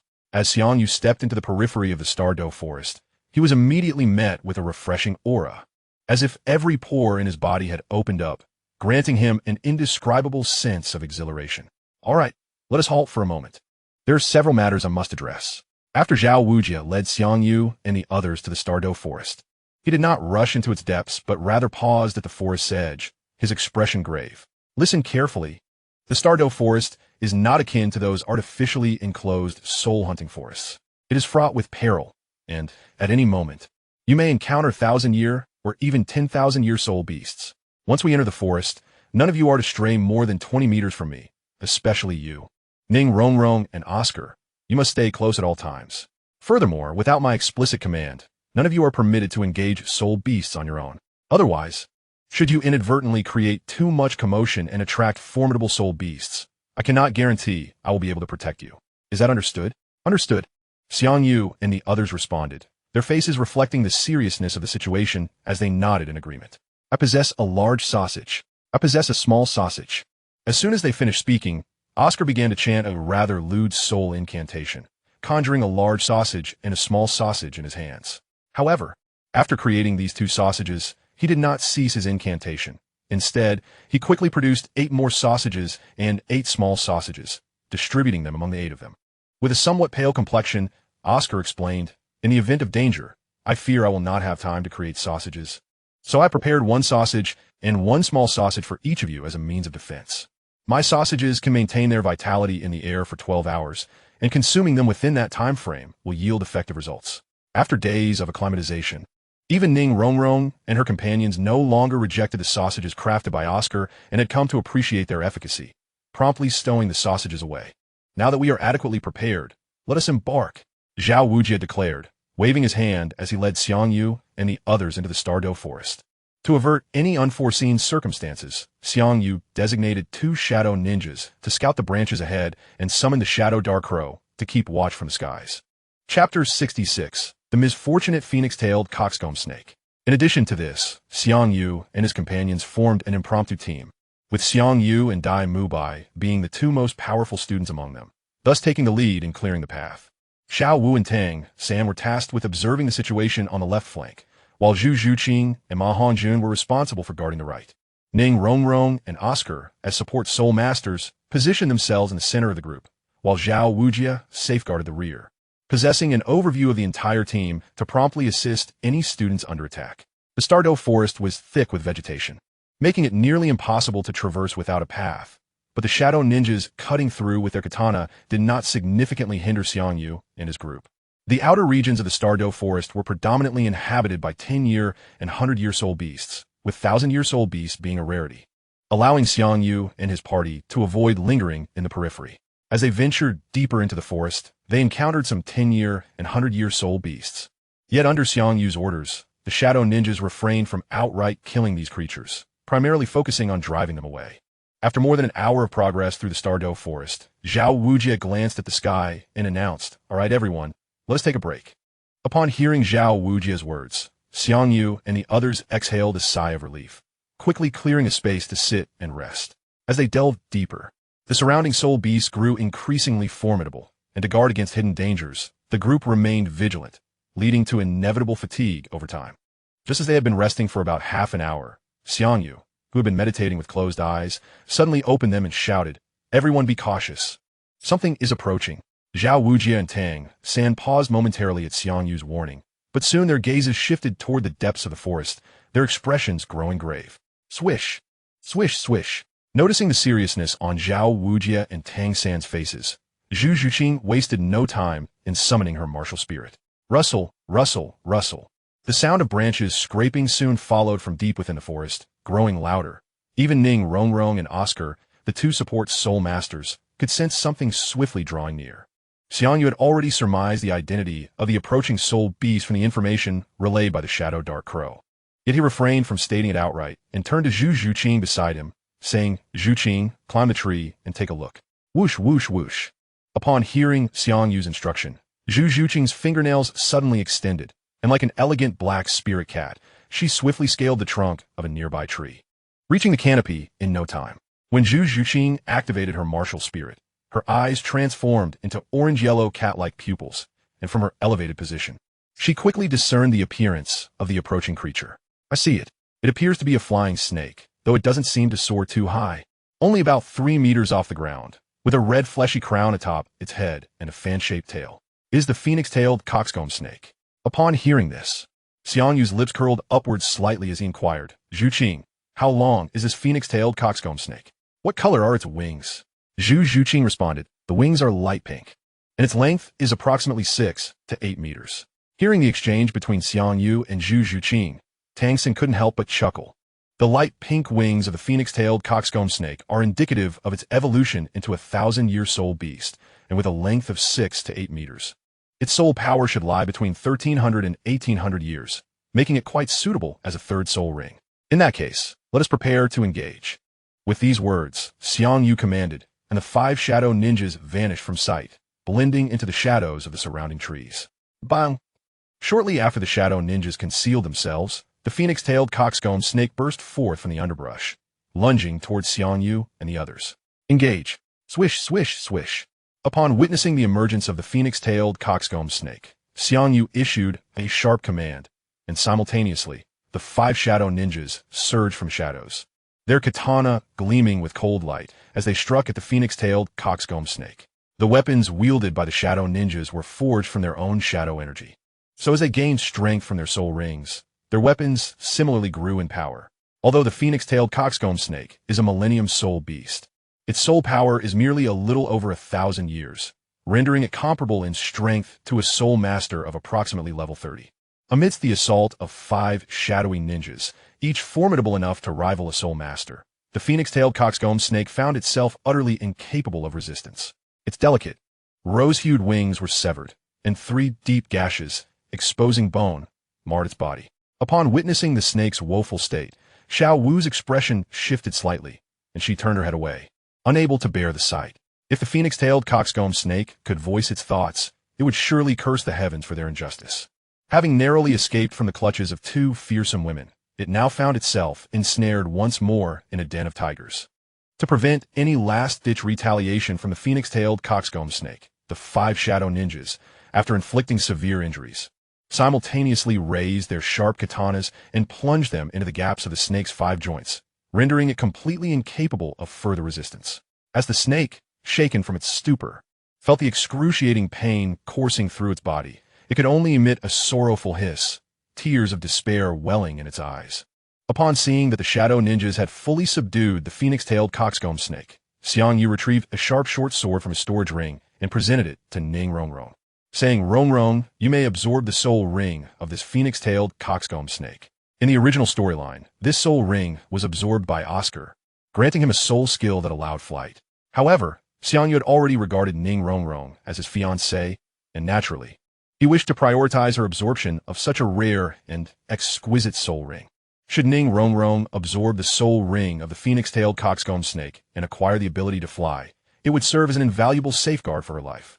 It is worth noting that aside from soul masters possessing flight-type martial souls, most others can only attain the ability to fly after reaching the rank of title Douluo. Moreover, the number of support-type soul masters with flight-related auxiliary soul skills is exceedingly scarce, which is why Xiang Yu is eager for Ning Rongrong to absorb the phoenix-tailed coxcomb snake's soul ring. Chapter 67. The Unrivaled Dragon and Snake. Since the phoenix-tailed coxcomb snake was subdued by Xiang Yu, and Ning Rongrong's soul power had already reached level 30, Oscar and the others felt no sense of impropriety when they heard Xiang Yu suggest that Ning Rongrong absorb the soul ring, and no one voiced any objections. After accepting the short sword from Xiang Yu, Ning Rongrong did not hesitate, but walked directly towards the immobilized phoenix-tailed coxcomb snake. "Stop!" Just as the short sword in Ning Rongrong's hand was about to pierce the flesh of the snake's crown, an elderly voice suddenly resonated. Immediately afterward, 2 figures emerged from the direction the phoenix-tailed coxcomb snake had previously fled. Upon hearing this voice, Ning Rongrong instinctively halted her actions and turned to regard the 2 sudden arrivals. The figures were an elderly woman and a young girl, both female. The elder, appearing to be around 70 years of age, had neatly arranged white hair. Though her face bore many wrinkles, her spirit seemed robust, her complexion rosy, and her eyes sparkled with vitality. She held a 3-meter-long, snake-headed cane, surrounded by 6 soul rings. Accompanying the white-haired matron was a beautiful young girl, approximately 16 or 17 years old, with short hair and wielding a 2-meter-long snake-headed cane adorned with 2 century-old soul rings. Upon seeing the newcomers, a flicker of excitement and exhilaration flashed in Xiang Yu's eyes. However, he disregarded their calls and instead urged, "Rongrong, ignore them, proceed." With a decisive thrust, Ning Rongrong plunged the short sword into the flesh of the phoenix-tailed coxcomb snake's crown, driving it fiercely into its head. The vital strike elicited a cacophony of agonized hisses from the snake, but immobilized by the katanas of the shadow ninjas, it soon succumbed to death. "You dare, young one!" The white-haired matron, clutching her snake-headed cane, glared with cold fury, her expression revealing a murderous intent.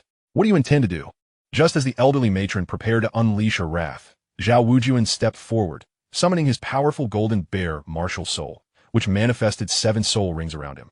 A soul sage. The white-haired matron's expression shifted from anger to astonishment upon seeing the 7 soul rings encircling Zhao Wujuan, and her inclination to act was swiftly quelled. esteemed soul sage, we initially injured this phoenix-tailed coxcomb snake and pursued it here, only to witness your junior slaying it. I confess, I felt a surge of anger. Please forgive this old woman's impulsiveness. Regaining her composure, the elder explained her previous behavior, eager to placate Xiao Wujuan's potential ire, and introduced herself. I am Chao Tianxiang, known in the Soul Master community as the Snake Matron. My husband, Meng Shu, is affectionately called the Dragon Duke. We journeyed to the Stardoe Forest to procure a fitting third soul ring for my precious granddaughter, and that Millennium Phoenix-tailed coxcomb snake was our target. It is an honor to meet you, esteemed Snake Matron. I am Xiao Wujuan. Xiao Wujuan, taken aback, softened his tone in response to her introduction. Ma Ongjun. Witnessing Xiao Wujuan's softened demeanor, nearly believed he was hallucinating. He leaned towards Xiang Yu and whispered, Boss Xiang, do you know the background of this old woman? It's the first time I've seen teacher Xiao back down. From Ma Hongjuan's understanding of Xiao Wujuan, he would only concede if faced with an opponent of overwhelming strength. And yet this snake matron was merely a soul emperor, significantly weaker than Xiao Wujuan. The latter's courteous demeanor indicated that she must possess substantial influence. Xiang Yu replied, excitement lacing his voice. The Dragon Duke and Snake Matron are a renowned couple in the Soul Master community, revered as the unrivaled dragon and snake. Though this Snake Matron is merely a 6-ring Soul Emperor, the Dragon Duke Meng Shu is an 8-ring Soul Douluo. Furthermore, their martial souls can execute a remarkably powerful martial soul fusion technique, a strike so potent that even some newly ascended title Douluo may struggle to withstand it. Ma Ongjun, unable to contain his astonishment, exclaimed, how extraordinary! No wonder teacher Xiao is being so respectful. As the Snake Matron and Xiao Wujuan remained on high alert, the phoenix-tailed coxcomb snake finally breathed its last, and a scattering of purple light coalesced around its lifeless form, ultimately transforming into a violet soul ring. Rong, absorb the soul ring. I shall ensure that no outsiders disturb you. Seeing this, Xiang Yu raised his hand, and the 5 shadow ninjas swiftly dispersed, forming a protective circle around Ning Rongrong. Upon hearing this, Ning Rongrong disregarded the watchful gaze of the snake matriarch in the distance and summoned her martial soul, the 7-treasure glazed tile, to the forefront. She then channeled her soul power to draw upon the Millennium Soul ring formed by the phoenix-tailed coxcomb snake. The 7-treasure glazed tile. As the snake matriarch beheld the manifestation of Ning Rongrong's martial soul, her pupils constricted in shock, instantly quelling her vengeful thoughts. She placed her hand on her granddaughter's shoulder and said, Iran, we shall take our leave. Initially, the snake matriarch felt a surge of anger when Xiao Wuji's intervention thwarted her plans, but upon witnessing Ning Rongrong's 7-treasure glazed tile, she felt a sense of relief that Xiao Wujia had stepped in. Although the dragon and snake duo were renowned figures in the world of soul masters, they paled in comparison to the formidable presence of the 7-treasure glazed sect. It is known that only the direct disciples of the 7-treasure glazed sect can awaken the 7-treasure glazed tile martial soul. And given that Ning Rongrong appeared to be a few years younger than Meng Iran, it indicated that she had indeed received significant training from the sect. Had Xiao Wujia not intervened in time and inadvertently allowed the snake matriarch to harm Ning Rongrong, the dragon and snake duo would likely have found themselves pursued by the 7-treasure glazed sect, a scenario she wished to avoid. Seeing the snake matriarch retreat, Xiao Wujia secretly exhaled in relief. Truth be told, he did not wish to forge enmity with the dragon and snake duo. Unbeknownst to her, however, after she departed with her granddaughter, Xiang Yu stealthily dispatched a shadowy figure, the Dark Crow, to follow them. The excitement and exhilaration Xiang Yu displayed upon seeing the snake matriarch and her granddaughter were not due to any infatuation with Meng Iran, but rather aimed at the dragon and snake couple. Chapter 68, The Shadow Ensemble. In the Douluo Continent, soul masters capable of executing martial soul fusion techniques are an exceedingly rare breed. Those like the dragon and snake couple, who can perform techniques on par with title Douluo-level martial soul fusions, are even more elusive. It is known that in the Shadow Shop, even a newly ascended Shadow title Douluo, having absorbed their 9th soul ring, commands a price starting in the tens of millions of shadow coins. The price for a Shadow Soul Douluo is significantly lower, typically capping at a few million shadow coins, certainly not exceeding 10 million. For someone like the Snake Matriarch, a Soul Emperor of merely over 60 levels, her price in the Shadow Shop is even more modest, standing at 235,000 shadow coins. If Xiang Yu could gather both the Shadow Snake Matriarch and the Shadow Dragon Lord, he would only need to spend a few million shadow coins to acquire a pair of Shadow Dragon and Snake, whose strength rivals that of an ordinary title Douluo. Thus, Xiang Yu instructed the Dark Crow to trail the Snake Matriarch, hoping to locate the Dragon Lord and seize the opportunity to expand the Shadow Shop. Although Xiang Yu currently had just over 500,000 Shadow Coins, insufficient to purchase a pair of Shadow Dragons and Snakes, he could initially invest over 200,000 Shadow Coins to acquire a Shadow Dragon Matriarch. After all, the Shadow Dragon Matriarch was also a formidable Soul Emperor at level 63, providing Xiang Yu with a powerful trump card. Approximately half an hour later, Ning Rongrong finally absorbed the Millennium Phoenix-tailed Coxcomb Snake's Soul Ring, revealing her third purple soul ring beneath her feet. The emergence of the third soul ring signified that Ning Rongrong had officially entered the Soul Master rank, becoming a 31st level support Soul Master. Just as everyone believed the situation was settled, Ning Rongrong suddenly emitted a cry of anguish. Two bulges erupted from her back, tearing her clothing as two delicate crimson wings unfurled. Could these be the wings of the phoenix-tailed coxcomb snake? Zhao Wujia's expression changed dramatically at the sight, and he muttered in disbelief, "How could this happen? Has Ning Rongrong's soul ring absorption mutated?" The process of absorbing soul power is not without its perils. The stronger the soul ring, the more potent its accompanying soul skill, yet the backlash from such powerful rings can be equally severe. Numerous soul masters have met their demise during ascension, overwhelmed by the sheer force of the soul power contained within a formidable soul ring. As a teacher at Shrek Academy, Zhao Wujia could not stand idly by while Ning Rongrong faced danger, especially since she was the little princess of the Seven Treasure Glaze sect. What would he say to the sect if she were to suffer harm? Upon witnessing the unexpected mutation in Ning Rongrong, Xiang Yu's face reflected urgency and concern. However, as he scanned the newly added product information in the Shadow Shop, his expression shifted to one of delight. Noticing Zhu Zhuqing's worried demeanor, he quickly reassured everyone, "Do not fret. Rongrong is fine and has gained a significant advantage." Zhu Zhuqing, upon hearing this, felt a sense of relief wash over her and curiously inquired, "Little Yu, what has happened to Rongrong?" Xiang Yu replied with a smile, "If I am not mistaken, the wings newly sprouted from Rongrong's back are likely the legendary external soul bone." Zhao Wujia's eyes widened in disbelief as he exclaimed, "External soul bone? Ba Xiang, what is an external soul bone?" Ma Hongjun and Oscar, observing Zhao Wujia's astonished expression, could not help but ask. Soul bones are a uniquely rare existence. Similar to soul rings, they also originate from soul beasts. Yet not every soul beast can yield a soul bone. Immense luck is required for such an occurrence, rendering soul bones extremely valuable, akin to treasures beyond measure. The function of a soul bone is straightforward. Each possesses an inherent soul skill, effectively granting the soul master an additional soul skill. The more powerful the soul bone, the stronger its accompanying soul skill. An additional soul skill? Upon hearing this, Tang San and the others simultaneously displayed expressions of astonishment. Due to the extreme rarity of soul bones, the master had never imparted knowledge regarding them to Tang San, making this his first encounter with the term. Observing their reactions, Xiang Yu explained with a smile, "Typically, soul bones are categorized into 6 types. Left leg bone, right leg bone, left arm bone, right arm bone, skull bone, and trunk bone. Once absorbed, a soul bone cannot be separated from the body unless its owner is killed, at which point it will automatically drop and become a relic. Consequently, most soul masters tend to keep their acquisition of soul bones a secret, fearing that other powerful soul masters may seek to kill them for their treasures. However, Rongrong soul bone is not an ordinary one, but rather the most unique type, the external soul bone. The key distinction of the external soul bone is that its power limit will increase as the user's soul power grows, making the earlier its absorption, the more beneficial it becomes. After listening to Xiang Yu's explanation, Xiao Wu glanced at Tang San beside her and cheerfully remarked, "Boss Xiang, you are truly remarkable. Such obscure knowledge, and yet you are well versed in it, a feat even the likes of Xiao San cannot claim."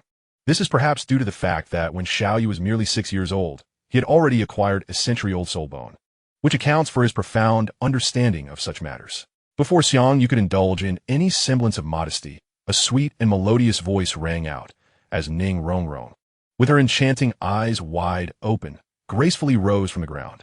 Upon hearing her words, Tang San and the others instinctively cast astonished glances at Xiang Yu, their curious eyes scrutinizing his form. Perceiving their gaze, Xiang Yu shrugged helplessly and remarked, "Please do not look at me in such a manner. That century-old soul bone is not currently in my possession." Although he indeed possessed 2 soul bones, he had no intention of revealing this secret and thus feigned an innocent demeanor. Ning Rongrong approached Xiang Yu with elegant steps, a smile gracing her lips as she clarified.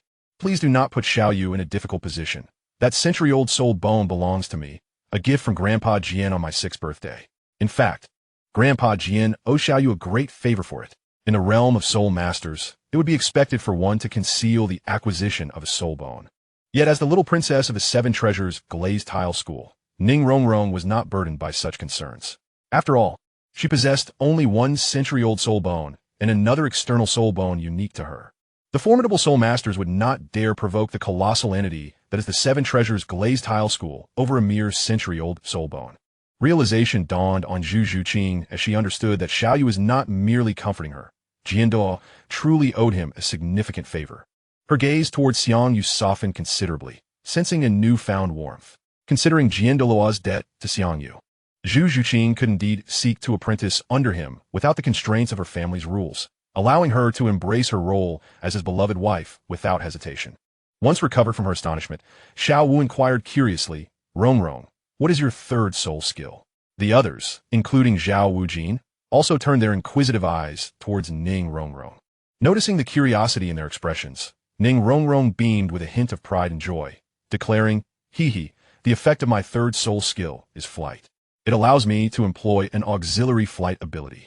Yet, within her heart, Ning Rongrong felt a twinge of confusion. Typically, soul masters who awaken the 7 treasures glazed tile martial spirit would have fixed soul rings and skills, and her 3rd skill should have been one that amplified soul power. To her surprise, she had instead awakened a flight-based auxiliary skill. She speculated that the change might have resulted from the black drink Xiao Yu had previously given her, or perhaps from the absorption of the external soul bone, which altered her fixed skill.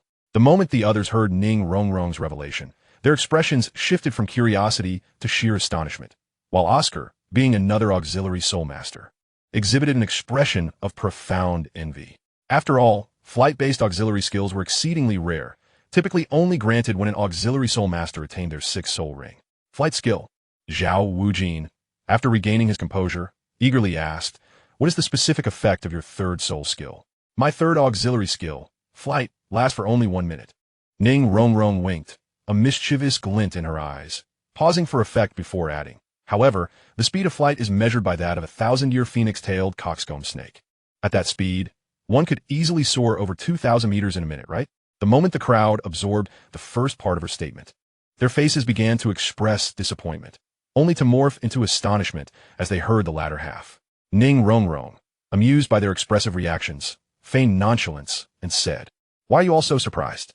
I haven't finished yet. I merely mentioned the inherent effect of the 3rd soul skill. I have yet to discuss the enhancement effect provided by the external soul bone, with the support of the winged external soul bone. The duration of her 3rd soul skill was significantly extended to 5 minutes, and the soul power consumption was halved. Moreover, this external soul bone greatly amplified her capabilities, allowing her to maintain flight as long as her soul power permitted, while simultaneously doubling her flight speed.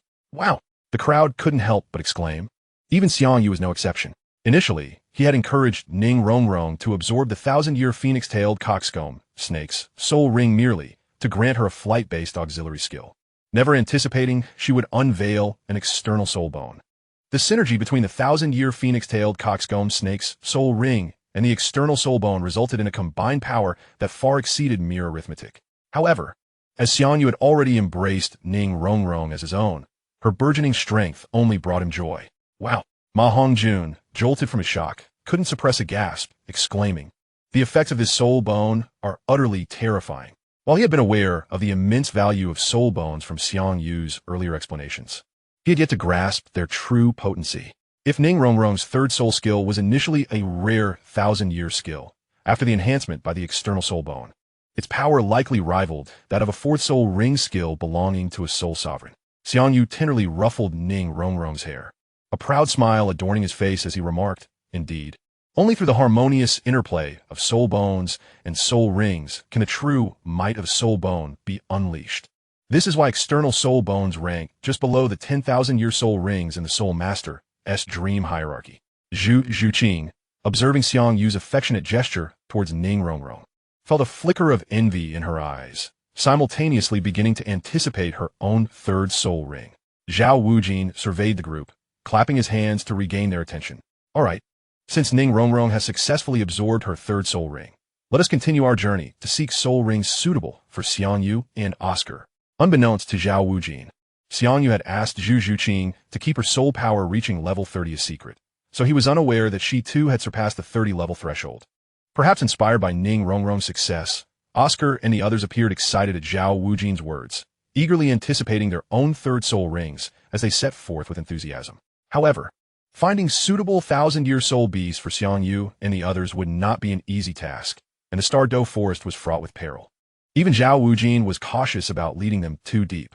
As night fell, they had yet to locate a fitting soul ring, prompting the group to clear a space and set up tents to rest for the night. In order to prevent any unforeseen incidents, Xiang Yu dispatched 5 shadow ninjas to maintain vigilance and patrol among the towering trees surrounding them. Prior to entering the Stardow Forest, Xiang Yu and his companions had adequately prepared tents and provisions, thus allowing each individual to enjoy the comfort of their own private tent rather than crowding together for sleep. After finishing his dinner, Xiang Yu retreated into his tent, retrieving the shadow shop to peruse the newly added items therein.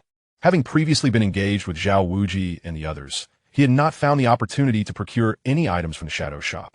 Now, with the rare chance for solitude, he was determined to enhance his hidden arsenal. With a swift motion, Xiang Yu expended 235,000 shadow coins to acquire a shadow serpent matriarch, concealing her within a shadow, and subsequently spent 16,380 shadow coins on a soul bone from millennium-old phoenix-tailed coxcomb snake. Chapter 70, Titan Great Ape.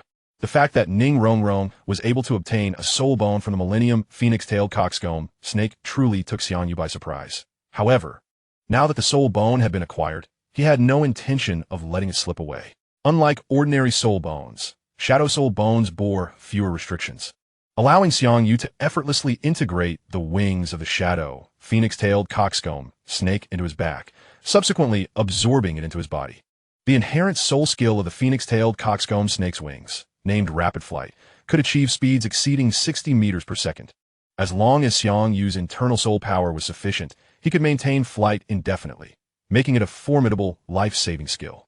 Shadow soul bones, unlike regular soul bones, would enhance alongside Xiang Yu's own soul power, thus increasing the speed of rapid flight as his soul power grew. Bang, bang, bang.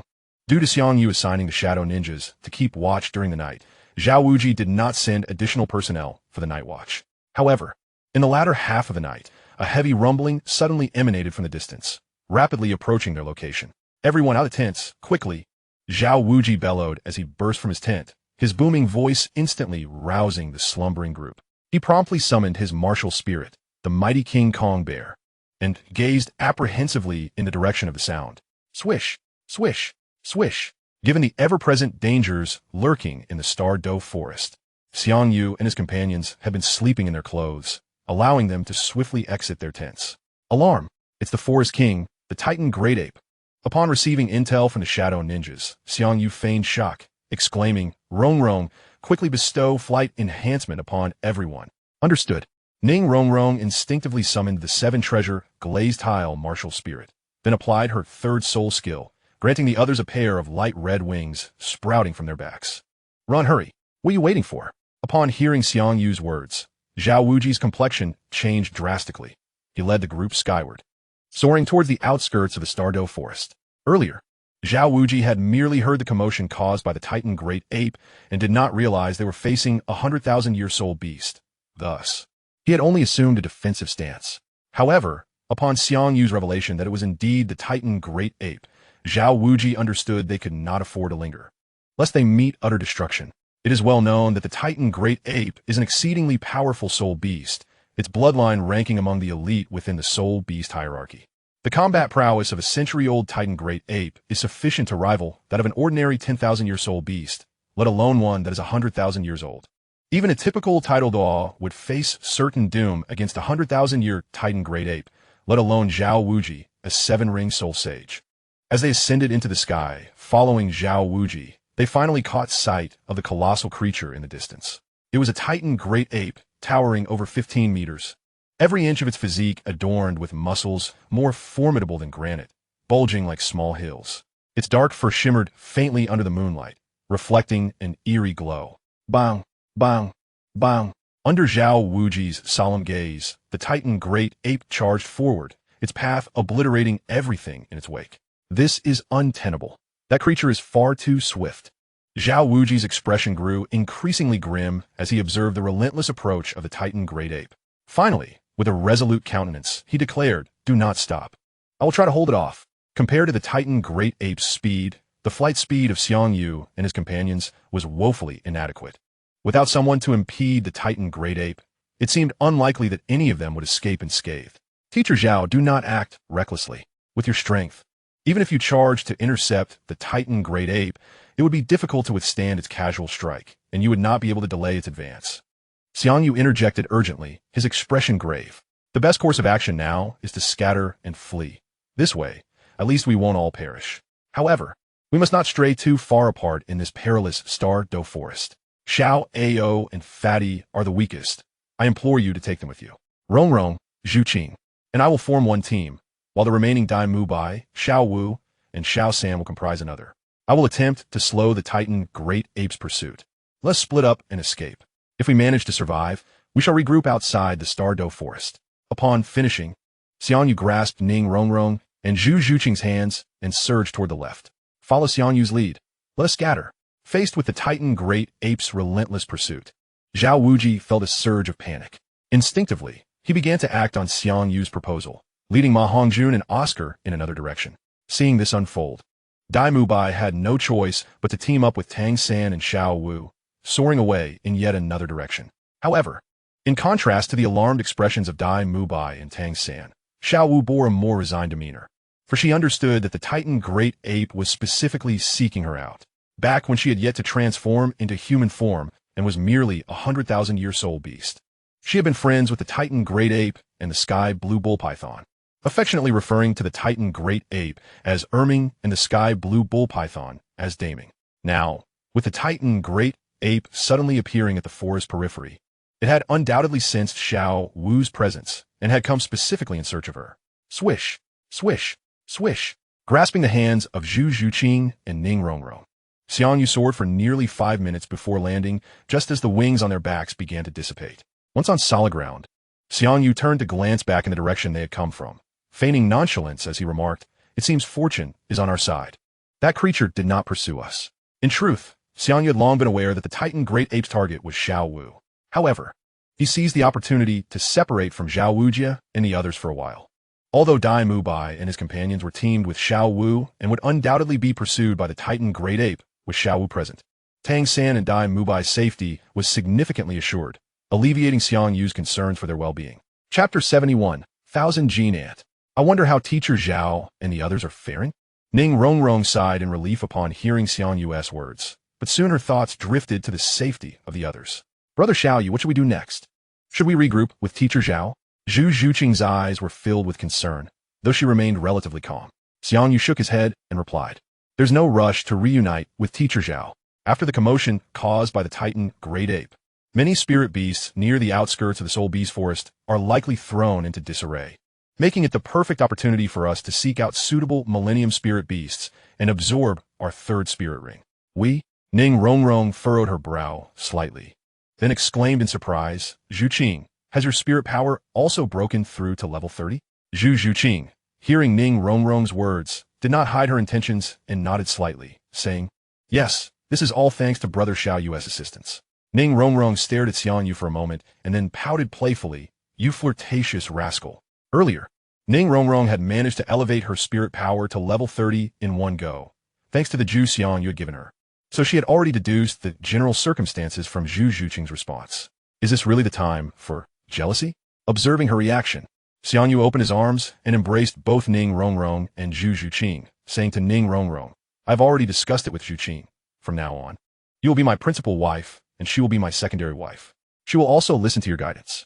Upon hearing this, Ning Rongrong glanced at Zhu Zhuqing beside her, who wore a docile expression, and with a hint of pride, she coldly huffed, "Humph, that's more like it." "Thank you, Sister Rongrong," Zhu Zhuqing said, and Ning Rongrong couldn't help but smile slightly at the change in how Zhu Zhuqing addressed her, waving her hand dismissively. "Enough with the dawdling. Hurry and find your suitable spirit rings, then go locate Teacher Zhao."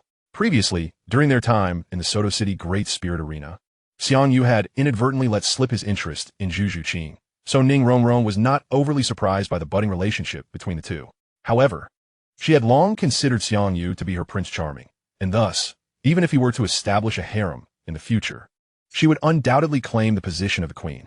Now that Zhu Zhuqing had voluntarily conceded, Ning Rongrong felt no threat to her position as the principal wife and quite liked Zhu Zhuqing as a friend. Given that the Titan Great Ape was a 100,000-year spirit beast, even if it bore no malice towards other spirit beasts, the sheer aura of its presence would terrify many lower-level spirit beasts, taking advantage of the chaos among those spirit beasts. With the aid of Ning Rongrong's third spirit ability, Xiang Yu and the others circled above the forest and quickly located 2 Millennium Spirit Beasts suitable for them. Under the assault of 5 Shadow Ninjas, the Millennium Spirit Beast suitable for Xiang Yu was swiftly killed, while the one suited for Zhu Zhuqing was severely injured, allowing her to deliver the final blow. Maintain vigilance in the vicinity. Do not allow any strangers or spirit beasts to approach. Once the 5 Shadow Ninjas were stationed around, Xiang Yu turned his attention to the corpse of the spirit beast before him, channeling his spirit power to summon the Shadow Mask Spirit. The spirit beast's body that lay before Xiang Yu resembled an ordinary ant, but measured about half a meter in length. Its body cloaked in a layer of dark shell. This was a 1,000-gene ant, a spirit beast with a spirit power exceeding 2,000 years. The 1,000-gene ant is a relatively common spirit beast within the Stardow Forest, with most being 10-year and 100-year spirit beasts, while only a select few evolve into Millennium Spirit Beasts. Despite its smaller size compared to other spirit beasts of the same level, its strength and defense are formidable. For instance, the Millennium 1,000-gene ant before Xiang Yu, though measuring just over half a meter, could effortlessly lift tens of thousands of kilograms, and its shell was even harder than steel. Crucially, 1,000-gene ants are social spirit beasts, usually acting in swarms, and ordinary spirit beasts merely become prey in their presence. Had it not been for the sudden appearance of the Titan Great Ape, which frightened the ant swarm into a frenzy, causing this 2,000-year-old 1,000-gene ant to become separated from its colony, it would not have been overwhelmed by the combined efforts of the Shadow Ninjas. With the Shadow Mask Spirit guiding it, the purple spirit ring hovering above the Millennium 1,000-gene ant gradually floated towards the Shadow Mask Spirit and encircled it. As the spirit ring settled onto the Shadow Mask Spirit, it underwent a transformation, with dark patterns appearing on the mask, resembling a miniature version of the 1,000-gene ant spirit. It truly is transforming into a black spirit ring, Ning Rongrong observed as the Millennium 1,000-gene ant spirit ring enveloped the Shadow Mask Spirit. Witnessing it gradually shift from a purple to a black spirit ring, her beautiful eyes sparkling with curiosity. Although she was already aware that Xiang Yu's first 2 spirit rings had changed from yellow to black due to his spirit mutation, this was the first time she had witnessed him absorb a spirit ring, and she found it quite fascinating. However, after watching Xiang Yu for a while, and noticing that he was taking some time to fully absorb the spirit ring, she gradually shifted her gaze to Zhu Zhuqing, who was also in the process of absorbing her own Millennium Spirit Ring from Millennium Nether Panther, which possessed around 1,500 years of spirit power. It was not that Xiang Yu was unwilling to assist Zhu Zhuqing in hunting a more powerful Millennium Spirit Beast, but rather that ordinary spirit masters faced a limit of around 1,700 years when absorbing their 3rd spirit ring. Exceeding this threshold would lead to severe backlash. Xiang Yu's ability to absorb the 2,000-year 1,000-gene ant spirit ring stemmed from his cultivation of the Xiantian skill and the soul refinement body technique, which significantly enhanced his physical strength beyond that of other spirit masters of the same rank, enabling him to absorb such a high-level spirit ring. After over half an hour of absorption, both Xiang Yu and Zhu Zhuqing successfully absorbed their 3rd spirit rings and progressed to the Spirit Elder rank. However, because Xiang Yu had absorbed the 1,000-year 1,000-gene ant spirit ring, the spirit power he received was much greater than Zhu Zhuqing's, causing his spirit power to reach level 32, whereas Zhu Zhuqing's reached only level 31. Chapter 72. Enemies on a Narrow Path. Upon witnessing Xiang Yu and Zhu Zhuqing complete their absorption of the 3rd spirit ring, Ning Rongrong, filled with curiosity, inquired, "Brother Xiaoyu, Zhuqing, what is your 3rd spirit ability?"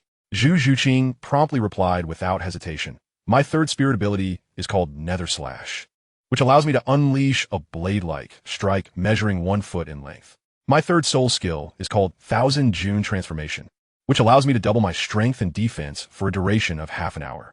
Upon hearing this, Xiang Yu did not hesitate to disclose the details of his 3rd soul skill to Ning Rongrong and Zhu Zhuqing. With a gentle wave of his right hand, he summoned the 6 Shadow Ninja, smiling as he said, "Furthermore, the summoning limit of the Shadow Ninja by the Shadow Mask Martial Spirit has now been elevated to 6. In truth, Xiang Yu is capable of simultaneously summoning up to 32 Shadow Ninjas. However, he had previously claimed that the Shadow Mask Martial Spirit could only summon an additional Shadow Ninja for every 5 levels of his soul power, thus keeping this secret intact. 6 Shadow Ninjas! Zhu Zhuqing exclaimed, taken aback by the sight of the Shadow Ninjas summoned by Xiang Yu. Curiously, she inquired, "Little Yu, it seems the appearance of the Shadow Ninjas has undergone a significant transformation. Their strength must have also increased, right?" Indeed, the Shadow Ninja's appearance had drastically changed compared to before Xiang Yu absorbed the 3rd Soul Ring. After being empowered by the Millennium Level 1000 June Ant Soul Ring, the height of the Shadow Ninjas had surpassed 2 meters, and their previously worn scale armor had transformed into full-body black armor, with only their crimson eyes visible. If the Shadow Ninjas could be described as wearing soft armor prior to Xiang Yu's absorption of the 3rd Soul Ring, then it would be more fitting to refer to them as Shadow Warriors following the enhancement from the 1000 June Ant Soul Ring. In addition to the substantial changes in appearance, their weaponry had also experienced remarkable upgrades. Their katanas had evolved into broad, black greatswords, each exceeding 1 meter in length and over 20 centimeters in width. Noticing the curious gazes of Zhu Zhuqing and Ning Rongrong, Xiang Yu's lips curled into a slight smile as he commanded the nearby Shadow Ninja, "Ada, strike that tree with your fist." Whoosh! Ada, responding to Xiang Yu's command, propelled himself forward with tremendous force, appearing before the towering tree over 10 meters away, as if teleporting, and delivered a powerful punch to the tree trunk, which measured over 1 meter in diameter. Boom! Crack! Rumble! To the astonishment of Ning Rongrong and Zhu Zhuqing, the massive tree, standing over 20 meters tall with a trunk exceeding 1 meter in diameter, was effortlessly shattered by the Shadow Ninja's strike, crashing to the ground with a resounding thud. Seeing this, Ning Rongrong swallowed nervously and remarked, "Incredible. Ada's strength must exceed 10,000 Jin. Such power could easily overwhelm even an ordinary soul master." Zhu Zhuqing remained silent, but nodded in agreement, her expression reflecting her approval of Ning Rongrong's observation. Xiang Yu, observing the performance of the Shadow Ninja, did not appear overly surprised. Instead, he maintained a calm demeanor, stating, "Not bad. After all, the typical configuration of soul rings for an ordinary 4-ring soul master consists of 2 century-level and 2 millennium-level soul rings. Although Xiang Yu currently possessed only 3 soul rings, all of which were millennium-level, he had secretly expended 14,000 shadow coins to elevate the power of the Iron Armor Beast and Lightning Leopard soul rings to over 2,000 years each after absorbing the 1000 June Ant soul ring. This means Xiang Yu now possesses 3 soul rings that are all over 2,000 years old, rendering him no weaker than an ordinary 4-ring soul master, at least in terms of the enhancement provided by the soul rings. Coupled with the immense power boost granted to the Shadow Ninjas by the 1000 June Ant soul ring, it is entirely reasonable that they now possess strength exceeding 10,000 Jin. However, this notion of normality solely pertains to the prowess of the Shadow Ninjas. Xiang Yu's ability to summon 32 of them simultaneously is undoubtedly an extraordinary advantage. Meanwhile, several dozen miles away in a dense forest, Dai Mubai gazed at the corpse of the human-faced demon spider before Tang San, sighing inwardly as he patted Tang San's shoulder and urged, "Little San, you should quickly absorb the soul ring of this millennium-level human-faced demon spider. Only by strengthening your own power do we stand a chance to rescue Xiao Wu." Ever since Dai Mubai and Xiang Yu had split into 3 groups, the Titan Giant Ape had inexplicably pursued their trio relentlessly, only departing after capturing Xiao Wu. Due to the Titan Giant Ape's astonishing speed, neither Dai Mubai nor Tang San had the capacity to intervene, helplessly watching as Xiao Wu was taken.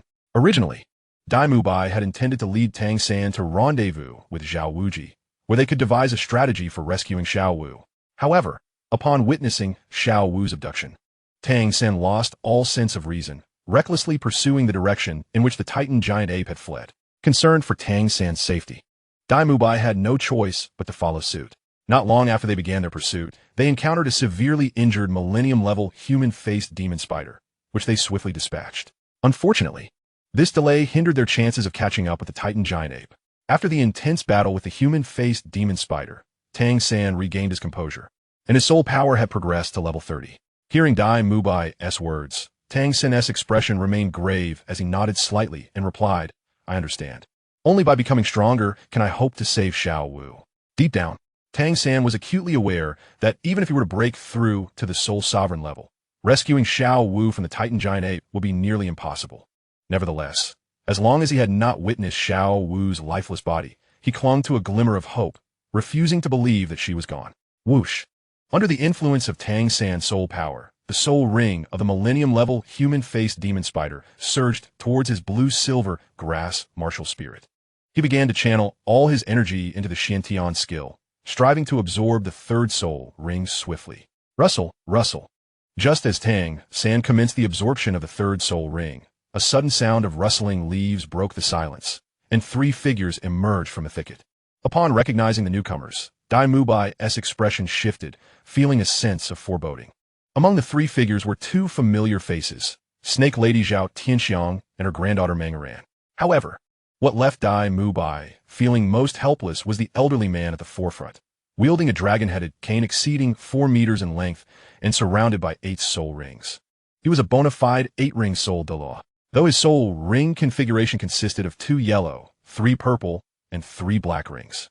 With the 5th ring not being a millennium-level soul ring, the strength of an 8-ring soul Douluo was still sufficient to overpower a soul sage of over 70 levels.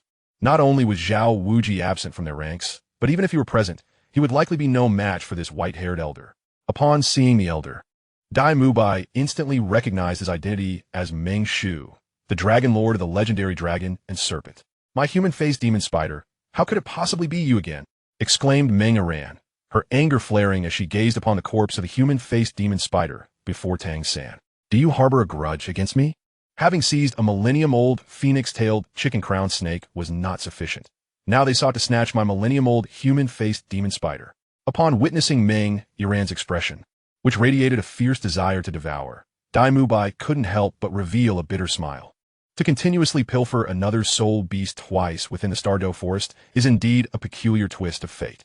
However, Dai Mubai truly wished to be rid of such a cursed connection.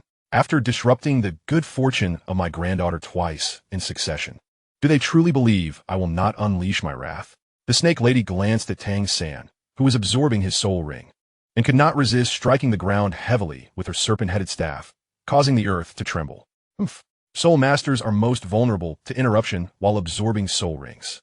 The tremor disrupted Tang San's internal soul power, eliciting a pained groan from him. Roar!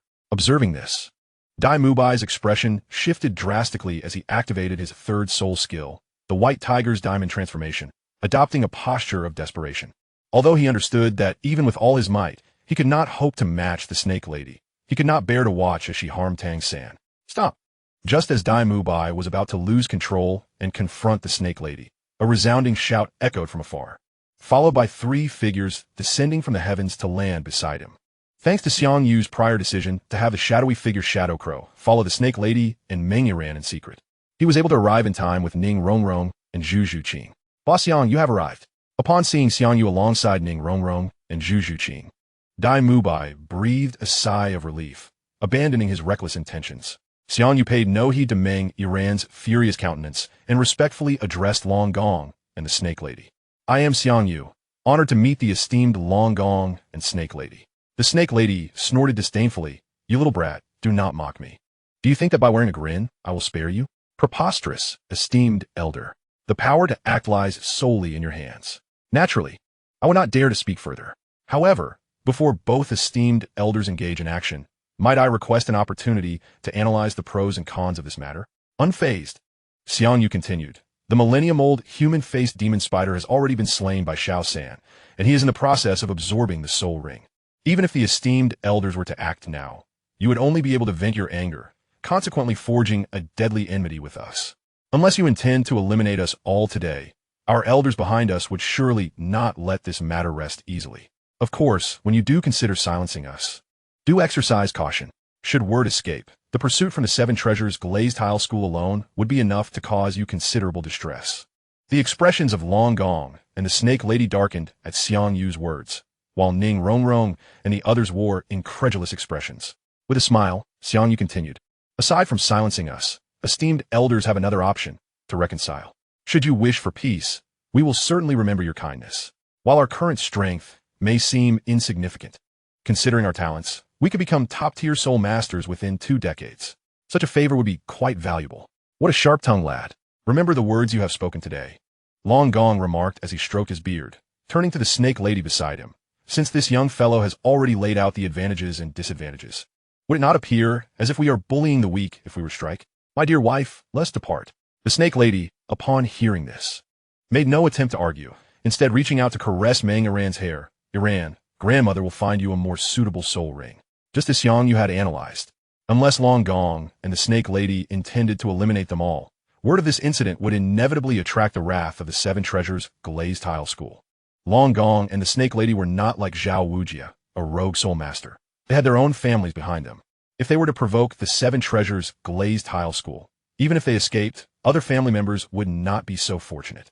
Had the human-faced demon spider not been vanquished by Tang San, they might have taken the risk, but there was no need to court danger for the sake of venting their anger. Esteemed elders, please hold. Just as Long Gong and the snake lady were preparing to leave with Meng Iran, Xiang Yu called out to them unexpectedly. The snake lady, sensing Xiang Yu's interruption, expressed her displeasure. Brat, do you have something to say? He paid no mind to her irritation and turned to Meng Iran with a smile. If I am not mistaken, the attire you wear should belong to the Fairy Tale Town series. Am I correct? Meng Iran, momentarily taken aback, soon beamed with pride. You certainly have an eye for detail. This outfit is the latest female hunter ensemble from Fairy Tale Town. Since the conclusion of Sunny Fairy Tale, Xiang Yu had collaborated with the Spirit Hall to release the Fairy Tale Town card series, as well as numerous peripheral products, including various fairy tale themed attire. Based on his previous life's experiences, Sunny Fairy Tale itself was not particularly profitable. The real earnings stemmed from the peripheral products derived from the stories, akin to how Disney capitalized on merchandise to generate immense wealth. In the current Douluo Continent, although many adults had not read Sunny Fairy Tale, they greatly appreciated the products inspired by those tales. Chapter 74, Another Little Fan. Seeing Meng Iran's proud expression, a glimmer of amusement flickered in Xiang Yu's eyes. Sister Iran, you must also be a fan of Sunny Fairy Tale, correct? And if I am? If you are indeed a fan, then you might find this gift I hold quite delightful. With that, Xiang Yu retrieved a golden collector's box from his storage ring, presenting it to Meng Iran with a smile. This is a complete set of Fairy Tale Town cards. Consider it my apology gift. What? Upon hearing Xiang Yu's words, Meng Iran's face morphed into one of disbelief as she quickly accepted the golden box from his hands, eagerly flipping it open. This is the golden card of Snow White, and the golden card of the Prince, Cinderella, and the Little Mermaid.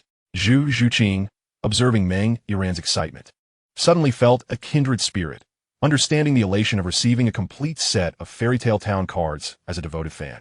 Once Meng Iran's excitement had settled somewhat, she then curiously inquired, how did you come to possess a complete set of Fairy Tale Town cards?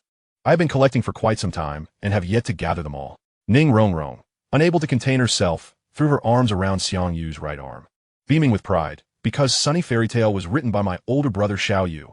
You are Sunny? Indeed, that is my pen name. Meng Iran gazed at Xiang Yu's youthful visage and shook her head, exclaiming without a moment's hesitation, this is impossible. You appear to be several years younger than I am. Sunny Fairy Tales was released 6 years ago. Ning Rongrong, witnessing Meng Iran's incredulity regarding Xiang Yu's identity, quickly interjected to affirm. It is indeed true. Brother Yu began writing Sunny Fairy Tales at the tender age of 6, and Little Red Riding Hood was a birthday gift he bestowed upon me. My name is Ning Rongrong, and the illustration of Little Red Riding Hood was crafted to resemble my childhood self. Beside Meng Iran, the snake lady's pupils constricted in astonishment as she exclaimed, Little Red Riding Hood Ning Rongrong? You are the daughter of Ning Fengji, the leader of the Seven Treasure Glazed Tile School, as Sunny Fairy Tales is the most beloved collection of fairy tales on the Douluo Continent.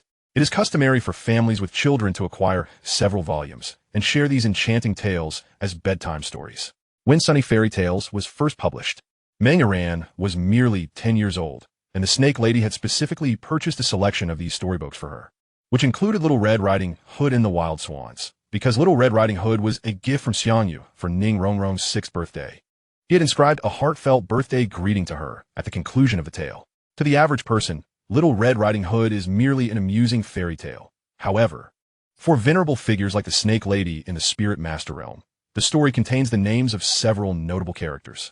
Given the cameo appearances of Ning Fengji, Sword Douluo, and Bone Douluo, the Snake Lady quickly surmised that the tale of Little Red Riding Hood was penned by Sunny specifically for Ning Rongrong, the daughter of Ning Fengji. In response to the incredulity etched upon the Snake Lady's face, Ning Rongrong nodded proudly, declaring, "Indeed, I am Ning Rongrong, and my father is the leader of the Seven Treasure Glazed Tile School."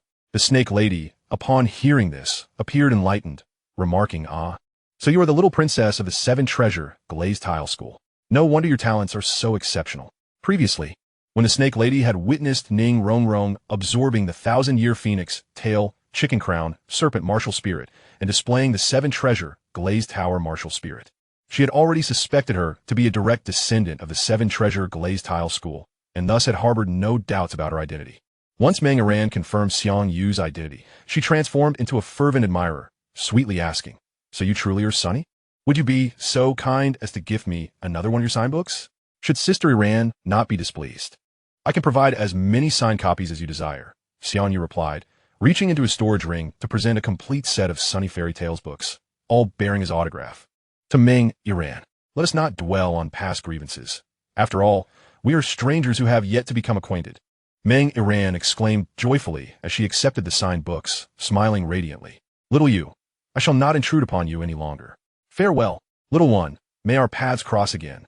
Dragon Lord and the Snake Lady nodded at Xiang Yu with warm smiles before escorting Meng Iran away in search of new 1,000-year soul beasts. "Brother Yu, you truly are remarkable." With just a few words, you managed to dissuade both Dragon Lord and the Snake Lady, and even captured the heart of their precious granddaughter. After Dragon Lord and his companions had walked some distance away, Dai Mubai suddenly draped his arm around Xiang Yu's shoulder, adopting a knowing expression that all men would understand. "That Meng Iran possesses both exceptional looks and figure. Do you truly harbor no interest whatsoever?" Just as Dai Mubai finished speaking, he felt a sudden chill creep down his spine, instinctively turning to see Ning Rongrong glaring at him with evident displeasure. Dai Mubai chuckled awkwardly. "Haha, I was merely jesting." Xiang Yu, observing the situation, adopted a grave expression. "Enough of this nonsense. We still do not know how Xiao Wu is faring." Upon hearing this, Ning Rongrong and the others became solemn, their hearts filled with concern for Xiao Wu's safety. "Were you speaking to me just now?" At that moment, a melodious voice rang out, and Xiao Wu, adorned in a pink gown, emerged from the nearby bushes. "Xiao Wu." Ning Rongrong was momentarily taken aback upon seeing Xiao Wu before rushing forward to embrace her, exclaiming with unrestrained joy, "I knew you would be all right. This is wonderful. Truly wonderful. How did you manage to return?" Zhu Zhuqing, relieved to see Xiao Wu safe, revealed a curious expression. Xiao Wu, glancing worriedly at Tang San, replied with a puzzled expression, "I'm not entirely sure what transpired. However, shortly after the Titan Great Ape seized me, I heard a sound akin to a cow's mooing." Upon hearing that sound, the Titan Great Ape appeared quite agitated and discarded me before fleeing. A cow's mooing? What sound could frighten the Titan Great Ape? Dai Mubai furrowed his brow in contemplation. Chapter 75, The Soul Skill of a Man's Dreams. Xiao Wu continued, her demeanor unflinching. After that, the Titan Great Ape suddenly let out a deafening roar, and I was rendered unconscious by the sheer force of that sound. When I regained consciousness, I found that my soul power had ascended to the 30th level, and I was surrounded by several 1,000-year soul beasts who had also fainted. Among them, there happened to be one particularly suitable for me, so I eliminated that soul beast and absorbed my third soul ring. Remarkable. Regardless of the specifics of what occurred, the fact that Xiao Wu has returned safely is the greatest blessing. Though Ning Rongrong and Zhu Zhuqing found Xiao Wu's account somewhat unbelievable, they had no intention of delving deeper. After all, escaping the clutches of the Titan Great Ape was a stroke of immense fortune. After over an hour of absorbing and refining, Tang San successfully assimilated the 1,000-year man-faced demon spider's soul ring. However, before Xiao Wu could even exhale a sigh of relief, Tang San let out a cry of agony. Pop, pop, pop, before the worried gazes of everyone, for bulges suddenly emerged from Tang San's back, followed by 8 elongated spider legs bursting forth. External soul bone. Having already witnessed Ning Rongrong acquire the wings of the phoenix tail, chicken crown, serpent external soul bone, when Xiao Wu and the others saw Tang San's sprouting spider legs akin to those of the 1,000-year man-faced demon spider, they immediately thought of external soul bones. As Tang San slowly opened his eyes, his gaze immediately locked on a Xiao Wu, trembling as he spoke. "Xiao Wu, is that you? I'm not dreaming, am I?" "Xiao San, it is I have returned." Responding to his words, Xiao Wu could no longer contain her emotions and leapt into Tang San's embrace, both of them weeping in each other's arms. Ning Rongrong and Zhu Zhuqing, witnessing this heartfelt reunion, instinctively latched onto Xiang Yu's arm, their faces reflecting feelings of warmth and happiness. Sighing, Dai Mu Bai, noticing Zhu Zhuqing's affectionate gesture, felt a twinge of reluctance. Yet ultimately, he could only resign himself to a sigh, pondering the vastness of the world and the abundance of beauty it held. While on the surface, Xiang Yu appeared to be observing Xiao Wu and Tang San. His true attention was captivated by the newly added merchandise in the Shadow Shop. However, after reviewing the product information for the Shadow 8 Spider Spear, he subtly shook his head, abandoning the intention to purchase it. This was due to the fact that Xiang Yu had already integrated the Shadow Phoenix Tail Chicken Crest Serpent Wing into his body, which was fused within his spine. According to the product description of the Shadow 8 Spider Spear, its integration point was also located on the spine, and two soul bones could not coexist in the same location. Nevertheless, Xiang Yu was not overly disappointed, as he felt that the Shadow Phoenix Tail Chicken Crest Serpent Wing was of greater assistance to him than the Shadow 8 Spider Spear. Once the excitement of Tang San and Xiao Wu had subsided, Xiang Yu led the group towards the outskirts of the Stardow Forest, preparing to rendezvous at the designated location. Boss Xiang, we finally found you. After traversing nearly 2,000 meters, a voice filled with surprise suddenly echoed, followed by Ma Hongjun emerging first from the thicket, with Zhao Wujin and Oscar following closely behind. Excellent, not a single one missing. Upon seeing Xiang Yu and the others, Zhao Wujin scanned the group, relieved to find all the students present. Xiang Yu, noticing this, instinctively inquired, Teacher Zhao, how did you end up here? Didn't Ti say to meet outside the Stardow Forest? Boss Yang, what kind of question is that? How could we possibly run off on our own? Before Zhao Wujin could respond, Ma Hongjun interjected, Teacher Zhao saw that the Titan giant ape did not pursue us, so he began to worry about your safety. Thus, after flying for a short while, we turned back to find you.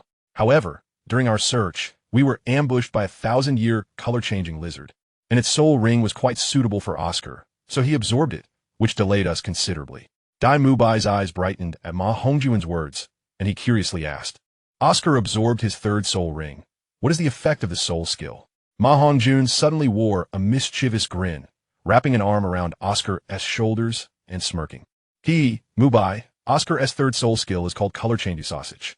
Upon consumption, it grants the ability to become invisible, a coveted skill for male soul masters. Invisible? Upon hearing this, Dai Mubai and the others were initially astonished, then exchanged knowing glances, all sharing a mischievous smile. Hey! Ning Rongrong and the others quickly discerned the boy's thoughts and displayed expressions of disdain. Don't listen to Fatty S nonsense. The effect of color-changing sausage isn't invisibility, but rather a color-changing ability similar to that of a color-changing lizard, allowing one to blend into the surrounding environment. Oscar, noticing their reactions, quickly countered and, in front of Xiang Yu and the others, demonstrated his third soul skill, conjuring a vibrant sausage and consuming it. After Oscar ate the color-changing sausage, his skin and clothing changed colors, blending seamlessly with the environment, much like a chameleon. Xiang Yu and the others focused intently on Oscar, and once he merged with the surroundings, they could still vaguely discern a blurry silhouette. Had they not initially known Oscar's location, identifying him amidst the blended colors would have proven exceedingly difficult. This ability is quite similar to invisibility. If we ever need to infiltrate somewhere, having Oscar's color-changing sausage will make it much easier, Ma Hongjun remarked, giving Oscar's shoulder a playful pat while wearing a knowing grin. Enough of the antics, Zhao Wujin interrupted, turning to Xiang Yu and Dai Mubai. Xiao Yu Mubai, what have your team's experience since we separated? Without hesitation, Xiang Yu and Dai Mubai recounted their earlier adventures. Upon learning that Xiao Wu had been captured by the Titan giant ape, Zhao Wujin broke into a cold sweat. However, he later expressed admiration upon hearing that Xiao Wu had fortuitously broken through to level 30 and absorbed her third soul ring. Chapter 76, The Heaven-Strengthening Poison Dragon Needle. When Dai Mubai spoke of encountering the man-faced demon spider and their subsequent encounter with the Dragon King and Snake Lady, Zhao Wujin and the others could not help but think of the fateful entanglements. Yet, what surprised Zhao Wujin and the others the most was that Zhu Zhuqing had also absorbed her third soul ring, attaining the rank of Soul Ancestor. Xiang Yu refrained from mentioning his assistance in elevating Zhu Zhuqing's soul power to level 30, instead attributing her success to their fortunate discovery of 3 unclaimed 1,000-year soul fruit within the forest. Having previously conferred with Ning Rongrong, neither she nor Zhu Zhuqing revealed any inconsistencies, leading Zhao Wujin and the others to marvel at Zhu Zhuqing's remarkable fortune. After hearing Xiang Yu's account, Ma Hongjun suddenly exclaimed in exasperation, "What the heck? Am I the only one in Shrek Academy who hasn't broken through to Soul Ancestor?" He lamented dramatically. Among his peers, Ma Hongjun's talent was undeniably exceptional, and a future breakthrough to title Douluo seemed inevitable. However, in light of Ning Rongrong and Zhu Zhuqing's advancements, he felt disheartened. "All right, enough fooling around. Since everyone is safe, let's leave this place quickly. If we encounter the Titan giant ape again, it will be troublesome," Zhao Wujin declared, leading Xiang Yu and the others out of the Stardow Forest. With the aid of Ning Rongrong's flight soul skill, they managed to reach the outskirts of Suotawa City before nightfall, spending most of their time on ensuring Ning Rongrong's soul power was restored. Had Ning Rongrong been able to continuously wield her flight soul skill, they could have returned to Suotawa City from the Stardow Forest in less than 5 hours. Considering the flight speed of the 1,000-year phoenix tail chicken, upon arriving near Suotawa City, Ning Rongrong couldn't help but stretch and exclaim, "Finally back. I'm exhausted. I need to take a long bath and have a good night's sleep. All right, everyone has worked hard these past few days. Let us all return to rest. We'll gather again at Shrek Academy tomorrow," Zhao Wujin announced, waving to Oscar and leading the three of them back to Shrek Academy. Seeing this, Xiang Yu had no intention of lingering and promptly took Ning Rongrong and the others back to his estate, instructing the maids to prepare bathwater and a feast at once. After indulging in a bubble bath for over half an hour, Xiang Yu and his companions, under the attentive care of the maids, changed into fresh attire and savored the delightful dishes prepared by the chefs. "Rongrong, Zhuqing, please follow me. I have matters to discuss with you." After everyone had their fill, Xiang Yu finally called out to Ning Rongrong and Zhu Zhuqing, leading them into his bedroom.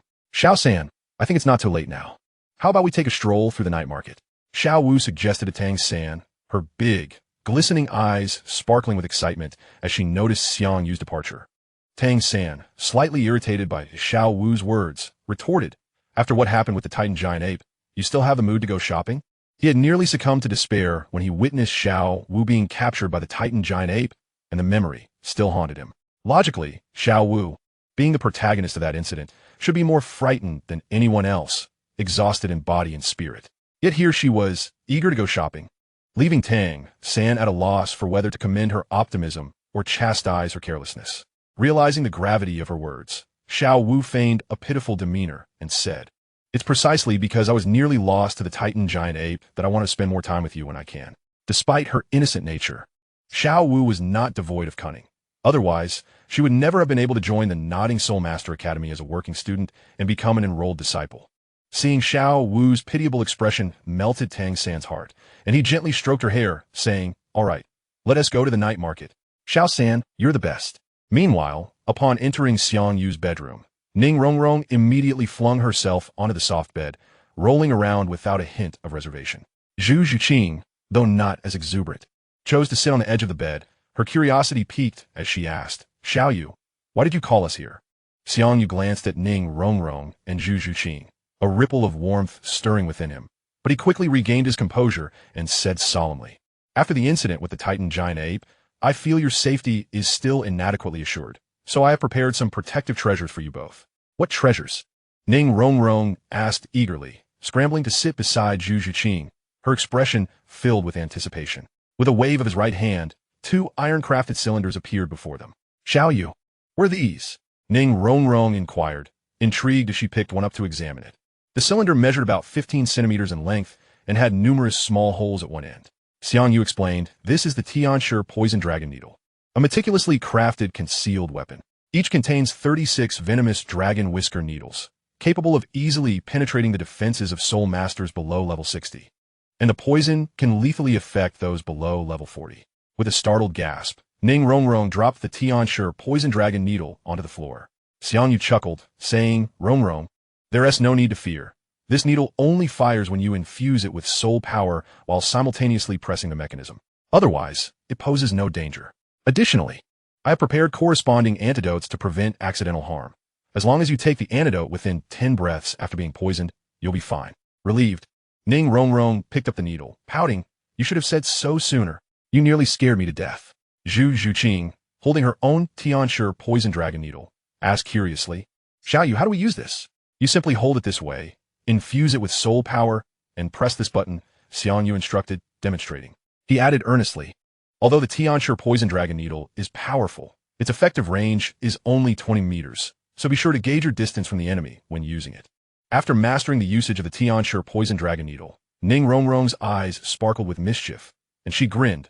Xiao Yu, since this needle is so powerful, why not give us a few more? Xiang Yu, feigning annoyance, pinched Ning Rongrong's nose and replied, You little greedy one, do you think these are easy to make? I don't have many left. As an expert in various concealed weapons, he could simply use the venomous dragon whisker needles directly against enemies, with a far greater range. He had crafted the Tianshi Poison Dragon Needle specifically for Ning Rongrong and Zhu Zhuqing, not intending to produce an abundance of them. Don't be too disappointed. I never said the Tianshi Poison Dragon Needle is a one-time use weapon, he reassured her, smiling as he continued. The needles are as fine as hair, so their lethality isn't particularly strong. The real potency lies in the indestructible nature of the dragon whisker needles and the poison applied to them. After my careful modifications, each use will only release 3 needles, allowing for a total of 12 uses, which should be sufficient for your protection. Ning Rongrong and Zhu Zhuqing exchanged glances, their eyes sparkling with delight as joy spread across their faces. Initially, they had thought the Tianshi Poison Dragon Needle was a single-use item. They were pleasantly surprised to learn it could be utilized 12 times, far exceeding their expectations. To avoid accidental harm, be cautious when using the Tianshi Poison Dragon Needle. Ensure you don't injure your allies before the enemy, Xiang Yu added, retrieving 2 jade bottles filled with antidotes and presenting them to them. These are the antidotes for the Tianshi Poison Dragon Needle. Be sure to keep them safe. Thank you, Xiao Yu, Ning Rongrong, and Zhu Zhuqing replied, each taking a bottle and carefully storing the antidotes. Feigning disappointment, Xiang Yu shrugged.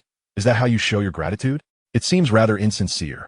With a shared glance, Ning Rongrong and Zhu Zhuqing leaned in, planting a kiss on Xiang Yu's cheek simultaneously. Now, that is more like it. In the Shrek Academy's dean's office, Flinder's expression shifted as he listened to Xiao Wuji's account of their harrowing experience in the Stardow Forest. Overwhelmed with relief, he finally exclaimed, I never imagined your journey would be so fraught with peril. It seems I have been overly careless. Next time we hunt soul beasts, I'll accompany you to ensure the children's safety. Director, this situation cannot be attributed to you. Who could have foreseen the sudden emergence of the Titan giant ape at the periphery of the Stardow Forest? Even if you had accompanied us, the entire faculty of the Academy would have had no choice but to flee upon encountering such a formidable beast. Zhao Wujia, upon hearing this, waved his hand dismissively and remarked, although this encounter was undoubtedly perilous, the rewards were indeed substantial. Aside from Ahong Jun, the other youngsters successfully absorbed their 3rd spirit rings, shattering several records within our academy. Moreover, Tang San and Ning Rongrong acquired external soul bones. Such rare artifacts are second only to a 100,000-year spirit ring, and even a titled Douluo would likely be envious upon encountering them. Indeed, to break through to the rank of Soul Master at the tender age of 12, the future achievements of these youngsters are bound to be limitless. Flinder initially smiled with satisfaction. Then his expression shifted to one of curiosity as he inquired, however, I am quite intrigued. What exactly is this bovine roar spoken of by Xiao Wu? Is there truly a presence within the Stardow Forest that could instill fear in the Titan giant ape? The bovine roar likely emanates from the azure bull python. As soon as Flinder's words fell, a somewhat hoarse voice resonated from outside the door, followed by the entrance of Yu Xiaojing, clad in a long black robe. It seems the knowledgeable one has arrived. Flinder, upon seeing Yu Xiaojing, could not help but let out a hearty laugh, introducing him to Zhao Wujia. Wujia, this is my old comrade Yu Xiaojing. He is also Tang San's mentor, affectionately referred to as the Master in the Spirit Master community. Zhao Wujia's heart stirred, and he promptly expressed his enthusiasm. So you are the Master? Greetings, I am Zhao Wujia. Despite Yu Xiaojing's own modest strength, he is an expert in the theory of martial souls, and his mentorship of Tang San has validated many of his theories, garnering Zhao Wujia's deep respect. Do not stand on ceremony, Wujia. Yu Xiaojing offered a faint smile before his brow furrowed in confusion. Since you have returned, Tang San should have as well. Why have I not seen him in the student dormitory? Master, you may not be aware, but although Tang San and the others are students of Shrek Academy, they do not reside within the academy itself. The youngsters are living in a manor purchased by Xiang Yu, and they will gather at Shrek Academy tomorrow morning. Yu Xiaojing, upon hearing this, looked enlightened. I see. That child, Xiao Yu, remains as he always was. Due to Xiang Yu's childhood companionship with Tang San and Xiao Wu, Yu Xiaojing is quite familiar with him, aware that he is quite the affluent individual, enjoying life to the fullest, often indulging in extravagance. Given Xiang Yu's character, it is only natural that he would acquire a lavish mansion near Soto City for his studies, and Tang San and Xiao Wu would undoubtedly accompany him in his indulgence. Zhao Wujia, filled with curiosity, asked, "By the way, Master, what exactly is the Azure Bull Python?" Although the Titan giant ape is known as the king of the Stardow Forest, it is not the most powerful spirit beast within. Deeper within the forest lies a creature even more formidable. Yu Xiaozhang's expression took on a serious demeanor as he replied earnestly, "I learned about the Azure Bull Python from an anecdote shared by a title Douluo regarding his past encounters. According to this title Douluo, there exists a vast lake within the Stardow Forest where the Titan giant ape was drinking at the time. Upon sighting the Titan giant ape, the title Douluo, filled with the thrill of the hunt, intended to engage it in battle, only to be petrified by the next scene he witnessed. Could it be related to the Azure Bull Python?" Yu Xiaozhang nodded slightly. Indeed, as the title Douluo prepared to challenge the Titan giant ape, a soul beast resembling a bull's head and serpent's body slowly emerged from the water, revealing its enormous form, stretching over 100 meters. Upon seeing the title Douluo, the Azure Bull Python spoke, "Human, your cultivation is commendable. Leave this place." The Titan giant ape, upon witnessing the Azure Bull Python's emergence, displayed an expression akin to a child caught in wrongdoing, thus dissuading the title Douluo from pursuing his challenge. If the bovine roar mentioned by Xiao Wu is indeed the Azure Bull Python, it is highly plausible that the python was summoning the Titan giant ape, prompting it to abandon its current endeavors to converge with the python. I understand now. Flender and Zhao Wujia, after absorbing Yu Xiaozhang's explanation, felt their earlier perplexities dissolve, and Zhao Wujia's admiration for the master's erudition deepened. "By the way, I heard you mention that Tang San and Ning Rongrong obtained external soul bones. Could you elaborate on that?" "Certainly. This tale begins with our entry into the Stardow Forest." Following Zhao Wujia's recounting, Yu Xiaozhang gained a comprehensive understanding of Tang San and the others' experiences, further heightening his anticipation for the upcoming meeting with those remarkable youngsters. In the resting area of the Soto City Great Soul Arena, Zhu Zhuqing gazed at Xiang Yu, who had donned a new outfit, her eyes sparkling with excitement. Though she could not suppress her curiosity, "Brother Yu, we are about to partake in a 2-on-2 match. Why are you dressed like this?" Xiang Yu's new attire was far from suitable for combat. Rather, it was an intricately designed, ancient-style robe, black on the outside with a white inner garment, adorned with exquisite embroidery at the collar and cuffs. Xiang Yu, upon hearing her, spread his arms and twirled before Zhu Zhuqing, smiling gently. "Do you not think this outfit looks splendid?" Gulp. Zhu Zhuqing instinctively swallowed, exclaiming without a second thought, "So handsome." Xiang Yu, possessing an air of nobility and scholarly charm, appeared even more distinguished in the ancient robe, leaving Zhu Zhuqing unable to resist the allure of his presence. Noticing the way Zhu Zhuqing looked at him, as if she wished to devour him whole, Xiang Yu affectionately ruffled her hair. "As long as I look good, it matters not. After all, I just need to let Ada take the lead in our match." Now entering the stage for the third round of the 2-on-2 battle. Please welcome the Shencat duo and the Gale duo. Enough dawdling. It's our turn to perform. Hearing the announcer's voice from outside, Xiang Yu pulled a still-dazed Zhu Zhuqing onto the battle platform of the 8th Division. Upon seeing Xiang Yu and Zhu Zhuqing, the announcer initially paused in surprise before exclaiming in awe, "Wow, I never imagined that the members of the Shencat duo would be so young. Achieving the rank of Soul Master at such a tender age, their futures are indeed boundless." The surrounding audience, upon hearing the announcer's words and observing the youthful visages of Xiang Yu and Zhu Zhuqing, also displayed expressions of astonishment. While Soul Masters of over 30 levels are not uncommon in the Great Soul Arena, witnessing such young Soul Masters as Xiang Yu and Zhu Zhuqing was a first for them. Whoosh, whoosh, whoosh. Just as the announcer began to stir the audience's excitement, Xiang Yu suddenly raised his hand, and a wooden table and chairs materialized before him, complete with a wine jug and cups. The crowd, taken aback, exchanged puzzled glances, and the announcer could not help but interject, "Esteemed Soul Master Xiang Yu, this is the battle platform, not a tavern. If they were to disturb me while I indulge in my libations, I would naturally tidy up my belongings." However, upon hearing this, Xiang Yu not only refrained from clearing the items before him, but also elegantly settled into a wooden chair, while the Shadow Ninja, standing beside him, dutifully poured him a drink. The members of the Stormwind team, witnessing this, could not help but clench their fists in anger, silently exclaiming, "What an arrogant little brat. If I don't beat you to a pulp later, we aren't the Stormwind team. How impressive. So charismatic and commanding. This young lad is truly fascinating." Can handsomeness be a meal? The two members of the Mystic Cat team had just broken through to the Soul Sovereign level, while the two members of the Stormwind team were seasoned Soul Sovereigns, boasting a soul power level of 37. That arrogant young man is bound to face dire consequences. You foul men are merely jealous of how handsome he is. How do you know he cannot hold his own against the Stormwind team? The audience in the stands began to murmur amongst themselves, with those captivated by Xiang Yu's charm brainlessly supporting him, while the envious male spectators wished they could personally teach him a lesson.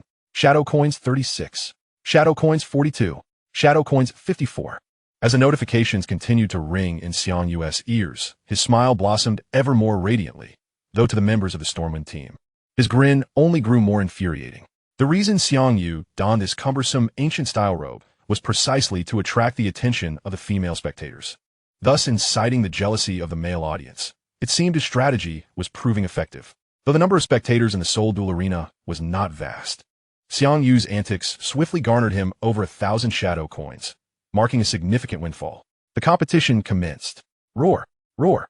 At the command of the host, the angered Stormwind team summoned their beast martial spirits and charged at Xiang Yu, utterly disregarding Zhu Zhuqing. Bang! Bang! However, the moment the two members of the Stormwind team made their move, two shadow ninjas surged forth from Xiang Yu's shadow, repelling them with remarkable speed. Observing that the shadow ninjas had subdued the Stormwind team, Xiang Yu turned to Zhu Zhuqing and said, Zhuqing, you shall handle the agile attacker from the opposing team. I will have Ah-san provide support for you. Fight with confidence. Although Zhu Zhuqing had also reached the Soul Sovereign level, she was merely at the 31st rank, while the members of the Stormwind team were seasoned at 37.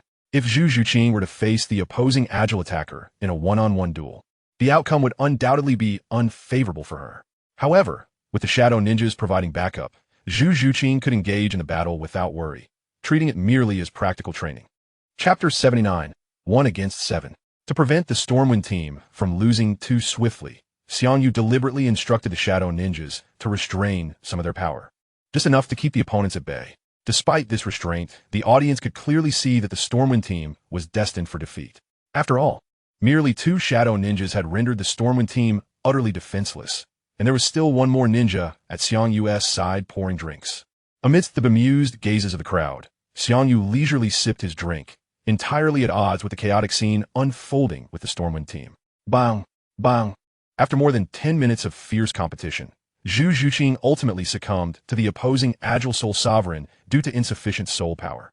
At the moment of her defeat, both shadow ninjas unleashed their full strength, swiftly and decisively knocking the two members of the Stormwind team off the Soul Duel stage.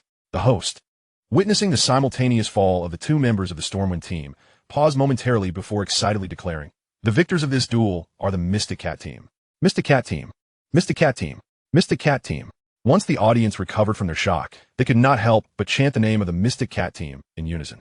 Had Xiang Yu lost to the Stormwind team, he would have been labeled a fool. However, having effortlessly defeated them, his earlier arrogance now appeared as confidence and authority. Aside from a few audience members harboring jealousy towards Xiang Yu, the majority had converted to fans of the Mystic Cat team in this moment.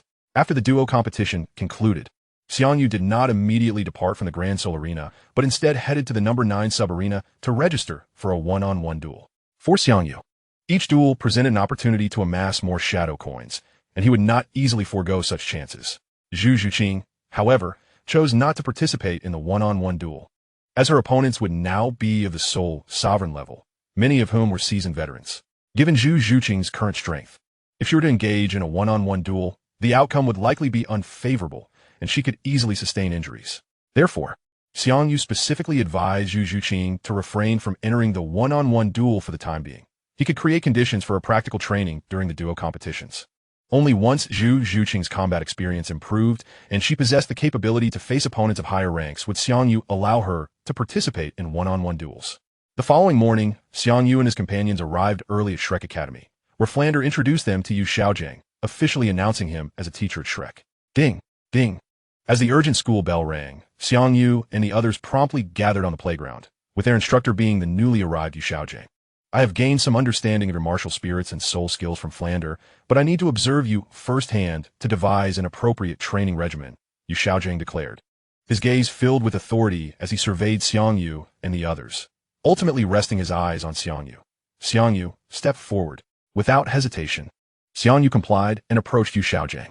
I am assigning you a task. Using your shadow ninjas, defeat all of them without injuring Tang San and the others. Understood. Xiao Wu, overhearing the exchange, could not help but interject. Master, this is rather unfair. At the time when Xiang Yu had not absorbed his third soul ring, Dai Mubai was already no match for the shadow ninjas. Now that Xiang Yu has absorbed his third soul ring, the shadow ninjas are even stronger and he can summon 6 at once. How could we possibly stand a chance against him? I have asked Xiang Yu to summon shadow ninjas to battle you merely to gain a more direct understanding of your soul skills and practical experience. It is not my intention for you to defeat Xiang Yu, the master calmly explained before turning to Xiang Yu. Xiang Yu, you may begin. Snap. Whoosh. As Xiang Yu raised his hand and snapped his fingers, 6 shadow ninjas emerged from his shadow, encircling him like a protective phalanx. Noticing Tang San and his companions still frozen in place, Xiang Yu remarked with a hint of amusement, if you do not summon your martial spirits soon, I shall take the initiative. Engage. Upon hearing this, Dai Mubai's expression shifted slightly, and he immediately activated his martial spirit, unleashing his third soul skill, the white tiger diamond transformation, causing his body to swell several times in size. Seeing this, Tang San and the others hesitated no longer, simultaneously summoning their martial spirits and activating their respective soul skills to coordinate their efforts. Since Xiang Yu absorbed the third soul ring, the shadow ninjas could directly confront opponents of over level 40 from the Spirit Master sect. Thus, if Dai Mubai and his companions wished to overcome Xiang Yu, they had no choice but to collaborate and synergize, perhaps offering them a slim chance of victory. In an instant, as Tang San and his companions summoned their martial spirits, Xiang Yu waved his hand, causing the 6 shadow ninjas to vanish from sight, shooting towards Tang San and the others like 6 black arrows. Not good, Tang San exclaimed, hastily deploying his first soul skill. Dozens of dark red blue silver grass erupted from the ground, entangling the 6 shadow ninjas. With swift precision, the 6 shadow ninjas drew forth massive black swords, slicing through the obstructing blue silver grass with ease. I surrender. I concede. Under the relentless assault of the 6 shadow ninjas, Tang San and his team, still in the early stages of formation, were swiftly scattered. Ning Rongrong and Oscar, unable to even unleash their soul skills, fell victim to the shadow ninjas. Bang! Bang! Bang! In the very next moment after Ning Rongrong and Oscar were subdued, the 6 shadow ninjas surged forward, and chaos ensued as both sides clashed violently. Without the support of Ning Rongrong and Oscar, the remaining 5 were quickly overwhelmed by the shadow ninjas. The weakest among them, Ma Hongjun, was the first to be eliminated, followed closely by Xiao Wu and Zhu Zhuqing. Subsequently, with both Xiao Wu and Zhu Zhuqing dispatched, Tang San and Dai Mubai found themselves besieged by 3 shadow ninjas each, rendering them unable to hold out for long before they too were brought down. Chapter 8. Special Forces Training. In less than a minute, Yu Xiaojiang, witnessing the defeat of Tang San and Dai Mubai at the hands of the shadow ninjas, could not help but shake his head in disappointment. Though I knew you were no match for Xiang Yu, I did not expect you to lose so swiftly. Frankly, you have truly let me down. Hearing Yu Xiaojiang's words, Tang San and the others hung their heads in shame. Yu Xiaojiang, visibly displeased, admonished them when the shadow ninjas launched their attack. You had ample opportunity to hinder them momentarily, allowing Ning Rongrong the chance to utilize her flight soul skill. Yet only Tang San reacted. During the skirmish with the shadow ninjas, after their formation was disrupted, they failed to regroup promptly, opting instead for individual combat, which led to their rapid defeat by the shadow ninjas. Ning Rongrong murmured softly, but the shadow ninjas summoned by brother, you are so formidable. Even if we had reacted, we probably wouldn't have lasted long. Indeed, the shadow ninjas summoned by Xiang Yu are quite powerful, but did you think they were inherently this strong? When first summoned, their combat capabilities were merely superior to those of ordinary soldiers. Yu Xiaojiang retorted with a cold laugh. The strength of these shadow ninjas is not solely due to the enhancement of soul rings, but also because of Xiang Yu's extensive combat experience. Since Xiang Yu awakened his martial spirit, he had been hunting century-old soul beasts in the soul beast forest almost every weekend, often engaging in battles with soul beast hunters. The combat experience of these shadow ninjas did not emerge from thin air. It was honed through continual battles under Xiang Yu's guidance. Do you believe Xiang Yu's strength is solely attributed to his mutated martial spirit? It is also because he possesses remarkable talent and works harder than any of you. Upon hearing this, Ning Rongrong and the others instinctively glanced at Xiang Yu, their faces filled with shame as they lowered their heads. Your performance today has left me greatly disappointed. Aside from Xiang Yu, each of you has made significant errors. and thus I will subject you to rigorous training moving forward. Yu Xiaojiang surveyed them before pointing towards the training equipment that had been hastily assembled the previous night by the Academy's instructors. Those training tools were prepared for you, and I will conduct your training in the style of the Tiando Empire's Special Forces. I hope you do not let me down. Special Forces training? Ning Rongrong's expression immediately soured, and she exclaimed in dismay. Rongrong, why does your face suddenly look so dreadful? Xiao Wu and the others noticed Ning Rongrong's troubled expression, a sense of foreboding creeping into their hearts. The Special Forces of the Tiando Empire, a newly formed military unit in recent years, are known for their brutally rigorous training. Yet the soldiers within are undeniably the elite among the Tiando Empire's ranks. Ning Rongrong, with a complex expression, turned to Xiang Yu and said, "And the training regimen for the Tiando Empire's Special Forces was personally devised by Brother Yu."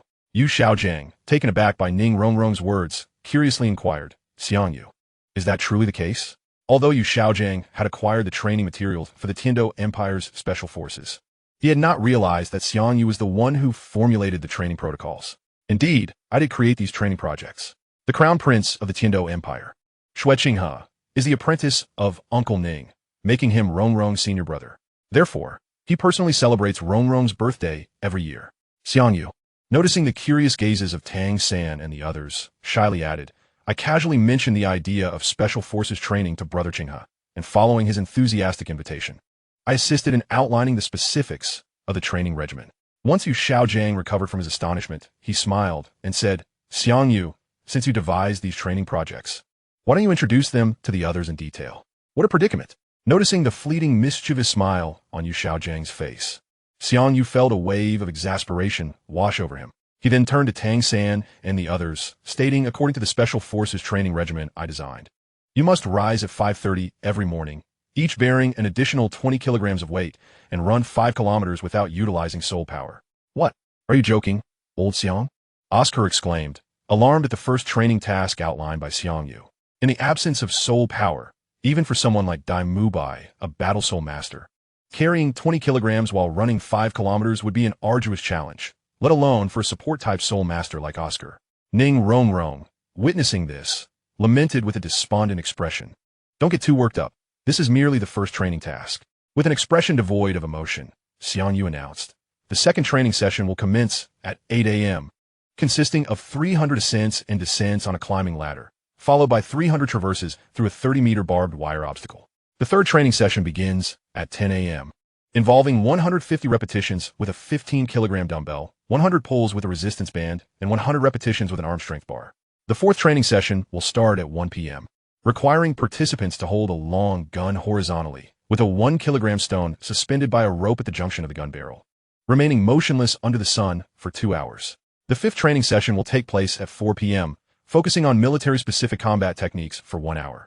Lastly, the sixth training session, half an hour after dinner, involves a weighted run of 5,000 meters with an additional load of 20 kilograms. Xiang Lauda, could you possibly refrain from being so multifaceted? After listening to Xiang Yu's words, Xiao Wu and the others immediately displayed expressions of despair, mirroring the look of hopelessness previously worn by Ning Rongrong. Initially, they thought Ning Rongrong was overreacting, but having heard Xiang Yu's detailed introduction, they now fully empathized with her sentiments. Xiang Yu, observing their defeated expressions, couldn't help but chuckle inwardly. He turned to the nearby Yu Xiaojiang and remarked, Master, the training regimen for Special Forces is designed for soldiers who cannot become soul masters. Given that Rongrong and the others possess exceptional talent, it would be rather counterproductive for them to squander their time on physical training. Yu Xiaojing nodded slightly. Xiao Yu, rest assured, I understand the principle of moderation.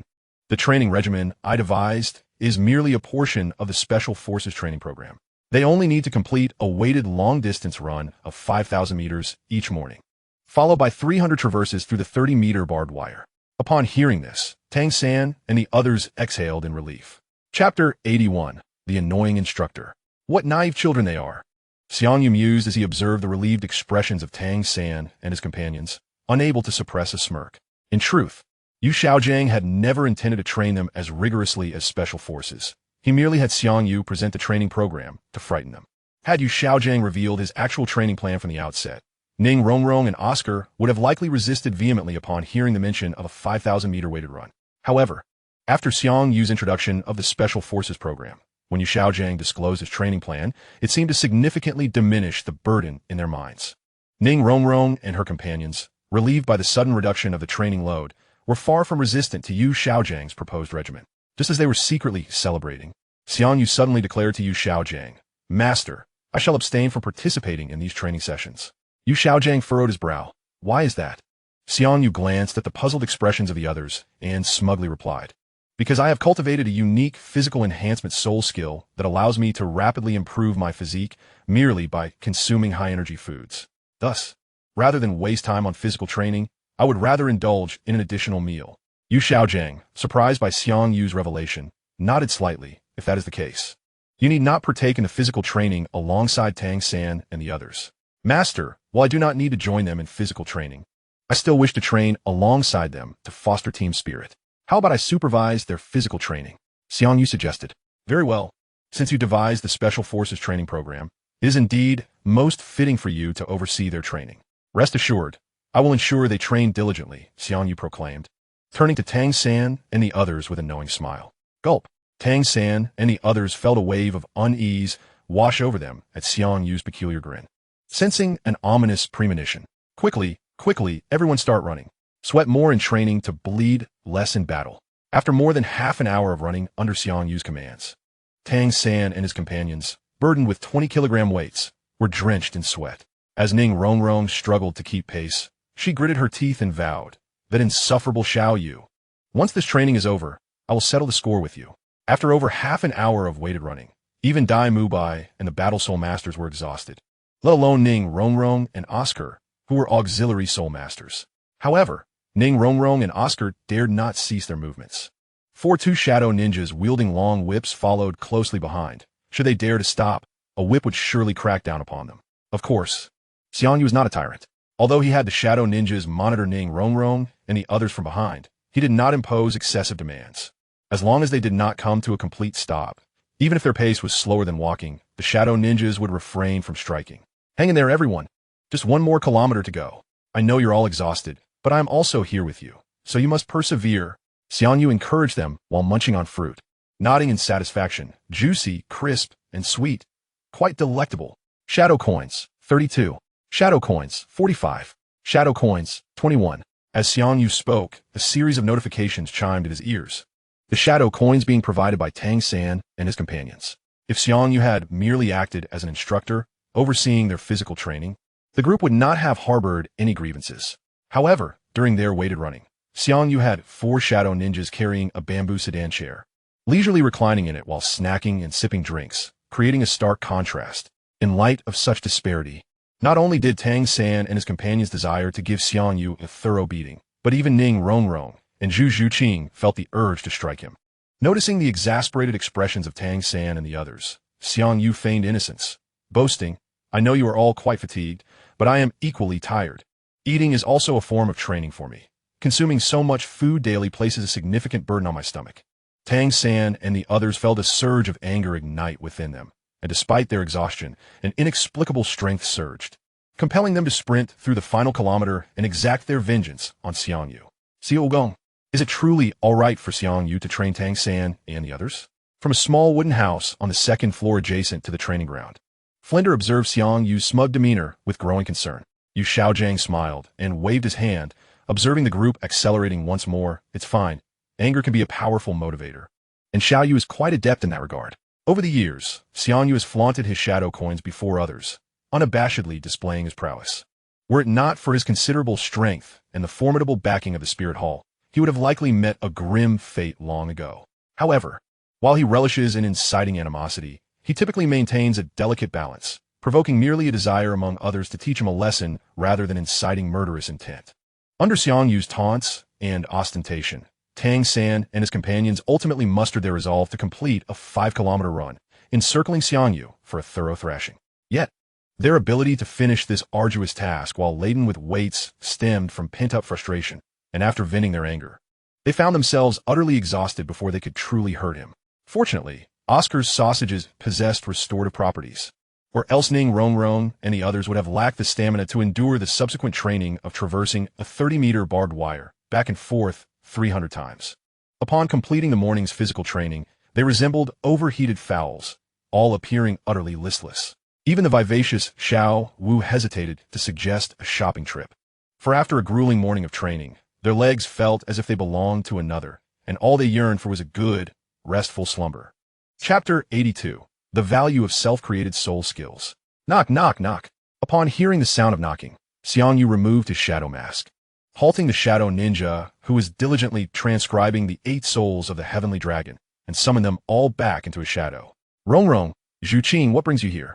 After stowing away the draft of the 8 souls of the heavenly dragon, he opened the door to find Ning Rongrong and Zhu Qing standing at the threshold. Hee. Ning Rongrong wrapped her arm around Xiang Yu's, ushering him into the bedroom, with Zhu Qing closely following and deftly closing the door behind them. Big brother Yu, are your shoulders sore? May I offer you a shoulder massage? Once inside, the 2 girls donned somewhat flattering smiles, cautiously beginning to massage his shoulders. All right, if you have something to say, just come out with it. At his words, Ning Rongrong's movements softened further, and with an air of bashfulness, she replied, Big brother Yu. Master S training is exceedingly arduous, and the effects of physical training are slow to manifest. Therefore, Zhu Qing and I discussed it and wish to learn body-refining soul skills from you. Rong, Zhu Qing, you are surely aware of how significant body-refining soul skills are for soul masters. Such skills can even serve as the foundation of a sect. To think you would simply ask me to impart them to you is quite a fanciful notion, isn't it? Xiang Yu initially feigned displeasure, only to pivot his tone. However, since you are both my beloved wives, it would not be out of the question to teach you this body-refining soul skill, provided you first address me as dear husband for my ears to savor. Dear husband, please teach us, Ning Rongrong exclaimed playfully as soon as he finished speaking. Having regarded Xiang Yu as her Prince Charming since childhood, she felt no pressure in calling him that.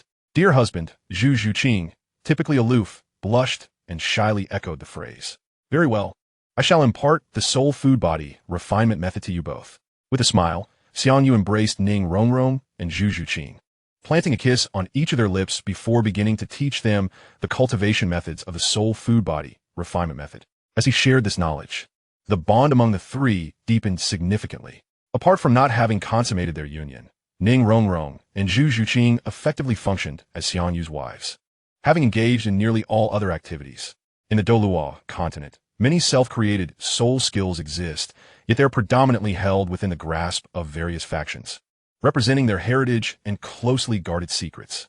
The 7 Treasures Glazed Tile School, to which Ning Rongrong belongs, similarly boasts its own lineage of self-created soul skills, namely Distracted Control and Fusion Ring. Distracted Control encompasses 5 realms: Heart of 3 orifices, Heart of 4 orifices, Heart of 5 orifices, Heart of 6 orifices, and Heart of 7 orifices, each representing the capability to simultaneously control the number of soul skills and the frequency of their release. Fusion Ring, on the other hand, is a rare innate soul skill, attainable only by a select few extraordinary soul masters, allowing them to instantaneously release soul power when deploying multiple soul rings, thus significantly amplifying their output in a fleeting moment. However, both Distracted Control and Fusion Ring are closely guarded secrets of the 7 Treasures Glazed Tile School. Even Ning Rongrong would not dare to share these skills with Xiang Yu, lest he invoke the wrath of the school. Despite the camaraderie between Xiang Yu and Tang San, it had not yet reached the level where self-created soul skills could be imparted. Such knowledge is typically reserved for those in intimate familial relationships, like spouses or parents. For instance, Tang San's Shantian treasure record and Xiao Wu's graceful techniques could also be classified as self-created soul skills. Yet they would never consider passing these techniques on to Xiang Yu, since Xiang Yu taught the soul food body refinement method to Ning Rongrong and Zhu Qing. They were excused from the demanding physical training requirements, needing only to indulge in the culinary delights made from soul beast meat provided by Xiang Yu. Moreover, the 2 soon relished the role of instructors, accompanying Xiang Yu in a bamboo sedan while overseeing Tang San and the others during their weight training sessions. The sensation of lounging in a bamboo chair, savoring roasted meats, sipping chilled beverages, and observing others toil in training while continuously growing stronger themselves was nothing short of exhilarating. After 3 months of rigorous training, Tang San and his companions experienced significant improvements in their physical capabilities, transitioning from carrying 20 kilograms over 5 kilometers to managing 50 kilograms over the same distance. However, in comparison to Ning Rongrong and Zhu Qing, Tang San and his friends' progress seemed modest. Throughout these 3 months, Ning Rongrong, and Zhu Zhuqing dined daily on delicacies made from millennium-old soul beast meat, greatly enhancing their physical conditioning. Given that Ning Rongrong was primarily an auxiliary soul master, her physique remained considerably weaker than that of Xiang Yu and Zhu Zhuqing. Nevertheless, even with her relatively frail constitution, Ning Rongrong could carry 100 kilograms and effortlessly complete a 10-kilometer run, easily surpassing Tang San and his companions. As Tang San and his friends devoted substantial time to physical training, their soul power advancement naturally slowed, with only Ma Hongjun experiencing a level increase, while the others saw minimal gains. Xiang Yu, Ning Rongrong, and Zhu Zhuqing, however, were in a different league altogether. They indulged daily in exquisite culinary delights crafted from the flesh of millennium-old soul beasts. Under the nourishing influence of these rare delicacies, not only did their physical constitution strengthen, but the pace at which their soul power ascended also accelerated. Presently, both Ning Rongrong and Zhu Zhuqing had elevated their soul power to the 32nd level, while Xiang Yu had remarkably reached the 33rd level. Once all the Shrek Academy students had completed their physical fitness evaluations, Yu Xiaojiang, upon comparing their results to those from 3 months prior, remarked with a smile, "Excellent. After 3 months of rigorous training, everyone's physical capacities have seen significant improvement. Particularly commendable are Xiang Yu, Ning Rongrong, and Zhu Zhuqing, whose progress has been the most pronounced." Upon hearing Yu Xiaojiang's words, Xiao Wu could not contain her frustration, exclaiming, "Isn't this a bit unfair? We have trained diligently for 3 months, yet our results do not compare to what Xiang Yu and the others achieved while indulging in leisure." Chapter 83. This world is innately unjust. During these 3 months of grueling training, Tang San and his companions endured considerable hardships. Each time they made progress in their physical conditioning, Yu Xiaojiang would correspondingly increase their training intensity. Although Xiao Wu and the others had made remarkable gains, her once rosy complexion had darkened somewhat, leading her to feel a sense of injustice. This sentiment was not hers alone. Even Tang San and his friends felt a twinge of dissatisfaction, given that they had labored intensively for 3 months, only to find their efforts overshadowed by Xiang Yu's leisurely pursuits. Do you now feel a sense of unfairness? Yu Xiaojiang noted the discontent etched upon Tang San's faces and could not suppress a chuckle. Let me impart a fundamental truth. This world has never been characterized by absolute fairness. You may believe that Xiang Yu's rapid advancement in physical prowess is solely due to the training of body-refining soul techniques. Yet, have you ever considered the arduous journey he undertook to acquire such techniques? What sacrifices did he make to attain this mastery? Furthermore, among you, the one with the least talent boasts an innate soul power of 9 levels, while countless others possess only a mere level, or even less. How is that fair to those who are truly gifted? As Yu Xiaojiang's words resonated, the expressions of Tang San and his companions shifted, their discontent gradually dissipating. Yu Xiaojiang himself was a living testament to this reality. Due to the negative mutation of his martial soul, he awakened with a soul power of merely half a level, destined never to surpass the 30th level, regardless of how hard he endeavored, forever remaining a 29th level great soul master. Observing their reactions, Yu Xiaojiang seized a moment to reinforce his point. Moreover, Xiang Yu is an orphan, much like Tang San, hailing from Holy Soul Village. His achievements are primarily the result of his own relentless efforts. Presently, Xiang Yu's annual earnings from manuscript royalties alone amount to several million gold soul coins, granting him access to training resources far beyond what you possess. If he were unable to eclipse your capabilities with such abundant resources, then that would indeed be an injustice. Brother Xiao Yu, Ning Rongrong, and Zhu Zhuqing, buoyed by Yu Xiaojiang's words, could not help but proudly embrace Xiang Yu's arms. Meanwhile, Tang San and his companions felt their earlier grievances and bitterness evaporate, their gazes toward Xiang Yu filled with growing admiration. Faced with the unmasked admiration from his peers, Xiang Yu experienced an inexplicable sense of exhilaration, his smile radiating with an even brighter warmth. Yu Xiaojiang, witnessing this scene, silently nodded. Every formidable soul master team requires a central figure to serve as its captain, and Xiang Yu is undeniably the soul of the Shrek team. This was why Yu Xiaojiang had spoken as he did, dispelling the discontent among Tang San and the others, while simultaneously bolstering Xiang Yu's authority as captain. However, this was also a reflection of Xiang Yu's inherent excellence. Otherwise, no amount of eloquence would have won over Tang San and the others. Following 3 months of physical training, Yu Xiaojiang did not hasten to commence the second round of specialized training. Instead, he granted them a 7-day reprieve to relax thoroughly. As the captain, Xiang Yu naturally did not remain idle. He took Tang San and the others to the largest trading market in Soto City for a few days of enjoyment, covering all expenses himself. While Yu Xiaojiang had already alleviated the group's discontent, Xiang Yu had also drawn some ire during the previous 3 months, making this respite an opportune time to strengthen their bonds.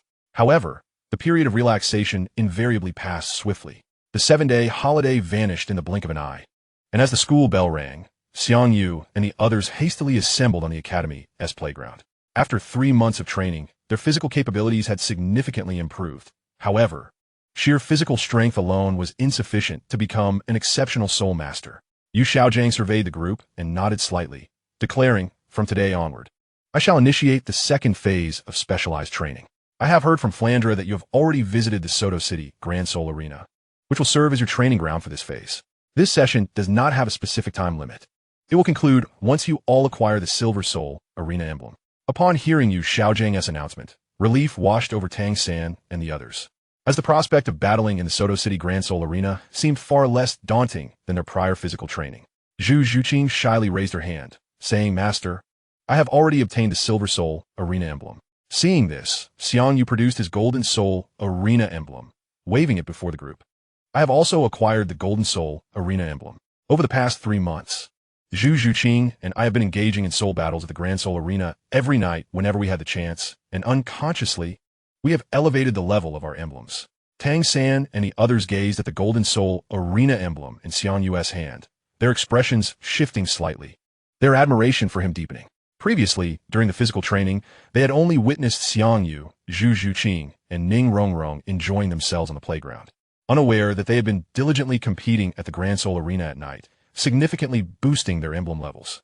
Yu Xiaojiang remarked, Excellent. However, my requirement is not merely for your personal soul arena emblems to reach the silver level.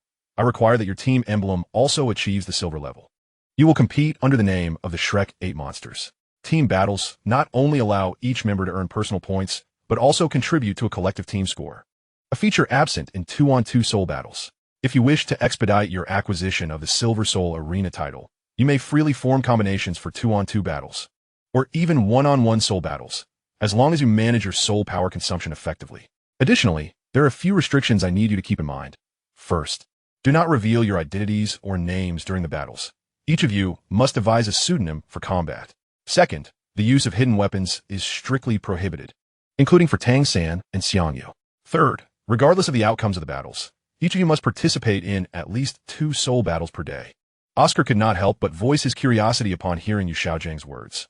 Master, since Ning Rongrong and I are support soul masters, must we also obtain the Silver Soul badge? Yu Xiaojiang cast a sidelong glance at Oscar and replied coolly, You may opt not to participate in the soul battles. You can continue your physical training until the others have all acquired their Silver Soul badges. All right, forget I said anything. Oscar hastily shook his head in response.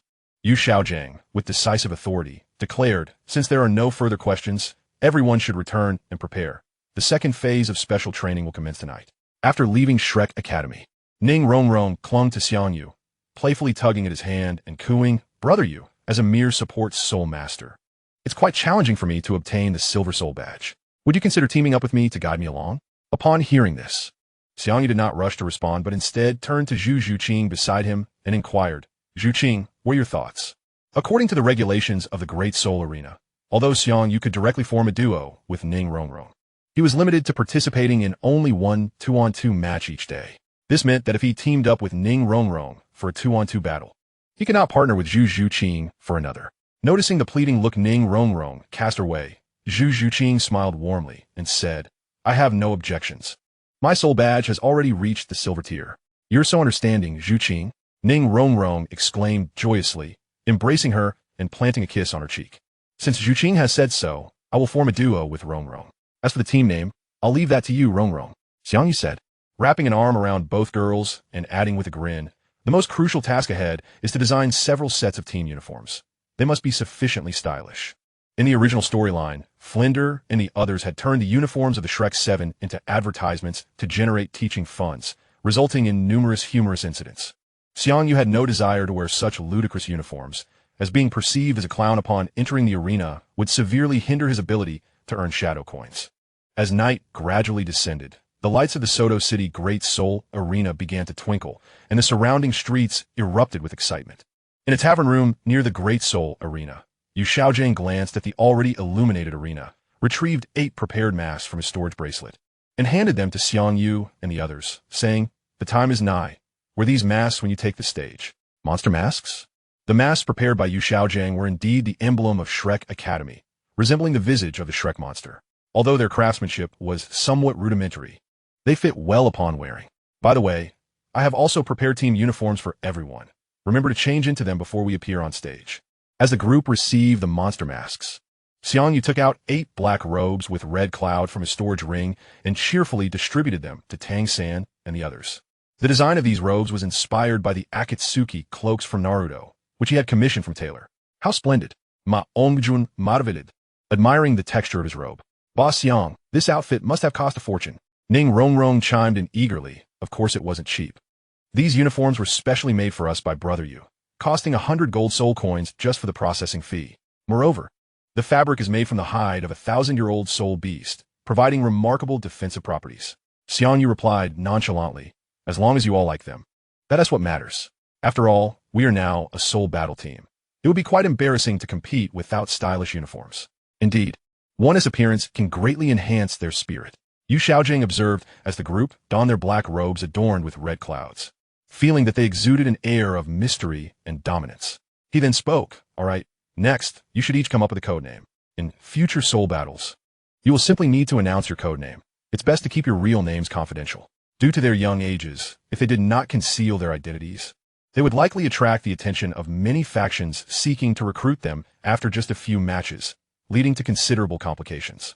Although Xiang Yu had already obtained a gold-level soul badge and become a star figure in the Soto City Great Soul Arena, he was affiliated with the Spear Hall, thus unlikely to be bothered. Ning Rongrong, filled with anticipation, asked, "Brother Yu, what shall our titles be?" Xiang Yu smiled and replied, "I've already thought of the titles for everyone. Mu Bai will be called the Evil Eye White Tiger, Oscar shall be Sausage Vendor, Tang San will be Thousand Hand Azura, Xiao Wu will be Gentle Bone Charm Rabbit, Fatty will be Evil Fire Phoenix, Rong Rong will be 7 Treasure Glazed Tile, and Zhu Qing will be Nether Spirit Cat. What do you think?" "I like Evil Fire Phoenix. Thousand Hand Azura is quite imposing. It suits Tang San perfectly." Xiao Wu mused, nodding in satisfaction before curiously asking, "Boss Xiang, if you've come up with titles for everyone, what will yours be?" "Given my ability to summon the Shadow Ninjas, my title will be Master of Shadows."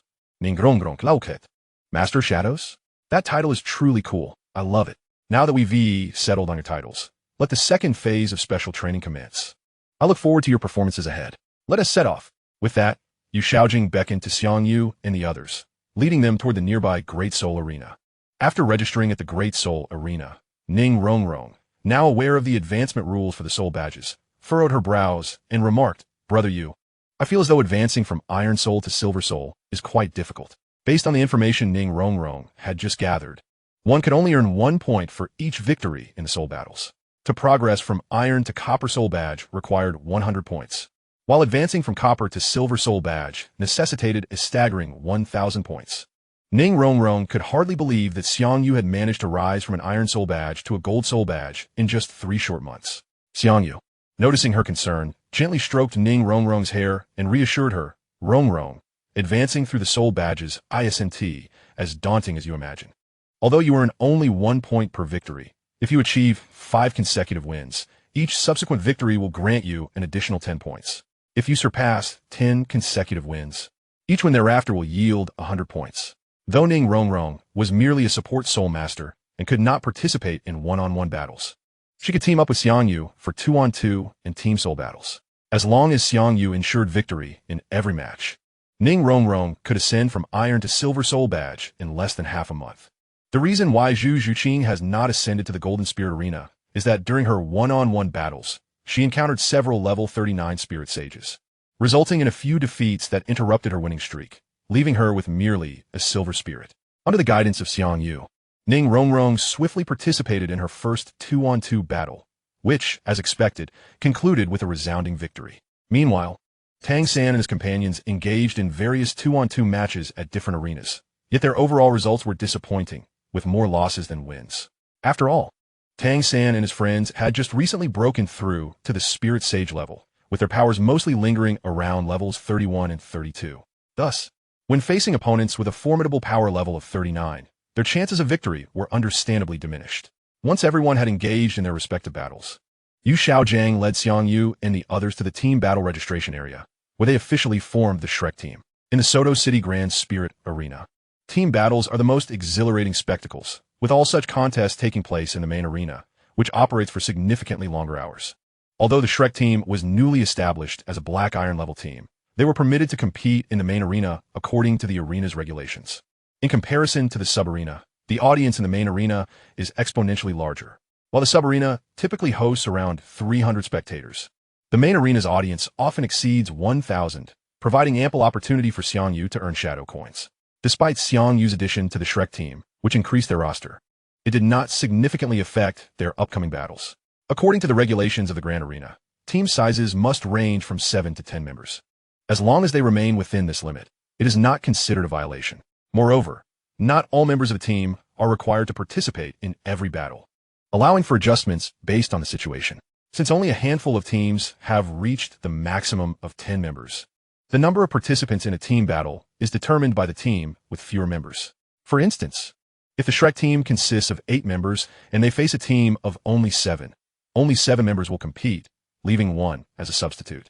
In the Shrek team's lounge, Yu Xiaojing observed the 2 competing Spirit Master teams on the arena, then turned to Xiang Yu and said, "You will soon take the stage." Xiao Yu, during the team battle, refrained from unleashing the full power of the Shadow Ninjas. Wait until Tang San and the others are overwhelmed before intervening. Yu Xiaojing's intention was to provide Tang San and his companions with practical combat experience. Given the overwhelming strength of Xiang Yu's Shadow Ninja Legion, allowing them to fight at full capacity could result in a swift victory, undermining the goal of honing the skills of Tang San and his team. Xiang Yu nodded slightly in response, assuring, "Rest assured, Master, I am well aware." Soon thereafter, the announcer called for the Shrek team and the Thunder team to take the stage. As the announcer's voice resonated, the Shrek 8, adorned in black robes with red clouds, ascended the platform amidst the cheers of the audience.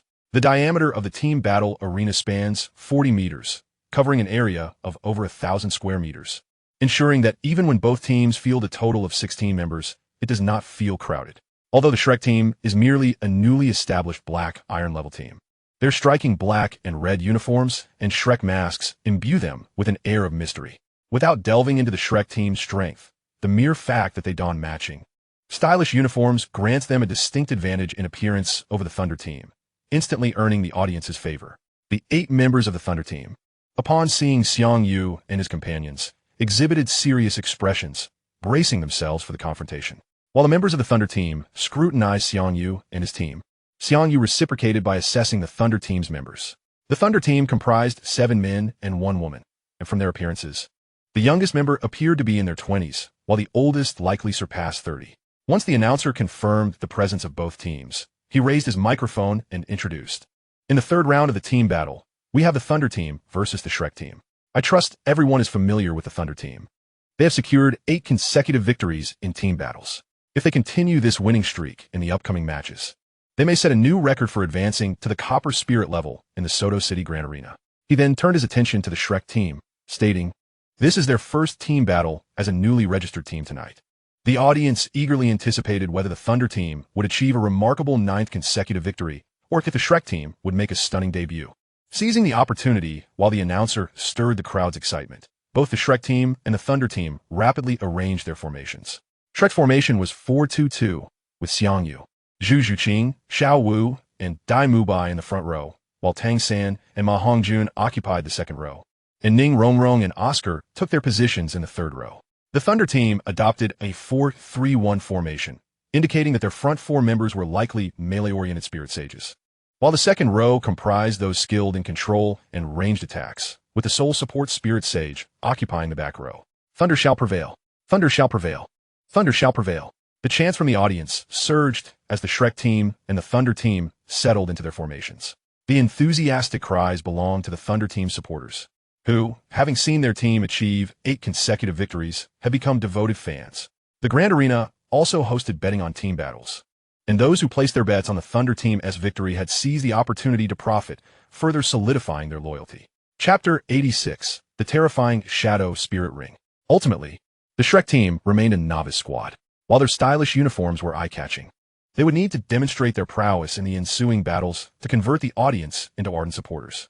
Once the announcer had sufficiently stirred the crowd's emotions, he raised his microphone and declared, "The fourth round of the team battle begins. Countdown, 5, 4, 3. The 5-second countdown before the team battle commenced, a feature absent in one-on-one or two-on-two duels, was a hallmark of team battles. This countdown was designed to prevent any mishaps as team members activated their martial spirits and to enhance the spectacle of the team combat. Brothers, unleash your martial spirits."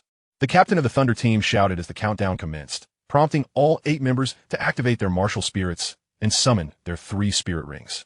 The soul rings of the members of the Thunder Battle team are predominantly not of the highest caliber, except for 3 members who possess 200-year soul rings and 1,000-year soul ring.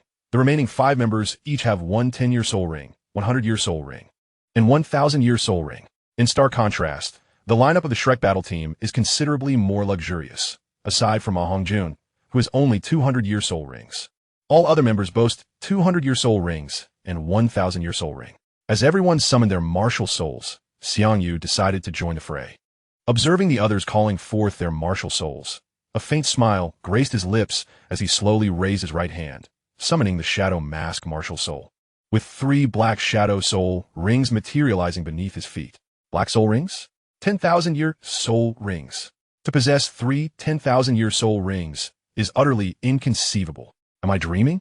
The moment Xiang Yu summoned his Shadow Mask martial soul, the audience erupted into a frenzy, their gazes fixated on the 3 black Shadow Soul rings. Although Xiang Yu had engaged in combat at the Great Soul Arena for 3 months, he had only needed to summon the Shadow Ninja for battle, never requiring the Shadow Mask martial soul. This was indeed the first time he revealed it before such a vast audience, and the ensuing commotion was palpable. Perhaps overwhelmed by the shock, the Thunder Battle team stood frozen, failing to initiate their attack as the countdown by the host concluded. 7 treasures are renowned. The first, power. Seizing the moment while the Thunder Battle team was still in a daze, Ning Rongrong unleashed her 3rd soul skill, causing the 7-treasure glazed tile martial soul to radiate 7 faint red beams of light, enveloping Xiang Yu and his companions, bestowing upon them a pair of ethereal red wings. With a whoosh, the 7 members of the Shrek Battle team soared into the air, their wings flapping in unison, leaving only Xiang Yu grounded below. 7 treasures are renowned. The second, speed.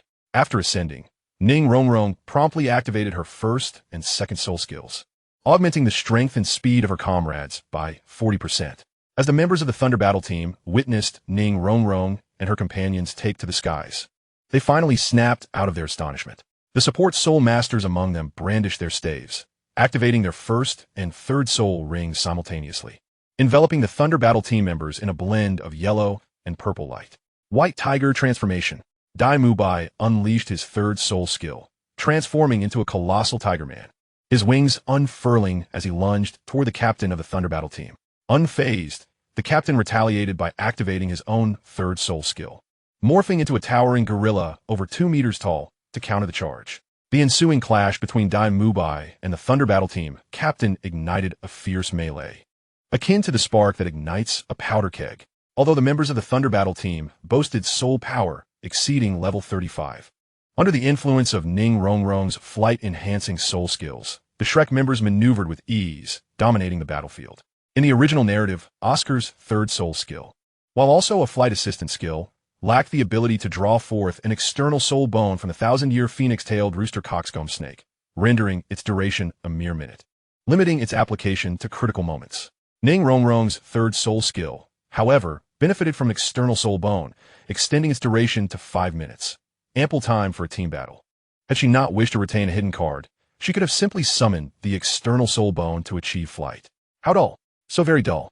In stark contrast to the chaos of battle, Xiang Yu's situation was rather peculiar. He sat idly on a wooden chair, disinterestedly munching on sunflower seeds. Perhaps the members of the Thunder Battle team were so intimidated by the 3 black Shadow Soul rings that they preferred to engage with the airborne adversaries rather than confront the formidable Xiang Yu. Thanks to the unspoken accord between the Shrek and Thunder Battle teams, no one dared to approach within a 3-meter radius of Xiang Yu, resulting in the current scenario. To hone Tang San and his companions' practical combat experience, Xiang Yu refrained from ordering the Shadow Ninja to assault the Thunder Battle team members, leaving him to pass the time with his sunflower seeds. Shadow, coin 55. Shadow, coin 43. Shadow, coin 58. The audience, witnessing Xiang Yu's bored demeanor, could only shake their heads in disbelief. Some even felt a twinge of envy, prompting them to donate a wave of shadow coins to him. Amidst the incredulous gazes of the spectators, Xiang Yu remained seated, continuing to snack on sunflower seeds, until the Shrek battle team triumphed over the Thunder battle team without him lifting a finger. It would be unjust to blame the members of the Thunder battle team for their cowardice. After all, simply fending off Tang San and his allies had proven to be a formidable challenge for them. How could they dare to provoke Xiang Yu, this terrifying enigma, into the fray? Despite Xiang Yu's inactivity throughout the team battle, the illustrious name of the Shadow Lord swiftly spread throughout the Great Soul Arena. The deceptive nature of Xiang Yu's Black Shadow Soul Rings led many to mistakenly assume they were 10,000-year soul rings, for in the Douluo Continent, typically only soul masters at level 50 or above possess the capacity to absorb such rings.